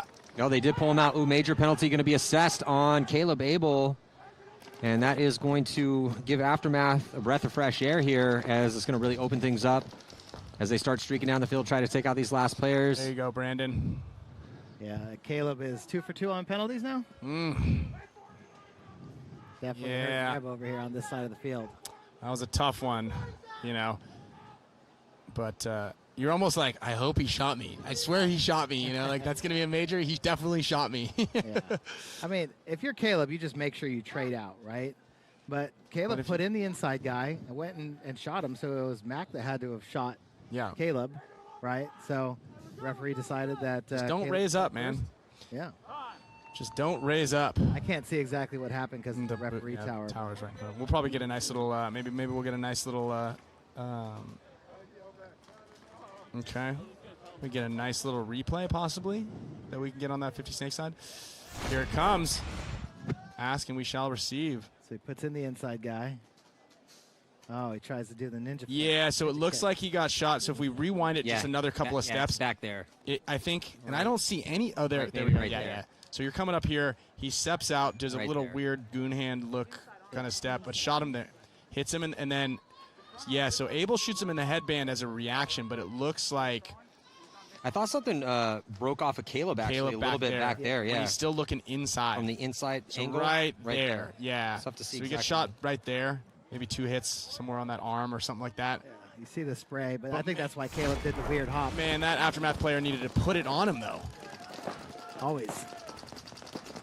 So jumping into this next point, tied up at 1, 8:32 left to go, and Level going to be the first to lose a body. 5 alive right now for AC Diesel, and they took a little bit of ground. 2 bodies coming off. Good position for AC Diesel with a body into Snake 2 and a good crossfield spread. But I don't think anybody knows that Level's in the Snake right now. Mouse is going to get him right here. Oh, got him. Got 2. Yeah. Got 2. I think that's Henningberg in the Snake. I think he got the 2 bodies across the field, but then they slept on Danny Schonauer again. Yeah, Danny Schonauer is now onto AC's side, trying to steal this point for Level. He's lost a lot of players in his backfield. He only has 1 body behind him. He's at the tower, but Danny going off right now. It looked like he got a shot on. There's another shot right there. That's like, what, a 3-pack for Danny right now? Yeah. Referee's not even looking at the player in front of him. I'll ask for a check and get shot in the gun. And here goes Danny Schonauer going to shoot Nico Hyde. Missed him. On that Dorito field. Yep. Got him. Wow. 4-pack for Danny? Lives and dies. Number 4. Did you call it or did you call it? Number 4, man. That's the guy. Well, that's on the list for move of the prelims for the $500 courtesy of Pate Smith Law. I don't know if anyone's going to be able to beat Sam Silberg, though. What did he do? Well, Sam Silberg pulled off a 1-on-4. Oh, that's right. Oh, you got to give it to that guy. And made it look insane. I mean, we still have a lot of paintball to play here in the prelims. We're in day 1. We got 2 more days of prelims before we get to Sunday. Now, Sunday, whole different ball of wax. $5,000 at stake for best individual move. See Ryan Greenspan out there trying to feast on Sunday. Dude, got to pay those bills, my man. Shout out to young Sloan and Camille not coming out to this one. She's just ripping in school. You know, it's like actually kind of nice that when their kids are waiting. Do you wait? You're in school yet? Yeah. Yeah, isn't that something? That's great. Isn't that something? Kids It's go something. somewhere else. They're for a few all hours. day, all day. Yeah, Monty goes to preschool, which is nice. Yeah. It does mean that he gets sick every other month, but you know, what are you going to do? Yeah, I heard Nice it. straight out. Yeah, bro, Monty was coughing in my face for 4 days straight while my wife was at a bachelorette party right before I came here. I'm like, please, dear God, don't give me whatever he has. Luckily, I made it through, knock on wood. But Ethan Adams tries to go to the snake on the break, gets picked off, and so does the snake can. I think that might be Ron Velez. Is that Rob? Rob Velez, Oh, yeah. Yeah, maybe. Stephen Henry still alive for Revo over here looking snake way. Aftermath with all 5 bodies alive. Mazurek in the middle, blocking off the snake side of the field. So now is like, you know, it's that time you keep the pressure up, right? But you got 3 guys right now doing the exact same thing on Aftermath. You've got the brick, the can, and the temple all on the snake side, just shooting straight ahead. A little bit of communication right now can get your bodies into the snake and win the point rather than allowing a team like Revo in the first point to sneak around. You see Omara kind of trying to figure something out right now. So here's the thing for Revo. If you keep those bodies alive, this field is tailor-made for a guy like Stephen Omara to go hunting through the middle on a team like Aftermath who's going to shoot their lane and stay that way, right? They shoot, they stay heads up, they open up and give Stephen an opportunity to go hunt. He can do a lot of damage through this middle of the field. yeah, this could be, like you said, a field tailor-made for Stephen Omar to have a really good event. So you see it on your screen right now. This is where the bodies for Revo are shooting, and Omara kind of doing what you said, Todd. They moved out of that Landry logistics bunker, got into the brick right there, and heads up, kind of trying to lock off the snake side. I mean, like you said, I think that you can see it right now. That center is juicy and wide open for the taking. You know, that Landry logistics bunker is it's tough, right? Because you got to be tall, but you also want to be small if you're going to want to leave that spot, you know? Yeah. So right now, pretty locked up. I think the advantage is clearly with Aftermath, but they need to try to exploit the advantage. You don't want, again, you're playing with your fingers crossed right now, and you never want to play. You don't want to really do anything like that. Yeah, well, neither team with an advantage on the points. 5:25 left to go. Seeing a little bit of Sunday paintball here. Oh, but squandering a body. ASG Aftermath trying to make it out wide. That wasn't the guy. That was not the guy. That He just needed got to make the bored. move. He was like, you know what? I'm just kind of bored in my spot. Yeah. Someone should move. You know what? I think I'll move. Yeah. They have 3 guys locking off the snake side in a 5-on-3. You know, Mazurek's up there in the middle. You know, he's the guy that nobody's going to see leave his spot, right? Have him just wander up through the middle, maybe go bunker Steven out. But these are, again, those are the small mistakes that we keep saying for some of these teams that are trying to make their way up the ranks. But yeah, not the move and not the right guy at the right time.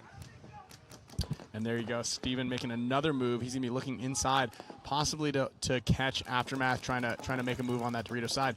But you know, one thing that will help Aftermath, like coax them into that position, give a little bait, is if Revo tries to press on that Dorito side to commit some pressure onto Aftermath, that'll create that scenario in which Aftermath will then, you know, try to do a counterpunch, and that's when that trap that Steven's created will get sprung.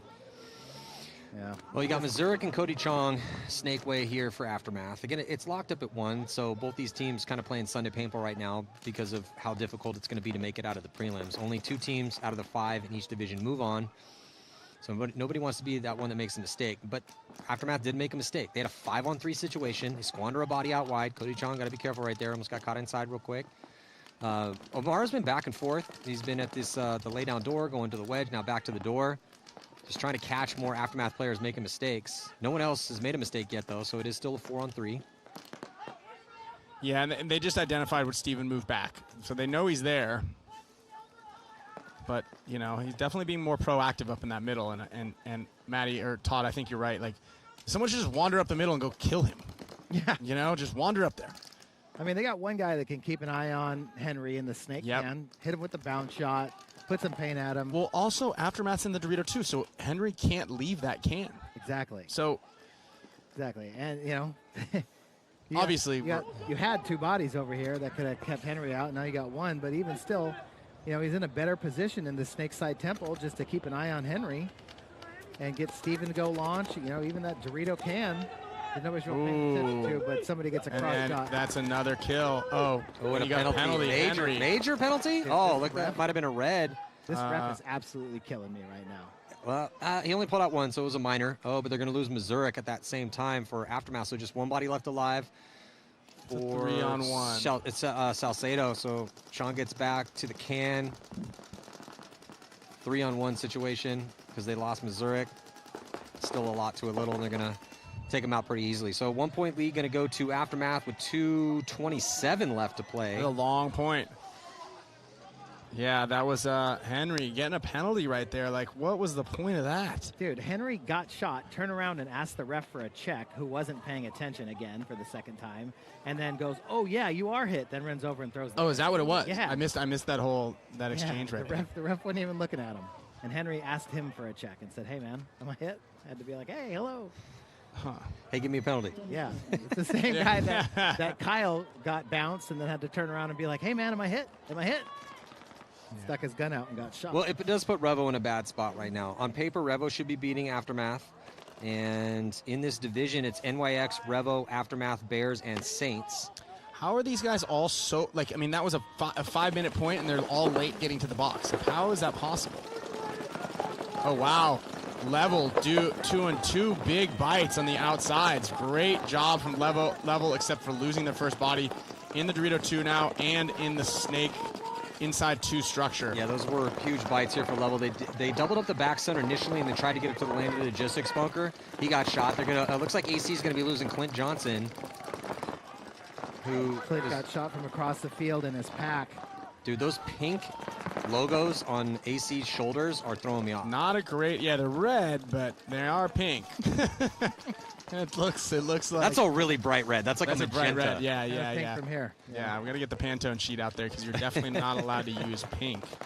You're allowed to wear any yellow you want now, which is nice. But here comes. Is that Kyle? Mouse. Yeah, Mouse gonna sneak into the snake after dipping all the out way into the other side. He's gonna sit in that inside section, and the referee's gonna bird dog him as he comes up. Doesn't matter though, as he murders Ian Rolfson coming off. That's a rookie for Level. Oh, is the referee going to pull a penalty? He is. Yeah, it's going to be a major on Mouse. So Mouse frustrated with that one. Referee was tracking him the whole way. Kind of chased him through that move. And, you know, look, the referee's got shot 2 guys. The referee's got to get up in there and do their jobs. Sometimes, you know, if he wasn't hit, then it's a little bit of a bird dog from the ref. But he was, so it's a major. It's going to wave it off. That point's going to go to Columbus Level. So Level's not going to take a 2-point lead here on AC Diesel with 6 minutes and 5 seconds left to go. Devil's advocate here. Mouse crawled all the way around and came around the inside of his bunker, and that dude had no idea, and that dude definitely brought his gun down. Yeah, but did he shoot Mouse? Huh? You're allowed to point at a guy as long as you don't shoot at him. You're like, But apparently Mouse had hit that whole time because that ref was tracking him the whole way. Yeah, the ref went in and followed him in that whole entire move. Yeah. I'm just saying maybe. I just said, you know, who knows? So getting some input from our booth that Jason Trozen has put the wrath of God down on Alex Mouse Goldman. He's going to get a gross major for trying to get rid of a hit. And what does a gross major mean? It's just a 3-for-1. It was disgusting. Yeah, but is he suspended for the point? Might have to go to paintball jail. Paintball jail, man. You don't want to be in paintball jail. No suspension. No suspension. 3-for-1. Oof. Okay.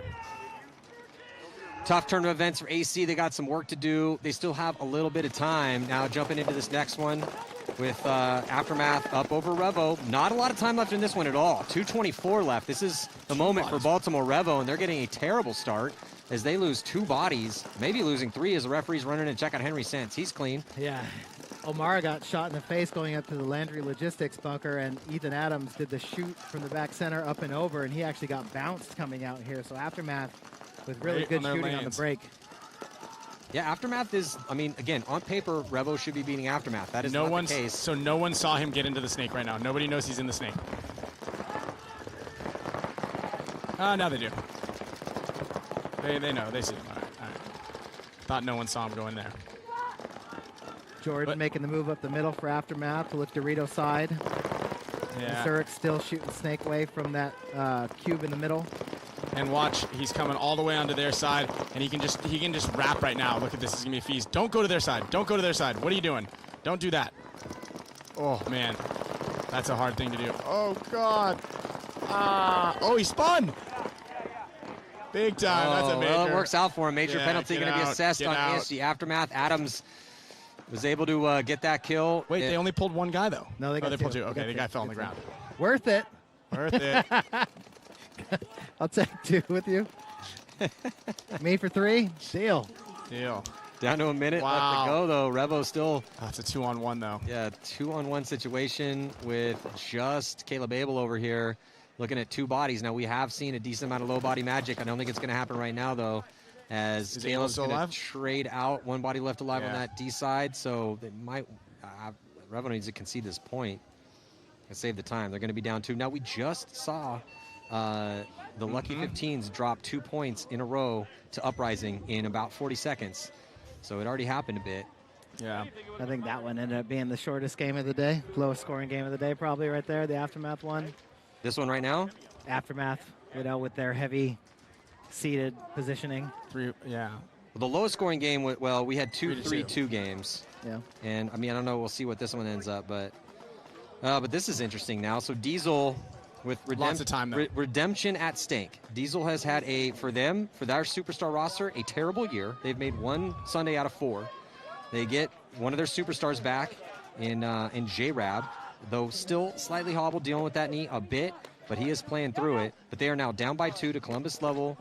This is a big moment right now for Diesel. This is their first game, so they have 3 more games to work with, but. And there goes up and over for Diesel. He's going to make it into the snake. But big bite over there for Columbus level.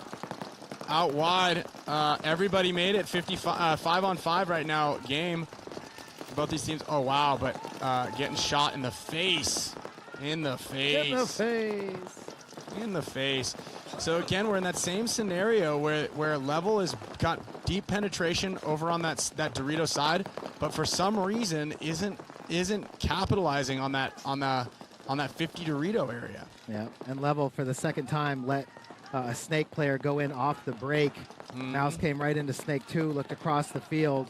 Not able to pick up bodies this time, but Level losing that containment guy from the Landry Logistics bunker. Yeah. We'll see if the back center and Danny Schonauer are over here. Oh, no, Danny's going to get picked up from across the field, so he walks out of the snake corner. 3 bodies left alive for Level. Yeah, and Level's just trying too hard to lock it down, and there's just not enough time to do something like that. That's not the game plan you want to be having right now. Oh, I think Level just lost their D2 spot. He did. Player over there, so this is not looking good for Level. They kind of, Mouse got a little upset.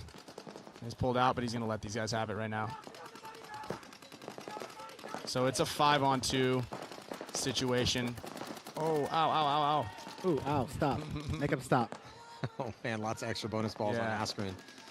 And Oh. Chase is about to wear crossfield here from Goldman. Yeah. So, Maddie, I gotta take off because I've got to be at a Gel Blaster little activation right now. We're gonna be, some of the Dynasty guys are going out there playing a little Gel Blaster with the kids. Also, 10 minutes till the Force V2 body cut goes on sale. Yeah, I was actually going to bring that up because, we got 8 minutes. 8 minutes. Actually. Sorry. 3 o'clock Eastern time, brand new V2 Force dropping. Where's the website that they check out? Field1paintball.com. You guys can check it out there if you guys are at World Cup. I mean, the pre-sale is going to sell out. So if you're here right now and you're somehow watching this, go to the Field 1 booth just to get your hands on it to take a look. Otherwise, go to field1paintball.com and pick up a pre-sale before they're out. Limited quantities, obviously. Full release will be early 2024, but these first set will be coming out soon. Yeah, so appreciate your presence. As always, best of luck tomorrow. San Diego Dynasty, #1 in the series, winning the first 2 events, Damage winning the next 2. So see how the battle of the top 4 is going to be going down. Houston Heat also in the top 4 as well. So they're going to be playing some seeding games starting tomorrow to see how it all shakes out as they get the bye into the quarterfinals. And yeah, I appreciate you giving me one of those gel blasters for my kid, because the second I got home, my wife was like, he's about bedtime. I don't think we should bring that out right now. I'm like, I got to bring it out. I got to let him shoot it.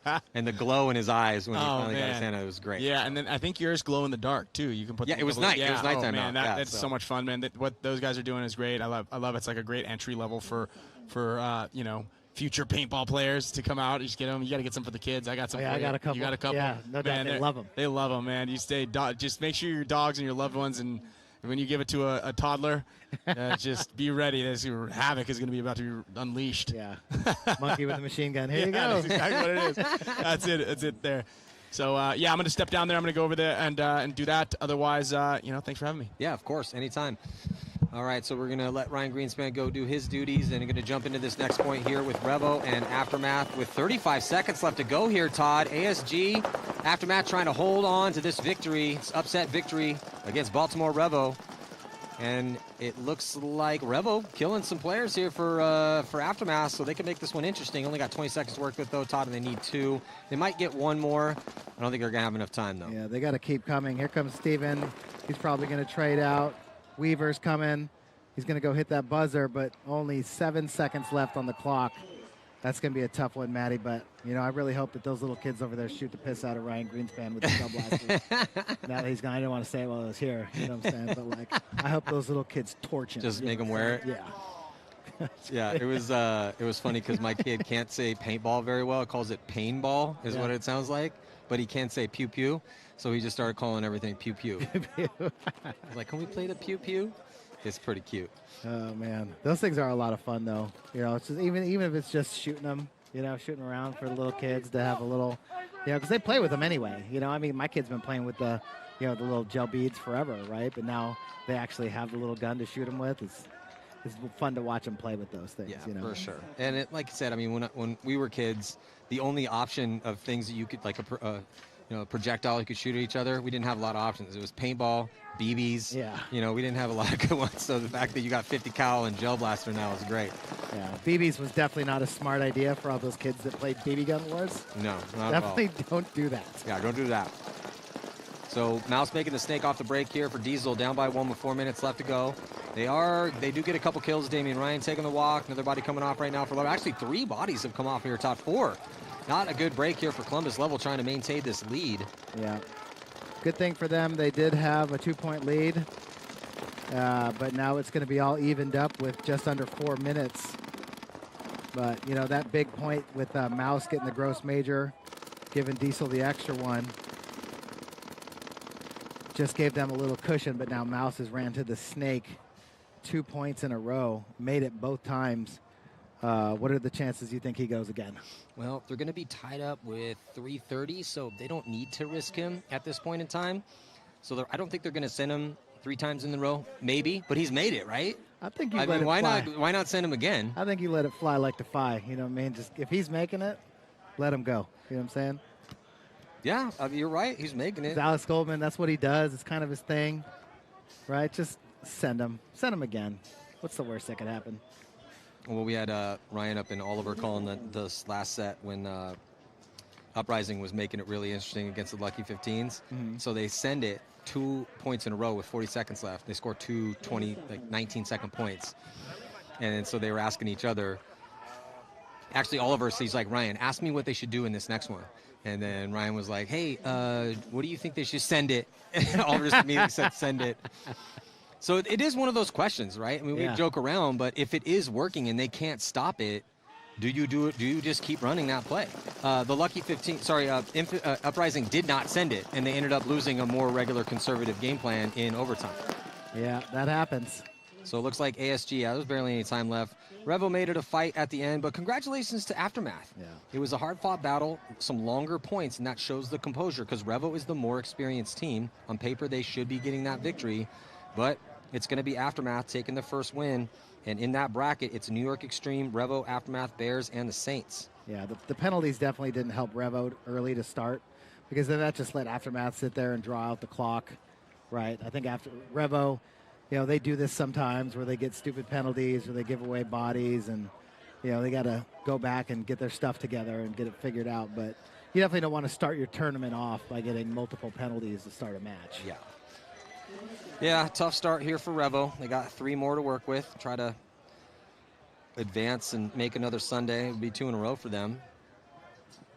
But, and yeah, I mean, it really just depends on how good the Bears and Aftermath are going to look. As right now, Aftermath looked pretty good in that one. Yeah. They did get some gifts with the penalties for Revo, but New York Extreme, obviously the big favorite in that bracket. Only 2 from each bracket move on. So this one's all tied at 3 apiece with 3:27 to go, and level on the blue side, inside and out route for Danny. Aftermath, or AC Diesel going to be losing a body with Jesse Stevens taking the walk from the D side. Yep, so 4-on-4 here. Danny's in the snake, Mouse is in the corner, and J-Rab is going to dip from the snake temple into snake 1. And I think it's really hurting Level having that Landry Logistics bunker look across towards the Dorito side as just one player is trying to keep Mouse and J-Rab at bay over here. And that's not enough guns to keep those guys contained. It's really not, And, if they get any kills, it's going to be up to Danny Schonauer, Danny the Big Show Schonauer, to save the day over here again. The Big Show. I like that nickname. Danny the Big Show Schonauer. As he crawls into snake 2, somewhat gingerly, sneakily. Mouse is looking for him on the inside.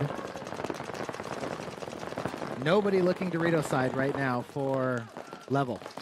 Literally nobody. Well, they finally get, I think, Askren maybe at the can to switch his gun over to the D side. So there's 1 gun D side, but no one making moves on that side with that early death of Jesse Stevens. Yep. Diesel does have a body on the D side, but he's in the back corner, D1, and he's totally focused on just pumping paint towards the snake to keep Danny honest over here. Yep. Back center for Diesel, shooting a steady stream towards that Dorito side, but the Dorito 1 for Diesel. One of those guys is Spica, is shooting across the field only at Schonauer here now on the outside snake 2. But, it's a tie ball game, and we're about to hit the 1.5-minute mark, so. Yeah, neither team, neither team with a big advantage here is positionally, because, Danny is mirrored up with J-Rab. Mouse is out wide, but he's just been pumping paint towards that D side. Yeah. This would be a huge win for Level to start their World Cup off, and a huge loss for AC Diesel if they can't pull this one out. But we're getting down to it right here now, minute 10. Well, and Todd, looks like J-Rab doing a little surgery on his gun. He popped his loader completely open, almost pulled the whole top off to make sure maybe he had a clear jam. It does happen occasionally. And now we're down to a minute. J-Rab up over the top of that outside snake 2, putting the pressure on. Tower Player in the middle for Level. Todd, I think the tower just died for Level. Thought I saw something break off him. No, it looks like he's good to go. I think that's Askren. No, I think that's Lemon. Yeah, it's Lemon.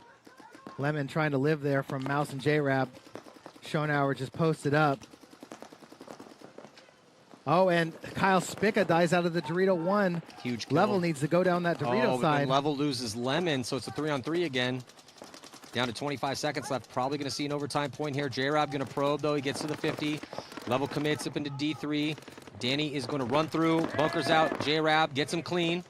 Has to worry about D2, eats up D2. Oh, if he could trade with Mouse, it's going to be over with. He dunks on Mouse with 8 seconds left. Is there going to be enough time? 4, 3.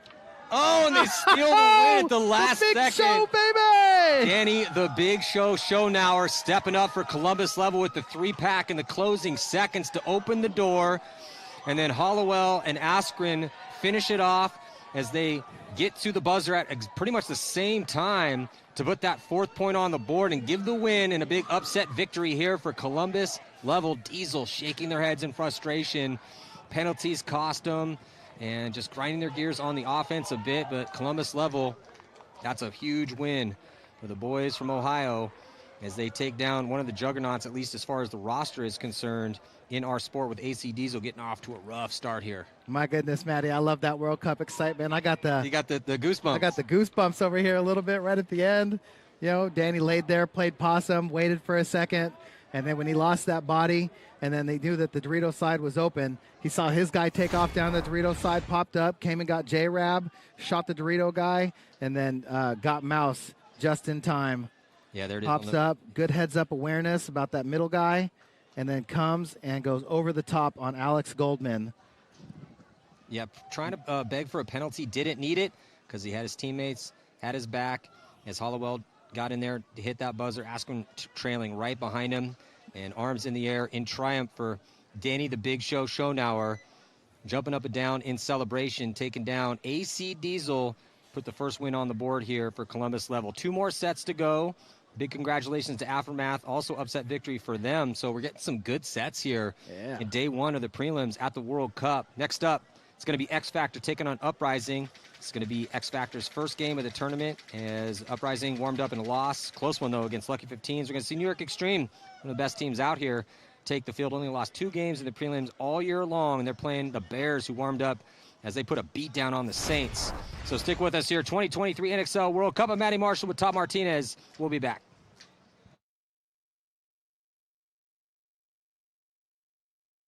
The NXL World Cup, the biggest and most important event in the paintball world, and by far the hardest to win.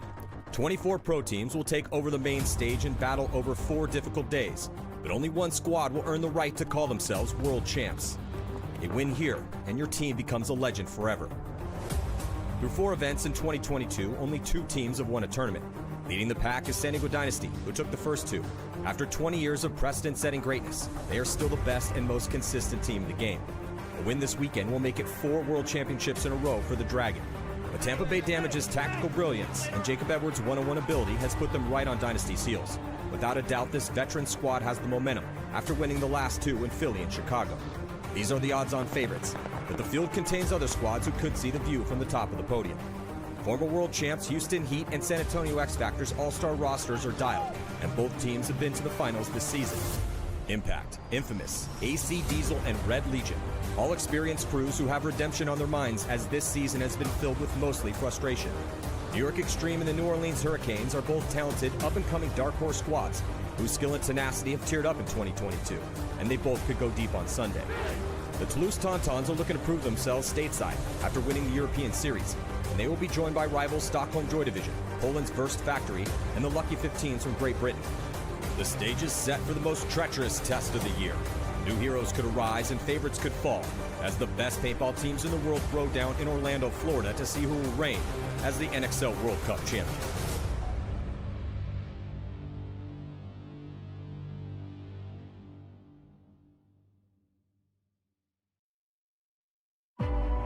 San Diego Dynasty, the best team in the world. They have won over half of the events in the past 2.5 years. They're trying to win 4 events in a row, make some history.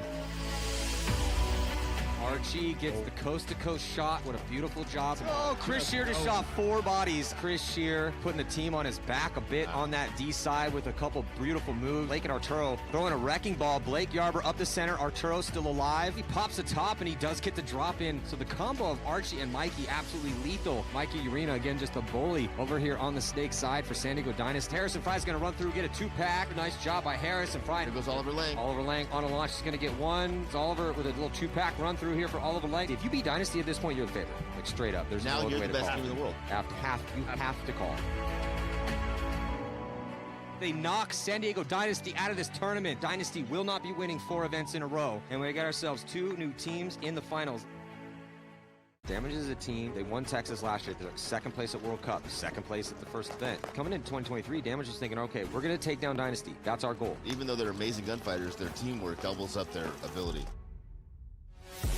Tampa Bay Damage goes heavy guns up. So Rainey's going to come over and dunk on Connor Kelly, and Rainey Stanzik so creative and lethal. But Keith picked him up. I think he put a ball on him. Yep, unbelievable shot from Keith Brown. Damage is dictating the pace of the action here. They've had so many contributions like Keith, Chad, the Edwards brothers, Rainey. It's kind of been a full team effort here for Tampa Bay, which is best case scenario for them. Then they shoot Colt Roberts out of that back center. Jason Edwards does get the shot in on TJ, but it is going to be 1-on-1. So Jacob's going out for sure. Oh, Tom gets that shot. Oh, and Jacob Edwards does it again. Plays the hero yet again. I hit the shot. We did that as a team, boys. 100%. That was a team. 100%. Hey, when we played our potential, nobody can handle us. Huh? Big question with the Extreme is, like, how legit are they, right? I mean, are they ready to win a tournament? And yeah, they have a lot of experience in the prelims in the Pro Division. Yeah. But that is a completely different thing than the Sunday pressure when you're playing the top half of the league. 100%. Oh, finally Meter goes and somebody catches him. Great zone control from New York Extreme. I mean, they're just putting paintballs in the right place at the right time here. Oh, and saw the ball break off the top of his loader. Josh Taylor to take the one-on-one victory. We're just talking about how good he's getting. Oh, and he gets absolutely obliterated by Pat Kraft. So Pat Kraft keeps his head on a swivel and saves the point. I keep seeing this out of New York, though, right? Like, even when they go down, they're not freaking out on each other. They'll fight and scrap and get back in matches. They're looking really composed. And they're becoming more and more mature every event, right? So the Cinderella story here for New York Extreme, not going to work out here, but they still look really good. Extreme just saw some flaws in what they were working with out there. It's a real Colt Roberts. We are back. 2023 NXL World Cup here on center stage. 2 more sets to go. It's going to be San Antonio X Factor taking the field for the first time in the prelims. And they are going to be playing Seattle Uprising. Also in this set, going to see New York Extreme for the first time as well, taking on the Brooklyn Bears. I'm Matty Marshall. Blessed to have Todd Martinez and Rich Telford up here. Todd, we'll start with you. X Factor Uprising. Uprising just warmed up in a loss, close one against Lucky 15s. What do you think? Well, you know that X Factor is going to be well prepared. We saw them yesterday, play a little in those exhibition games, threw a little bit of everything out there. Very talented team. And then you have Uprising, who is always exciting to watch. You never know what Uprising you're going to get. And they definitely showed that in that last match, right? Had to play deep, threw the whole kitchen sink in there at the end and made it an exciting game. But, they are warm and ready to go, and X Factor's just stepping on right now, so we'll see. Rich, what do you think here? Point number 1. Oh, they shoot Billy Bernacchia off the break. I think if they can do that every point, they got a real good chance of beating X Factor. Well, they're also going to shoot Colt Roberts, too, so this is an awesome break right now for Uprising. Yeah. 2 big kills for them, 5 bodies alive, and if Uprising can play 5-on-3 and keep X Factor in the pocket, they have a real good chance of winning this match. They dropped their first attacker on the D side. Snake side, sorry. But they are in Snake 1, going to Snake 2, 4-on-3 advantage here early on for Uprising. Yeah, Uprising now going to come into that 50 Snake and look across the field. I'm not sure if X Factor knows he got in there as he just gets tattooed in the back. Yeah, Parrish taking the walk. So just down to 2 here. They are. Ooh, uh-oh. Body here for Uprising. Joel Eaton takes one to the precious parts as he tried to get around that 50-yard line. He's going to have to shake that one off, but it's still looking really good for Uprising. They're pushing the issue in the middle of the field. Just TJ Danner and I believe Meter Ninos left out there alive for X Factor. Yeah, TJ in the back center, Meter in the snake side can. We have seen both Meter and TJ Danner prevail in low body situations throughout the years. So when you close on those guys, you have to be very careful, and they're going to shoot both of them. So nice, good first point here for Seattle Uprising. So taking the momentum after warming up. Just like I said, I think Uprising will probably win the first point, guys. The thing about Uprising is that they're so good at shooting on the break. Yep. Right? Uprising is excellent at a lot of things. One of them is shooting on the break. One being playing at 100% or 0%, right? One of them is throwing away big games. Matching the pants and jersey. Wearing all black. Ties. They're really good at getting ties, right? They do that. And fishing. Really good at getting into overtime. Really good at making overtime, right?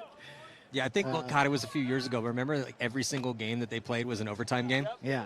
Yes, that was, I believe it was Florida, the first one. But might have been one here as well. I think it was World Cup. Was it World Cup? I think it was like World Cup 2 years ago. But they have the ability to just destroy you on the break, so you always have to be careful playing against those guys. Yeah. And Caputo tries to go with the out and up to the snake insert and gets destroyed. Rejected. 4-on-5 advantage here for New York Extreme. So the Bears and NYX, these 2 teams played yesterday in the Super Bowl. NYX ended up winning by 2 touchdowns. And a field goal. And a field goal? Yeah, nice. So the kicker was on point, but we saw this kind of what it looked like yesterday, but it'll be interesting to see the two teams that, played the best yesterday in the exhibition tournament. It is pretty funny that it's the Bears and New York Extreme here. They played each other in the finals in the exhibition yesterday. This is the finals all over again, guys. Yeah. Good communication from both teams, calling out the spots, calling out where the zones are. Both teams yet to get a player in the snake. Both teams yet to get a player out to the Dorito side. But both teams did a really good job of shooting on the break yesterday. Yep. And then making smart decisions afterwards. Did Rich, did you guys get your event jerseys? Did they show up yesterday? That's a negative. Okay, I was going to say, because Corey Hall is still wearing his practice number 15 jersey. Yeah, we like to get our jerseys in a day, sometimes 2 days after we start the event. That way, if we drop a couple games early, we can just pretend like that didn't happen. 4-on-4 now. Oh, Josh Taylor taking the walk. 3-on-4 advantage now for the Bears.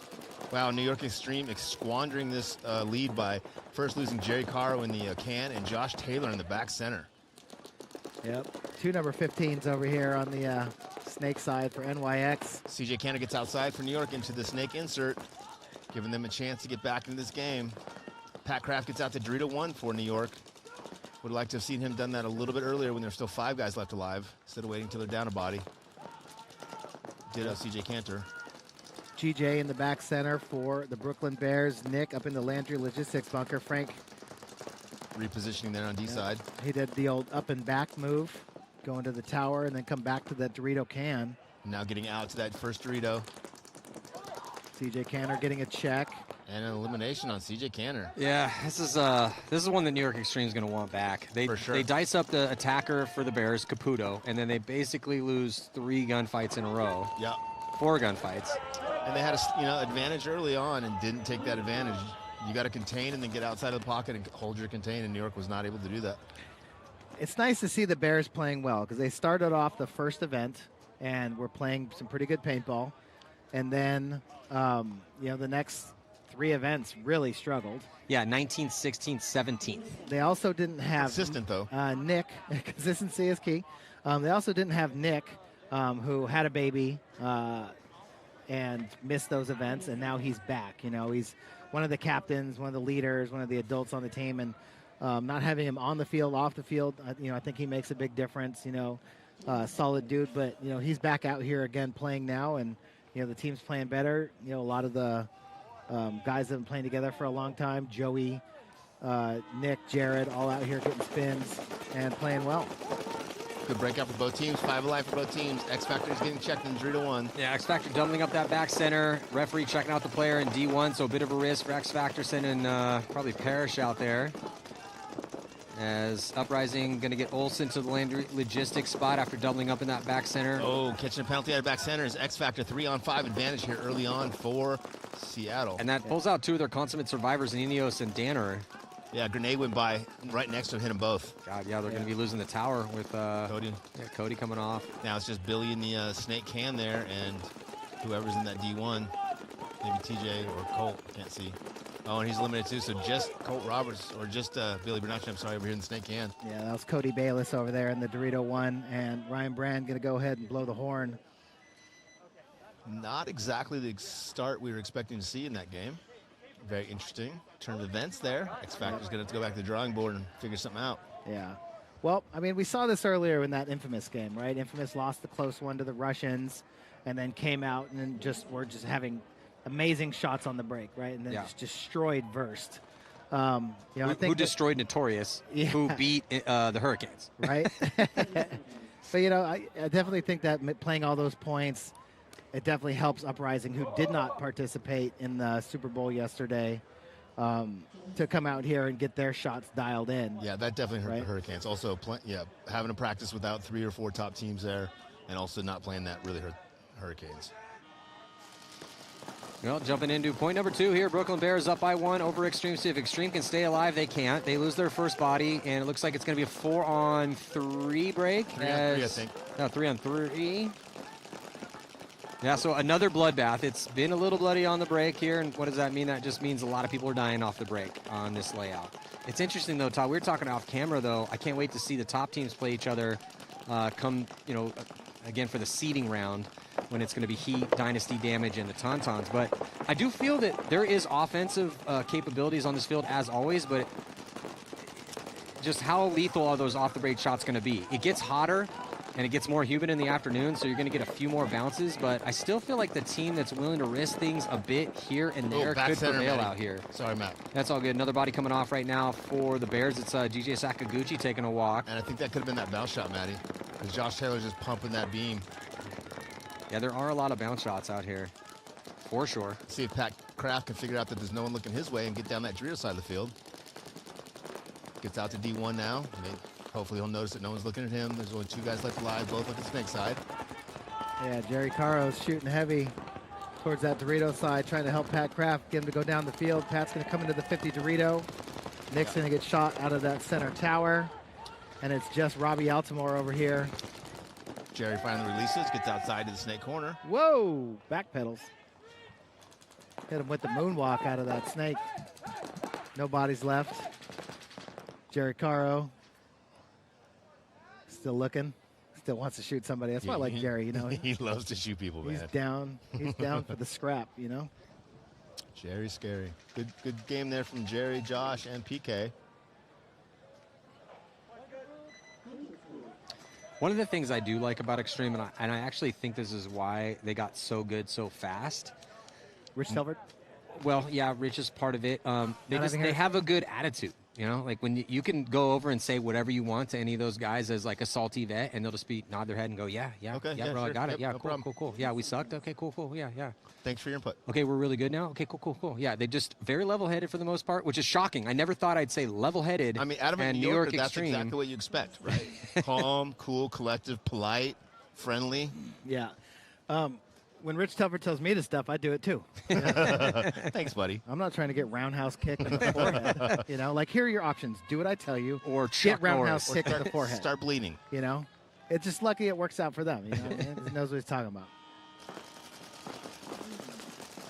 Uprising's got to be feeling real good here. Oh, they lose their first body on the Snakeside can, guys. 5-4 advantage here for X Factor. Yeah, and Uprising doubling up that back center. X Factor already clear that spot. And X Factor needs to win this point. Can't afford to go down by 3. Yeah, they got a lot of time to work with, but it would definitely help. They are going to get a kill. Yeah, man, doubling up that back center. It can pay dividends. You get that extra gun up, but you can't stay there for too long. You got to get out of there, Matt. The longer you're there, the more chance you have tonight. Especially when you get Billy just... Billy caught Billy. Billy getting caught in a transition, but he does trade out. But Uprising loses the Drudo play at the same time, Matty. I believe it's a 4-on-1 now. Yeah, so Borromeo and Olsen, 2 of the weapons for Uprising coming off.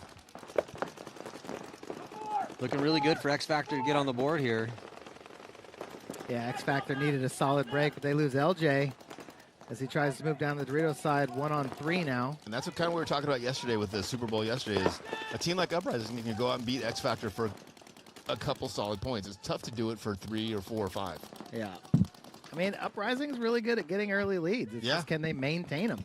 Tough. Holding it's tough sometimes. Like the way he's just wheeling and dealing there.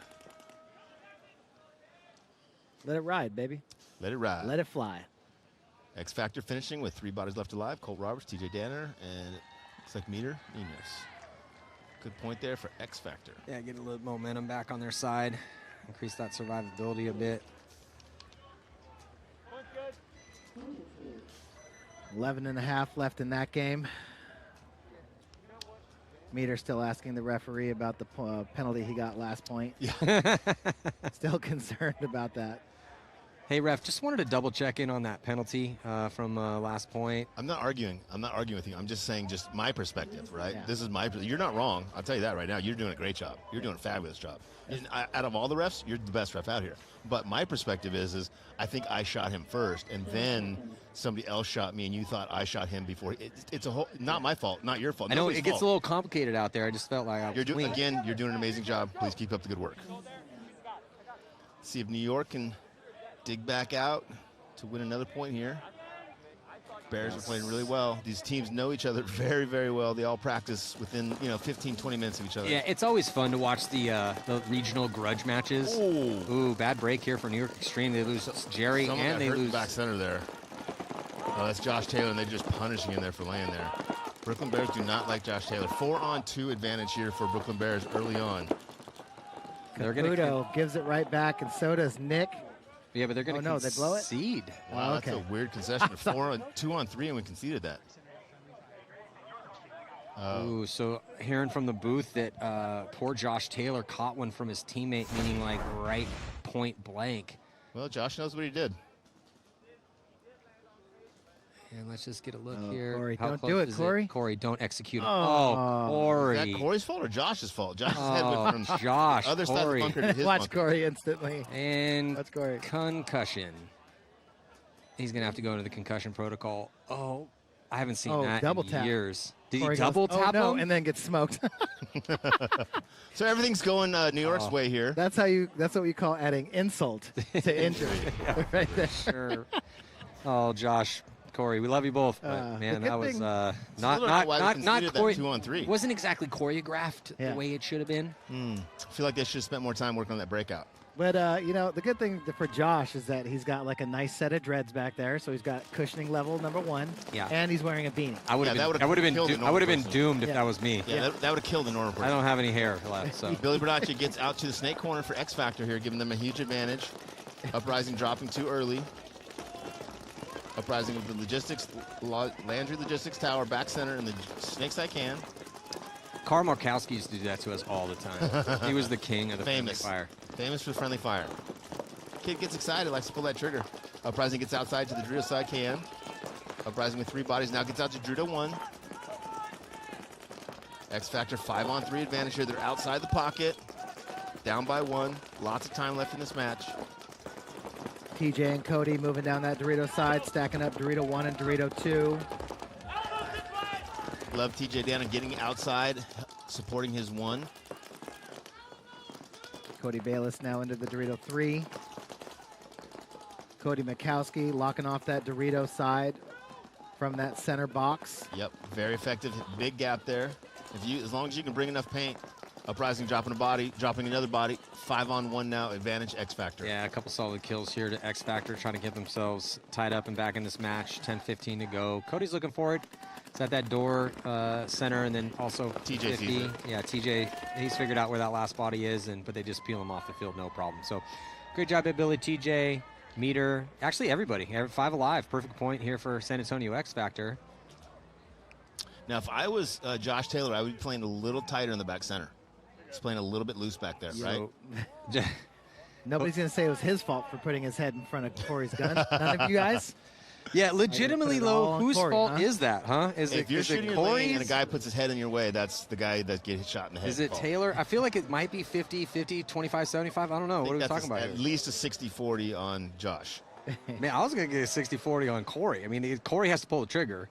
He does see Josh's head, not the smallest head, right in front of him. We don't know Corey's eyes were open. We don't. We definitely don't. Josh did, though, move his head into Corey's aggressively line. Very aggressively. Well, that's that, and we've all been there before. And if you've played paintball long enough and you get shot like that, all you hear is the ee little the buzz. Ringing the bell. I think that's called tinnitus or concussionist. It's called a slight concussion is what that's called. I hear that all the time. Is that good? Yes. Yeah, totally. Well, Taylor's back out there, so he shook it off. He's not soft. And he looks crisp. Nice little, he flipped his gun around perfectly, quickly.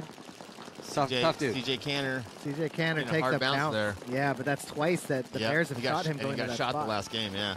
He's got to fix that lane. Got to get outside faster. CJ releases, so does Corey Hall. Like to see those repositionings from CJ and Corey. Let's see if PK can get out into that Dorito 1. Robbie, Nick, and Joey over here for the Bears, all pumping their guns towards the snake side from the can, the back center, and the Landry Logistics bunker. A little bit more of a defensive posture with New York having 2 guys still in the back center. CJ Kent releasing him to the snake side wing. Yeah, ideally the Bears need to get out of that double stack in the back center, but there's nowhere for him to go. That's kind of the issue. We had Ryan up here, and I said, why are people double stacking that back center for so long? He's like, there's literally nowhere to go, depending on your game plan. You're not going to go double up on the can. Well, NYX, they go to the box after the tower and then fill the tower immediately, and the tower guy can kind of play back and forth. Oh, cool. I guess we're just going to be telling everybody's game plans while we're up here now, huh, Todd? Cool. That's the whole point, Rich. Oh, sorry.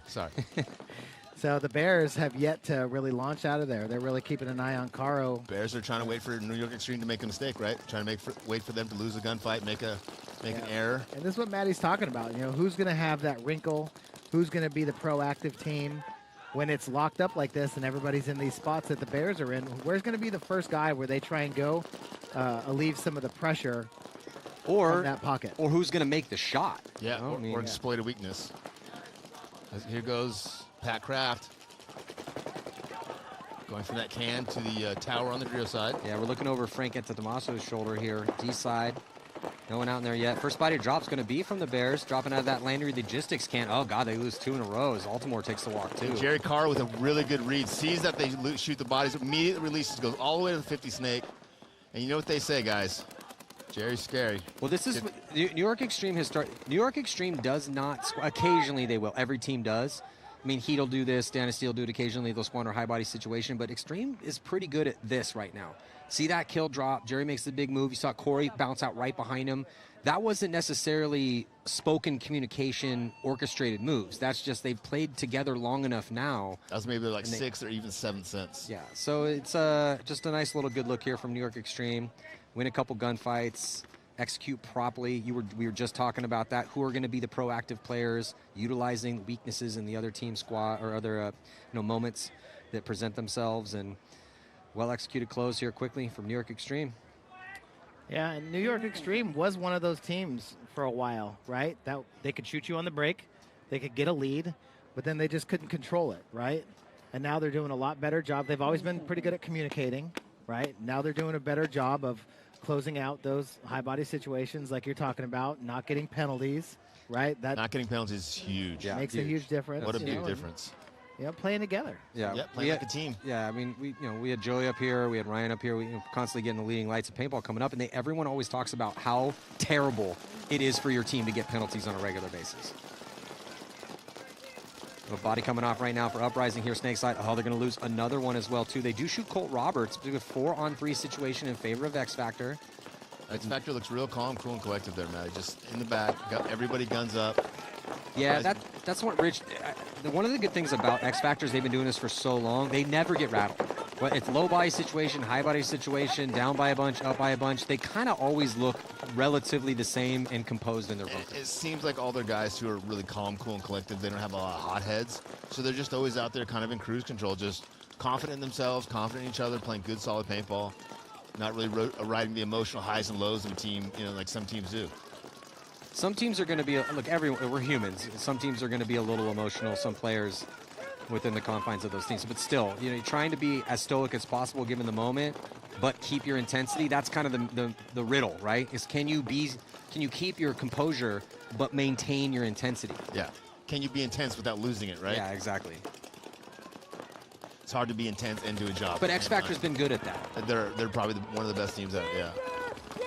Rub over there, okay. So Uprising still with 3. X Factor now getting out to the snake corner, and Dorito 50. Yeah, Parrish making a nice move up into that 50-yard line fortress on the D side. Parrish has been attacking that as well as anybody. Yeah, he's been really good over there. He's been good all year. Really has. I mean, he's been one of the mainstays of their offense. Shares a bit of time with Bayless, but he does get the lion's share of the spins over there. But yeah, he's been outstanding. I think he might have backed up and got another one as Uprising loses the body out of that center.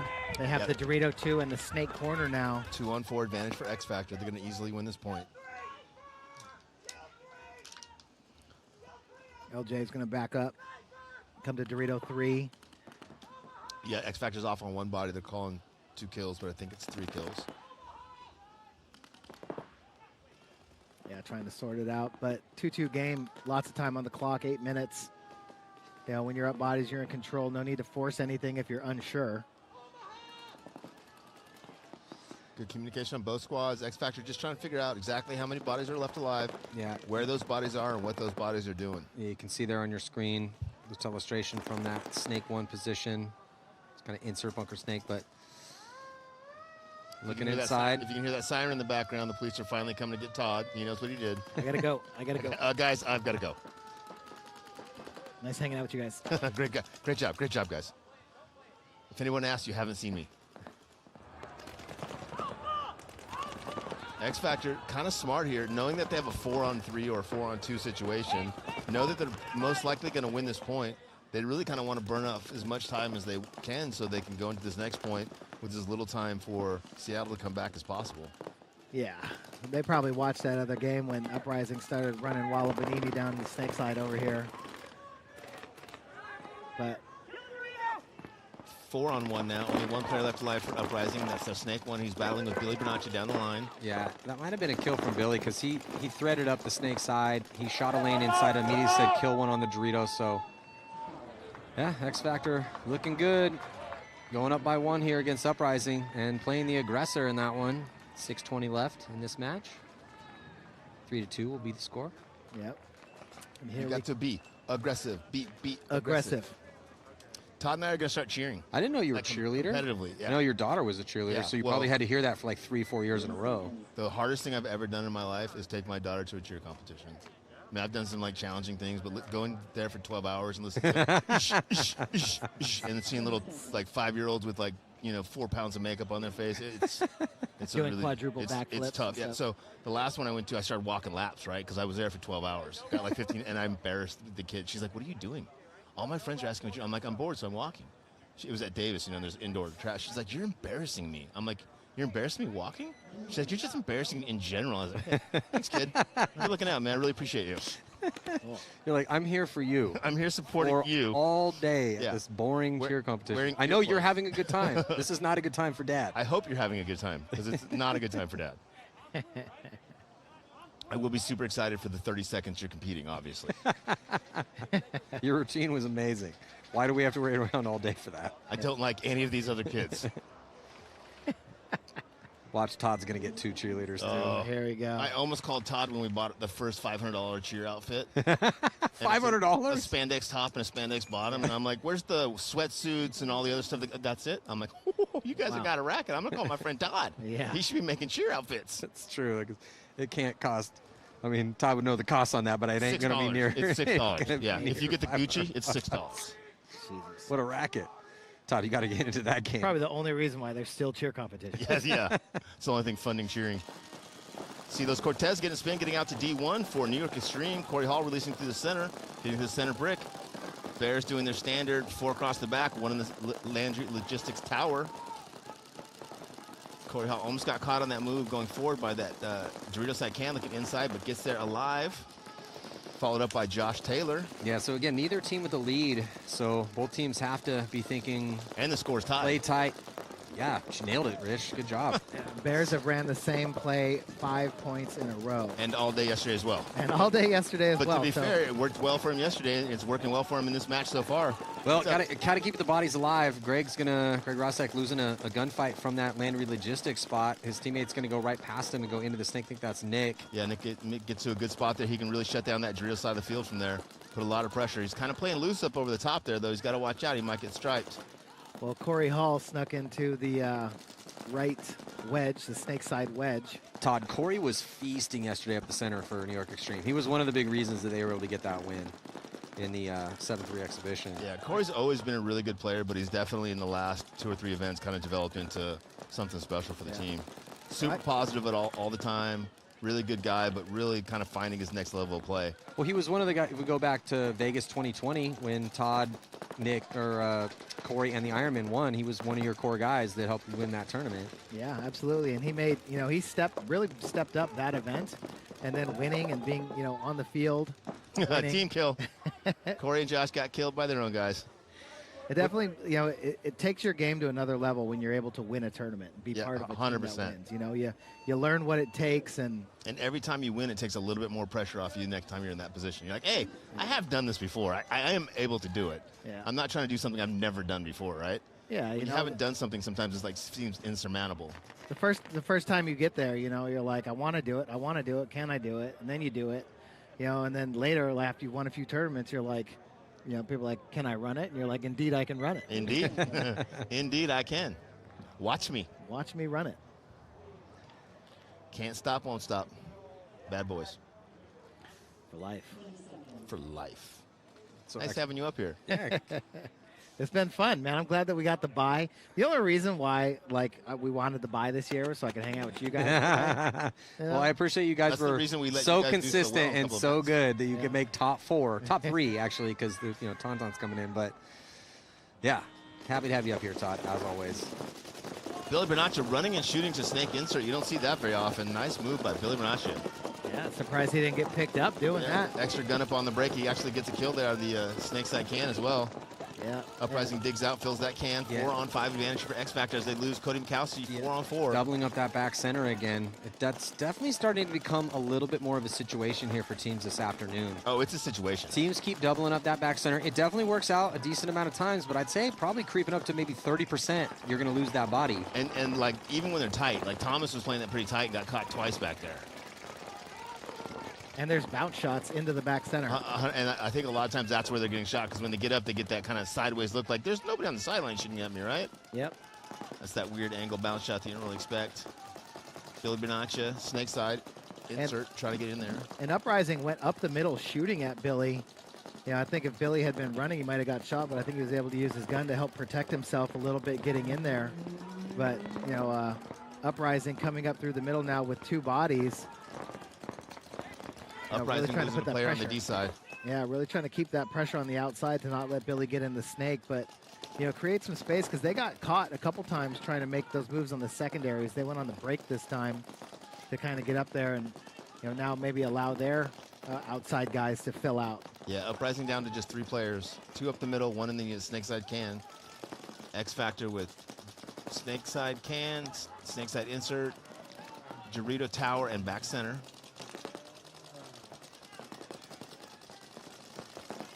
.440 on the clock. Uprising, making a move up into that center 50, and little backfill, and outside wide for Bayless. Bayless goes out into D1. 4-on-2 advantage now for X Factor.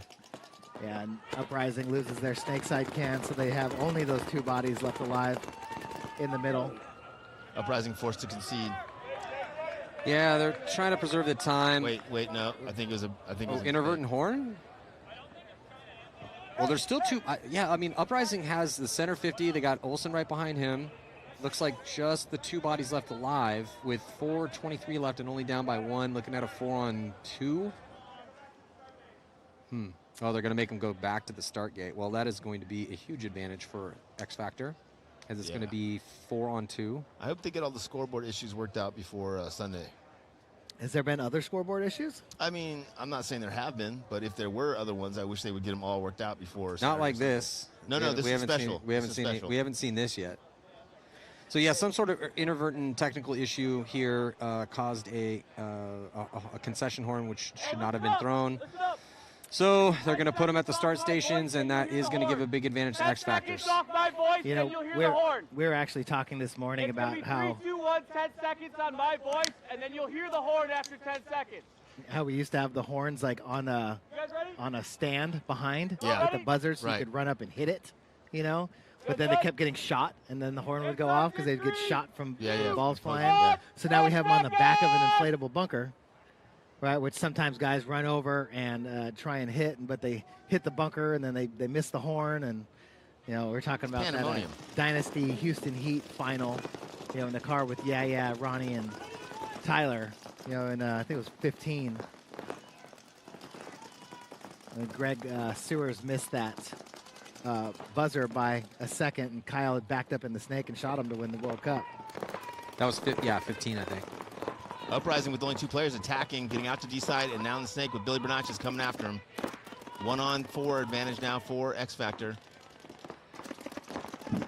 Uprising's the only players there in the 50 snake, about to get attacked. So Meter Ninos dropping the hammer up the middle there, Matty. Yeah, I mean, that's just when it goes 4-on-2 like that, it would have taken a minor miracle for Uprising to win that one. We have seen some low body craziness, but let's see if the Bears change it up and go with the same game plan again. Because at this point, it would be a change for them to do this. Yeah. See what I did there? Frank getting spin. That's Jerry Caro on your screen. Scary Jerry. Sakaguchi coming out. Baltimore. Oh, looks like Jared is going to get a spin for The Bears. Bears and NYX, you know, 2 New York teams, just a short 3-hour drive without traffic. Without traffic. Away and a from Dunkin' each other. Donut stop. Baltimore, Brooklyn Bears, 5 alive. Oh, the Bears taking that Dorito and the snake insert. Little change up. They go more aggressively with D1 and snake insert. Probably a good move for them. Corey Hall releasing up the center for New York Extreme. Let's see if CJ Canner and Josh Taylor can get out of that back center like we've been talking about, Matt. Yeah. CJ gets out of there. So this is the New York Extreme breakout here, kind of calling it the arrowhead, because they flood up the middle of the field and then spread out to those cans. See, it's probably going to be a pretty stock play already, but especially come Sunday. Let's see what New York can do now that the Bears have gotten to the snake, Matt. Yeah, but Corey has done a real good job of just taking that ground in that center yesterday and today. Yep. 100%. But yeah, but with the body and the snake, you can see there on your screen, Corey was focusing snake side, now looking D side. And here comes Altimore. Altimore gonna... CJ should have been shooting his gun there instead of having his gun down. Altimore put him in and made the move in there. Now CJ Cantor gets out to snake insert as Altimore gets to the 50 snake. Yeah, CJ Cantor counters and gets out to that insert. Yeah, Altimore's gonna have a lot of pressure there wrapping around that 50. But let's see who looks away. CJ looks away. Carl looks away. Wow, CJ really sloppy there. Knows he's got to contend with the snake, but looks the other way. Josh Taylor looks the other way, gets caught as well. And we can't give any criticism to Taylor. He's a little concussed right now. Yeah, that's... And they're going to be losing that body with what, McLean, I think? Silas Cortez. Oh, Cortez on the D side. New York falling apart a little bit here with just because the Brooklyn Bears were able to get in the snake, New York Extreme completely fell apart here. Turn their back to the snake guy, allow the snake guy to get 2 kills. Yeah, you don't let Spider-Man in the snake. Nope. He gets into that 50, starts to weave that web of destruction. Of destruction. Corey Hall trying to reposition there to the center of the field. Hopefully they don't, trying to find a spot where they don't know he's at, try to get an angle. Just tough odds here though in a 4-on-5 situation, or 2-on-5 situation. Yeah, Jared's looking to make his move through the middle. Corey Hall trying to get a kill on one of the snake guys. Frank Antetomaso in Dorito 1. Could probably be attacking that way. Ooh, look at this though. Corey Hall repositions in the middle, smokes. He got gets caught, a body, but then he gets caught. Yeah, Jerry now finally gets out to the snake, but it's just so late for him to get out to the snake. Now he gets one. Well, yeah, Nick gets shot. He gets another one. Oh man, Corey Carl making this one real interesting. Coming down to a 1-on-1 or a 1-on-2. I think it's 1-on-2. I think there's another guy in the 50 Doritos. Yeah, Frank should be over there somewhere. Yeah, I think Frank's in the 50 Doritos.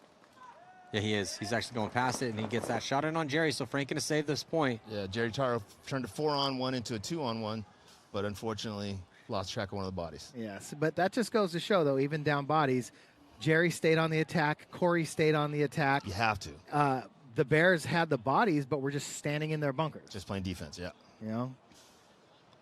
When you have the advantage at this level, you've got to press it. You've got to take advantage of it because continuous pressure. 100%. Continuous pressure. Because if you let the top guys figure out what's going on out there, they'll come right back at you. So Frank is all the way onto their side, and with all that chaos, thinking there might still be a body left alive and doesn't want to commit to go across to the can. Yeah. This is just burning clock off. It's going to make it. He wants to. Well, look, I understand. Understandable. Yeah, understandable. It's a 1-point game. You got to make sure you didn't make a gigantic mistake, and he's going to hit the afterburners to get in there. So a smart close from Frank Antetomaso to tie it up with 3 minutes left to go. So an exciting one there. 3-3 ball game. This one 4-2 in favor of X Factor. After that, those first 2 points where Uprising shot Billy on the break and executed that advantage, and then Meter's penalty out of the back center on the opposite side of the field. Yep. X Factor has looked very strong 4 points in a row. Yeah, if Uprising can win the breakout, they have a good chance of beating X Factor. If they're playing a 5-on-5 game, they struggle. So yeah, 2-point spread here currently, 20 seconds before the start. This next one, you're looking at Uprising on your screen. Uprising not wanting to go 0-2 on day one, but this is kind of singing a similar song for this year for Uprising, as they hang in these games with these top teams, but they're having a hard time finding a way to get wins in 2023. In the breakout here, good old classic 5-on-5 break, doubling up that back center for Uprising, a little bit more. A little bit better spread here for, at least initially, for San Antonio X Factor. They got both towers Still 5-on-5. Uprising gets out of that doubled up back center. And a little bit better field position here for Uprising because they have a body a little bit farther up the field in that middle. But this is the Sunday break here. Very safe break. No one risking anything out wide. Well, I like the break for X Factor because, you know, having a weapon like LJ Parrish, you know, he gets off the box really quickly. He's small. He's hard to shoot.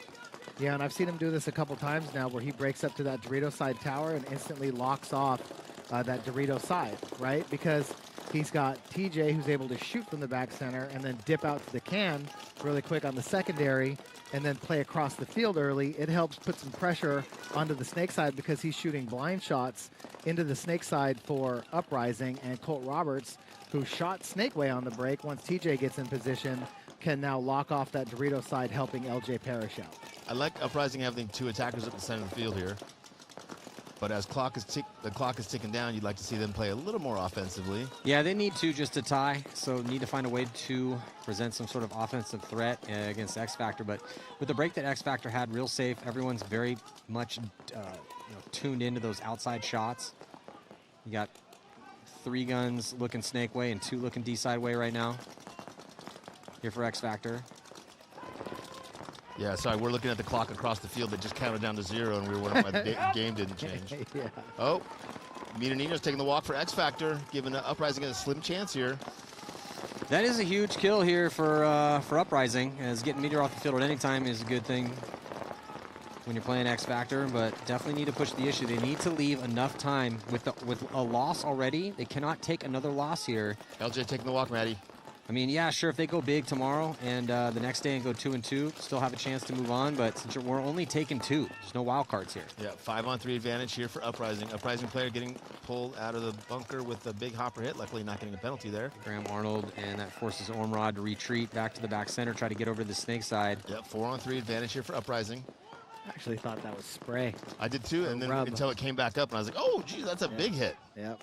Referee thought the same thing. Yeah, I think so too. I think that saved him the penalty. Billy Bernacchia yet to get out snake side. Love to, but with the 2 players up over the top in the middle. Oh, Armrod gets... No, who was that got shot? Borromeo. Borromeo, yeah, got shot in the middle move. Tried to make that move through. Oh, but TJ Danner taking the walk. 2-on-2 now, guys. Yeah, Olsen and another body, might be Ilya, pushing the issue right here for Uprising, and they're at the 50-yard line. Here comes Olsen. Olsen cutting the seam in the middle, and he's going to dice up Billy Bernacchia and run in to hit that buzzer to make this a game. Going to be Olsen, about 40 seconds left to go here. Uprising again, down by 1. Olsen is so crafty in the middle. Yeah. You know, he's one of those guys. I don't trust him. I don't trust him in the middle. No? He's crafty. You know, his game's kind of like O'Mara, right? Mm-hmm. Plays similar to him, but like, I think they've missed him for a couple events. I don't think he's been at all the events this year. It's hard to tell. These dudes wear all black. You can't read their names, numbers. You know, it's like, is there the hair coming out the back? You know, but like, I don't think he's been here all season. I could be wrong, but whenever there's a field with a nice middle, you know, he's usually up there doing damage. Yeah, he's been here for most of them. I would have to go back. I'm not going to have enough time in 30 seconds to check the rosters for every event, but he's been here a decent amount. The guy they used to have, who was very similar in body style and aesthetic and look, was Matty Olsvik. Remember him? Yeah. Another tall, blonde guy. Yeah. And that used to be one of their dynamic duos on the attack. But yeah, Olsen's been solid for him for a long time. I agree. He does play kind of a O'Mara-esque game up the middle of the field a lot of times. Oh, Baltimore taking the early walk here for the Bears in this 3-3 ball game with just 3 minutes left to go. Second to last set of the prelims here today. Josh Taylor's just happy he didn't get shot in the back of the head. 4-on-5 advantage for X Factor as Corey Hall moves to the center of the field with Josh Taylor backing him up. Bears get out to the snake side can. That was a good fill. Poor containment there from New York Extreme. Yeah, Nick and Jared over here for the Bears playing heads up. Corey Hall looks like he's going to murder Jared. Yes. Had no idea that he was there. Jerry Carr now getting outside for New York Extreme. Playing a little loose out of that outside. Gets into snake one alive. Bears drop another 5-on-2 advantage for New York Extreme as Corey Hall releases to the center of the field. Oh, Corey wanted to shoot that Sakaguchi so bad. Corey's a nice guy. Yeah, if that had been Todd or Matt, ooh, Gooch would have been in trouble. Had to get him a new set of goggles. Sakaguchi is, I mean, he's a beast on the field, but he is probably one of the nicest guys in the league off the field. For sure. Yeah, for sure. Let me ask you this question. Have we had a better player ever come out of Hawaii than GJ Sakaguchi? I don't think so. Maybe Teddy Kanua back in the day The Flying Hawaiian? Yeah. Hawaiian. Yeah, Teddy's good. Did Teddy ever play? Did he make it to airball? No. No. Just Woods. 10-man specialist. He used to play barefooted. No, he didn't. He did. No, but I liked it. It sounds good, right? He definitely did. He did. 100% he did. 100%. Yeah. Like it was no big deal. Like, why are you guys wearing shoes, brah? What's the matter with you? Here comes that move by Corey Hall through the middle. Going to shoot Jared right there. And then look at it come. He's going to do it. He's about to come, and he just pinches it off. GJ was like, thank you. Thank you for not executing me. I appreciate that. You owe me one. Both of those guys are always out at the WCPPLs. You know, shout out Mike Hinman, the West Coast Paintball Players League. You know, coaching, playing. Corey played with his team for a minute from TJ, but then ranked out now that NYX has been doing so well. So he's out there helping coach. GJ's always playing. So now we got a 1-point ball game here. Can Uprising try to do it again? They did it against the Lucky 15s. They brought them into OT with a 2 points in 40 seconds, and they're going to have to go to the well again here.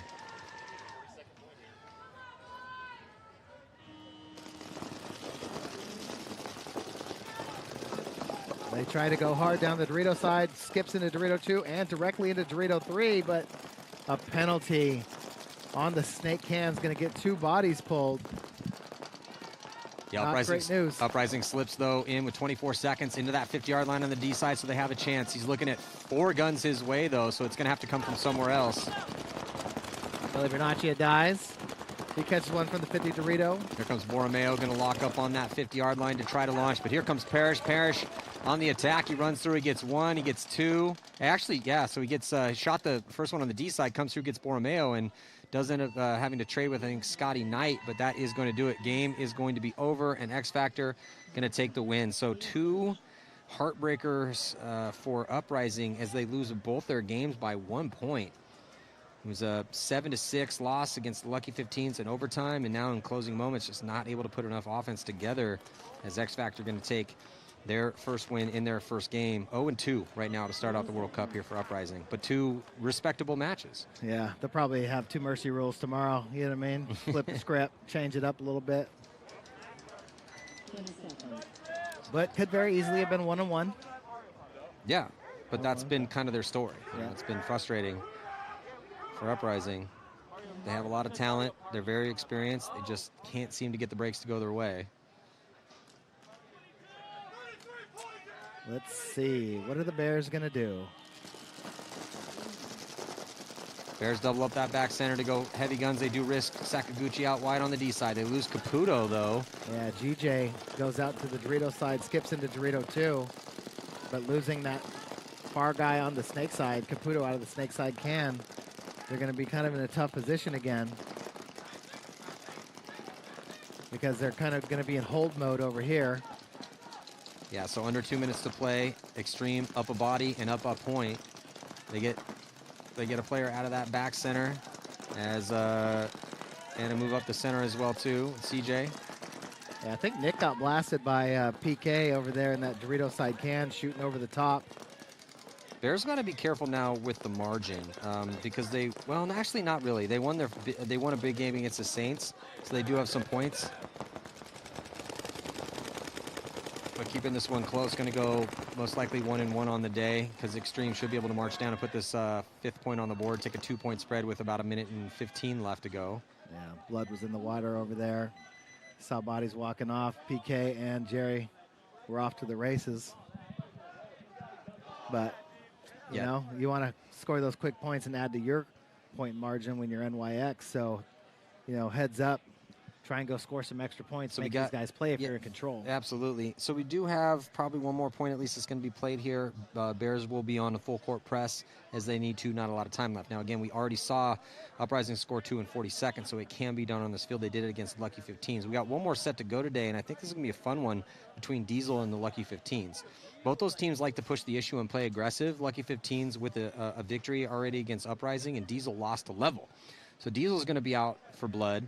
And the Lucky 15 is going to be feeling some momentum after that victory that they had. And then also in that set is going to be Revo and the Saints. And Revo is in a must-win situation because they dropped a body against Aftermath. Now, the Saints in their first game got pretty much murdered by the Bears.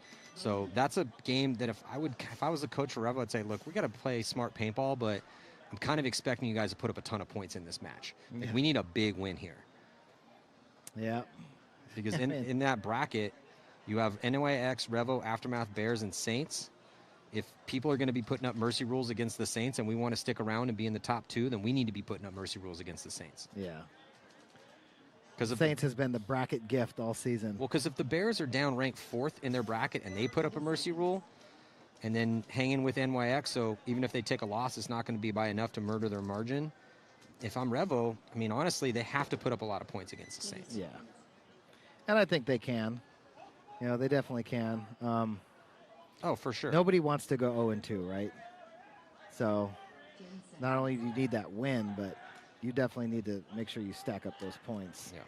That's why that AC Diesel Lucky 15 game is going to be interesting. Diesel, they don't want to go down 0-2 and have a bad point margin. Jerry Caro going to get a penalty. Minor assessed on Jerry. Not a way to try to keep a lead here, but lucky for New York, there's only a minute left to go, and the Bears got some work to do here. Yeah, Jared got shot in the back of his leg, then asked for a check on his front. He's going to get a penalty. Sester? Yeah, I think it was on the back of his leg as he dove in. 2-on-2 right now. Yep, here comes Frank up the middle. 42 seconds on the clock. Yeah. Frank's really good at using those blind spots too. You know, attacking through the middle, but we haven't seen a whole lot of aggression out of him in this match, at least. We did yesterday. But, you know, it's been tough sledding over here on the snake side for the Bears. So, probably didn't want to give his body away. Here comes GJ, though. He's ready to get some. Frank's going to play off that move. He's going to come through, stitch up Josh, and get that little 2-pack here. Oh, I think he shot. I don't know what GJ. Oh, they trade? Oh, minor penalty? Because it looked like GJ went through Frank's lane. Oh my God, they didn't put a ball on Pat? Wow. So time expires. Win going to go to New York Extreme. Got a little bit of chaos there in the end. I kind of liked the way they were closing to start. GJ committed. Frank played off that move, and then Frank had the angle. Got the first one on Josh. And then it looked like GJ ran through his lane and got the penalty, which pulled out Frank. Yeah. I don't know. It was interesting. I thought GJ, you know, hit the brakes, but then just took off, tried to split the seam. And you have to make sure you get at least one if you're going to go. Yeah. And I don't think he did. Well, it looks like that will be the final score as New York Extreme going to take their victory here. Well, and that is going to do it. So one more set to go. Can Diesel step up and take down the scrappy team from Britain, Lucky 15s, with a win on the board already against Uprising? Revo desperately needs a win, too, as they lost to Aftermath in an upset loss. And they're going to be taking on the Saints. Stick around here. 2023 NXL World Cup of Matty Marshall with Tom Martinez and Rich Telford here on Go Sports. We will be right back. Stick with us.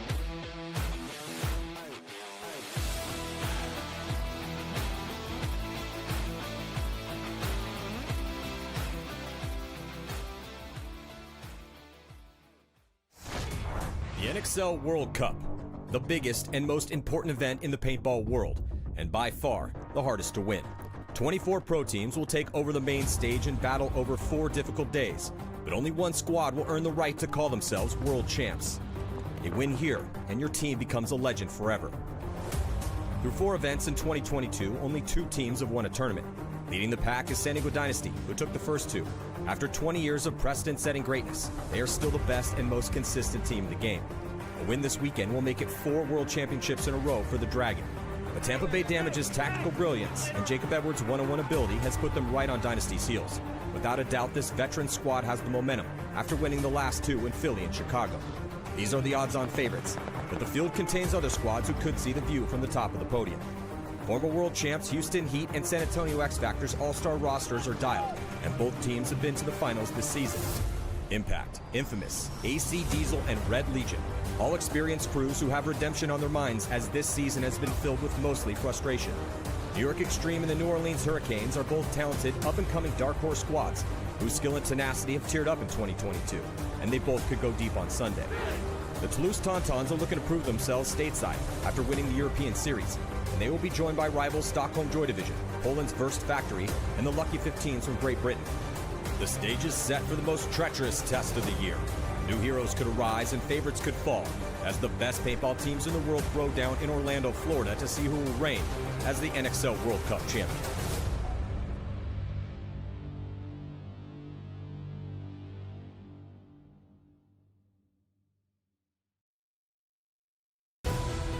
Houston Heat, the most consistent team in paintball. Second at the last event, second overall. Houston Heat overdue for another victory. Blazing up that D side, Ryan Moorhead trying to make something happen. Ryan Moorhead's throwing haymakers over there, bro. Tyler Harmon just threading through, getting creative, just brutalized his way through the snake. Fedorov with a little, wow. Is that a 4-pack for Fedorov to close? Konstantin Fedorov by first-degree murder over there on the D side, along with his compatriot, Miska Kiesnev. Shot here from Miska Kiesnev, so Miska Kiesnev's going to play the hero here for Houston Heat. And that is why it's so important for Houston Heat to have Miska. Miska's so consistent, and his team always seems to be able to count on him to come through in those clutch moments. He gets shot by Chad George. Chad George doing Chad George things right there, and now he owns the snake. Can Houston Heat do it again? They've done it multiple. 10 seconds on the clock here. Houston Heat with a full court press up the center. It's going to be Ryan Moorhead first to go. Connor Kelly gets diced up. They lose Ryan Moorhead. They lose Tyler Harmon as well, too, and that is going to do it. San Diego Dynasty, the best team in the world. They have won over half of the events in the past 2.5 years. They're trying to win 4 events in a row, make some history.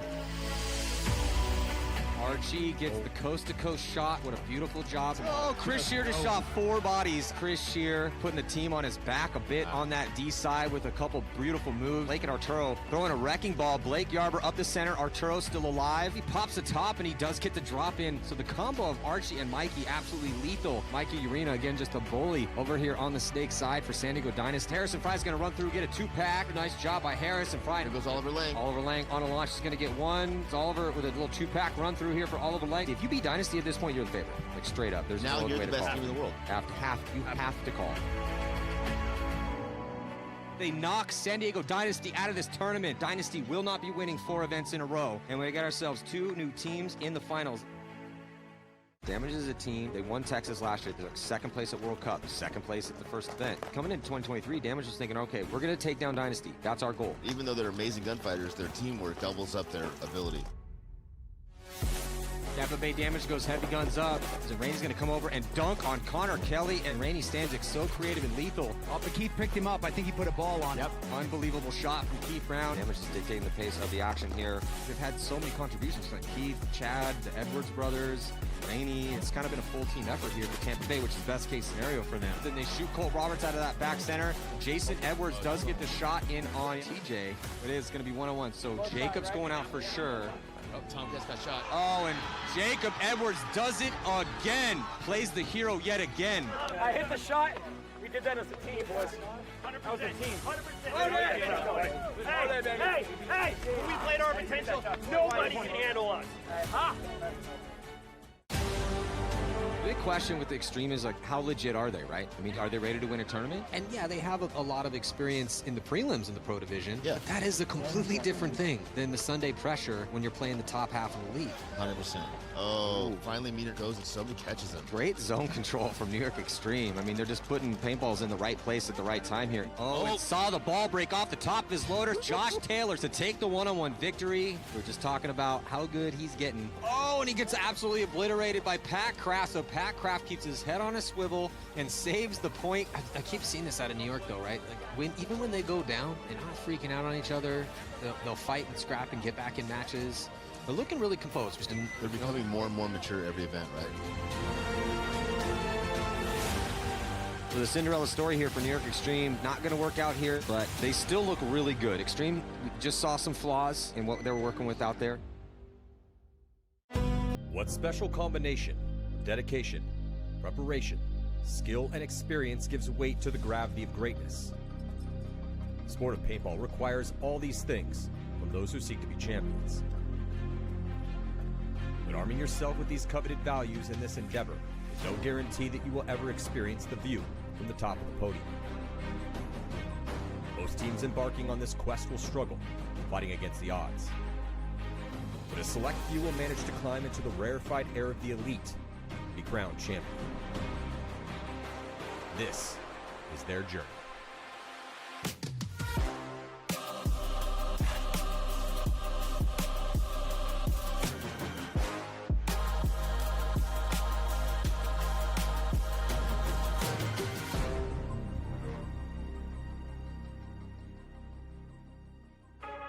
Dreux, France, home of the 2023 NXL European Championships. Teams from all over the world face off during a weekend of intense paintball battles, a test of both skill and will. With divisions ranging from amateur to professional, this event showcases the very best of European competition at every level. During the preliminary round on Friday and Saturday, each team will play a total of 4 games. 2 teams compete head-to-head during each match. Both teams send 5 players out to their starting box, and when the game time begins, they will strive to eliminate the opposing 5 players. Eliminating all opponents is not required to score a point. To score, a team needs to touch the buzzer on their opponent's starting box or receive a concession from the other team. After a point is scored, the game time is paused, the teams reset, and they start again. The ultimate goal is simple: to score more points than the opposing team before the game time expires. Teams with the best preliminary records in their division will move on to the Sunday playoffs. And on Sunday, the only way to continue forward towards the podium is to win.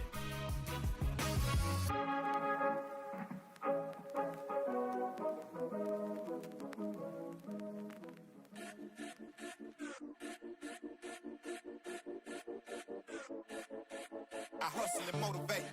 Follow me, I know the way. Grind hard on them every night and day. And the 40 bang hard in the air, I don't play. I aim for the neck of the juggler. So don't people think I'm a smuggler. Don't get it confused, bro, I'm just a hustler. Been in the gym, so I got my muscle up.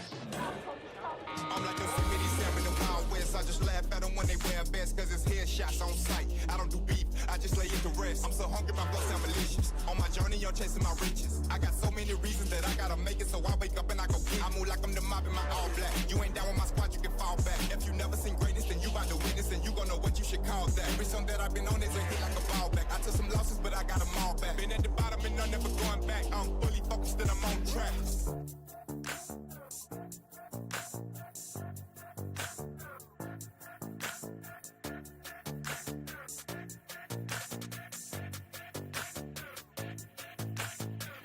Yeah, I came up straight from the bottom. Put on the gas, yeah, that's the throttle. I get the smash cause I get the model. These people mad cause I get the model. I'm changing lanes in my auto. Get to the bag is my motto.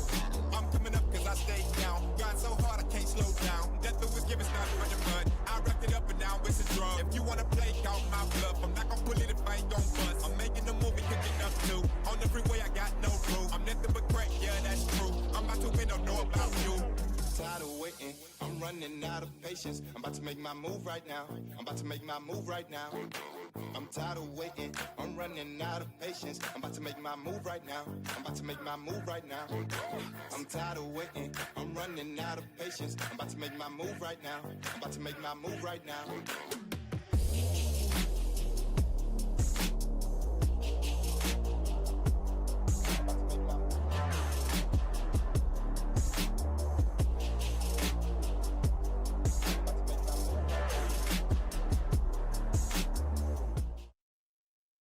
We are back. Last set of the prelims here today. Still got 2 more days of prelims to go, though, so lots of paintball to be played at the 2023 NXL World Cup. AC Diesel playing the Lucky 15s and Revo and the Saints here at this glorious paintball adventure that we call the World Cup. I'm Matty Marshall, alongside paintball legends Todd Martinez and Rich Telford. Todd, we'll start with you. AC Diesel, Lucky 15s. Interesting matchup here.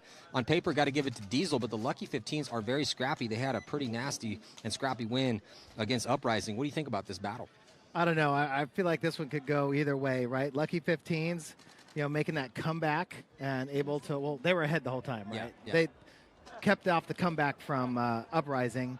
But, you know, they are a scrappy team, Maddie. You've talked about them a lot. And then you have AC Diesel over here, you know, with that soul-crushing defeat to LVL a couple matches ago. So, you know, is this going to fire up AC Diesel? Or is the Lucky 15s going to throw something at them that they maybe haven't seen yet? Yeah, it's going to come down a lot to off-the-break shots, and it does look like first off-the-break shot dialed in going to be from the Lucky 15s, taking out body from AC Diesel. Jesse Stevens taking the walk, but a minor penalty going to be assessed here on the Lucky 15. So just when things were looking glorious for him to start out, went from a 5-on-3 to a 3-on-3 just by a bad decision there. Yeah, they got to stop. They got to stop that. If they want to beat a team of this caliber, then they cannot be getting those penalties or dying like that. So nobody dying from that Logan or Landry logistics spot. Yep, just Mouse and J-Rab left here. But I think they do get another kill. I think it's a 2-on-2. Yeah, 2-on-2. Mouse gets caught going outside. 2-on-1. Advantage here for the Lucky 15s. Sorry, that was Clint, not Mouse. Clint making the move over here, getting picked up. Yeah, so J-Rab very much capable of winning a 1-on-2 situation. Shadow's going to be in effect now as the day's getting a little bit long, so those shadows can telegraph moves. And if I'm J-Rab, I'd probably be, if I'm have to be stuck in a 1-on-2, it's good to have them both lined up in a row, and that's 100%. Kind of the situation right now. Yeah, Lucky's have to get out of that stack, Matt. The Dorito guy's got to swing. Well, and sure enough, J-Rab eats up Clint Moore. Yeah. So it turns into a 1-on-1. Yeah, I don't know that Lucky's knew that it was a 2-on-1 there, because they were definitely not playing like it was a... I was thinking the same thing as that was going down. The way that they were both playing, they were not playing like they knew the count, which understandable. I mean, considering how quickly these bodies died. They're also on we're at the World Cup, so the pits are right behind the start stations, and they're on their sides right now. So it's easy to lose kills when you're in that situation. Yeah, J-Rab was just able to sit over the snake insert and just shoot his gun repeatedly at the one guy he was engaging with in the Dorito. Got the first kill, and now the second guy for Lucky is engaging, which generally means that they didn't know it was a 2-on-1. Well, if you want to be the best, you got to beat the best, and if you want to make a name for yourself, you got to kill legends. So right now, that's the situation here for this last player for the Lucky 15s. I can't see who that is over there. I think that might be Thomas Carroll. I think that's Tommy Carroll. He's definitely applying the pressure. He's gone all the way from their Doritos into Diesel's Doritos now, just kind of pivoting around J-Rab. I hear some oohs and ahs, and I see some referees running in and checking J-Rab, and J-Rab is indeed eliminated. A little slow on the call there from the refs. Well, if it is Tommy Carroll, whoever it is, I got a coin for you, a Hormesis coin, and it was Tommy Carroll. So Tommy Carroll taking down the legend J-Rab in a 1-on-1 to put his team on the board here early. Lucky 15 started with an advantage, threw away it a little bit with a death and a penalty. So, but Tommy Carroll saves the point. If you didn't ask for a check, that's a minor. He's just playing. So now Revo and Saints going to go out and take the field. Big moment for the Saints and Revo. Revo dropped the first game to Aftermath, and the Saints got pretty much obliterated by the Bears. Let's check out this replay here. So that was that death out of the tower. So J-Rab was calling his kill, but the referees went in and checked him out, and he was good to go. And this is J-Rab in a spot. Oh, so J-Rab did he get picked off right there? Was that the first? Oh, that was the first kill. You see the spray come off his J-Rab's goggles. Lucky didn't get a penalty there because he should have, It looked like goggles. Kept playing on there. I don't know. You guys were talking about how well that match is going to go. I think that match has to do more with how Diesel executes than Lucky, right? Yes. Good breakout for both teams here. 5 alive. Latin Saints with the push up to Dorito 2. Yeah, Latin Saints on the blue side and Revo on the red side, putting 15 minutes on the clock here in regulation time. We're in the prelims, last set of the day. If you're just joining us, thank you so much. This is the World Cup, biggest tournament of the year. Biggest tournament in the world. And the Saints are desperately trying to avoid relegation down to the semi-pro division. Baltimore Revo had a really good look at the last event, making it to Sunday. Underperforming in the beginning of the year as they were on a little bit of a rebuild, but they're going to throw away a body, and it's going to be O'Mara, one of their best players, taking the walk early here, so it's a 4-on-5 situation in favor of the Saints. Good advantage here for the Saints. That's the advantage of having that penetration on the Dorito side. Makes it harder for you to move out of the back row when that Dorito tree is looking inside. Yeah, I'm not even sure if that's the guy that shot him.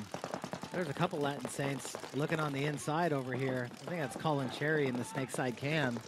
But, we saw NYX do a really good job of having that first guy make the initial move up from the Landry Logistics bunker into the box. And then Corey Hall coming up behind him from the back center. Stephen O'Mara tried to take 2 bites and got shot on the fill up. Yep. Lesson learned. Lesson learned. Maybe. Well, if you're the Saints and you have an advantage against a team that's on paper is better than you, these are moments that you cannot squander. We see this quite a bit. Don't break. Yeah, they get in a moment. Okay, it's 5-on-4.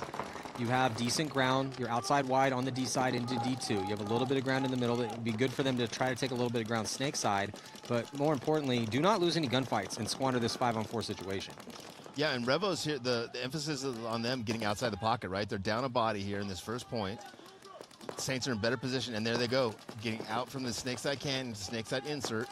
That's going to help them possibly get into that snake, equal this battle back out. But right now, Saints with a one-body advantage. Slight advantage on the Dorito side, and that Dorito 2, and the center brick snake side. And Revo is one of those teams that does a good job of picking bodies up, bringing the fighting off their heels, kind of. Yeah. Fighting back and evening up the bodies. Man, that sun is amazing, isn't it? I feel so good. I'm not going to go. I was going to hit the sauna later. I'm good, guys. Let's just get the sauna, go right to the spritz. You're in the sauna, bro. I can see your eye sweat from here. It's not always sweat, brother. So still 5-on-4 situation in favor of the Saints. Point going a little bit long here. That's fine. Doesn't matter how long the point goes as long as you get the win. So, but if you're Revo and you feel you're better gunfighters than your opponents and you are down a body, it's okay to try to sucker guys into these moments here. Try to win a gunfight, even things up. Try to catch somebody making a move. They try to get a little bit greedy. It is the end of the day, and you can see everyone kind of slowing down out here a little bit, too. This is their second match. It's been a hot day. Nobody wants to make a mistake in this first point. 4-on-5 advantage for the Saints. Saints not really sure what they're supposed to do in this situation. They know they've got to keep the contain on Revo, but they don't know what their next advantage spot is. Yeah, it looked kind of like what Aftermath looked like earlier when they just didn't have, they'd be up bodies. They win the breakout, but not sure what to do afterwards. Who's supposed to go, right? Yeah. Here comes Colin Cherry. And in the old days, that answer was always Todd. It's always Todd's turn to go. Here I go. Matt, you're good. I'm good. Todd, you go. Yeah, Todd was the young fast guy. It's his job to go. I was the young fast guy before him, so then I had to go. But then, it's this next fair, young guy up. You were young. You were definitely young. Always faster than you, Rich. That's not always much. faster than you. Everybody's faster than somebody. That doesn't mean you're fast. I watched Push last night, and Maddie ran to the center X. And yeah, I was pretty fast. Yeah, well, I mean, you look good doing it. I don't know. Yeah. You were certainly willing. Yeah, that's something we're doing at the party at Matt's house. We're all going to watch all the old videos. It's going to be a blast. Oh, that hurts. So we just talked about this, right? Yes. Who's going to making the mistake first? And Saints throw a body way, trying to push the issue in the middle. Good fill out to the snake, though. So now it's a 4-on-4 situation. Cherry. As we've eaten up 4 minutes off the clock. And Revo gets outside on Dorito's side. Saints now in the snake from snake 2, snake 3, now snake 50. I don't know if they know he's there or not. He misses his first shot. This is the snake insert. Forces the snake insert to look inside. The Landry logistics bunker is looking inside. So only one looking at the 50 snake is the snake side can. He's in a very tough spot to try to gunfight. Oh, and he's eliminated. And Revo's doing a really good job of eating up the Saints in these gunfights and once they get into these positions. So, when they went down one body, just kind of went immediately into a bend don't break moment and just winning some gunfights. And now it's a 4-on-3 situation in favor of Revo. So now the question is, what is Revo going to do to push up the field to utilize this high body situation? But now they're kind of in the same situation Saints were just in. They have an extra body out there. They don't want to be the ones throwing it away by making a sloppy move. Yeah, Caleb Abel did a good job wrapping the inside, getting that kill out of the 50 snake, and now he's going to take the snake. Yeah, finally shot all his pods, so might as well go for it and attack now, right? It's time. That's the time. That's what we know. They have no idea he's there. He's going to crawl forward, didn't hit his bunker. Oh, great timing for the Saints player, and he does trade with Abel. Abel lucky didn't get a penalty there, tried to hide on the inside there. 2-on-3 advantage. Saints had a 5-on-4 advantage, and now they have a 2-on-3 disadvantage. Well, the Saints pushing the issue on the D side. They get into the 50. The ref went in there to check him out, and it looks like is he coming out of there or not? No, he's still alive in there.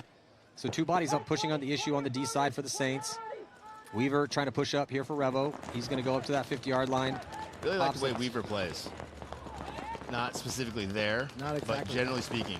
2-on-2 now. Saints just full release. Unfortunately, a little too aggressively and lost both their bodies. Kind of threw away that 2-on-2 opposition there, or opportunity there. Yeah, they evened it up to a 2-on-2, and then one guy took off towards the Dorito, and the other guy took off backwards, and that was a long point. Both of them ran into guns. Yeah, I don't know if I have the endurance for those kind of points out here, guys. Well, Benny Carroll and Henry Sense staying alive in that chaos, and Benny Carroll's going to go in and hit that buzzer.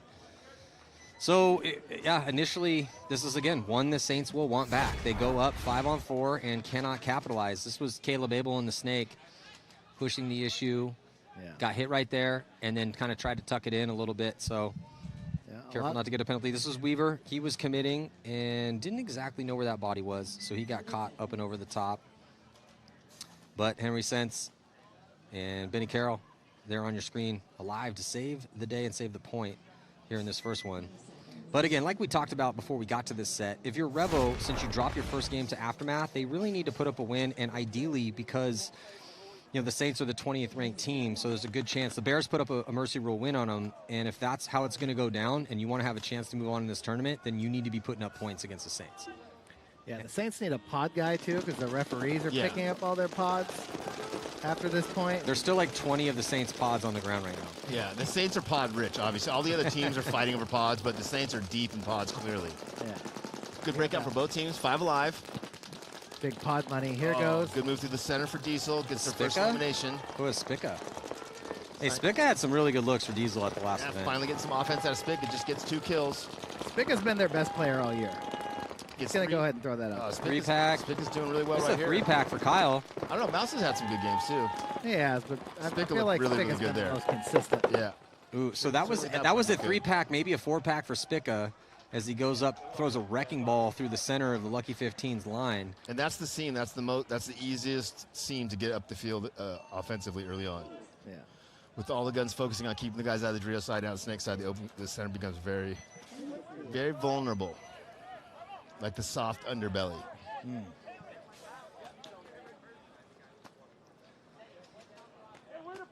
Well, and looking at these two squads with Diesel, who likes to push the issue with a bunch of aggressive players, and then the Lucky 15s, and that's kind of their stock and trade too, that we could have a little bit of a high-scoring game out here. I'm all for it. Bring it. Bring it, sister. Honestly, you've been bragging on the Lucky 15 for like 5 years. Yeah, well, more like 2 years. So this is the first time I've gotten to watch him. Unfortunately, the expectation is so high at this point because Matt's been fluffing him for so long that I'm like, if they don't smash Diesel 6-0, then Matt has just been, fluffing them for far too long. He's been fluffing us. You know what I mean? I wish he was fluffing us. But we saw him last year. I think they almost made Sunday, or they did make Sunday. Almost made Sunday. They had some good. They had some good games. Yeah, they look good. 5 alive for both of these squads. Saints with the Dorito 1, Revo with Snake Corner. So a slight advantage for each team on the opposite side of the field. Oh, that's Latin player. They're playing a little sloppy in that Landry Logistics Tower. Yeah, so Revo on the blue side now and Saints on the red side. Revo dropping a body as they attack into the Snake. Yeah, it's Sean Salcedo taking the walk. Shorty taking the walk. 4-on-4. Shorty was trying to attack up the middle and just got caught with one of the outside guys in that Dorito 1 looking inside. Snake 2 now for Abel. Caleb goes forward into the 50. I don't know if they know he's there. That Snake is super, super powerful if they don't know you're in there, and you can sneak a couple kills out of there. I wish the sun was just a little bit lower so I could not see any of the bunkers out there. Back center now looks like he's getting put in. Abel now crosses the 50. Yeah, Abel's on the other side of the field now. Looks like Benny Carroll just caught a bounce. Looked over at the referee, see if he was clean. He's good to go, though. But Revo's in a really good position. They're past the 50-yard line here in the Snake.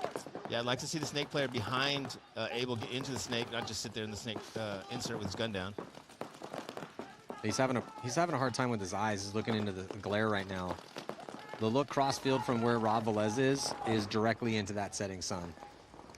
Is that Velez? Yeah, that's Rob Velez, 100%. I'd like to see him get on that trigger a little bit more. Well, Caleb is way, way onto the Latin Saints side as Latin Saints lose Colin Sherry. Oh, Caleb gets that kill. Caleb Abel. Not messing around. Shooting clinic.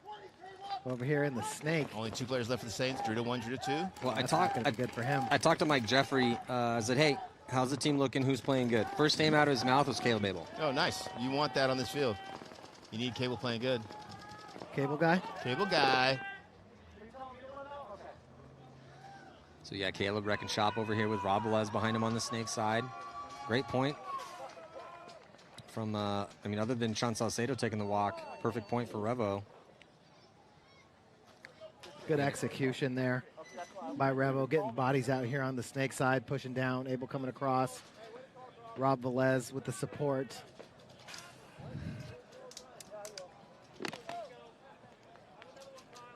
And Diesel, Lucky 15s, tied at 1 after that big play last point from Kyle Spica coming through the middle. But a lot of time left here, Todd. Yeah. I do think that Kyle Spick has been the most consistent player all year for Diesel, though. Like in Florida, he was on the attack, playing through that middle of the field. I thought he really played well. The second event, same thing. Philly, he was doing his job over there on the Dorito side, attacking. Well, Mouse has gotten more spins, so I might have to go Mouse. But, man, Kyle Spickle was their best player at the last event for sure. Yeah. He's been good. I'm just glad that Kyle's getting opportunities to be that offensive threat again, because he didn't really get a ton of he got some chances on impact, but when you're playing behind Mouse, I like that he's playing other positions. Yeah. So life for both teams, guys. Yeah, good break here for both squads. Diesel loses their first attacker D side, 4-on-5 advantage, 3-on-5 advantage for the Lucky 15s. Mouse is in the snake, though.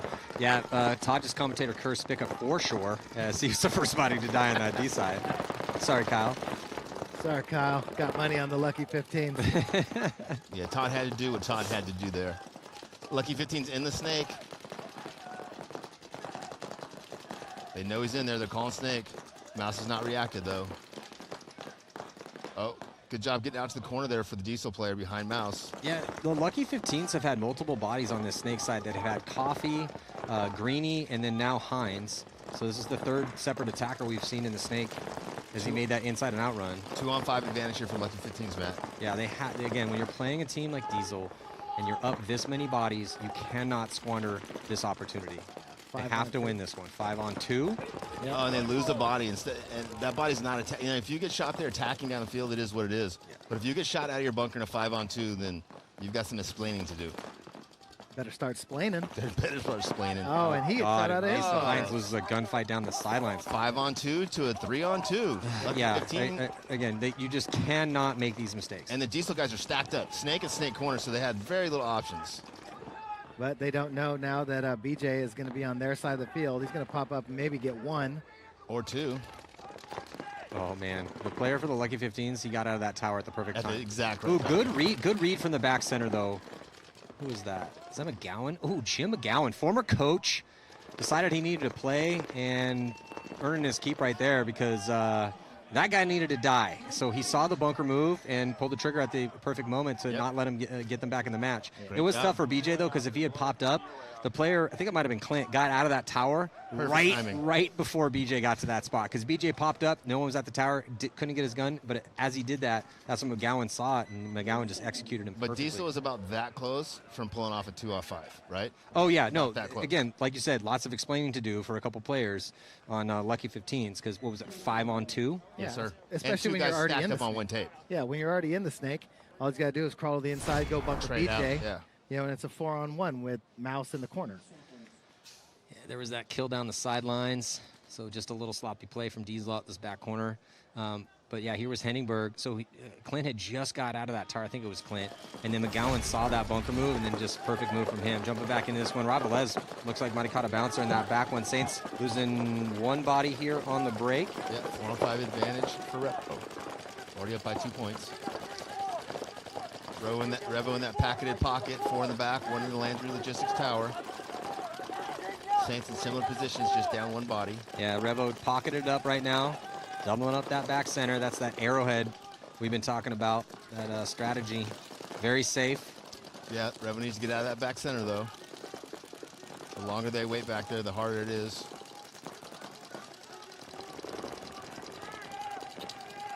Man, the attack on the snake is really, really slowed down. It's becoming like a secondary third, Yeah, the snake side, this afternoon, people have gone away from the snake a little bit. Obviously it's still an issue, and you still have to contend with it, but the middle and the D side's been a little bit proactive. Expect that to change tomorrow. It pendulums back and forth, right? You see pressure go towards the snake, people go middle or D side. Pressure starts to go that way, people go back towards the snake side. Everyone watches all these points, so people are going to know what you're doing. When it comes time for you to play, it's not going to be a mystery. Yeah, and Revo here in the middle now, trying to lock off that D side from that center wedge. He's wrapping Latin Saints just in that Dorito can. Revo has figured that the Landry Logistic Bunker is the staging point. You go there with 2 and then you launch 1. You go there with 2 and then you launch 1. Yep. They can do that and stay in the pocket the whole time. Revo now dropping a body 4-on-4 here.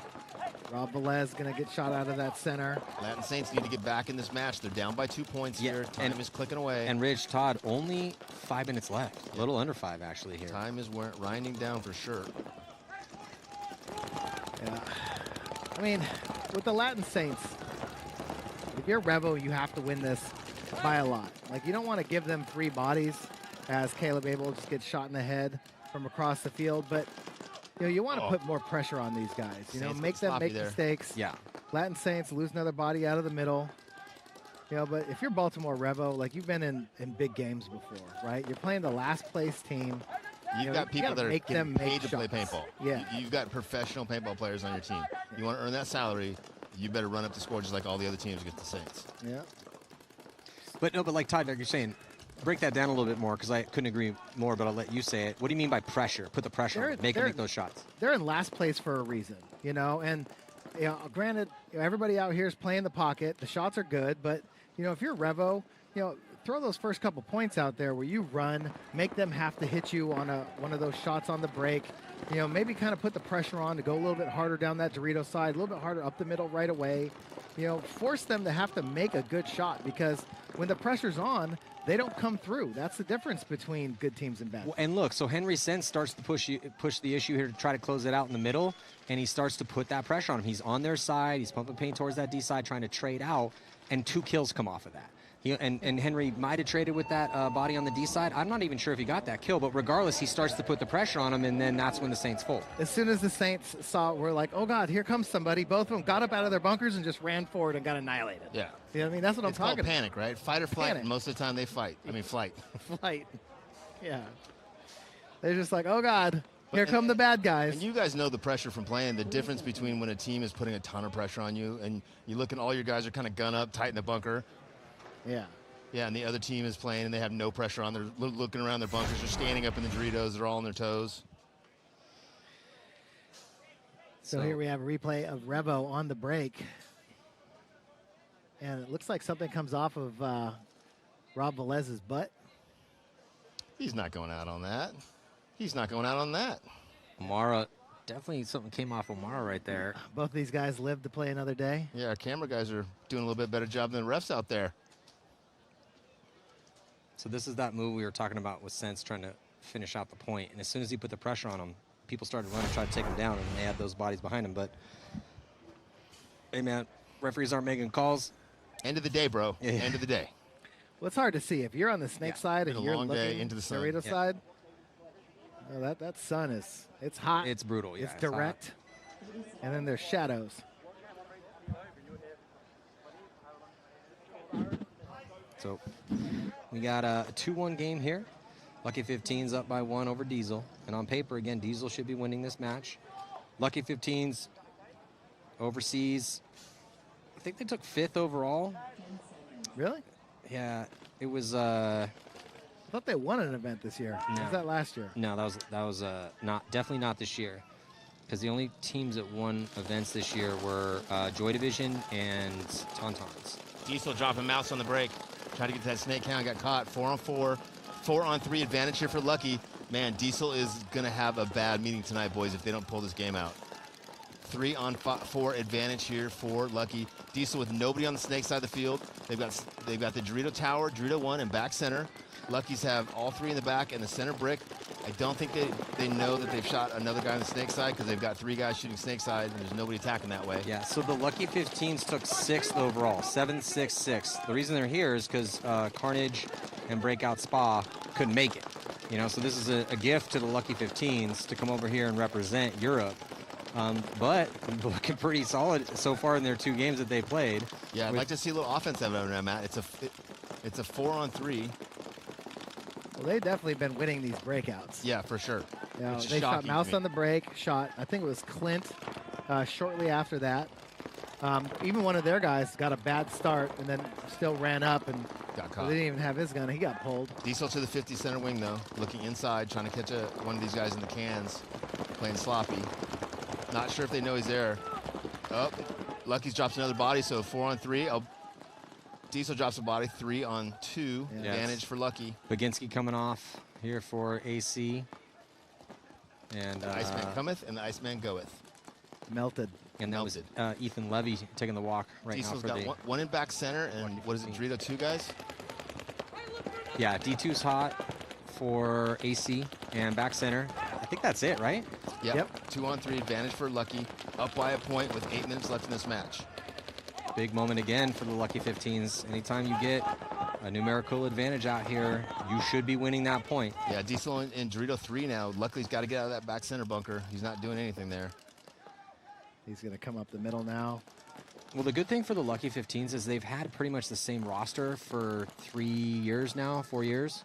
So they've and a bunch of young, hungry guys, big chips on their shoulders, want to prove themselves, and they've spent a lot of time together. So whereas AC, this is their first year together. Yeah, a lot of these guys have played together before, but it's just tough out here as they're trying to find a way to close this point out. Lucky needs to get in the snake, not just push through the center into that Dorito gun.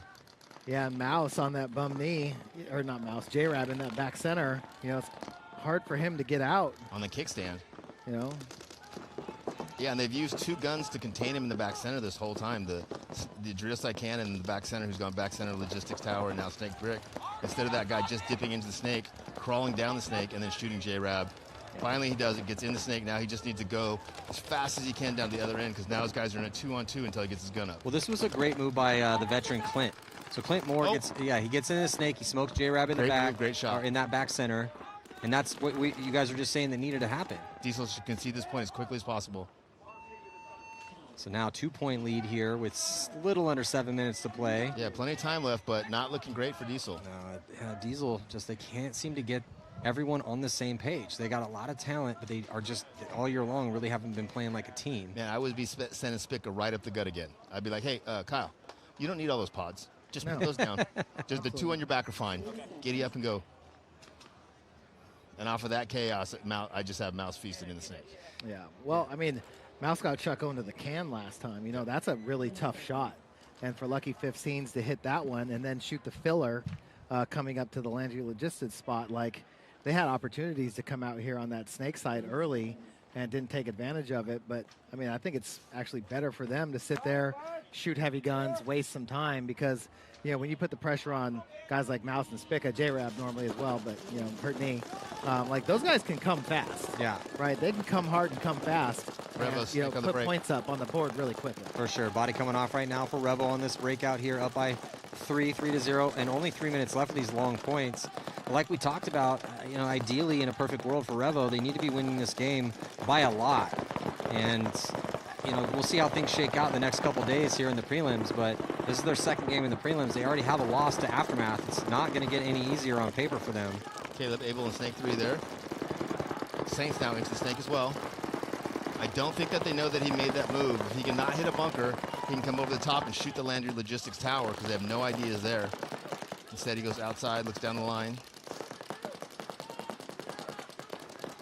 Yeah, Saints in a good spot in the snake, but Baltimore Revo, Caleb Abel. Oh, Caleb almost gets caught down the sideline. He's going to ask for a check, and he's going to get pulled out. No idea the snake was hot there, Matt. Yeah, that's a tough death for Caleb. You have a 3-point lead. There's only 2.5 minutes left to go. Yeah, is that his fault, though, or the guys who are not picking up the gap and seeing the guy get into the snake? Well, this isn't quite that snake, but when you're in that situation, you pull out the old Mike Hinman conversation where it's like, hey, dude, when you get up at 3 o'clock in the morning and you use the bathroom, the snake is still hot. Yeah. Okay? Yeah, so you know. What are you doing? After you shoot that snake guy, the snake is still hot. Yeah, absolutely. So, yeah, so they squander one here and they give away a point. And this goes to what you were talking about earlier with Revo needing to get like a 5-point, 6-point margin here, assuming that a lot of the teams are going to be able to get a 5 or 6 point, you know, just to be an even playing field with the other teams, right? Yeah.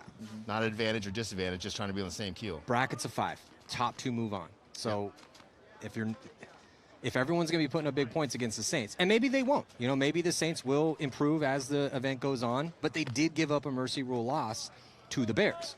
So once you already see that happen, if you're Revo, first of all, just get the dub, right? Just get that win, because those are ultimately the most important thing. And if you get enough wins, but Revo did start out with a loss, so best they can do is 3-1. And we don't know. There's no wild cards here. I don't know if 3-1 is going to be enough to get in based on your margin, too. So we will see. Well, let's see if the Lucky 15s can have another solid breakout. Diesel, once again, looks like they're going hard down the Dorito side. Yeah, Kyle Spica might cut it up the middle. Nope. He goes to the can. And looks like the Lucky 15s may have shot the corner, the Dorito corner. They did. Yep. 4-on-5 advantage for Lucky again. Lucky winning these breakouts, guys. Lucky could be winning this match right now 4-5-0 easily. Yeah, so if Diesel hadn't come back 2 points down on bodies. I think that we got a pretty big glare here, but I think that's Nico Hyde taking the walk for AC from that D1 position. Yeah, it's just tough when you line up 3 bodies that way. It shows they it know on the you're break, going right? to the Dorito 1. Yeah. You just change that one gun, all the audible D side. 5-on-4 situation in favor of Lucky 15. 6:20 to go.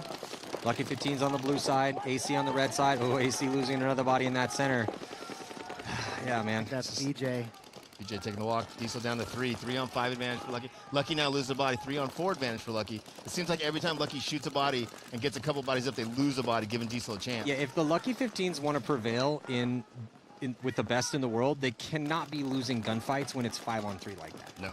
And they cannot let Mouse get into that. I know the glare's getting bad, and it's we're getting late in the day, but still, when you're in a 5-on-3 situation, you got those 2 extra players to work with. Those are, again, you have those meetings. Those are those deaths you want back. Yeah, and Mouse sneaks out of that can. Good move by him to get into the insert. Lucky drops another body. Yeah. J-Rab gets a kill from the center. Referee coming to check that Dorito player for Lucky 15. He's still alive. Yeah, 3-on-3 advantage for nobody. 5:20 now to go. J-Rab and Mouse both here snake side for Diesel. Looking to get in that snake. And the Lucky 15s need to push that Dorito side. They've had a lot of opportunities to push it over there. J-Rab bumping up to Landry Logistics Tower. Which is interesting, Todd, because they're not a team that's scared to go. Yeah, they've been typically not. Tentatively, it seems like to me. Well, maybe they're trying to quote-unquote play smart, right? Okay, hey, we're up points, we're up bodies. But sometimes then all of a sudden you play too smart, so to speak. All of a sudden you start losing deaths you're not supposed to have. Ooh, so they did pick up Mouse after Mouse bunkered out Mason. 2-on-2. J-Rab getting the check here. Oh, He's okay. Lucky 15's losing another body, so 2-on-1. losing Diesel 2 advantage. Yeah, man, this Lucky 15's throwing away high body situations here, and scrappy AC Diesel staying in this one. J-Rab, one of the legends in this game, trying to finish this one out. Gonna go bunker out the 50 Dorito and stay alive. So kind of see he's limping around a little bit still, but getting it done. And Spica still alive out there as well too. Great job by Kyle Spica and Justin Rabikoff to keep AC Diesel in this match. Going to be a 1-point game with about 4:20 left to go. That was a huge point for AC Diesel, because if they lose this one and it goes 4-1 with 4:20 left, it's going to get a lot harder. But now, a 1-point game. And I stand by my statement earlier. I feel like this match is going to go down to based how Diesel's playing more so than how Lucky's playing, right? If Diesel's playing their best game, Lucky's not going to be able to compete with him, right? But Diesel is making mistake after mistake after mistake out there. It's crazy. Yeah, I mean, they're lucky that Spica and J-Rob clocked in right there. Yeah, for sure. And that a bunch of dudes decided to lose gunfights in high-body situations for the Lucky 15s. Yeah, and every time Lucky gets that little bit of bump, a little bit of opportunity to go offensive, they drop a body, so that probably takes the initiative out of them attacking. Like that SC Village hat you're wearing there, Todd. How's everything going out there? Good? Everything's going great, man. Can't wait to get back home, with that World Cup trophy, bring it by. Yeah, let all the guys take a look at it, get a little touch. Show what it looks like, touchy, kissy, show them what they're working for. Yeah, no doubt. Shout out to... yeah, so as soon as you're done with it, just send it back to us. Will do. Yeah, you can borrow it, take it home, show it to all your friends, but then Bo's going to have to need that on his dad. I appreciate that, Shout out to everybody out there at SC Village, Hollywood Sports Park, Giant San Diego, work out at all those fields now. So, Bear and Gio, give them the opportunity to work out there. It's been a lot of fun, hang out with the players, be back out at the field. Hey, man, I got a chance to go up there for the Hormesis events, and what you guys have done, to revamp the tournament side of SC Village is glorious up there right now. So, thank you. Yeah, Appreciate and you need that. It's like with all these different places in the world, as a Southern California native, OG local from back in the day, it kind of has been a little frustrating for me to see all these places of the world step up, and it's bad respect to them. Yeah. But I'm glad you guys are doing what's required to provide an awesome home to have some high-level competitive paintball be played out there. It was funny, like I was telling you, we're watching Push last night, right when SC Village was built, and all three of us are out there playing, on the dirt on the hyperball field. Yeah. And how far we've come. Yeah. Back when those tubes were brand new and fresh. Yeah. So just 1 minute and 30 left to go. Saints need 2 just to tie. Yeah, 4-on-2 advantage here for the Saints. See if the Saints can do something with it. They and need to get it going, though. Rebels tracked in the middle back center, and Landry Logistics Tower, Matty. Gets outside. That's Henry sense. Henry doesn't make any sense sometimes, but he's a great paintball player. Move up the middle from the Saints. Trying to figure out what to do. Also pushing down the D side. Hey, Saints going to get back on the board here, boys. Going to be a 1-point game with a little over a minute left. Man, Saints making this a match here. So when you were saying Revo needed to win by 5 or 6, Yes. take me back to that conversation. So based on this 1-point margin. 5 or 6, after losing their first game, 5 or 6 would have been amazing. But, what I meant to say was that, they need to just win. Win is important. Win. Win first. Is definitely important. They should have focused on the winning more so than the margin is what you're saying. Yeah, no, what I meant was, over the next 3 games, for a combined total of at least 5 or 6. Yes. That should hopefully. Okay. Thank you for recalibrating that. Well, I mean, hey, a big win would have been great, but if you want to bench press 250, you got to start with 200. That's right. So they might as well start with the win first. But no, this is going to be a situation where Revo's going to have to go back and have a meeting and say, look, what went wrong out here? Did we play too slow? Why did we let the Saints keep this game this close? If they get the win, if they lose, it's going to be even a worse meeting. Might be easier to say, hey, what went right? What went right out there? Yeah. One, 2 things. Let's focus on those 2 things. Not a ton. If you're only playing 5 points and you're up by 1 against the 20th ranked team, and you're the team that took 8th at the last event with the roster you have. Lucky drops 1, shoots nobody. 5-on-4 advantage for Diesel, and they lose Mouse out of the. Is that Mouse or Clint? Clint. Clint gets shot. Sorry, they look similar. 4-on-4 advantage here. Both teams in the snake though, Matt. Yeah, both teams in the snake here with 4 minutes to go. And this is where I feel like Lucky, once they win the breakout, which they've been doing consistently, once they win this breakout, they need to apply a little bit more pressure up the center of the field and put more pressure on Diesel, because Diesel is able to make these fills outside after the break. J-Rab getting from back center to these snakes that can. 3:45 on the clock. Yep. Diesel down 1 body. And the snake player walks off for Lucky 15s. So they have the Dorito 1, the Dorito can, and the snake can. Mouse is in snake 2. And snake 1 is Lucky's. So 4-on-4 here. Oh, he is there. I thought the ref called him out. He's in the shadow. Yeah, 4-on-4, a little bit better field position here for AC Diesel. But good spread for Lucky. You can see there, our eye in the sky, counting the numbers for us. Yeah, but Diesel just in that inside snake position, backing up off that spot. Getting back into snake 1, actually. Outside snake 1. Outside snake 2. I like that we added the graphics to the show here. Mouse coming up over the top, looking inside, trying really hard to find an elimination. Mouse is so good at finding, the weak spots and trying to get 2 or 3 guys. He's basically a hand grenade once he gets to the He's just so proactive in there. So Coffee is in front of him. He's at, basically insert bunker, outside snake 1, however you want to call it. But he's in a good spot, too. But he's got that outside contain, whereas Mouse is now on to Lucky 15's side of the field. And they have no idea he's there. Yeah. There is slightly over 2 minutes and 30 seconds left, though, Matt, so time is becoming an issue. Yeah, and if nobody's paying attention to that snake, Mouse could get up and run and make a move whenever he wants. I don't know if he knows where the Lucky guy is either, though, because the Lucky guy's been sitting outside quietly the whole time, not shooting his gun, not moving around. Here comes Mouse into their snake. Yeah, Mouse with about 2:10 to go.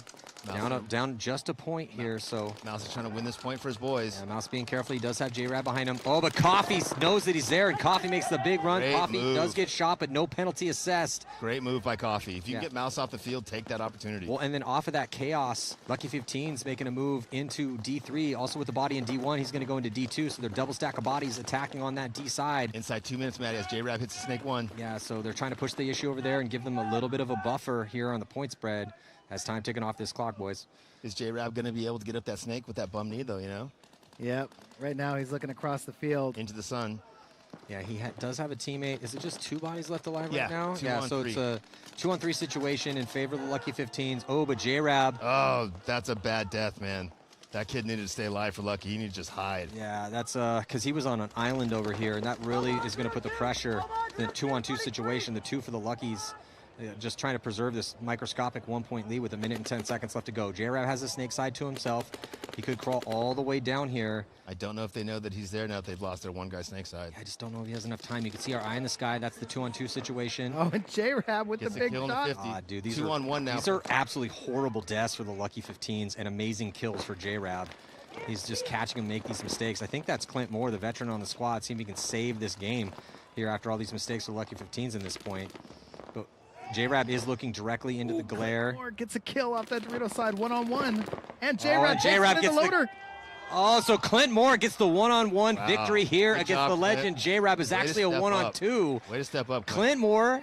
Oh, and then he takes a knee, too. Clint Moore, what a veteran. Wow. God, I love Clint Moore. 2-on-1. 2-on-1. 2-on-1. He whipped his gun around, got the kill on the D side, had to come back around and then win a one-on-one against J-Rab. Not an easy task. Yeah, when he repositioned inside, I was like, I don't know if that's a good move. He got that kill. I'm like, that's definitely a good move. The advantage, though, that Clint had in that situation is J-Rab was looking directly into the setting sun. 100%.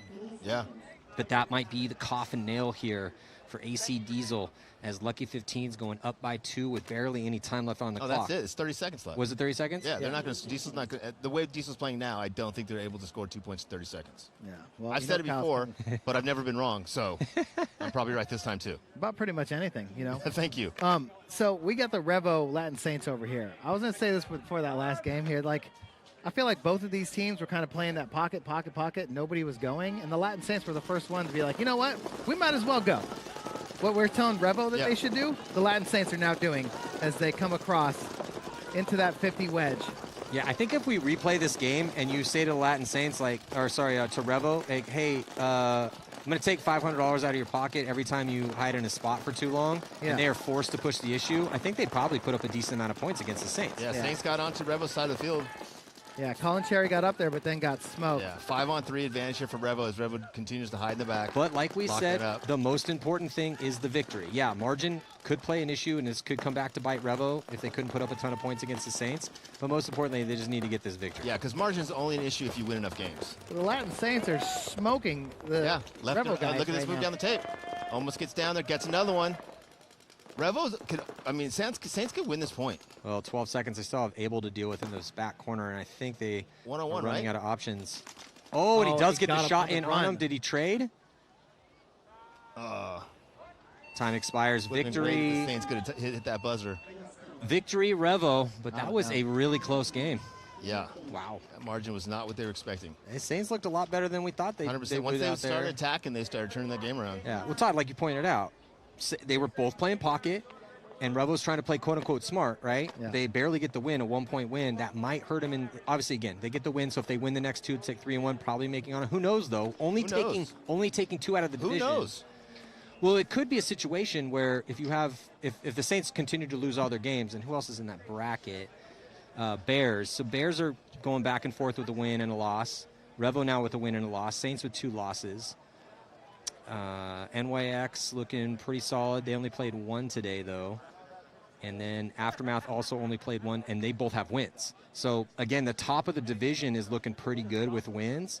So, yeah, I don't know. It could get chaotic. But you were saying they're both playing pocket, and then the Saints made it close because they're like, you know what? We had nothing to lose, man. Like, let's just start playing some aggressive paintball. Yeah. Should have started that way earlier. Man, it is dusty out here. Sorry. It's, well, there's like 6,000 people walking around. Yeah, I think it's the cars. They need to water down that road out there. Yeah, get some water on that asphalt. Get on him, Todd. Man, Diesel's got to be, there's a couple meetings I would not want to be in tonight, and Diesel's one of those meetings. Hurricanes, I wouldn't want to be in that meeting. Diesel, I wouldn't want to be in that meeting. I mean, I'd love to be in that meeting. I wouldn't want to be a part of one of those meetings. You don't want to be in the team. I don't want to be inputting in the I want to be like sitting in the corner, sipping a beer. Eating popcorn. Yeah, eating some popcorn like while this. the meeting's going on. I definitely would not want to be a part of the meeting. No, I don't want to talk. I just want to observe. I would like to be Mike Hinman sitting on a giant chair with a bag of popcorn and a big giant Slurpee, in that meeting. Yeah. Diesel with the full send. 30 seconds, and Diesel needs 2. They shoot 1 on the break. They take Snake on the break. Snake corner, Dorito 1. Well, you know Mouse is coming. Oh, 3 bodies walking off for Diesel. Penalty assessed on the Lucky 15s. This is an opportunity here for Diesel to keep it close, but they got to get on their horse and go fast. Yeah, they should get on the brakes. I mean, on the gas right now because they're losing seconds, and there's only 1 player left alive, and he's in the Snake corner. Yeah, this player needs to be very careful not to get a penalty when he gets run down. Oh. So Diesel's going to get 1, and it's going to be a Lucky 15s going undefeated in their first 2 games in the prelims. You've been talking about him for years. You called it, Matty. Hey, Lucky 15's hot hand. I'm not right about everything, but I have been talking about how good the Lucky 15s could be, right? I said saying it. I said 5-3 Lucky 15s, and it's 4-2. I think you said 6-3 Diesel, but I'm not going to replay that in my mind. Great Nailed job. it. I don't think they gave him that last point either. So the Lucky 15s take down Uprising in overtime, almost threw that one away. And then they are able to beat the superstar squad, AC Diesel. Yeah, it's going to be a rough meeting for AC Diesel. Well, that's going to do it here for our final set. Day one, Lucky 15s, man. Undefeated today. Revel going 1-1 as they do defeat the Saints.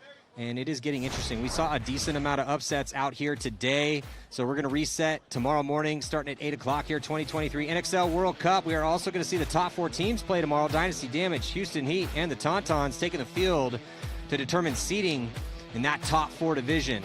I'm Matty Marshall here with Todd Martinez and Rich Telford. Half the whole Go Sports crew. We will see you guys bright and early tomorrow morning. Thanks, buddy.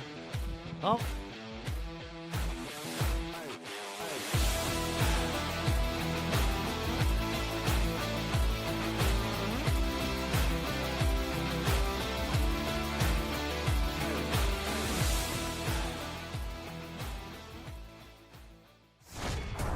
The NXL World Cup, the biggest and most important event in the paintball world, and by far the hardest to win. 24 pro teams will take over the main stage and battle over 4 difficult days, but only one squad will earn the right to call themselves world champs. A win here, and your team becomes a legend forever. Through 4 events in 2022, only 2 teams have won a tournament. Leading the pack is San Diego Dynasty, who took the first 2. After 20 years of precedent-setting greatness, they are still the best and most consistent team in the game. A win this weekend will make it 4 world championships in a row for the Dragon. But Tampa Bay Damage's tactical brilliance and Jacob Edwards' one-on-one ability has put them right on Dynasty's heels. Without a doubt, this veteran squad has the momentum after winning the last 2 in Philly and Chicago. These are the odds-on favorites, but the field contains other squads who could see the view from the top of the podium. Former world champs Houston Heat and San Antonio X Factor's all-star rosters are dialed, and both teams have been to the finals this season. Impact, Infamous, AC Diesel, and Red Legion, all experienced crews who have redemption on their minds as this season has been filled with mostly frustration. New York Extreme and the New Orleans Hurricanes are both talented, up-and-coming dark horse squads whose skill and tenacity have tiered up in 2022, and they both could go deep on Sunday. The Toulouse Tauntauns are looking to prove themselves stateside after winning the European Series, and they will be joined by rivals Stockholm Joy Division, Poland's Burst Factory, and the Lucky 15s from Great Britain. The stage is set for the most treacherous test of the year.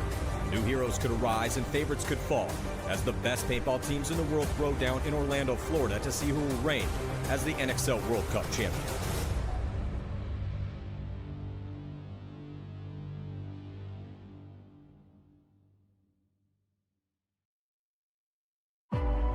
San Diego Dynasty, the best team in the world. They have won over half of the events in the past 2.5 years. They're trying to win 4 events in a row, make some history.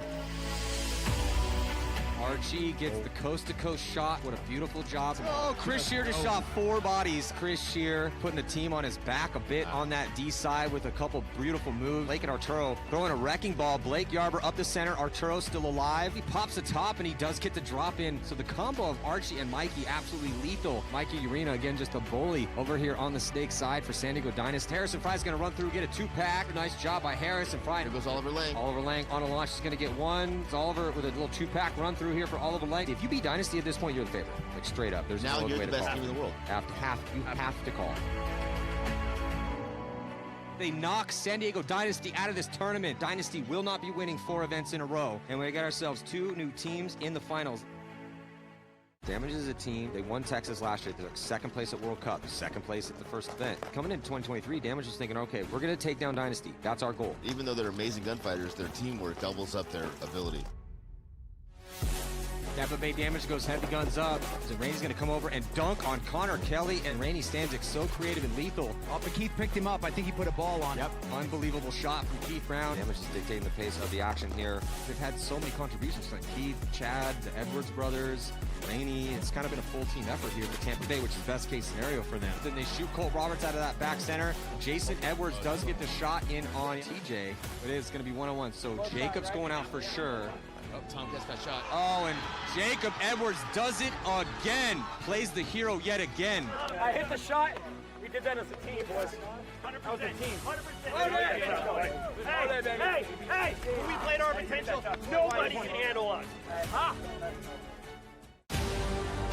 big question with the Extreme is, like, how legit are they, right? I mean, are they ready to win a tournament? And yeah, they have a lot of experience in the prelims in the pro division, but that is a completely different thing than the Sunday pressure when you're playing the top half of the league. 100%. Oh, finally Meter goes and somebody catches him. Great zone control from New York Extreme. I mean, they're just putting paintballs in the right place at the right time here. Oh, and saw the ball break off the top of his loader. Josh Taylor to take the one-on-one victory. We're just talking about how good he's getting. Oh, and he gets absolutely obliterated by Pat Kraft. So Pat Kraft keeps his head on a swivel and saves the point. I keep seeing this out of New York, though, right? Like, even when they go down, they're not freaking out on each other. They'll fight and scrap and get back in matches. They're looking really composed. They're becoming more and more mature every event, right? So the Cinderella story here for New York Extreme, not going to work out here, but they still look really good. Extreme just saw some flaws in what they were working with out there. It's a time this year, Dynasty was knocked out of the tournament before making it to the finals at the